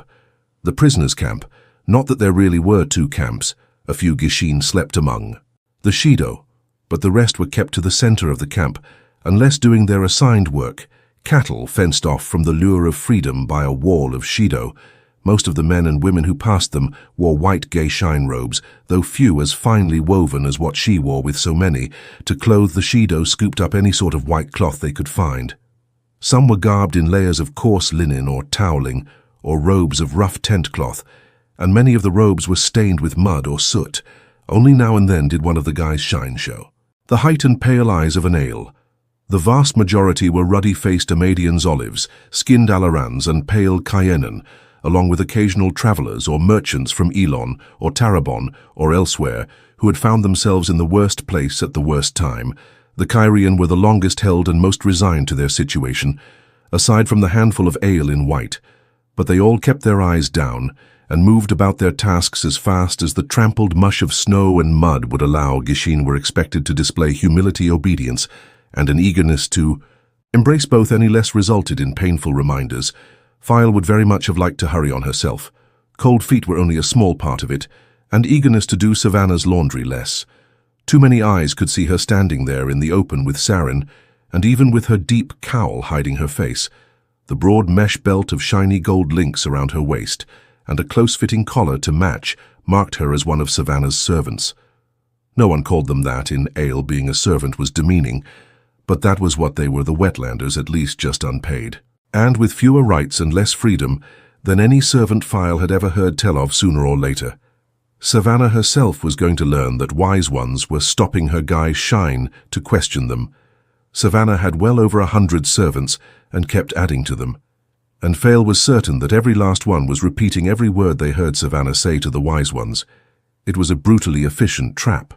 Savannah was a harsh mistress in a rather casual way, never snapping, seldom openly angry, but the slightest infraction, the smallest slip in demeanor. Poor behavior was punished immediately with the switch or the strap, and every night the 5 guys Shine who had pleased her least that day were chosen out for further punishment, sometimes a night bound and gagged on top of a beating. Just to encourage the rest, Phil did not want to think of what the woman would order for a spy. On the other hand, the wise ones had made it clear that anyone who did not talk freely of what they heard, anyone who tried to hold back or bargain, faced an uncertain future, possibly ending in a shallow grave. Harming a Geishine beyond the permitted limits of discipline was a violation of Jito, the web of honor and obligation that governed the lives of Aiel, but Wetlander Gishine seemed to stand outside a number of the rules. Sooner or later, one side or the other of that trap would snap shut. All that had held the jaws apart this long was that the Shaido seemed to see their Wetlander Gish Shine as no different from cart horses or pack animals, though in truth the animals received far better treatment. Now and then a Geishine tried to run away, but aside from that one, simply gave them food and shelter, put them to work and punished them if they faltered. The wise ones no more expected them to disobey Savannah, no more expected them to spy on her than they expected a carter to sing. Sooner or later, though, and that was not the only trap Faile was caught in. Wise one, I have nothing more to tell, she murmured when Saren said nothing. Unless you were addled in the head, you did not just walk away from a wise one, not until she dismissed you. The wise one, Savannah, talks freely in front of us, but she says little. The tall woman remained silent, and after a long moment, Faile dared to raise her eyes a little more, so Marin was staring over Phil's head, her mouth hanging open in stunned amazement. Frowning, Faile shifted the basket on her shoulder and looked behind her, but there was nothing to account for. Sumeron's expression, just the sprawl of the camp. Dark, low Aiel tents mingled with peaked tents and walled tents, and every sort of tent, most in shades of dirty white or pale brown, others green or blue or red or even striped. The Shaido took everything valuable when they struck everything that might prove useful, and they left behind nothing that resembled a tent. As it was, they hardly had enough shelter to go around. There were 10 septs gathered here, more than 70,000 Shaido, and nearly as many Geishine by her estimate, and everywhere she saw only the usual bustle, dark-clad Aiel going about their lives among scurrying white-clad captives. A smith was working the bellows on his forge, in front of an open tent with his tools laid out on a tanned bullhide. Children were hearing flocks of bleeding goats with switches. A trader was displaying her goods in an open pavilion of yellow canvas. Everything from golden candlesticks and silver bowls to pots and kettles, all looted. A lean man with a horse on a lead stood talking with a grey-haired wise one named Masseline, no doubt seeking a cure for some ailment the animal had from the way he kept pointing at the horse's belly. Nothing to make Saren gape. Just as Phil was about to turn back around, she noticed a dark-haired Aiel woman facing the other way, not just dark hair, but hair black as a raven's wing. A great rarity among Aiel, even from behind. Phil thought she recognized Alaris, another of the wise ones. There were over 400 wise ones in the camp, but she had learned quickly to know all of them on sight. Mistaking a wise one for a weaver or a potter was a quick way to earn a switching. It might have meant nothing that Alaris was standing stuck still and looking in the same direction as Saren, or that she had let her shore slide to the ground, except that just beyond her Faile recognized still another wise one, also looking off to the north and west, and slapping at people who walked in front of her. That had to be Jacine, a woman who would have been called short, even if she were not Aiel, with a great mass of hair red enough to make fire look pale, and a temper to match Masseline, was talking to the man with the horse, and gesturing to the animal she could not channel, but three wise ones who could were all staring in the same direction. Only one thing could account for it. They saw someone channeling up there on the forested ridge. A line beyond the camp, a wise one channeling. Surely would not make any of them stare. Could it be an Aes Sedai or more than one better? Not to get her hopes up, it was too soon. A clout on her head staggered her, and she nearly dropped the basket. "Why are you standing like a lump?" Siren snarled. "Go on with your work. Go before I." Phil went balancing the basket, with one hand lifting the skirts of her robe out of the muddy snow with the other, and moving as quickly as she could without slipping and falling in the muck, so Marin never hit anyone, and she never raised her voice if she was doing both. It was best to be out of her way with no delay. Humbly and obediently, pride said to maintain a cool defiance, a quiet refusal to yield. Yet sense said that was the way to find herself guarded twice as closely as she was. The Shaido might take the wetlander Garshine for domesticated animals, but they were not completely blind. They must think that she had accepted her captivity as inescapable if she were to be able to escape. And that was very much on her mind, the sooner the better.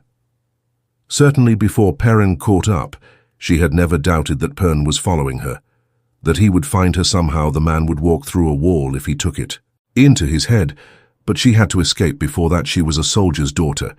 She knew the Shaido's numbers, she knew the strength Perrin had to call on, and she knew she had to reach him before that clash could take place. There was just the little matter of getting free of the Shaido first.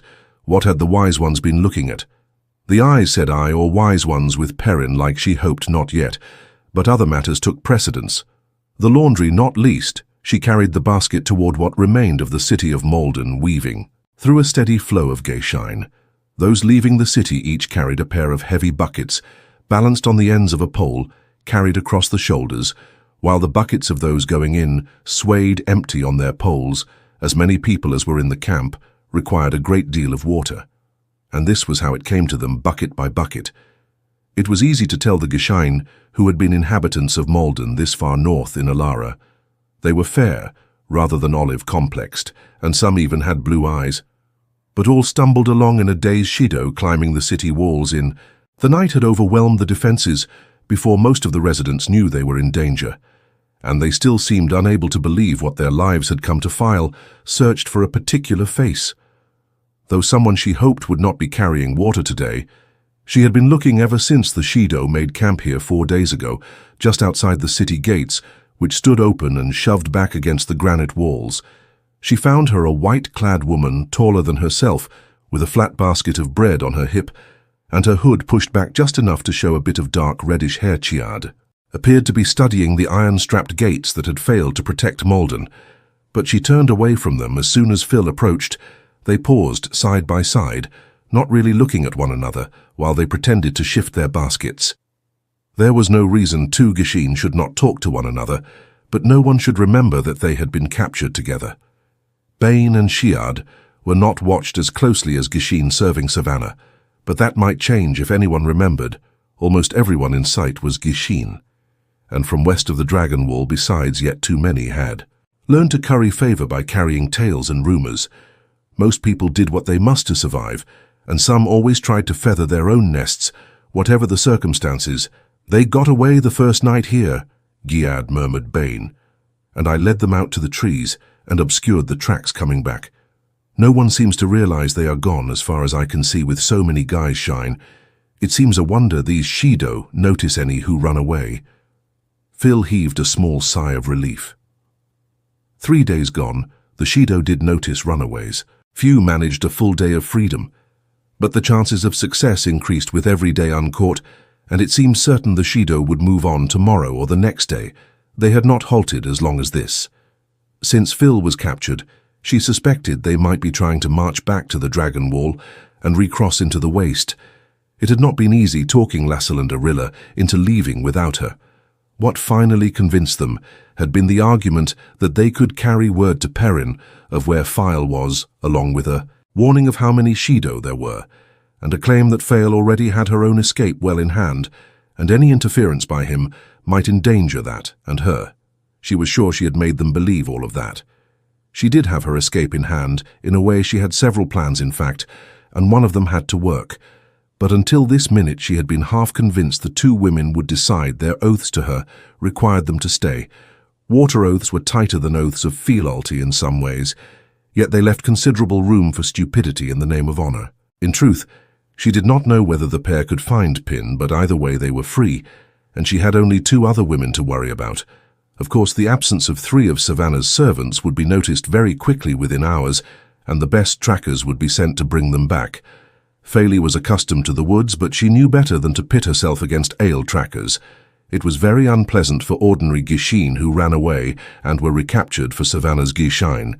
It might be better to die in the attempt. At best they would never be allowed the opportunity for a second try. "The rest of us would have a better chance if you and Bane came with us," she said in a low voice. The flow of men and women in white carrying water by them continued, no one seeming to more than glance their way, but weariness had become ingrained in her. These last 2 weeks' light, it seemed more like 2 years. What difference can there be between helping Lassell and Arilla reach the forest and helping the rest of us get further? That was despair talking. She knew the difference. Bane and Chiad were her friends, and had taught her about Aiel ways about Jito, and even a little maiden. Han took, and it did not surprise her when Chiad turned her head slightly to regard her with grey eyes that had nothing of Gaishin meekness in them, nor did her voice, though she still spoke quietly. "I will help you as far as I can, because it is not right for the Shaido to hold you. You do not follow Jito. I do if I cast aside my honor and my obligations just because the Shaido have. Then I allow them to decide how I will act. I will wear white for a year and a day, and then they will release me or I will walk away, but I will not throw away who." I am without another word. Chiad strode off into the throngs of Garshain Faile. Half raised a hand to stop her, then let it fall. She had asked that question before receiving a gentler answer, and in asking again, she had insulted her friend. She would have to apologize, not to keep Chiad's help. The woman would not withdraw that, but because she had her own honor. Even if she did not follow Jito, you did not insult friends and simply forget it, or expect them to. Apologies must wait. Though they dared not be seen talking too long, Malden had been a prosperous city, producer of good wool and great quantities of fair quality wine, but an empty ruin inside the walls now. As many of the slate-roofed houses were timber as was stone, and fire had gotten loose during the looting. The southern end of the city was half piles of blackened timbers decorated with icicles, half-scorched roofless walls. The streets everywhere, whether stone-paved or dirt, were grey with wind-blown ash trampled into the snow, and the whole city stank of charred wood water. Was one thing Malden apparently never ran short of, but like all ale, the Shaido placed a very high value on it, and they knew nothing of fighting fires. There was little in the ale waste that could burn.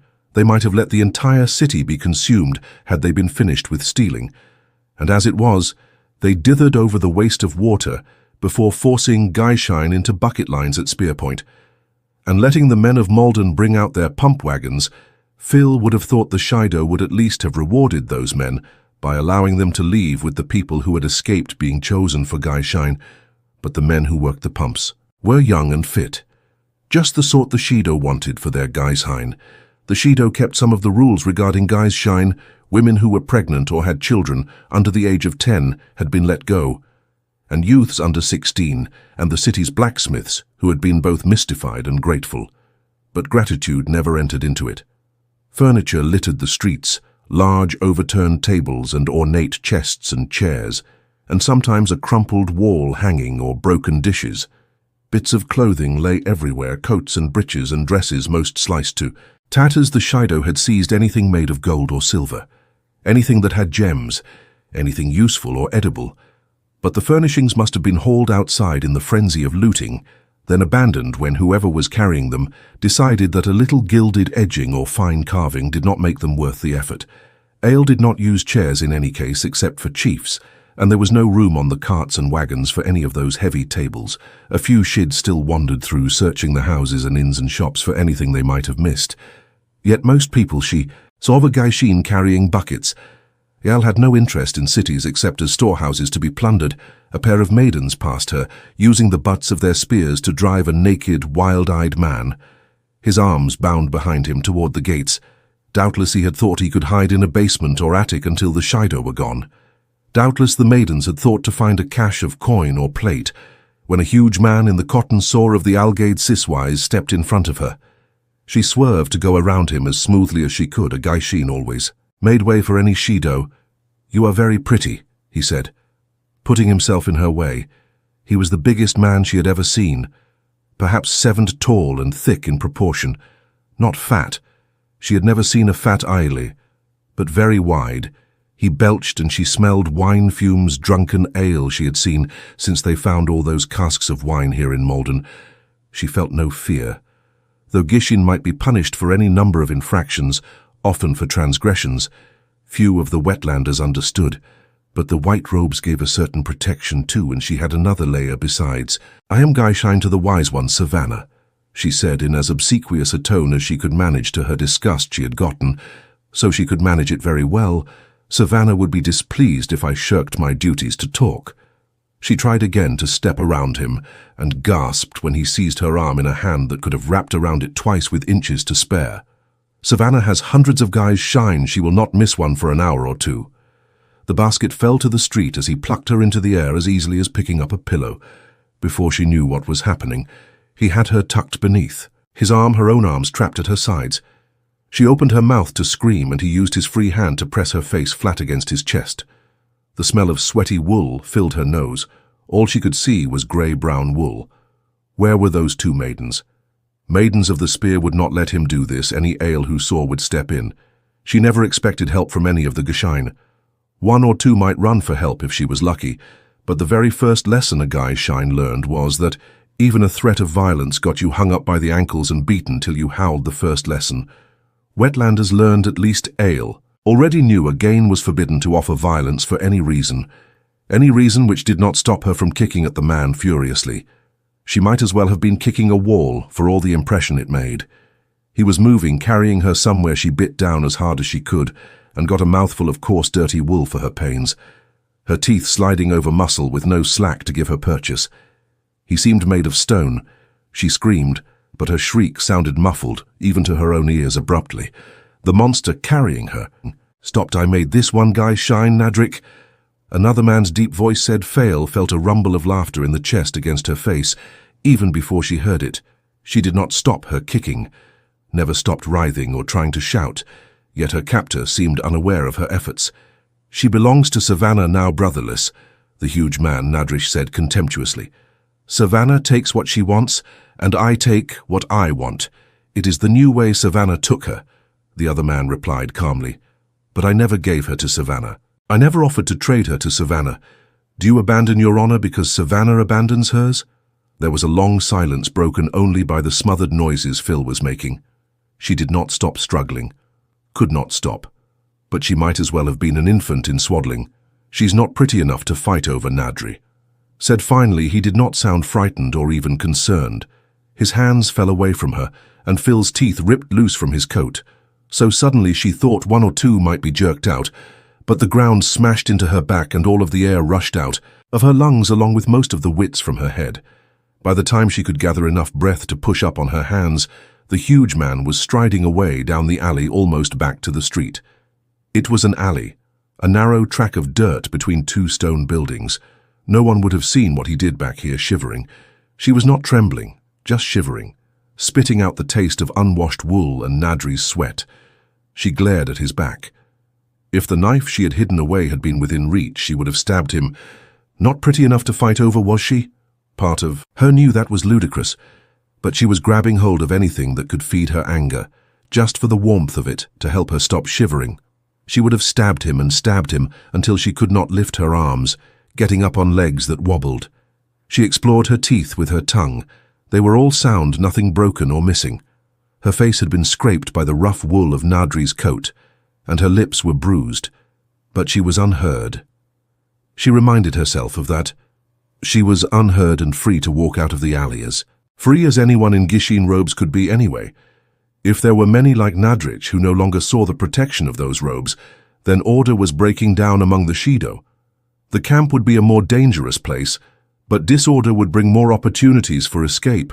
That was how she had to look at this. She had learned something that could aid her if only she could stop shivering. At last, reluctantly, she looked at her rescuer. She had recognized his voice.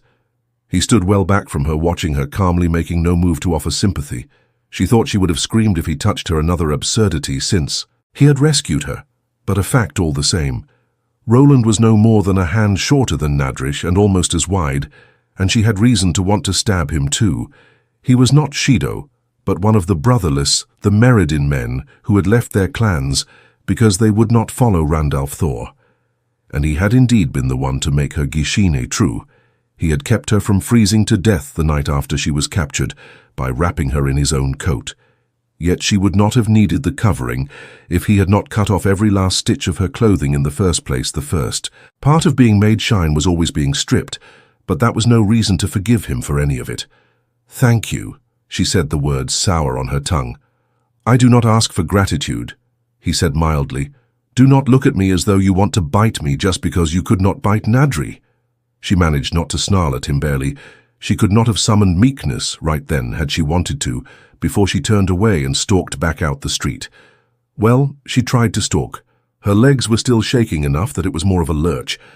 The passing guy shine barely glanced in her direction as they trudged along the street with their water buckets. Few of the captives wanted to share anyone else's troubles. They had enough of their own reaching the laundry basket. She gave a sigh. It lay on its side. White silk blouses and dark silk skirts divided for riding spilled out over the dirty, ash-smeared pavement. At least it seemed no one had trodden on them. Anyone who had been carrying water all morning and had a day of it to look forward to could have been forgiven if they failed to step aside with bits of clothing lying all around that had been cut off the people of Malden, who had been made. Gishin, she would have tried to forgive them righting the basket. She began gathering the clothes, shaking off the dirt and ash that would come loose and careful not to grind in the rest, unlike Summer and Savannah had taken to silk. She wore nothing else. She was as proud of her silks as she was of her jewelry, and equally possessive of both. She would not be pleased if any of these garments failed to be returned clean, as Faile laid the last blouse at top. The rest Roland reached past her and lifted the basket with one hand on the brink of snapping at him. She could carry her own burdens. "Thank you very much." She swallowed the words. Her brain was the only real weapon she possessed, and she had to use it instead of letting her temper have control. Roland had not been here by chance. That was straining Credle too far. She had seen him frequently since she was captured, much more often than chance could account for. He had been following her. What was it he had told Nadri he had not given her to Savannah, or offered to trade her for all that he had been the one to capture her? She thought he disapproved of making Wetlanders' guys shine. Most of the brotherless did. But apparently he still claimed his rights to her. She was sure she did not need to fear him trying to force her. Roland had had his chance for that, when he had her naked and bound, and he could have been looking at a fence post. Then perhaps he did not like women in that way. In any case, the brotherless were almost as much outsiders among the Shaido as the Wetlanders.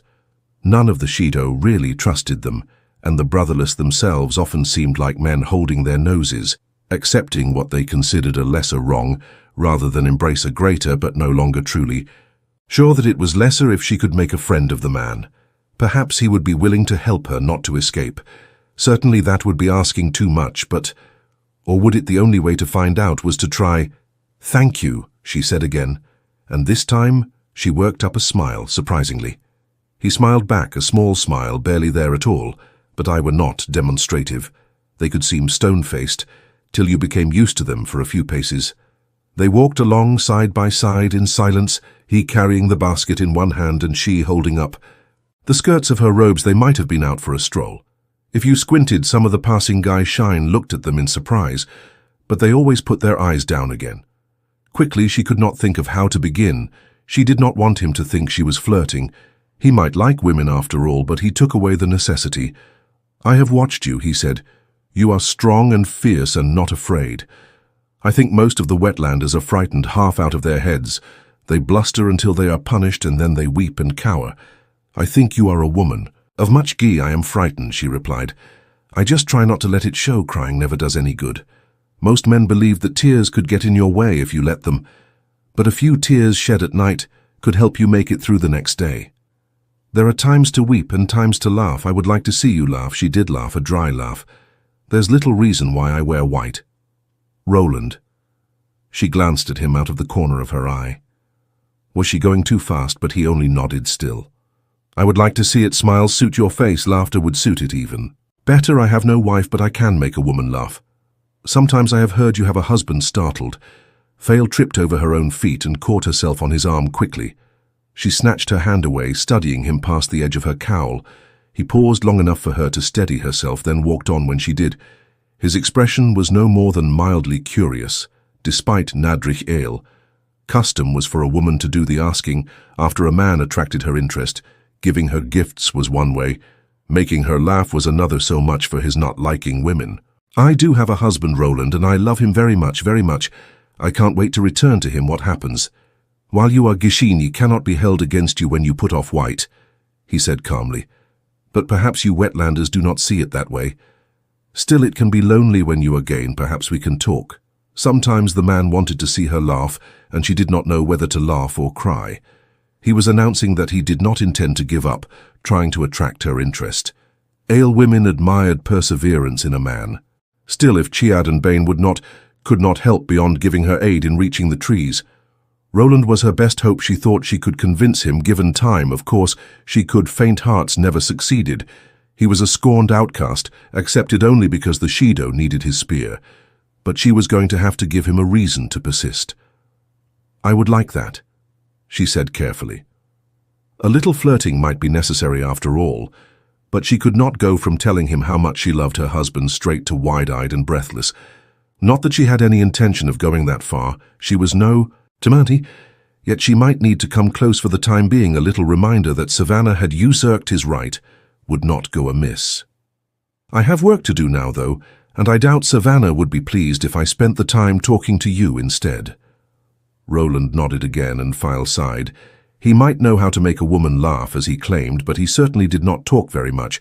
She was going to have to work to draw him out if she intended to get anything more than jokes. She did not understand, even with Chiad and Baines. Helpale humor remained incomprehensible to her. They had reached the broad square in front of the fortress at the north end of the city, a towered mass of grey stone walls that had protected its inhabitants, no better than the city walls.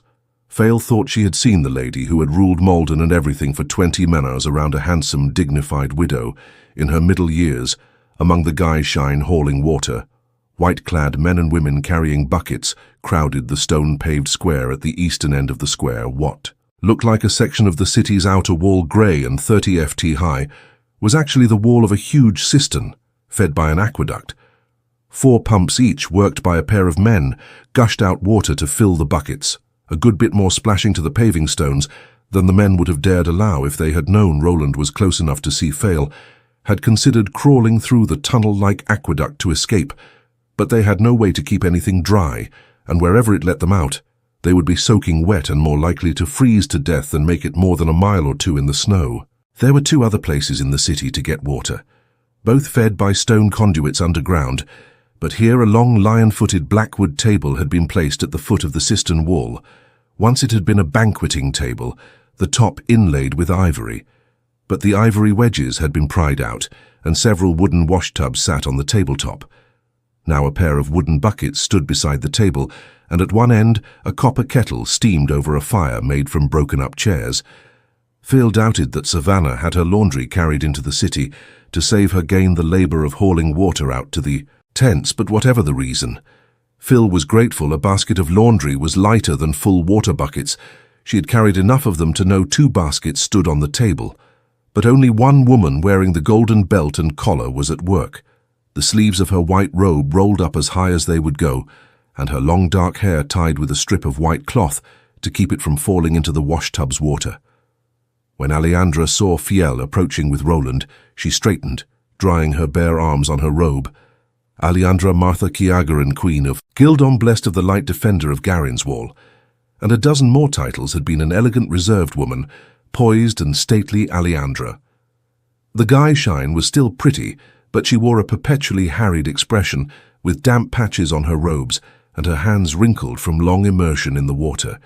She could have passed for a pretty washerwoman watching Roland set down the basket and smile at Faile before striding away. Watching Phil return the smile, she raised a quizzical eyebrow. "He's the one who captured me, Faile," said, setting pieces of clothing from the basket on the table. "Even here among none but Guy Shine, it was best to talk while working.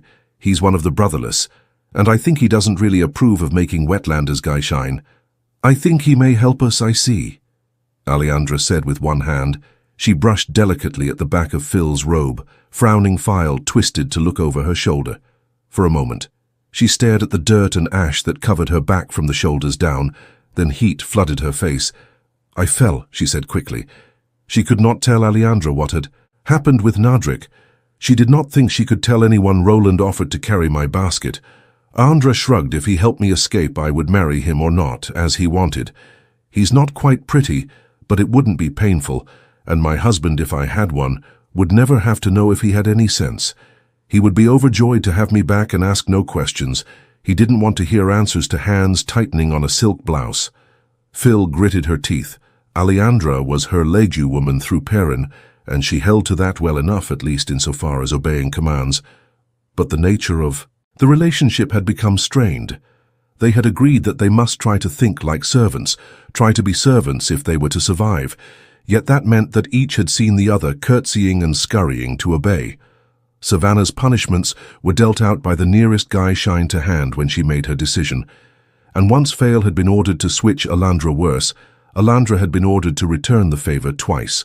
Holding back only meant a taste of the same for yourself, plus the other woman having to endure a double dose from someone who would not spare her arm. It had to make a difference when you had twice made your legs lady kick and shriek. Abruptly, she realized that the blouse she was gripping was one of those that had picked up extra dirt when the basket fell, loosening her grip. She examined the garment anxiously. It did not seem that she had ground the dirt in for a moment. She felt relief and then irritation at being relieved, even more irritating. The relief did not go away. "Arrel and Lassel escaped 3 days ago," she said in a low voice. "They should be well away by now. Where is Magdan?" A worried frown appeared on the other woman's face. "She is trying to sneak into Therava's tent. Thiava passed us with a group of wise ones, and from what we overheard they seemed to be on their way to meet with Savannah. Magdan shoved her basket at me and said she was going to try. I think she's becoming desperate enough to take too many chances," she said with a touch of hopelessness in her own voice. "She should have been here by now." Faile drew a deep breath and let it out slowly. They were all becoming desperate. They had gathered supplies for their escape knives and food boots and men's breeches and coats that fit near enough, all carefully hidden in the wagons. The white robes would serve as blankets and as cloaks to hide them in the snow. But the chance to use all that preparation seemed no closer now than the day they were captured. Only 2 weeks, 22 days to be exact. That should not have been long enough to change anything, but their pretense of being servants was changing them. In spite of all they could do, only 2 weeks, and they found themselves jumping to obey commands without thought, worrying over punishments, and whether they were pleasing Savannah. The worst of it was they could see themselves doing these things, knew some part of them was being molded against their wills. For now they could tell themselves they were just doing what was needed to avoid suspicion until they could escape. Yet every day the reactions became more automatic. How long before escape was a pale dream dreamed in?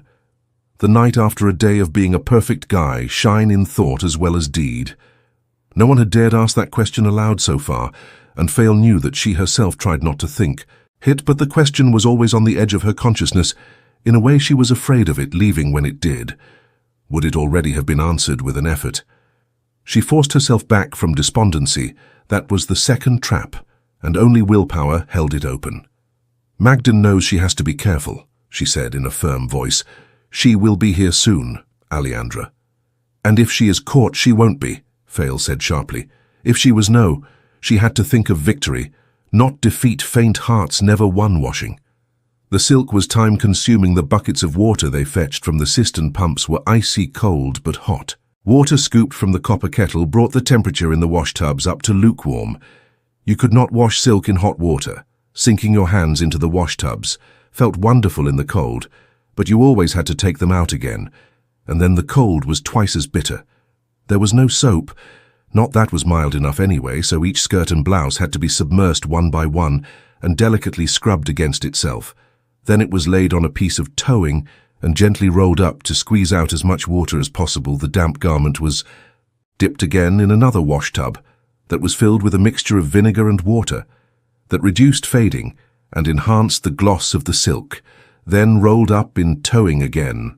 The wet toweling was wrung out hard and spread in the sun to dry wherever there was room, while each piece of silk was hung on a horizontal pole slung in the shade of a rough canvas pavilion erected at the edge of the square and smoothed by hand to rub out wrinkles with luck. Nothing would need ironing. Both of them knew how silk had to be cared for, but ironing it needed experience neither of them had. None of Savannah's guys shine, did not even Magdan. Though she had been a lady's maid even before entering Faile's service, but Savannah did not accept excuses. Every time Phil or Alejandra went to hang another garment, they checked those already there and smoothed any that seemed to need it. Phil was adding hot water to a wash tub when Alejandra said bitterly, "Here comes the Aes Sedai." Galina was Aes Sedai, complete with the ageless face and a golden great serpent ring on her finger.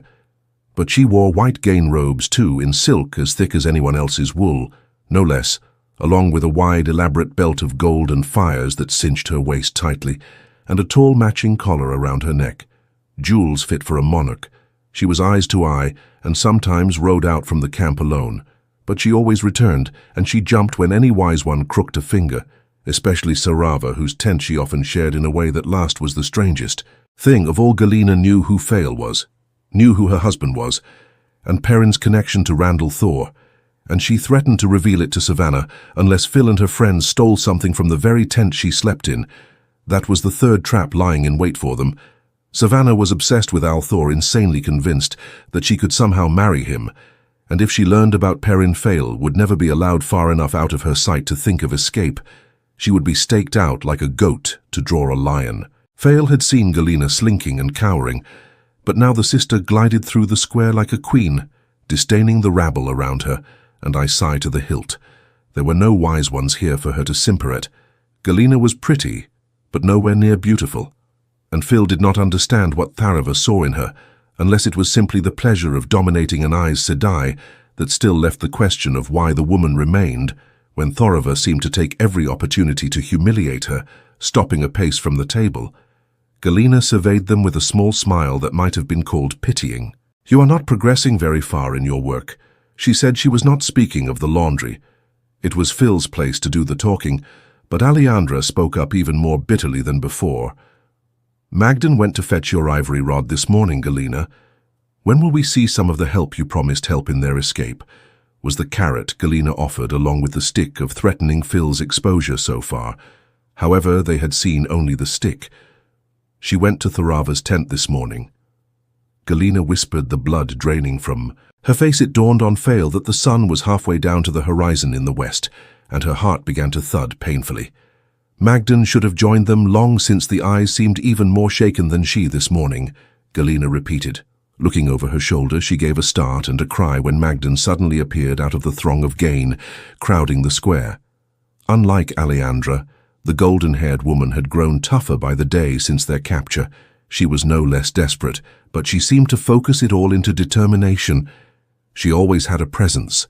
That belonged more to a queen than a lady's maid, though most ladies' maids had it. But now she stumbled past them, dull-eyed, and plunged her hands into a water bucket, cupping a double handful to her mouth to drink thirstily, then scrubbing the back of a hand across her mouth. "I want to kill Sarava when we go," she said thickly. "I would like to kill her now." Her blue eyes took on life again and heat. "You're safe, Galina. She thought I was there to steal. I hadn't started looking something. Something happened, and she left after tying me up for later." The heat faded from her gaze to be replaced by puzzlement. "What is it, Galina? Even I feel it. And I have so little ability. These Aiel women decided I was no danger." Magdan could channel not reliably, though, and not very much. From what little Phil knew, the White Tower would have sent her away in a matter of weeks, and she claimed never to have gone. so her ability would not be of much use in aiding their escape. Faile would have asked what she was talking about, but she never got the chance. Galena's face was still pale, but otherwise she was all Aes Sedai calm, except that she seized a handful of Magdan's cowl and the hair beneath and wrenched her head back. "Never. You mind what it is," she said coolly. "Nothing to do with you. All you need worry about is getting me what I want, but you should worry about that very hard before Faile could move to defend Magdan." Another woman wearing the wide golden belt over her white robes was there, pulling Galena away and slinging her to the ground. Plump and plain, Aravine had been wearied and resigned the first time Faile saw her, the day the Amadian woman handed her the golden belt she wore, and told her she was now in the service of the Lady Savannah. The intervening days had stiffened Aravine even more than they had Magdan. "Though are you mad to lay hands on an Aes Sedai?" Galena snapped, struggling to her feet, brushing at the dirt, staining her silk robes. She directed all her fury at the plump woman. "I will have you. Shall I tell Thiava you were manhandling one of Savannah's guy?" Shine Aravine broke in coldly. Her accents were cultured. She might have been a merchant of some note, or perhaps even a noble, but she never spoke of what she had been before putting on white, the last time Sarava thought you'd poked your nose where she didn't want it. Everybody inside a 100 paces could hear you squealing and begging. Galena actually quivered with rage, the first time Phil had ever seen an Aes Sedai. So outdone with a visible effort, she gained control of herself. Just her voice dripped acid. "I said I'd do what we do for our own reasons. Aravine reasons you could not possibly understand. You will regret incurring this debt when I decide to collect payment. You will regret it to your heart." Giving her robes a last brush, she stalked away no longer. The queen disdaining rabble, but a leopard daring sheep to block her path, watching her go. Aravine seemed unimpressed and uninclined to chat. "Savannah wants you." Phil was all she said. Faile did not bother to ask why. She just dried her hands, rolled down her sleeves, and followed the Amadian woman after promising Aleandra and Magdan to return. As soon as she could, Savannah was fascinated with the three of them. Magdan, the only true lady's maid among her guy shine, seemed to interest her as much as Queen Aleandra, and Faile herself, a woman powerful enough to have a queen as her lege woman. And sometimes she summoned one of them by name to help her change clothes or bathe in the large copper bathtub that she used more often than the sweat tent, or just to pour her wine. The rest of the time they were given the same chores as her other servants, but she never asked whether they had already been assigned work or let them off because of it. Whatever Savannah wanted, Phil knew she still would be held accountable for the laundry, along with the other two. Savannah wanted what she wanted, when she wanted it, and she did not accept excuses. There was no need for Faile to be shown the way to Savannah's tent. But Aravine led the way through the throng of water carriers until they reached the first low ale tents, and then she pointed in the opposite direction to Savannah's tent and said, "This way first." Faile stopped where she stood. "Why?" she asked suspiciously. There were actually men and women among Savannah's servants who were jealous of the attention she gave Faile, Aleandra, and Magdan, and though Faile had never detected that in Aravine, some of the rest might well try to get them in trouble by passing on false instructions. "You will want to see this before you see Savannah, believe me." Faile opened her mouth to demand more explanation, but Aravine simply turned and walked away. Phil gathered up the skirts of her robes and followed. All sorts and sizes of carts and wagons stood among the tents, their wheels replaced by sleds. Most were piled high with bundles and wooden crates and barrels with the wheels tied on top of the loads. But she did not have to follow Aravine far before she saw a flatbed cart that had been emptied. Except that the cart bed was not empty. Two women lay on the rough wooden planks, naked and cruy hog, tied, shivering in the cold, yet panting as if they were running. Both women's heads hung tiredly, but as if they somehow knew Phil was there. Both looked up Aurela, a dark tyrant as tall as most Aiel. Women averted her eyes in embarrassment. Lassel, slim and pale, and Kyrian went bright red. "They were brought back this morning," Aravine said, watching Phil's face. "They will be untied before dark, since it's the first time they've tried to escape, though I doubt they will be in any condition to walk before tomorrow."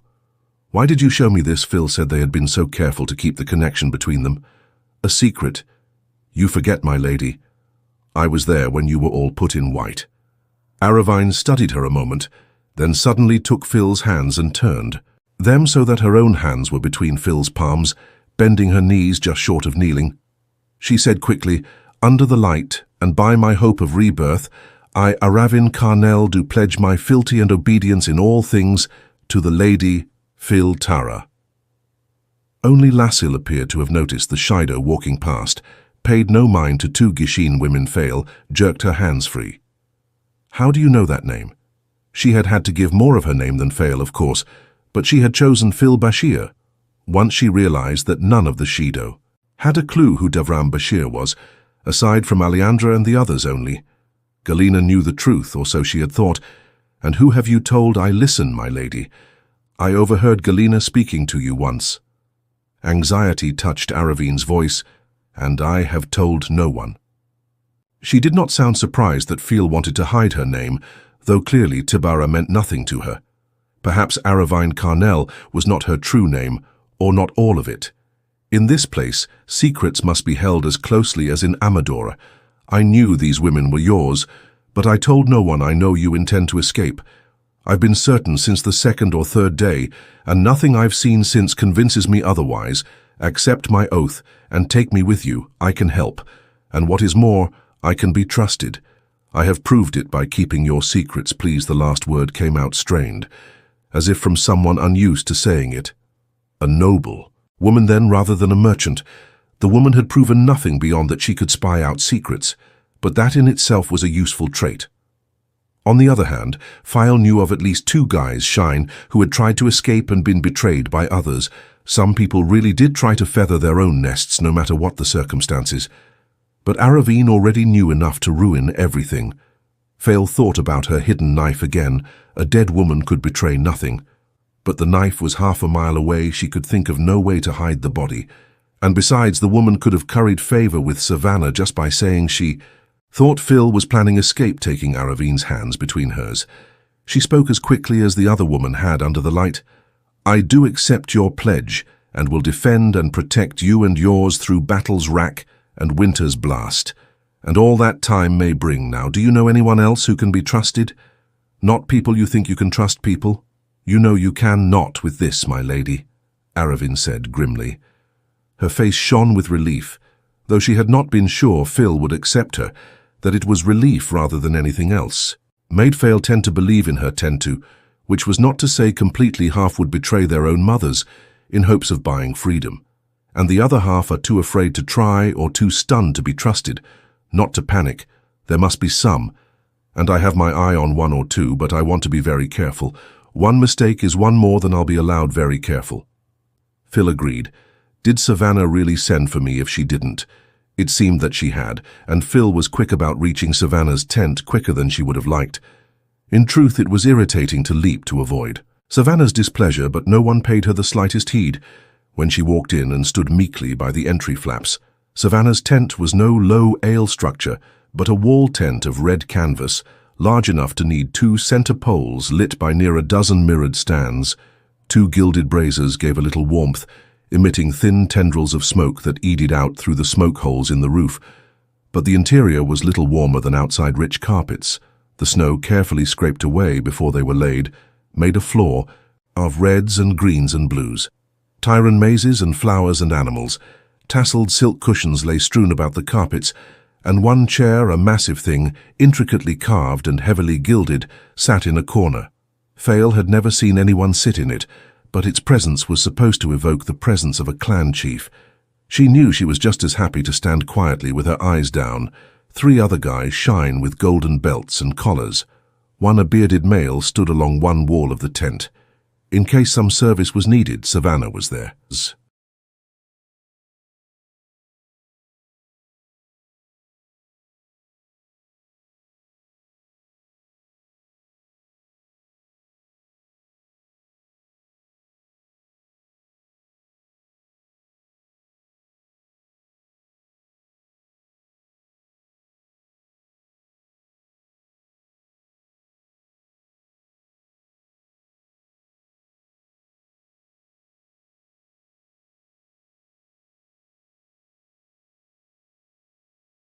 Rings decorated her every finger, and her necklaces and bracelets of fat pearls and cut diamonds and rubies as large as pigeons' eggs.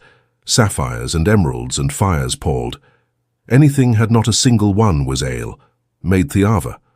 On the other hand was all ale in dark wool and white Elayne, her hands bare and her necklaces and bracelets gold and ivory, no finger rings or gems for her taller than most men, her dark red hair touched with streaks of white.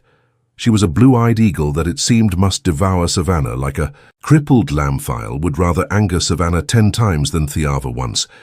But the two women faced each other across a table inlaid with ivory and turquoise, and Savannah met the glare for glare.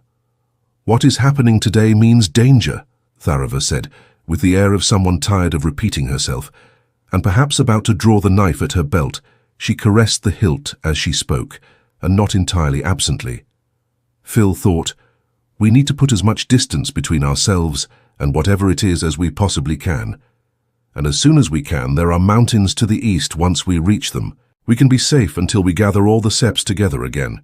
Seps that would never have been separated if you had not been so sure of yourself. Savannah, you speak of safety." Savannah laughed. "Have you grown so old and toothless? You need to be fed milk and bread. Look, these mountains of yours are how distant. How many days or weeks when we must crawl through this cursed snow?" She gestured to the table between them, where a map lay spread out, weighted down with 2 thick golden bowls and a heavy 3-pronged golden candlestick. Most ale disdained maps, but Savannah had taken to them along with other wetland customs. "Whatever happened is far away, Thiava. You agreed it is so. As did every wise one, this city is full of food enough to feed us for weeks. If we remain here, who is there to challenge us? If we do, and if we do. You have heard the runners. The messages in 2 or 3 weeks, 4 at the most. 10 more septs will have joined me. Perhaps more. This snow will have melted by then. If these wetlanders from the city can be believed, we will travel quickly, instead of having to drag everything on sleds file. Wondered whether any of the city people had mentioned mud. 10 more septs will join you." Thorova said, her voice flat except for the last word.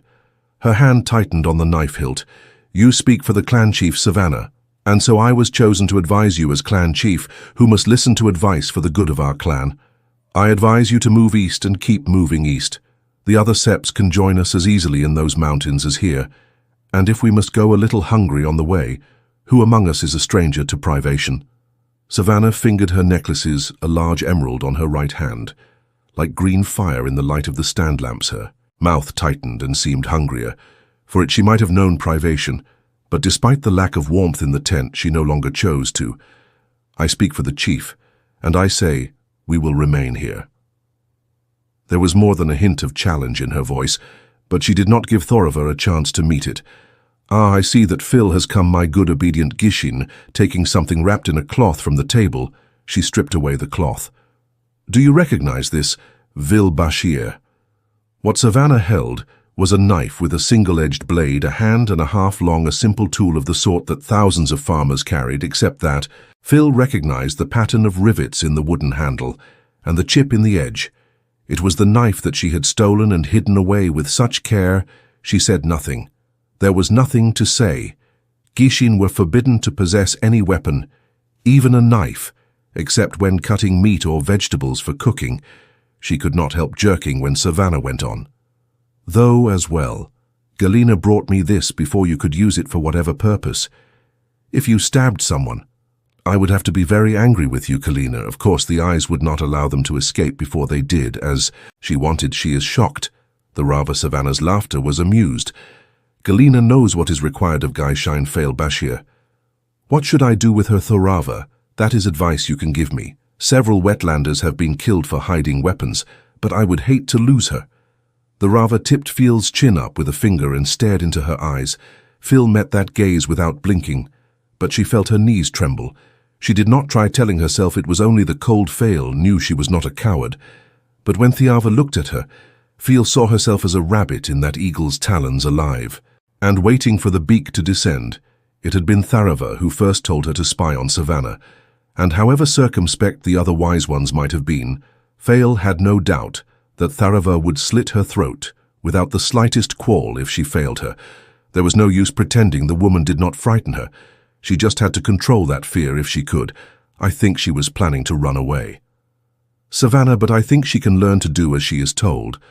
The rough wooden table had been set out between the tents in the nearest open space to Savannah's tent, 100 paces away. At first, Phil thought that the shame of being naked would be the worst of it, that and the icy cold that pebbled her skin. The sun sat low in the sky. The air had grown colder, and it would get much colder before morning. She had to stay there till morning. The Shaido were good at learning what shamed wetlanders, and they used shame as a punishment. She thought she would die of blushing whenever anyone looked at her, but the Shaido who passed by did not even pause in itself. Nudity was no reason for shame among Aiel Aravine appeared in front of her, but she stopped only long enough to whisper, "Keep your courage." And then she was gone. Faile understood whether or not the woman was loyal.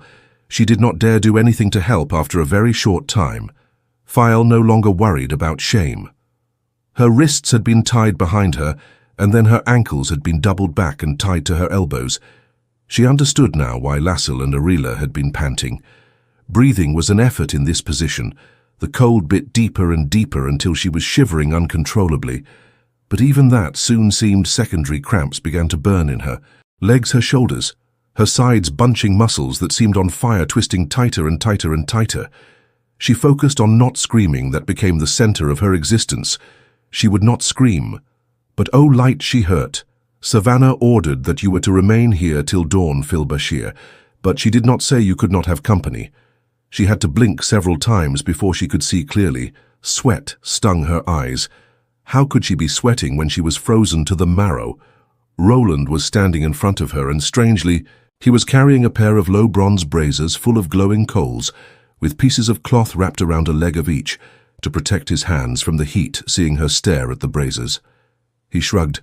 "Once a night in the cold would not have bothered me, but I've grown soft since I crossed the dragon wall."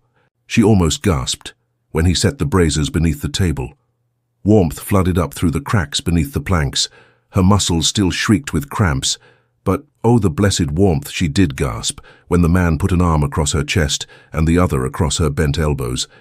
Suddenly she realized the pressure was gone from her elbows. He had squeezed her.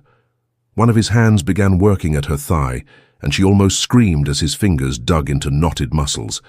But she felt the knots begin to loosen. They still hurt. His massaging hurt, but the pain in that one thigh muscle was changing in kind, not growing less exactly, but she knew that it would if he continued. "You do not mind if I occupy myself while I try to think of a way to make you laugh, do you?" he asked. Suddenly, she realized that she was laughing and not hysterically. Well, it was only partly hysteria. She was trusted like a goose for the oven and being saved from the cold for a second time by a man. She thought maybe she would not stab after all. Savannah would be watching her like a hawk from now on, and Sarava might be trying to kill her as an example. But she knew she was going to escape. One door never closed, but another opened. She was going to escape. She laughed until she cried. Chapter 10. A Blazing Beacon. The wide-eyed maid was more used to kneading bread dough than doing up rows of tiny buttons, but eventually she finished buttoning Elayne into her dark green riding dress, curtsied and stepped back, breathing heavily, though whether from the effort of concentration or just from being in the presence of the daughter, air was hard to tell. The great serpent ring on Elayne's left hand might have had something to do with it too. Just over 20 armies in a straight line would take you from the manor of House Marthin to the river Arryn and all its great commerce, but the distance was far greater in actual miles to be covered through the Chishin Mountains, and people here were more accustomed to cattle raids across the border from Morandi than any sort of visitor, especially a visitor who wrapped the daughter heir and an Aes Sedai into one package. The honor seemed beyond what some of the servants could bear. Elsie had been painfully conscientious in folding the blue silk gown that Elayne had worn last night and packing it away in a large leather traveling chest, one of a pair in the apartment's dressing room, so conscientious that Elayne had nearly taken over the task herself. She had slept poorly at first, fitful and waking, then slept late when she could sleep, and she was beyond chafing to be on her way back to Camelin. This was the 5th time she had spent a night out of Camelin since learning the city was threatened, and on each trip she had given a day to visiting 3 or 4 manors, once 5, all the property of men and women bound to House Trajan by blood or oaths, and every visit took time. The press of time weighed down her bones, yet presenting the proper image was necessary. Riding clothes were needed to travel from one manor to the next, lest she arrived rumpled and looking a fugitive. But she had to change before settling in, whether it was for the night or just a few hours. Half those hours might be taken up by shifting from riding clothes to a gown and back again. But riding clothes spoke, of haste and need, perhaps of desperation, while the coronet of the daughter-he heir and an embroidered gown trimmed with lace, unpacked from a set of travelling cases, and donned after washing, portrayed confidence and strength. She would have brought her own maid to add to the impression, if had been up to keeping the pace in winter. Though she suspected the white-haired woman's slowness would have had her chewing her tongue in frustration, still, Asander could not have been as slow as this goggle-eyed young Elsie at last. Elsie handed her her fur-lined crimson cloak with a curtsy, and she slung the cloak around her shoulders hastily. A fire blazed on the stone hearth, but the room was nowhere near warm, and recently she could not seem to ignore the cold. With any reliability, the girl bobbed as she asked whether she could fetch men to carry down the chests if it pleased her majesty. The first time she had done that, Elayne had gently explained that she was not yet queen, but Elsie seemed horrified at the idea of addressing her simply as my lady, or even as princess. Though in truth the last was considered very old-fashioned, proper or not. It usually pleased Elayne to hear someone acknowledge her right to the throne, but this morning she was too tired to be anything but anxious to be on the road. Suppressing a yawn, she told Elsie curtly to fetch the men and be quick about it, and turned for the panelled door. The girl rushed to open it for her, which took longer than if she had done it herself with a curtsy before opening, and yet another, after her divided silk skirts whispered furiously against each other as she strode out of the room, tugging on her red riding gloves. If Elsie had delayed her one more second, she thought she would have screamed. It was the girl who shrieked, however. Before Elayne had gone 3 paces, a horrified howl that sounded ripped from her throat. The cloak flared as Elayne spun around, embracing the true source, feeling the richness of cedar flood through her. Elsie was standing on the strip of carpet that ran along the middle of the pale brown floor tiles, staring the other way down the hall, with both hands pressed to her mouth. 2 crossing corridors opened in that direction, but there was not another soul in sight. "What is it, Elsie?" Elayne demanded. She had several weaves already on the edge of forming, ranging from a simple net of air to a fireball that would have demolished half the walls in front of her, and in her present humor she wanted to use one of them to strike out with the power. Her moods were uncertain of late, to say the least. The girl looked back over one shoulder, trembling, and if her eyes had been wide before they bulged, now her hands remained clamped to her mouth as if to prevent another scream. Dark-haired and dark-eyed, tall and plump, bosomed in House Mathan's grey and blue livery. She was not really a girl. Elsie might be 4 or 5 years older than herself, but the way she behaved made it difficult to think of her any other way. "What is it, Elsie? And don't tell me it was nothing. You look as if you'd seen a ghost." The girl flinched. "I did," she said unsteadily. That she gave Elayne no title showed just how unsteady she was. Lady Elayne, as was Lord Eadman's grandmother.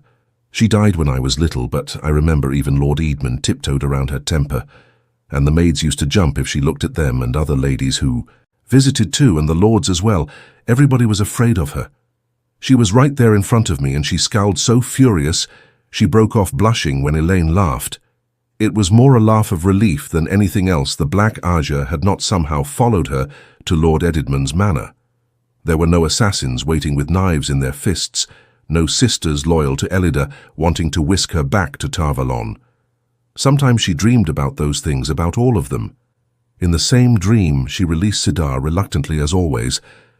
Regretful as that fullness of joy and life dreamed out of her, Mathan supported her, but Eadman might have taken it amiss if she had ruined half his home place.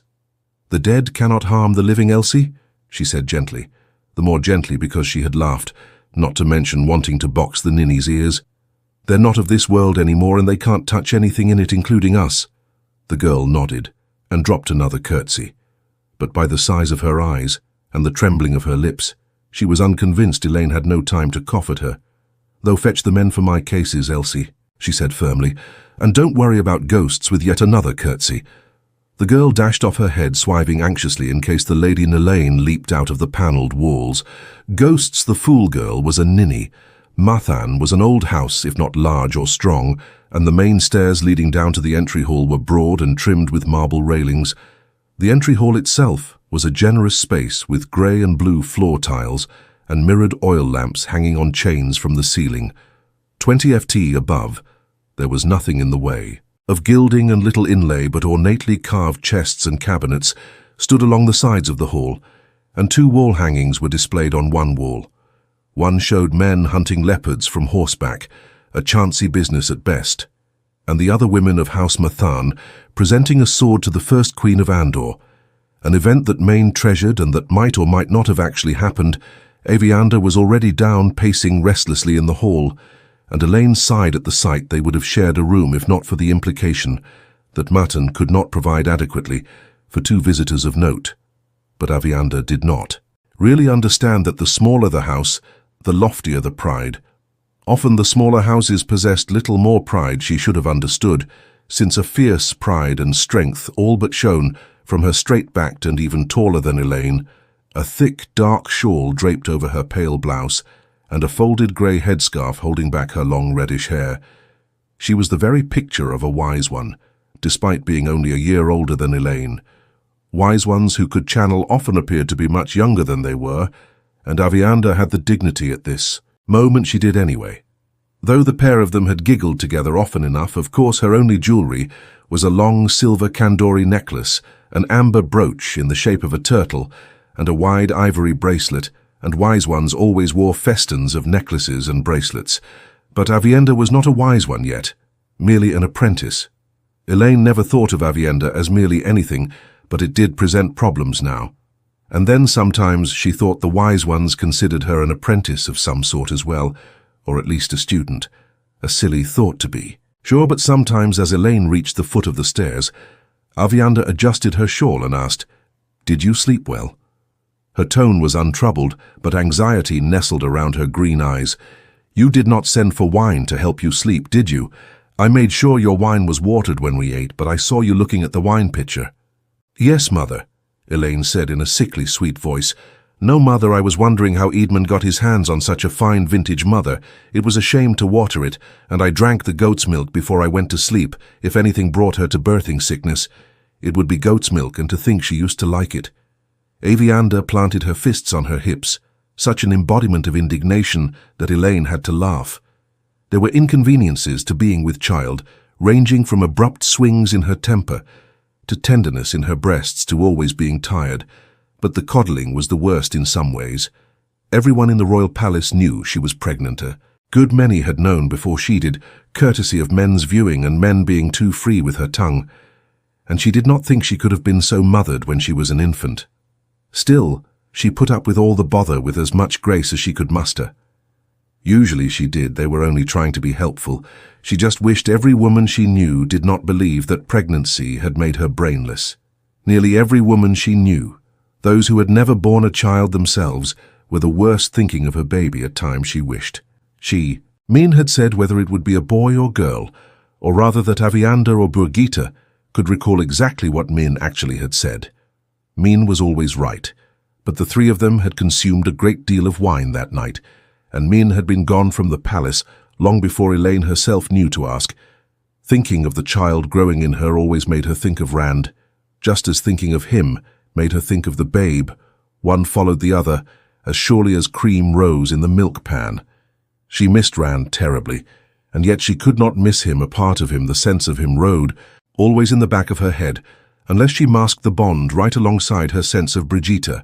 Her other warder, the bond had its limits. However, he was somewhere to the west, far enough that she could tell little more than that he was alive. Nothing more, really. Though she thought she would know if he had been badly injured, she was not sure she wanted to know what he was up to. He had been far to the south for a long time after leaving her, and now just this morning he had travelled to the west. It was disconcerting, really, to feel him in one direction, and then suddenly have him off in another, even farther away. He could be pursuing enemies or running from enemies, or any one of 1,000 things she hoped very much. It was something innocuous that made him travel. He was going to die on her all too soon. Men who could channel always died of it, but she wanted so very much to keep him alive as long as possible, he as well. Aviander said, almost as though she could read her mind. They had their own shared sense of one another since their mutual adoption as first sisters, but it did not go as far as the water bond they and men shared with Rand. If he allows himself to be killed, I will cut off his ears. Elayne blinked, then laughed again, and after a startled glance, Aviendha joined in. It was not that funny, except maybe to an Aviendha's sense of humor was very odd. But Elayne could not stop laughing, and Aviendha seemed as helpless, shaking with mirth. They hugged one another, and hung on life was very strange. Had anyone told her a few years ago that she would share a man with another woman with 2 other women, she would have called them mad. The very idea would have been indecent. But she loved Aviendha every bit as much as she did Rand, only in a different way. And Aviendha loved Rand as much as she did. Denying that meant denying Aviendha, and she could as easily step out of her skin. Aiel women's sisters or close friends often married the same man, and seldom gave him any say in the matter. She was going to marry Rand, and so was Aviendha, and so was Min. Whatever anyone said or thought, that was all there was to it. If he lived long enough. Suddenly she became afraid that her laughter was edging toward tears. Please, Light, let her not be one of those women who became weepy when they were with child. It was bad enough not knowing whether she was going to be melancholy or furious from one minute to the next. Hours might pass when she felt perfectly normal, but then there were hours when she felt like a child's ball bouncing down an endless flight of stairs. This morning, she seemed to be on the stairs. He is well, and he will be well, Aviendha whispered fiercely, as if she intended to assure his survival by killing anything that threatened him. With the tips of her fingers, Elayne brushed a tear from her sister's cheek. He is well, and he will be well, she agreed softly, but they could not kill Sedin, and the taint on the male half of the power was what was going to kill him. The lamps overhead flickered as one of the tall doors to the outside opened, letting in a gust of air even colder than that in the entry hall, and they quickly moved a little apart. Just holding hands, Elayne schooled her face to a serene smoothness, fully worthy of an Aes Sedai she could not afford to let anyone see her apparently seeking comfort in a hug. A ruler, or one who sought to rule, was not allowed the slightest suggestion of weakness or tears. Not in public. There were rumors enough about her, as it was as many bad as good. She was benevolent or cruel, fair-minded or arbitrary, generous or avaricious, all according to which tale you listened to.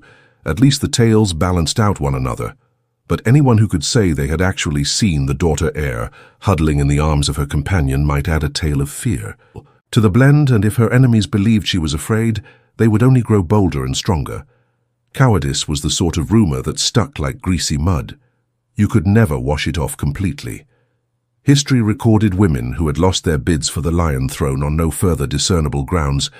Capability was a requirement for a successful ruler, and wisdom was to be hoped for. Though women lacking both had gained the throne and muddled through somehow, but few would support a coward, and none of those people she wanted on her side. The man who came in turning to push the massive door shut behind him had only one leg and used a crutch in place of the other. Even with fleece padding the sleeve of his heavy woolen coat was worn from it. A heavy-shouldered former soldier, Fredwyn Ross, managed Lord Edmund's estate with the aid of a fat clerk who had blinked at the daughter heir in consternation, gaped at her great serpent ring with something near to awe, and skewered back to his ledges in relief. As soon as he realized she had no business with him, he had probably feared a levy on the manor's accounts. Master Ross had stared at her ring in amazement, to be sure, but he had grinned with delight at the daughter heir and regretted that he could no longer ride for her with such sincerity that had he been a liar, he would already have built Edmund and the clerk of everything they owned between them. She did not fear him carrying the wrong tales. His crutch made a rhythmic thump as he came up the hall, and he managed a credible bow in spite of it, including Aviendha. In his courtesy he had been startled by her at first, but surprisingly quick to catch their friendship. And if he did not entirely trust an Aiel, it meant he accepted her. You could not ask for everything. The men are strapping your cases to the pack animals. My queen and your escort is ready. He was one of those who refused to call her anything except my queen or majesty.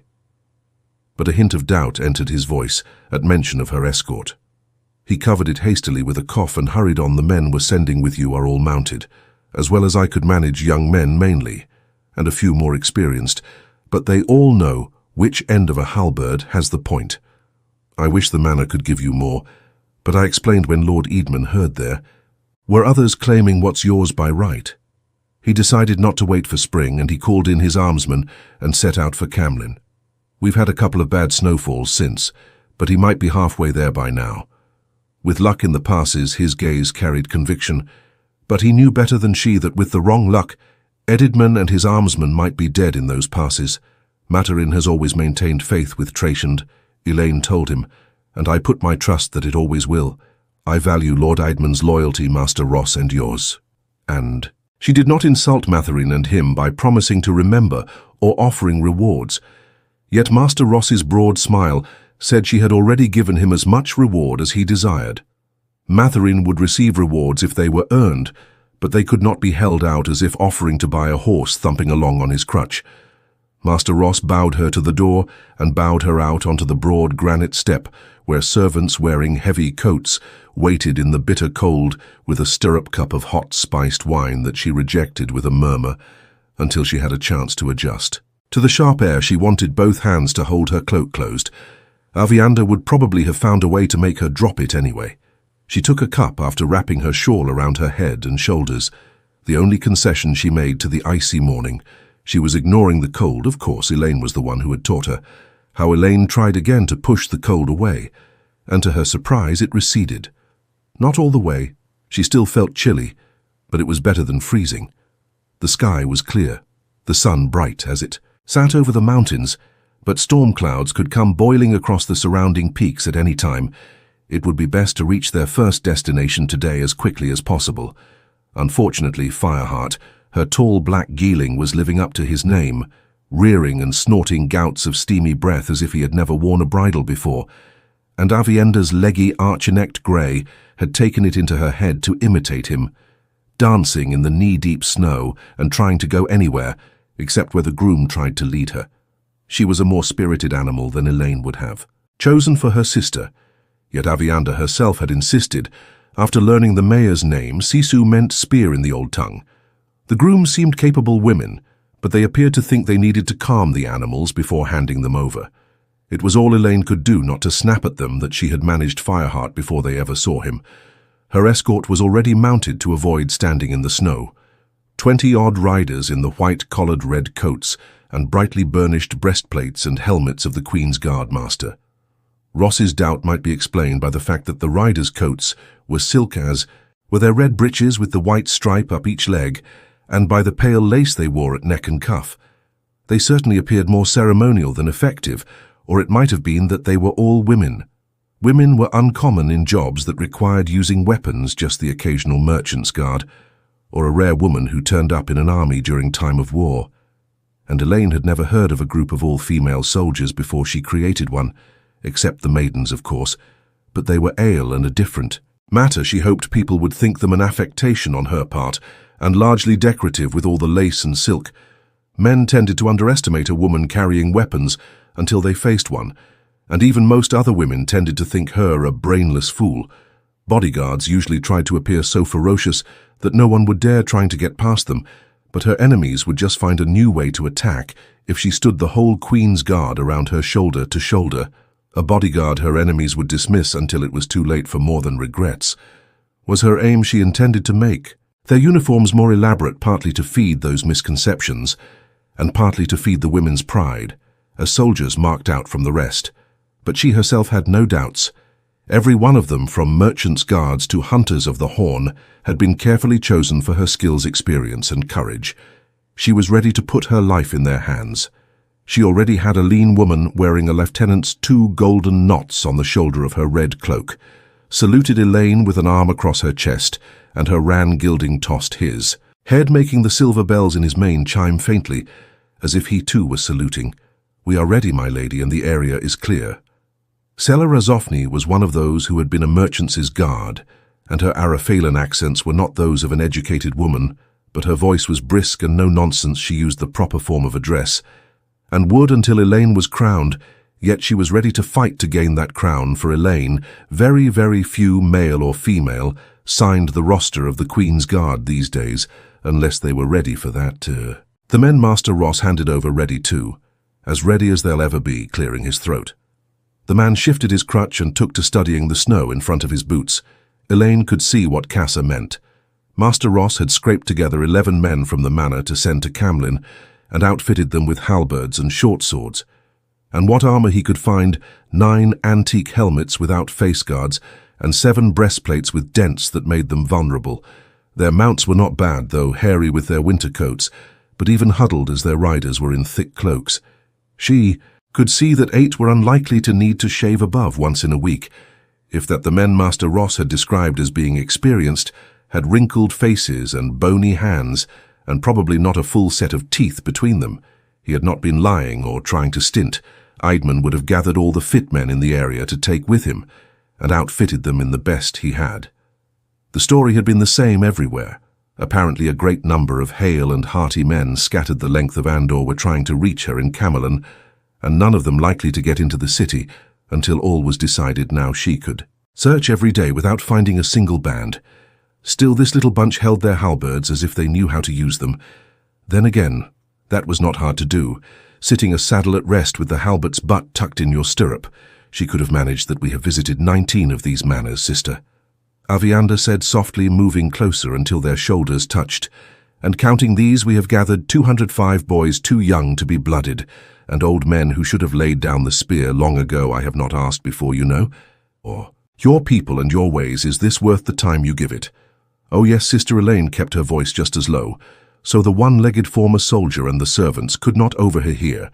The best of people could turn mule-headed if they realized you wanted them to behave a certain way, particularly if they realized that the help they had painfully gathered and offered, and you had accepted, was not what you were after at all. Everyone in that village down by the river knows I'm here by now, and so do half the farms for miles. By noon the other half will know, and by tomorrow the next village over, and more farms. News travels slowly in winter. Especially in this country, they know I've spoken my claim to the throne, yet if I gain the throne tomorrow, or die tomorrow, they might not learn of it before the middle of spring, maybe not even until summer. But today they know that Ayla Trand is alive, that she visited the manor in silks and jewels and summoned men to her banner. People 20 miles from here will claim they saw me and touched my hand. Few people can say that without speaking in favor of whoever they claim to have seen, and when you speak in favor of someone, you convince yourself to favor them. There are men and women in 19 places around Andor talking about how they saw the daughter heir just this last week, and every day the area that talk covers spreads like an ink plot. If I had time, I'd visit every village in Andor. It won't make a hair of difference in what happens in Camlin, but it may make all the difference after I win. She would not admit to any possibility other than winning, especially not given who would take the throne if she failed. Most queens in our history spent the first years of their rule gathering the people solidly behind them, Avienda, and some never did. But harder times than these are coming. I may not have 1 year before I need every Andoran to stand behind me. I can't wait until I have the throne. Harder times are coming, and I have to be ready. Andor has to be ready, and I must make it. So she finished firmly, smiling. Avienda touched Elayne's cheek. I think I will learn a great deal about being a wise one from you, to her mortification. Elayne blushed in embarrassment. Her cheeks felt on fire. Maybe the swings in humor were worse than the quieting light she had months of this to look forward to. Not for the first time she found a kernel of resentment toward Rand. He had done this to her all right. She had helped him, instigated the doing, in fact. But that was beside the point. He had done this and walked away with a smug grin on his face. She doubted his grin had really been smug, but she could picture it all too easily. Let him dart from giddy to weepy every other hour and see how he liked it. I can't think in a straight line, she thought irritably. That was his fault too. The grooms finally deemed Fireheart and Avienda's Sis W meek enough to be mounted. By ladies, and Avienda climbed to her saddle from the stone mounting block, with a good deal more grace than she once had shown, arranging her bulky, undivided skirts to cover as much of her dark stocking legs as possible. She still believed that her own legs were superior to any horse, yet she had become a passable rider, though she did have a tendency to look surprised when the horse did as she wanted.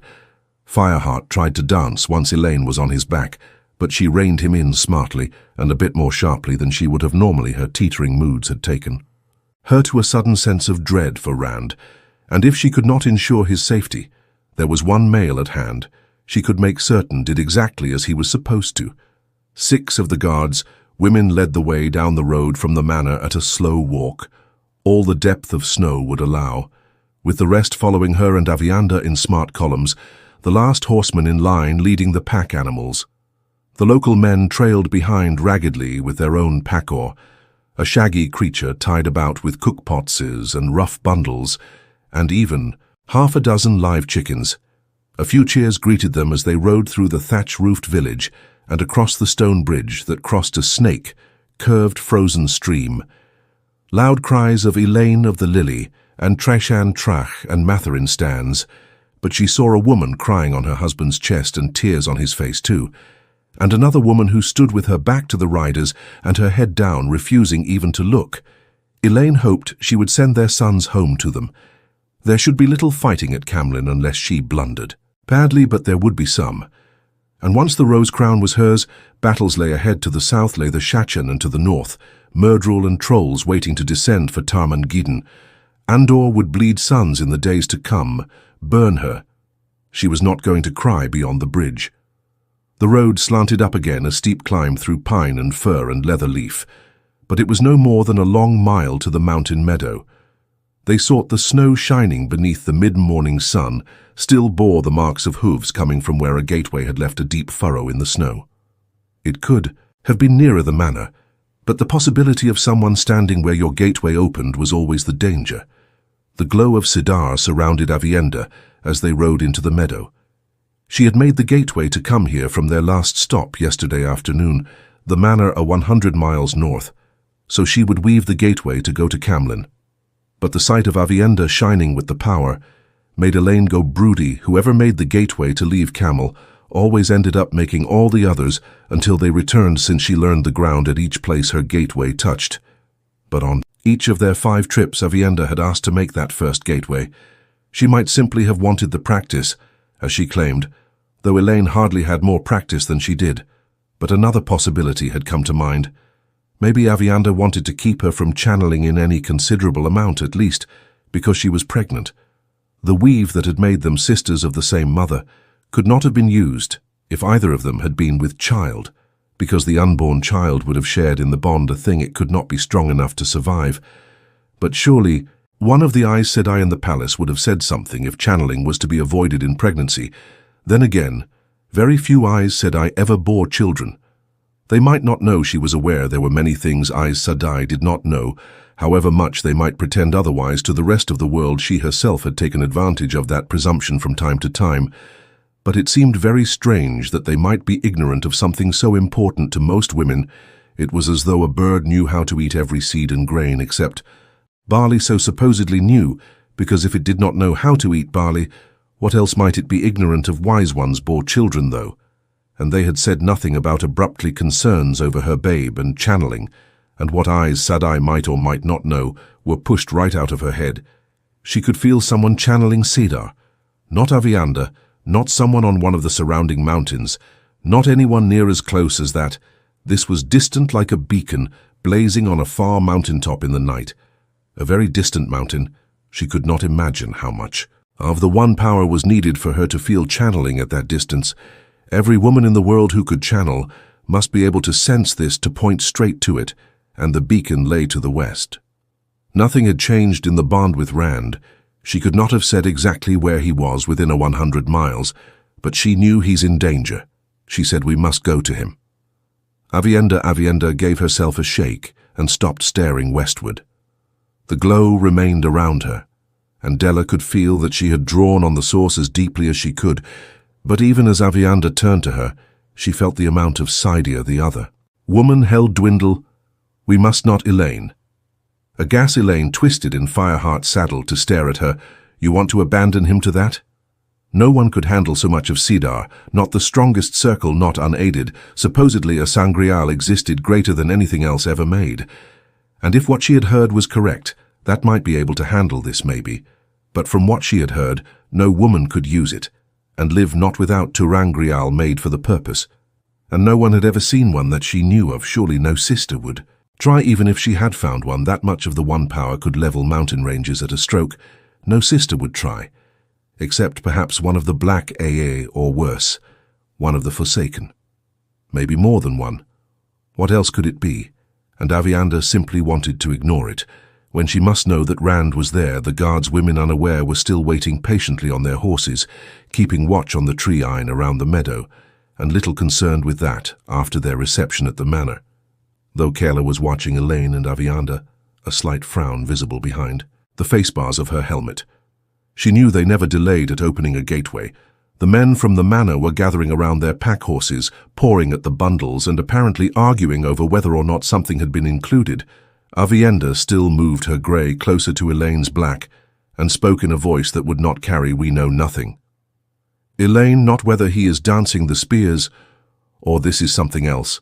If he dances the spears and we rush in, will he attack us before he knows who we are? Will we distract him, because he does not expect us, and allow his enemies to win?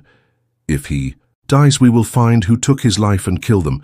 But if we go to him now, we go blindly, and we may bring disaster on our backs. We could be careful," Elayne said sullenly.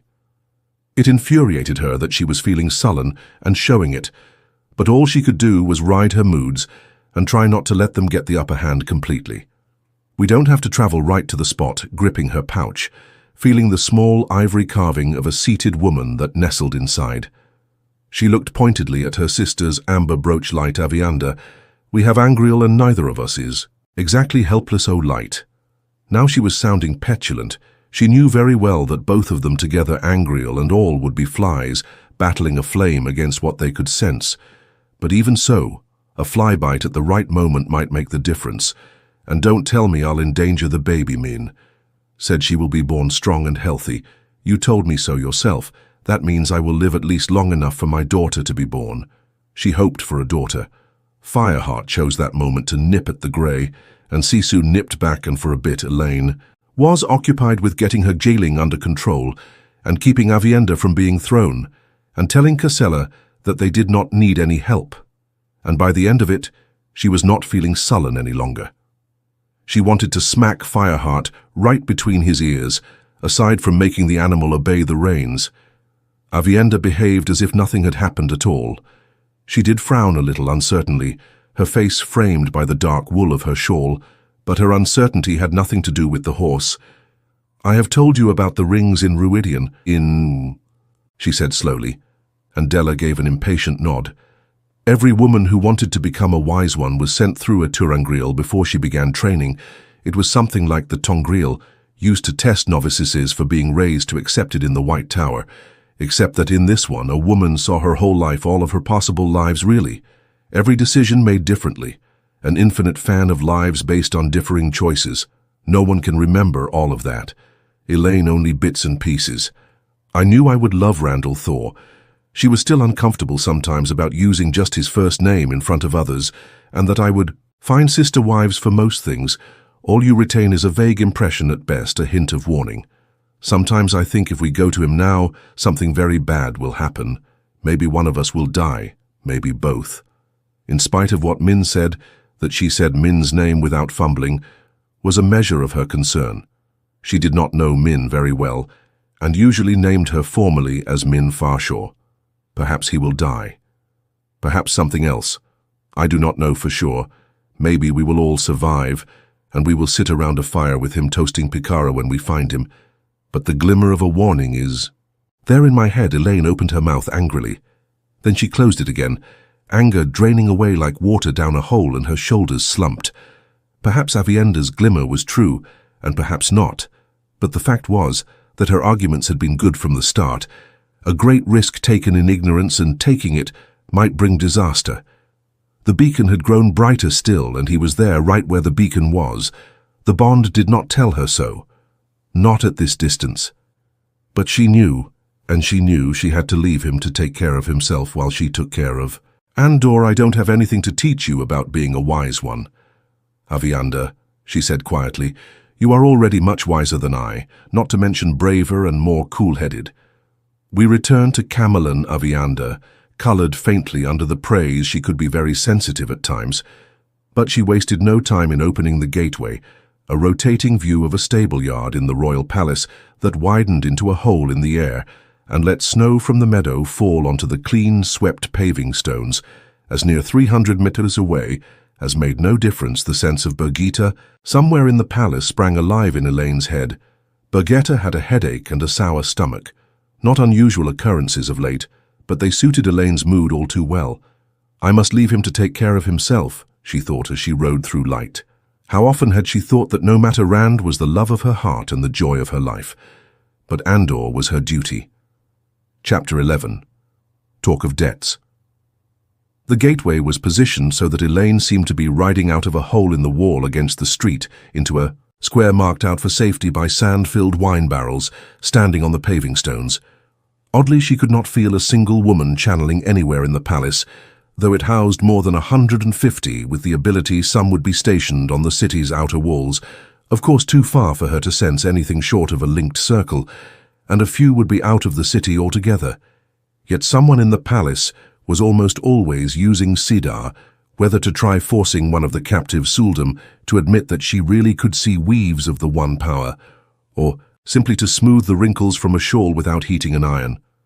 Not this morning, though Windfinder arrogance often matched the worst shown by any Aes Sedai. Yet even that must be quashed by what they sensed. Elayne thought that if she climbed to a high window, she must be able to see the weaves of that great beacon, hundreds of leagues distant as they were. She felt like an ant that had just become aware of mountains, an ant comparing the spine of the world to the hills it had always held in awe.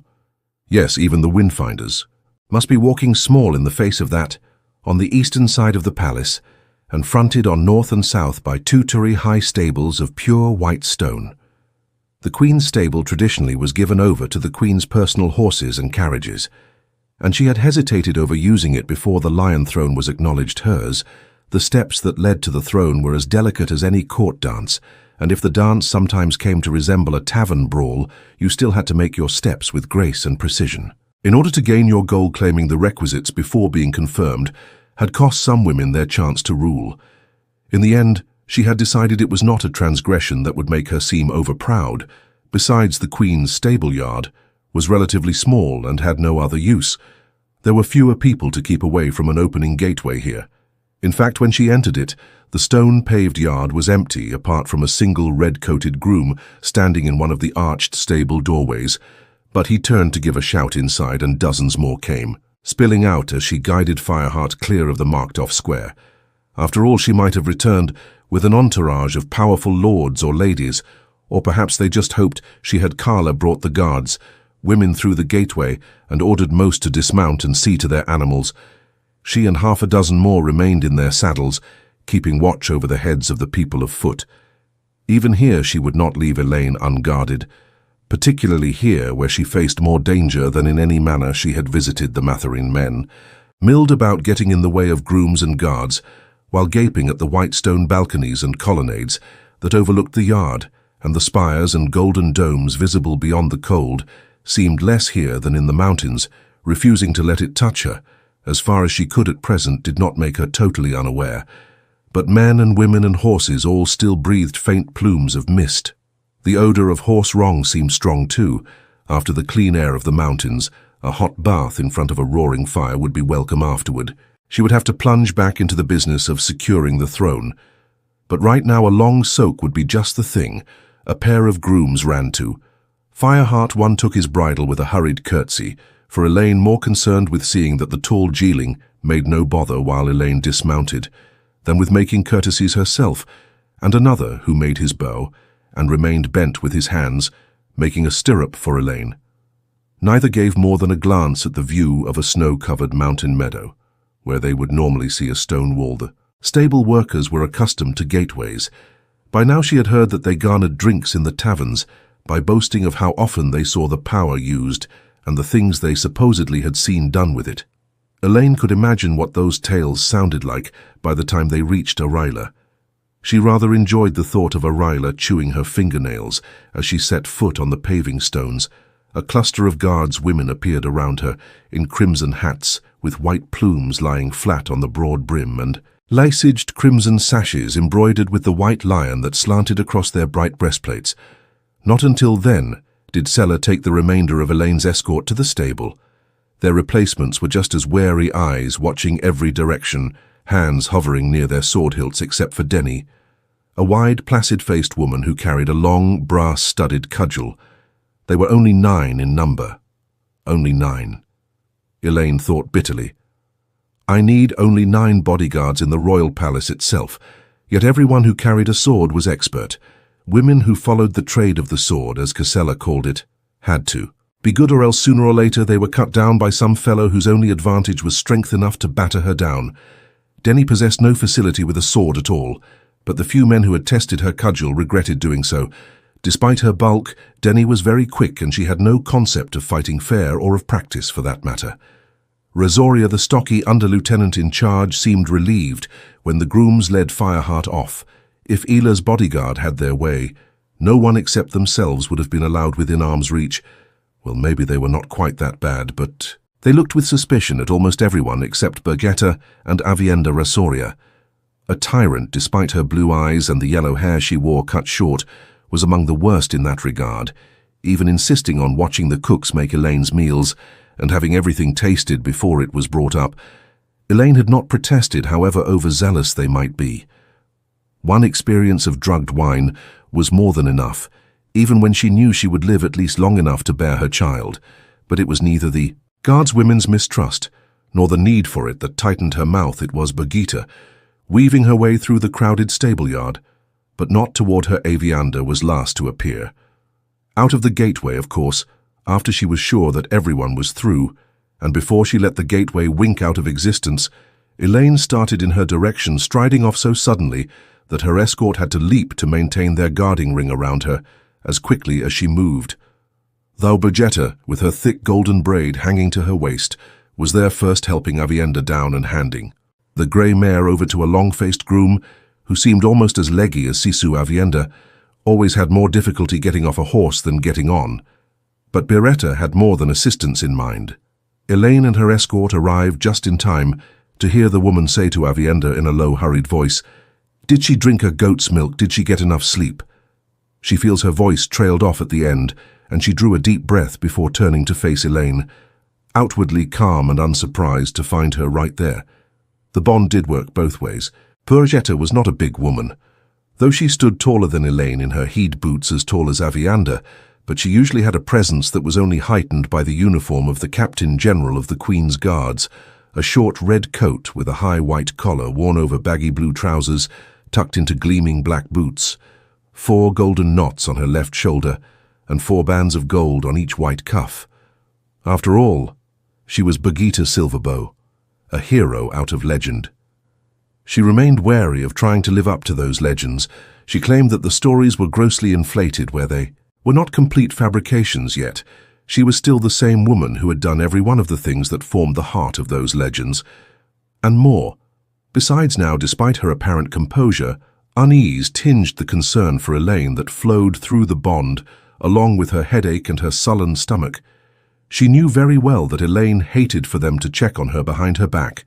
That was not the whole reason for Elayne's irritation, but the bond let Birgitta know just how upset she was. Avienda, calmly unwrapping her shawl from around her head and draping it over her shoulders, attempted the gaze of a woman who had done nothing wrong and certainly was not involved with anyone else who had done anything wrong. She might have managed it if she had not widened her eyes for an added touch of innocence. Birgitta was a bad influence on her. "In some ways, I drank the goat's milk," Elayne said in a level voice, all too conscious of the guards' women ringing the 3 of them, facing outward eyes, scanning the yard and the balconies and the rooftops. Nearly everyone was certainly listening. "I got enough sleep. Is there anything else you want to ask me?"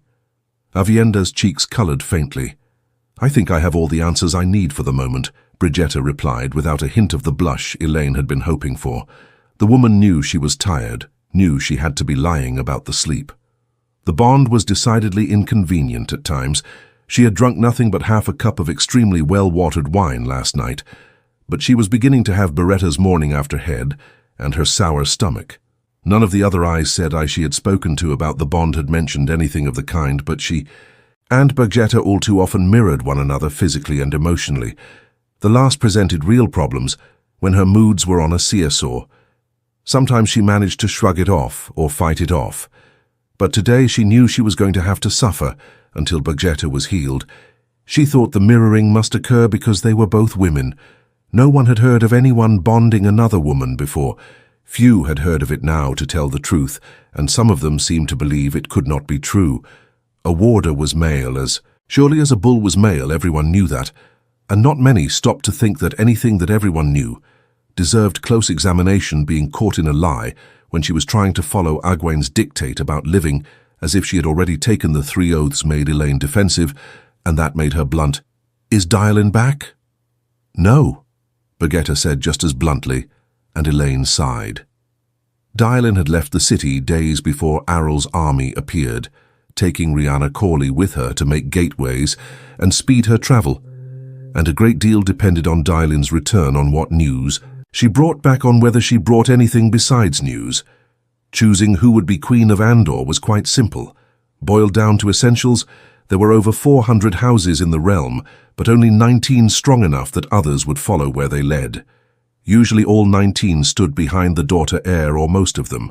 Unless she was plainly incompetent, House Mantiar had lost the throne to Trachand when Mordrillan died, only because Tigraine, the daughter heir, had vanished, and Mantiar had begun running heavily to boy children, and because Morghese Chand had gathered 13 houses in her support. Only 10 of the 19 were necessary to ascend the throne by law and custom. Even claimants who still thought they should have the throne themselves usually fell in with the rest, or at least fell silent and gave up their pursuit. Once another woman had 10 houses at her back, things had been bad enough when she had 3 declared rivals. But now Nan and Elenia were united behind Aramar, of all people, the least likely of the 3 to have succeeded, and that meant she had 2 houses, too large enough to count. Mathene and those 18 others she had visited were too small her own Chand and Dylan's Tarav to face 6.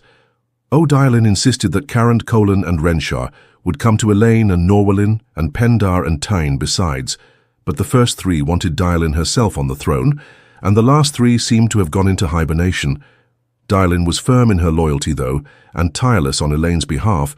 She persisted in her belief that some of the houses that were keeping silent could be convinced to support Elayne, of course.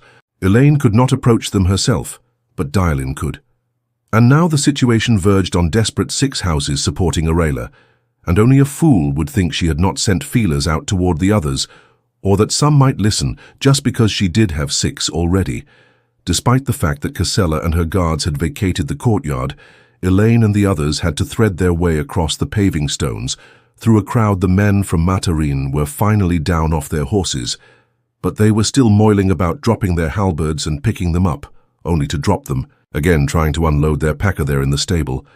One of the boys was chasing a chicken that somehow had gotten loose and was scuttling between the horses' legs, while one of the wrinkled old men shouted encouragement. Though whether for the boy or the chicken was unclear, a leather-faced bannerman with the merest fringe of white hair remaining in a faded red coat that strained across his belly was trying to establish order with the help of an only slightly younger guardsman, both of them likely returned from there.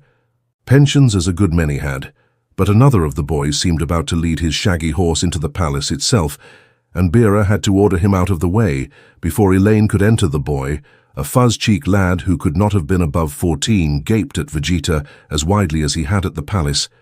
She was certainly more picturesque in her uniform than the daughter heir in a riding dress, and he'd already seen the daughter heir. Rosoria gave him a shove back toward the old bannerman, shaking her head. "I don't flaming know what I can do with them," Bershta grumbled, as a maid liveried in red and white took Elaine's cloak and gloves in the small entry hall, small in terms of the royal palace, with gilded stand lamps flickering between narrow, fluted white columns. It was half again the size of Matarin's main entry hall, though the ceiling was not so high. Another maid with the white line on the left breast of her dress, a girl not that much older than the boy who had tried to bring his horse inside, offered a ropework silver tray with tall cups of steaming spiced wine, before simultaneous frowns from Avienda and Bogetta made her shy back the flaming boys fall asleep if they're put on guard. Bogetta went on scowling at the retreating maid. The old men stay awake but half can't remember what they're flaming supposed to do if they see somebody trying to scale the bloody wall, and the other half together couldn't fight off 6 shepherds with a dog. Endo raised an eyebrow at Elayne and nodded. "They aren't here to fight," Elayne reminded them, as they started down a blue-tiled corridor lined with mirrored stands and inlaid chests. Birgitta and Avienda on either side of her, and the guards' women spreading out a few paces ahead of them and behind Light. She thought I wouldn't have taken the wine. Her head pounded in rhythm with Birgitta's, and she touched her temple, wondering whether she should order her warder to go find healing immediately. Birgitta had other ideas, though she eyed Rasoria and the others in front, then looked over her shoulder and motioned those following to fall back a little more. That was strange. She had handpicked every last woman in the guards, and she trusted them. Even so, when she spoke, it was in a hurried, near whisper, bending her head close to Elayne. "Something happened just before you returned. I was asking Sumiko if she'd heal me before you got back." And she suddenly fell over in a faint. Her eyes just rolled up in her head and down she went. It isn't only her. Nobody will admit a flaming thing. Not to me. But the other kin I've seen have been jumping out of their bloody skins, and the Windfinders too. Not one of them could spit if she had to. You were back before I could find a sister. But I suspect they'd give me the fish eye too. They'll tell you, though, the palace required the population of a large village to keep running, and servants had begun to appear liveried, men and women scurrying along the corridors, flattening themselves against the wall, or ducking into crossing hallways to make room for Elayne's escort. So she explained the little she knew in as soft a voice and as few words as possible. Some rumors she did not mind reaching the streets and inevitably Ariela, but tales of Rand could be as bad as tales of the Forsaken by the time they were twisted through a few retellings worse. In a way, no one would believe the Forsaken were trying to put her on the throne as a puppet. In any event, she finished. It's nothing to do with us here. She thought she sounded very convincing, very cool and detached, but Avienda reached out to squeeze her hand for an ale as much as a comforting hug with so many people to see, and Birgitta's sympathy flooded through the bond. It was more than commiseration. It was the shared feeling of a woman who had already suffered the loss she herself feared, and Morgidal Cain was lost to Birgitta, as surely as if he were dead, and on top of that, her memories of her past lives were fading. She remembered almost nothing clearly before the founding of the White Tower, and not all of that. Some nights the fear that Guidel would fade from her memory too, that she would lose any remembrance of actually having known and loved him, left her unable to sleep until she drank as much brandy as she could hold. That was a poor solution, and Elayne wished she could offer a better. Yet she knew her own memories of Rand would not die until she did, and she could not imagine the horror of knowing those memories might leave her. Still, she hoped someone healed Birgitta's morning after head. Soon before her own split open, like an overripe melon, her ability with healing fell short of the task, and Davienda's was no stronger. Despite the emotion she could feel in Birgitta, the other woman kept her face smooth and unconcerned, the Forsaken. She muttered dryly and softly, "That was not a name to bandy about. Well, as long as it has nothing to do with us, we're bloody all right." A grunt that might have been a laugh gave her the lie, but then, although Big said she had never been a soldier before, she had a soldier's view. Long odds were usually the only odds you could find, but you still had to get the job done. "I wonder what they think of it," she added, nodding toward the four Aes Sedai who had just stepped out of a crossing corridor down the hallway. Vanine, Marilla, Sartha, and Karana had their heads together as they walked, or rather the last three were clustered around Vanine, leaning toward her and talking with urgent gestures that made the fringes on their shawls sway. Vandine glided along slowly as if she were alone, paying no heed. She'd always been slender, but her dark green dress embroidered with flowers on the sleeves and shoulders hung on her as though made for a stouter woman, and the white hair gathered at the nape of her neck seemed in need of a brush. Her expression was bleak, but that might have had nothing to do with whatever the other sisters were saying. She had been joyless ever since her sister's murder. Elayne would have wagered that dress had belonged to Adelas since the murder Vanine wore her. Sister's clothes more often than her own. Not that that accounted for the fit the two women had been of a size, but Vanine's appetite for food had died with her sister. Her taste for most things seemed to have died. Then Ceresa, a brown whose dark square face was not yet touched with agelessness, saw Elayne just then and put a hand on Van's arm as if to draw her up the corridor. Vanine brushed the tyrant woman's hand away and glided on with the meest glance at Elayne disappearing on along the hallway. They had come out of two women. In novice white, who had been following the others at a respectful distance, offered quick curtsies to the remaining sisters and hastened after Van Marilla.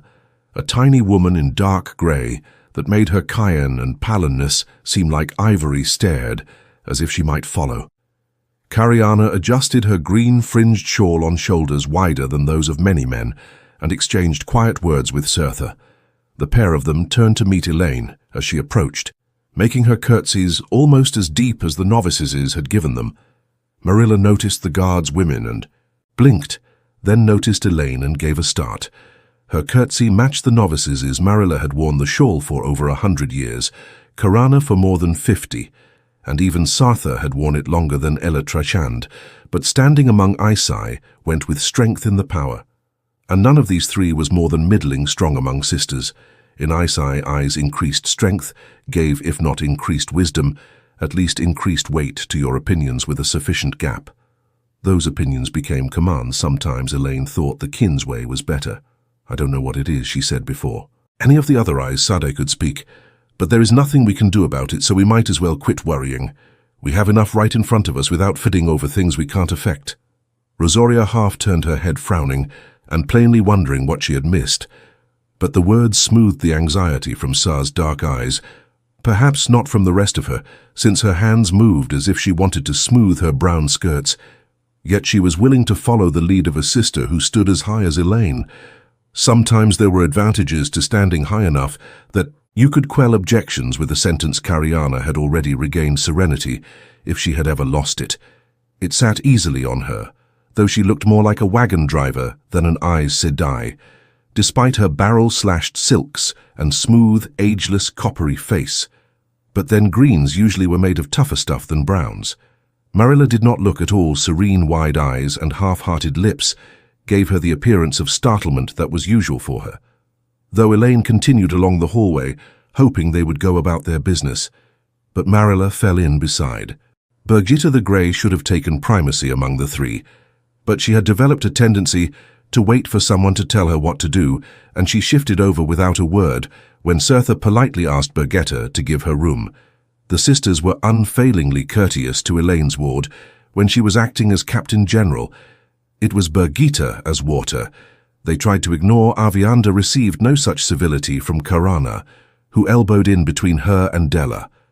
Anyone not trained in the White Tower was a wilder by definition, and Cariana despised wilders. Avienda pursed her lips, though she did not draw her belt knife or even suggest that she might, for which Elayne was grateful. Her first sister could be precipitant at times. On second thought, she would have forgiven a little hastiness from Avienda. Right then custom for bad rudeness toward another Aes Sedai under any circumstances, but Alienda could have growled threats and waved her knife to her heart's content. That might have been enough to make the threesome leave, even if in a tizzy. Cariana did not seem to notice the cool green gaze marking her. I told Marilla and Sarah it was nothing we could do anything about, she said calmly. But shouldn't we be ready to flee if it comes closer? There's no shame flying from that even linked. We would be moths, fighting a forest fire. Vanine wouldn't bother to listen. We really should make some sort of preparations, Elayne Starr murmured absently, as if making lists in her head. It's when you don't make plans that you wish you had. There are a number of volumes in the library here that mustn't be left behind. I believe several can't be found in the Tower Library. Yes, Malilia's voice was breathless and as anxious as her large dark eyes. Yes, we really should be ready to go. Perhaps we should not wait. Surely going from necessity would not violate our agreement. I am sure it would not. Only Brigitta as much as glanced at her, but she flinched. If we do go, Karana said, as if Marilla had not spoken. We'll have to take all of the kin with us, allow them to scatter, and the light only knows what they'll do, or when we will ever catch them again, especially now. That some have learned to travel. There was no bitterness in her voice, though only Elayne among the sisters in the palace could travel. It seemed to make a difference to Karana that the kinswomen had begun in the White Tower, even if most had been put out, and a few had run away. She had identified no fewer than 4 of them herself, including one runaway. At least, they were not wilders. Cirtha's mouth tightened, though it weighed on her that several kinswomen could weave gateways, and she had very different notions of the kin normally. She limited her objections to the occasional frown or disparaging grimace, since Elayne had made her own views clear. But the stress of the morning seemed to have loosened her tongue. We do indeed need to take them with us. she said in a cutting tone. "Else they'll all be claiming to be Aes Sedai as soon as they're out of our sight. Any woman who maintains she was put out of the tower over 300 years ago will claim anything they need to be kept under a close watch, if you ask me, instead of going about as they please most. Especially those who can travel. They may have gone where you told them and come back so far, Elayne.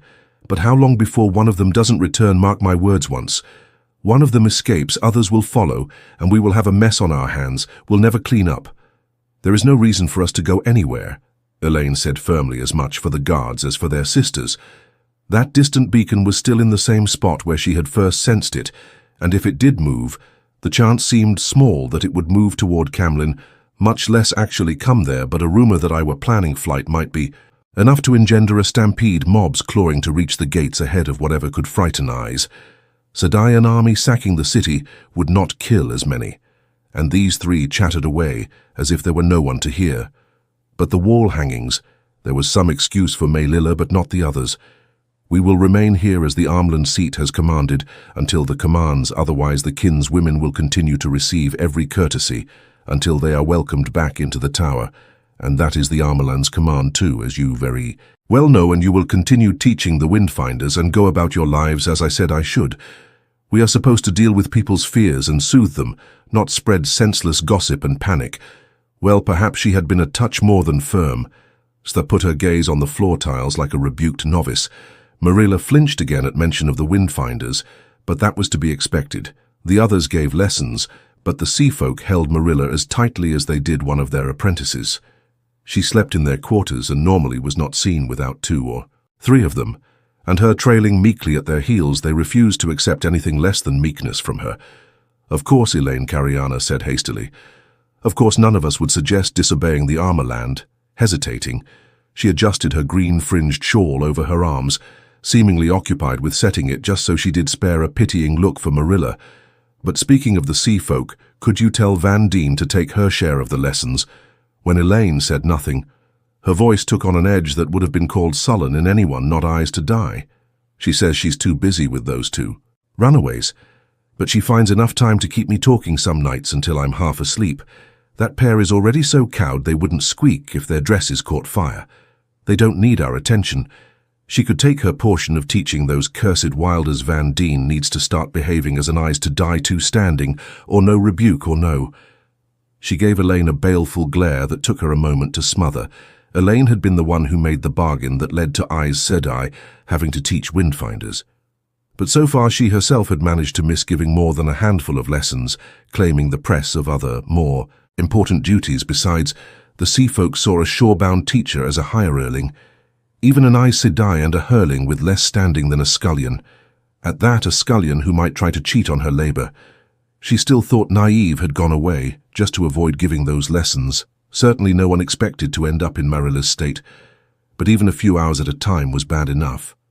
"Oh no," Cariana Sertha put in, still avoiding Elayne's eye, and Marilla's. In her opinion, the Grey had gotten herself into this fix and thus deserved what came of it. But she did try not to rub salt in the wounds. Fanine is distraught over her sister and Christian, and Zarya help her occupy her mind whatever she thought of the other kin.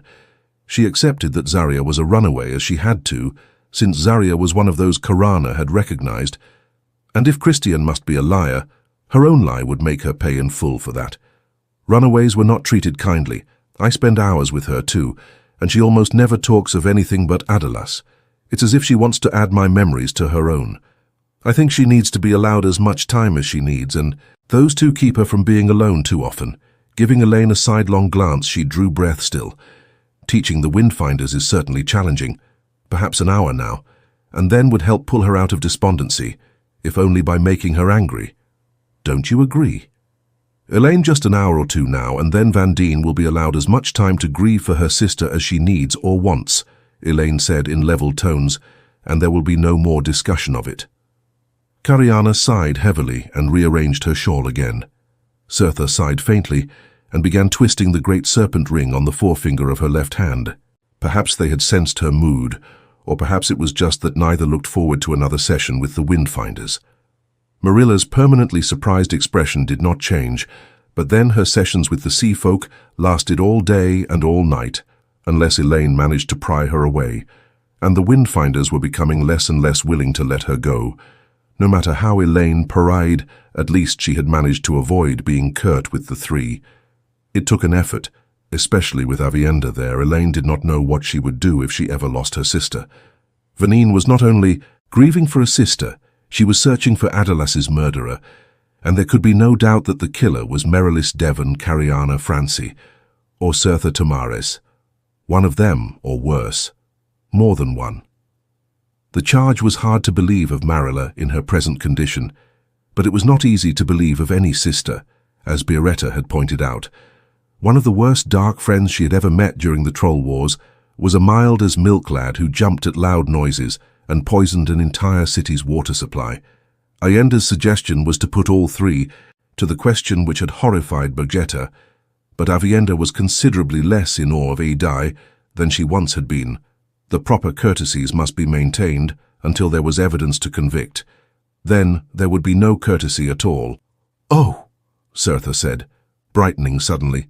"Here's Captain Miller. He was a hero again while you were gone, Elayne." Ayendaha gripped the hilt of her belt knife, and Birgitta stiffened. Cariana's face went very still, very cold, and even Marilla managed a disapproving, hot neither sister made any secret of her dislike for Doyle and Malar with a narrow face. He was not pretty or even handsome, yet he moved with a swordsman's live grace that spoke of physical strength as captain of Elayne's bodyguard. He raided 3 golden knots of rank, and he wore them soldered to each shoulder of his brightly burnished breastplate. An ignorant observer might have thought he outranked Birgitta, the falls of snow-white lace at his throat, and wrists were twice as thick and twice as long as those worn by any of the guard's women, but he had left off the sash again. Perhaps because it would have obscured one set of golden knots. He claimed that he wanted nothing more in life than to command her bodyguard, yet he frequently talked of battles he had fought as a mercenary. It seemed he had never been on the losing side, and victory had often come from his unsung efforts on the field. He swept off his white-plumed hat in a deep, flourishing bow, managing his sword deftly with one hand, then offered a slightly lesser to Birgitta, with an arm across his chest in salute. Elayne arranged a smile on her face. "Sa says you were a hero again, Captain Mar. How so?" "Nothing more than my duty to my queen." Despite a voice thick with self-deprecation, his answering smile was warmer than it should have been. Half the palace thought him the father of Elayne's child. That she had not crushed that rumor seemed to make him believe he had prospects. The smile never reached his dark eyes, though they remained as cold as death. "My duty to you is my pleasure. My queen, Captain Melar, led another sortie without orders yesterday," Biretta said in a carefully even voice.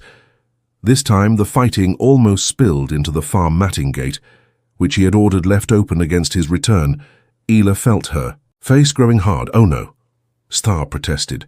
"It wasn't like that at all. 100 of Lord Luon's armsmen tried to reach the city in the night, but they left it too late, and sunrise caught them. So did 3 times their number of Lord Nason's men. If Captain Mela hadn't opened the gates and led a rescue, they'd have been cut to pieces inside of the walls as it was. He managed to save 80 for your cause." Smiling, Mela basked in the eyes, praise as if he had not heard Birgitta's criticism. Of course, he seemed unaware of Cariana and Marilla's disapproving stares. Too, he always managed to ignore disapproval. "How did you know they were Lord Luon's men?" Captain Elayne asked quietly.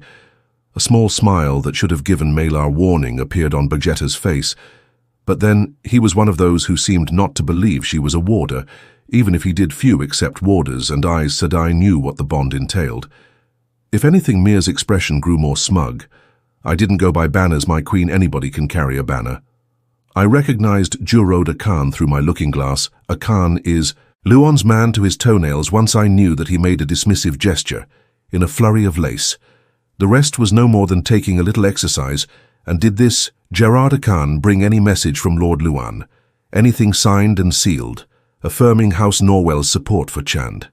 "Nothing in writing, my queen, but as I said, Lord Luon has not declared for me." Captain Mir's smile faded somewhat. He was unused to being cut short. "But my queen, Lady Dialin, says that Luon is as good as in your camp right now. Akan showing up is proof of nothing," Captain Elayne said coldly.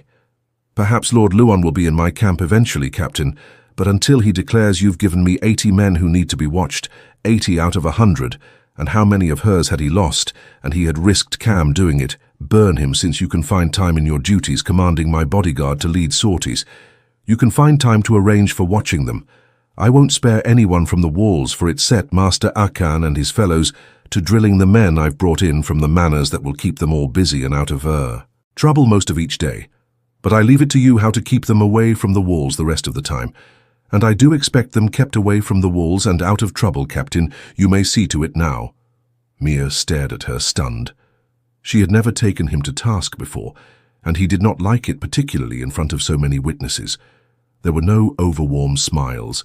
Now his mouth twitched, and a sullen heat grew in his eyes, but there was nothing for him to do except to jerk another bow murmur, "As my queen commands," in a hoarse voice, and leave with as good a grace as he could muster. Before he had gone 3 paces, he was striding down the hall as if to trample anyone who got in his way. She would have to tell Rosora to take care. He might try to soothe his bile by taking it out on those who had seen and heard. Marilla and Karana gave almost identical nods. They would have seen Melar called down and preferably put out of the palace long since. "Even if he did wrong," Sarah said carefully, "and I'm not convinced that he did, Captain Melar saved your life at risk to his own Elayne your life, and that of the Lady Dialin.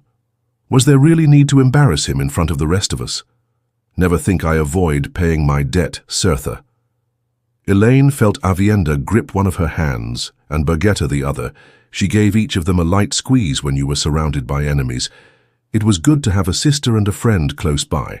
"I am going to find a hot bath now, and unless one of you wishes to scrub my back," they could recognize a dismissal, and they departed more gracefully than Captain Melar, Cariana, and Sarah, already discussing whether or not the Windfinders would actually want lessons today. Marilla trying to look every direction at once in hope of avoiding any Windfinders. What would they talk of later, though? Whether Elayne was having a spat with the father of her child, whether they had successfully hidden their guilt in killing Adalas. I always pay my debts. Elayne thought watching them go, and I help my friends pay theirs.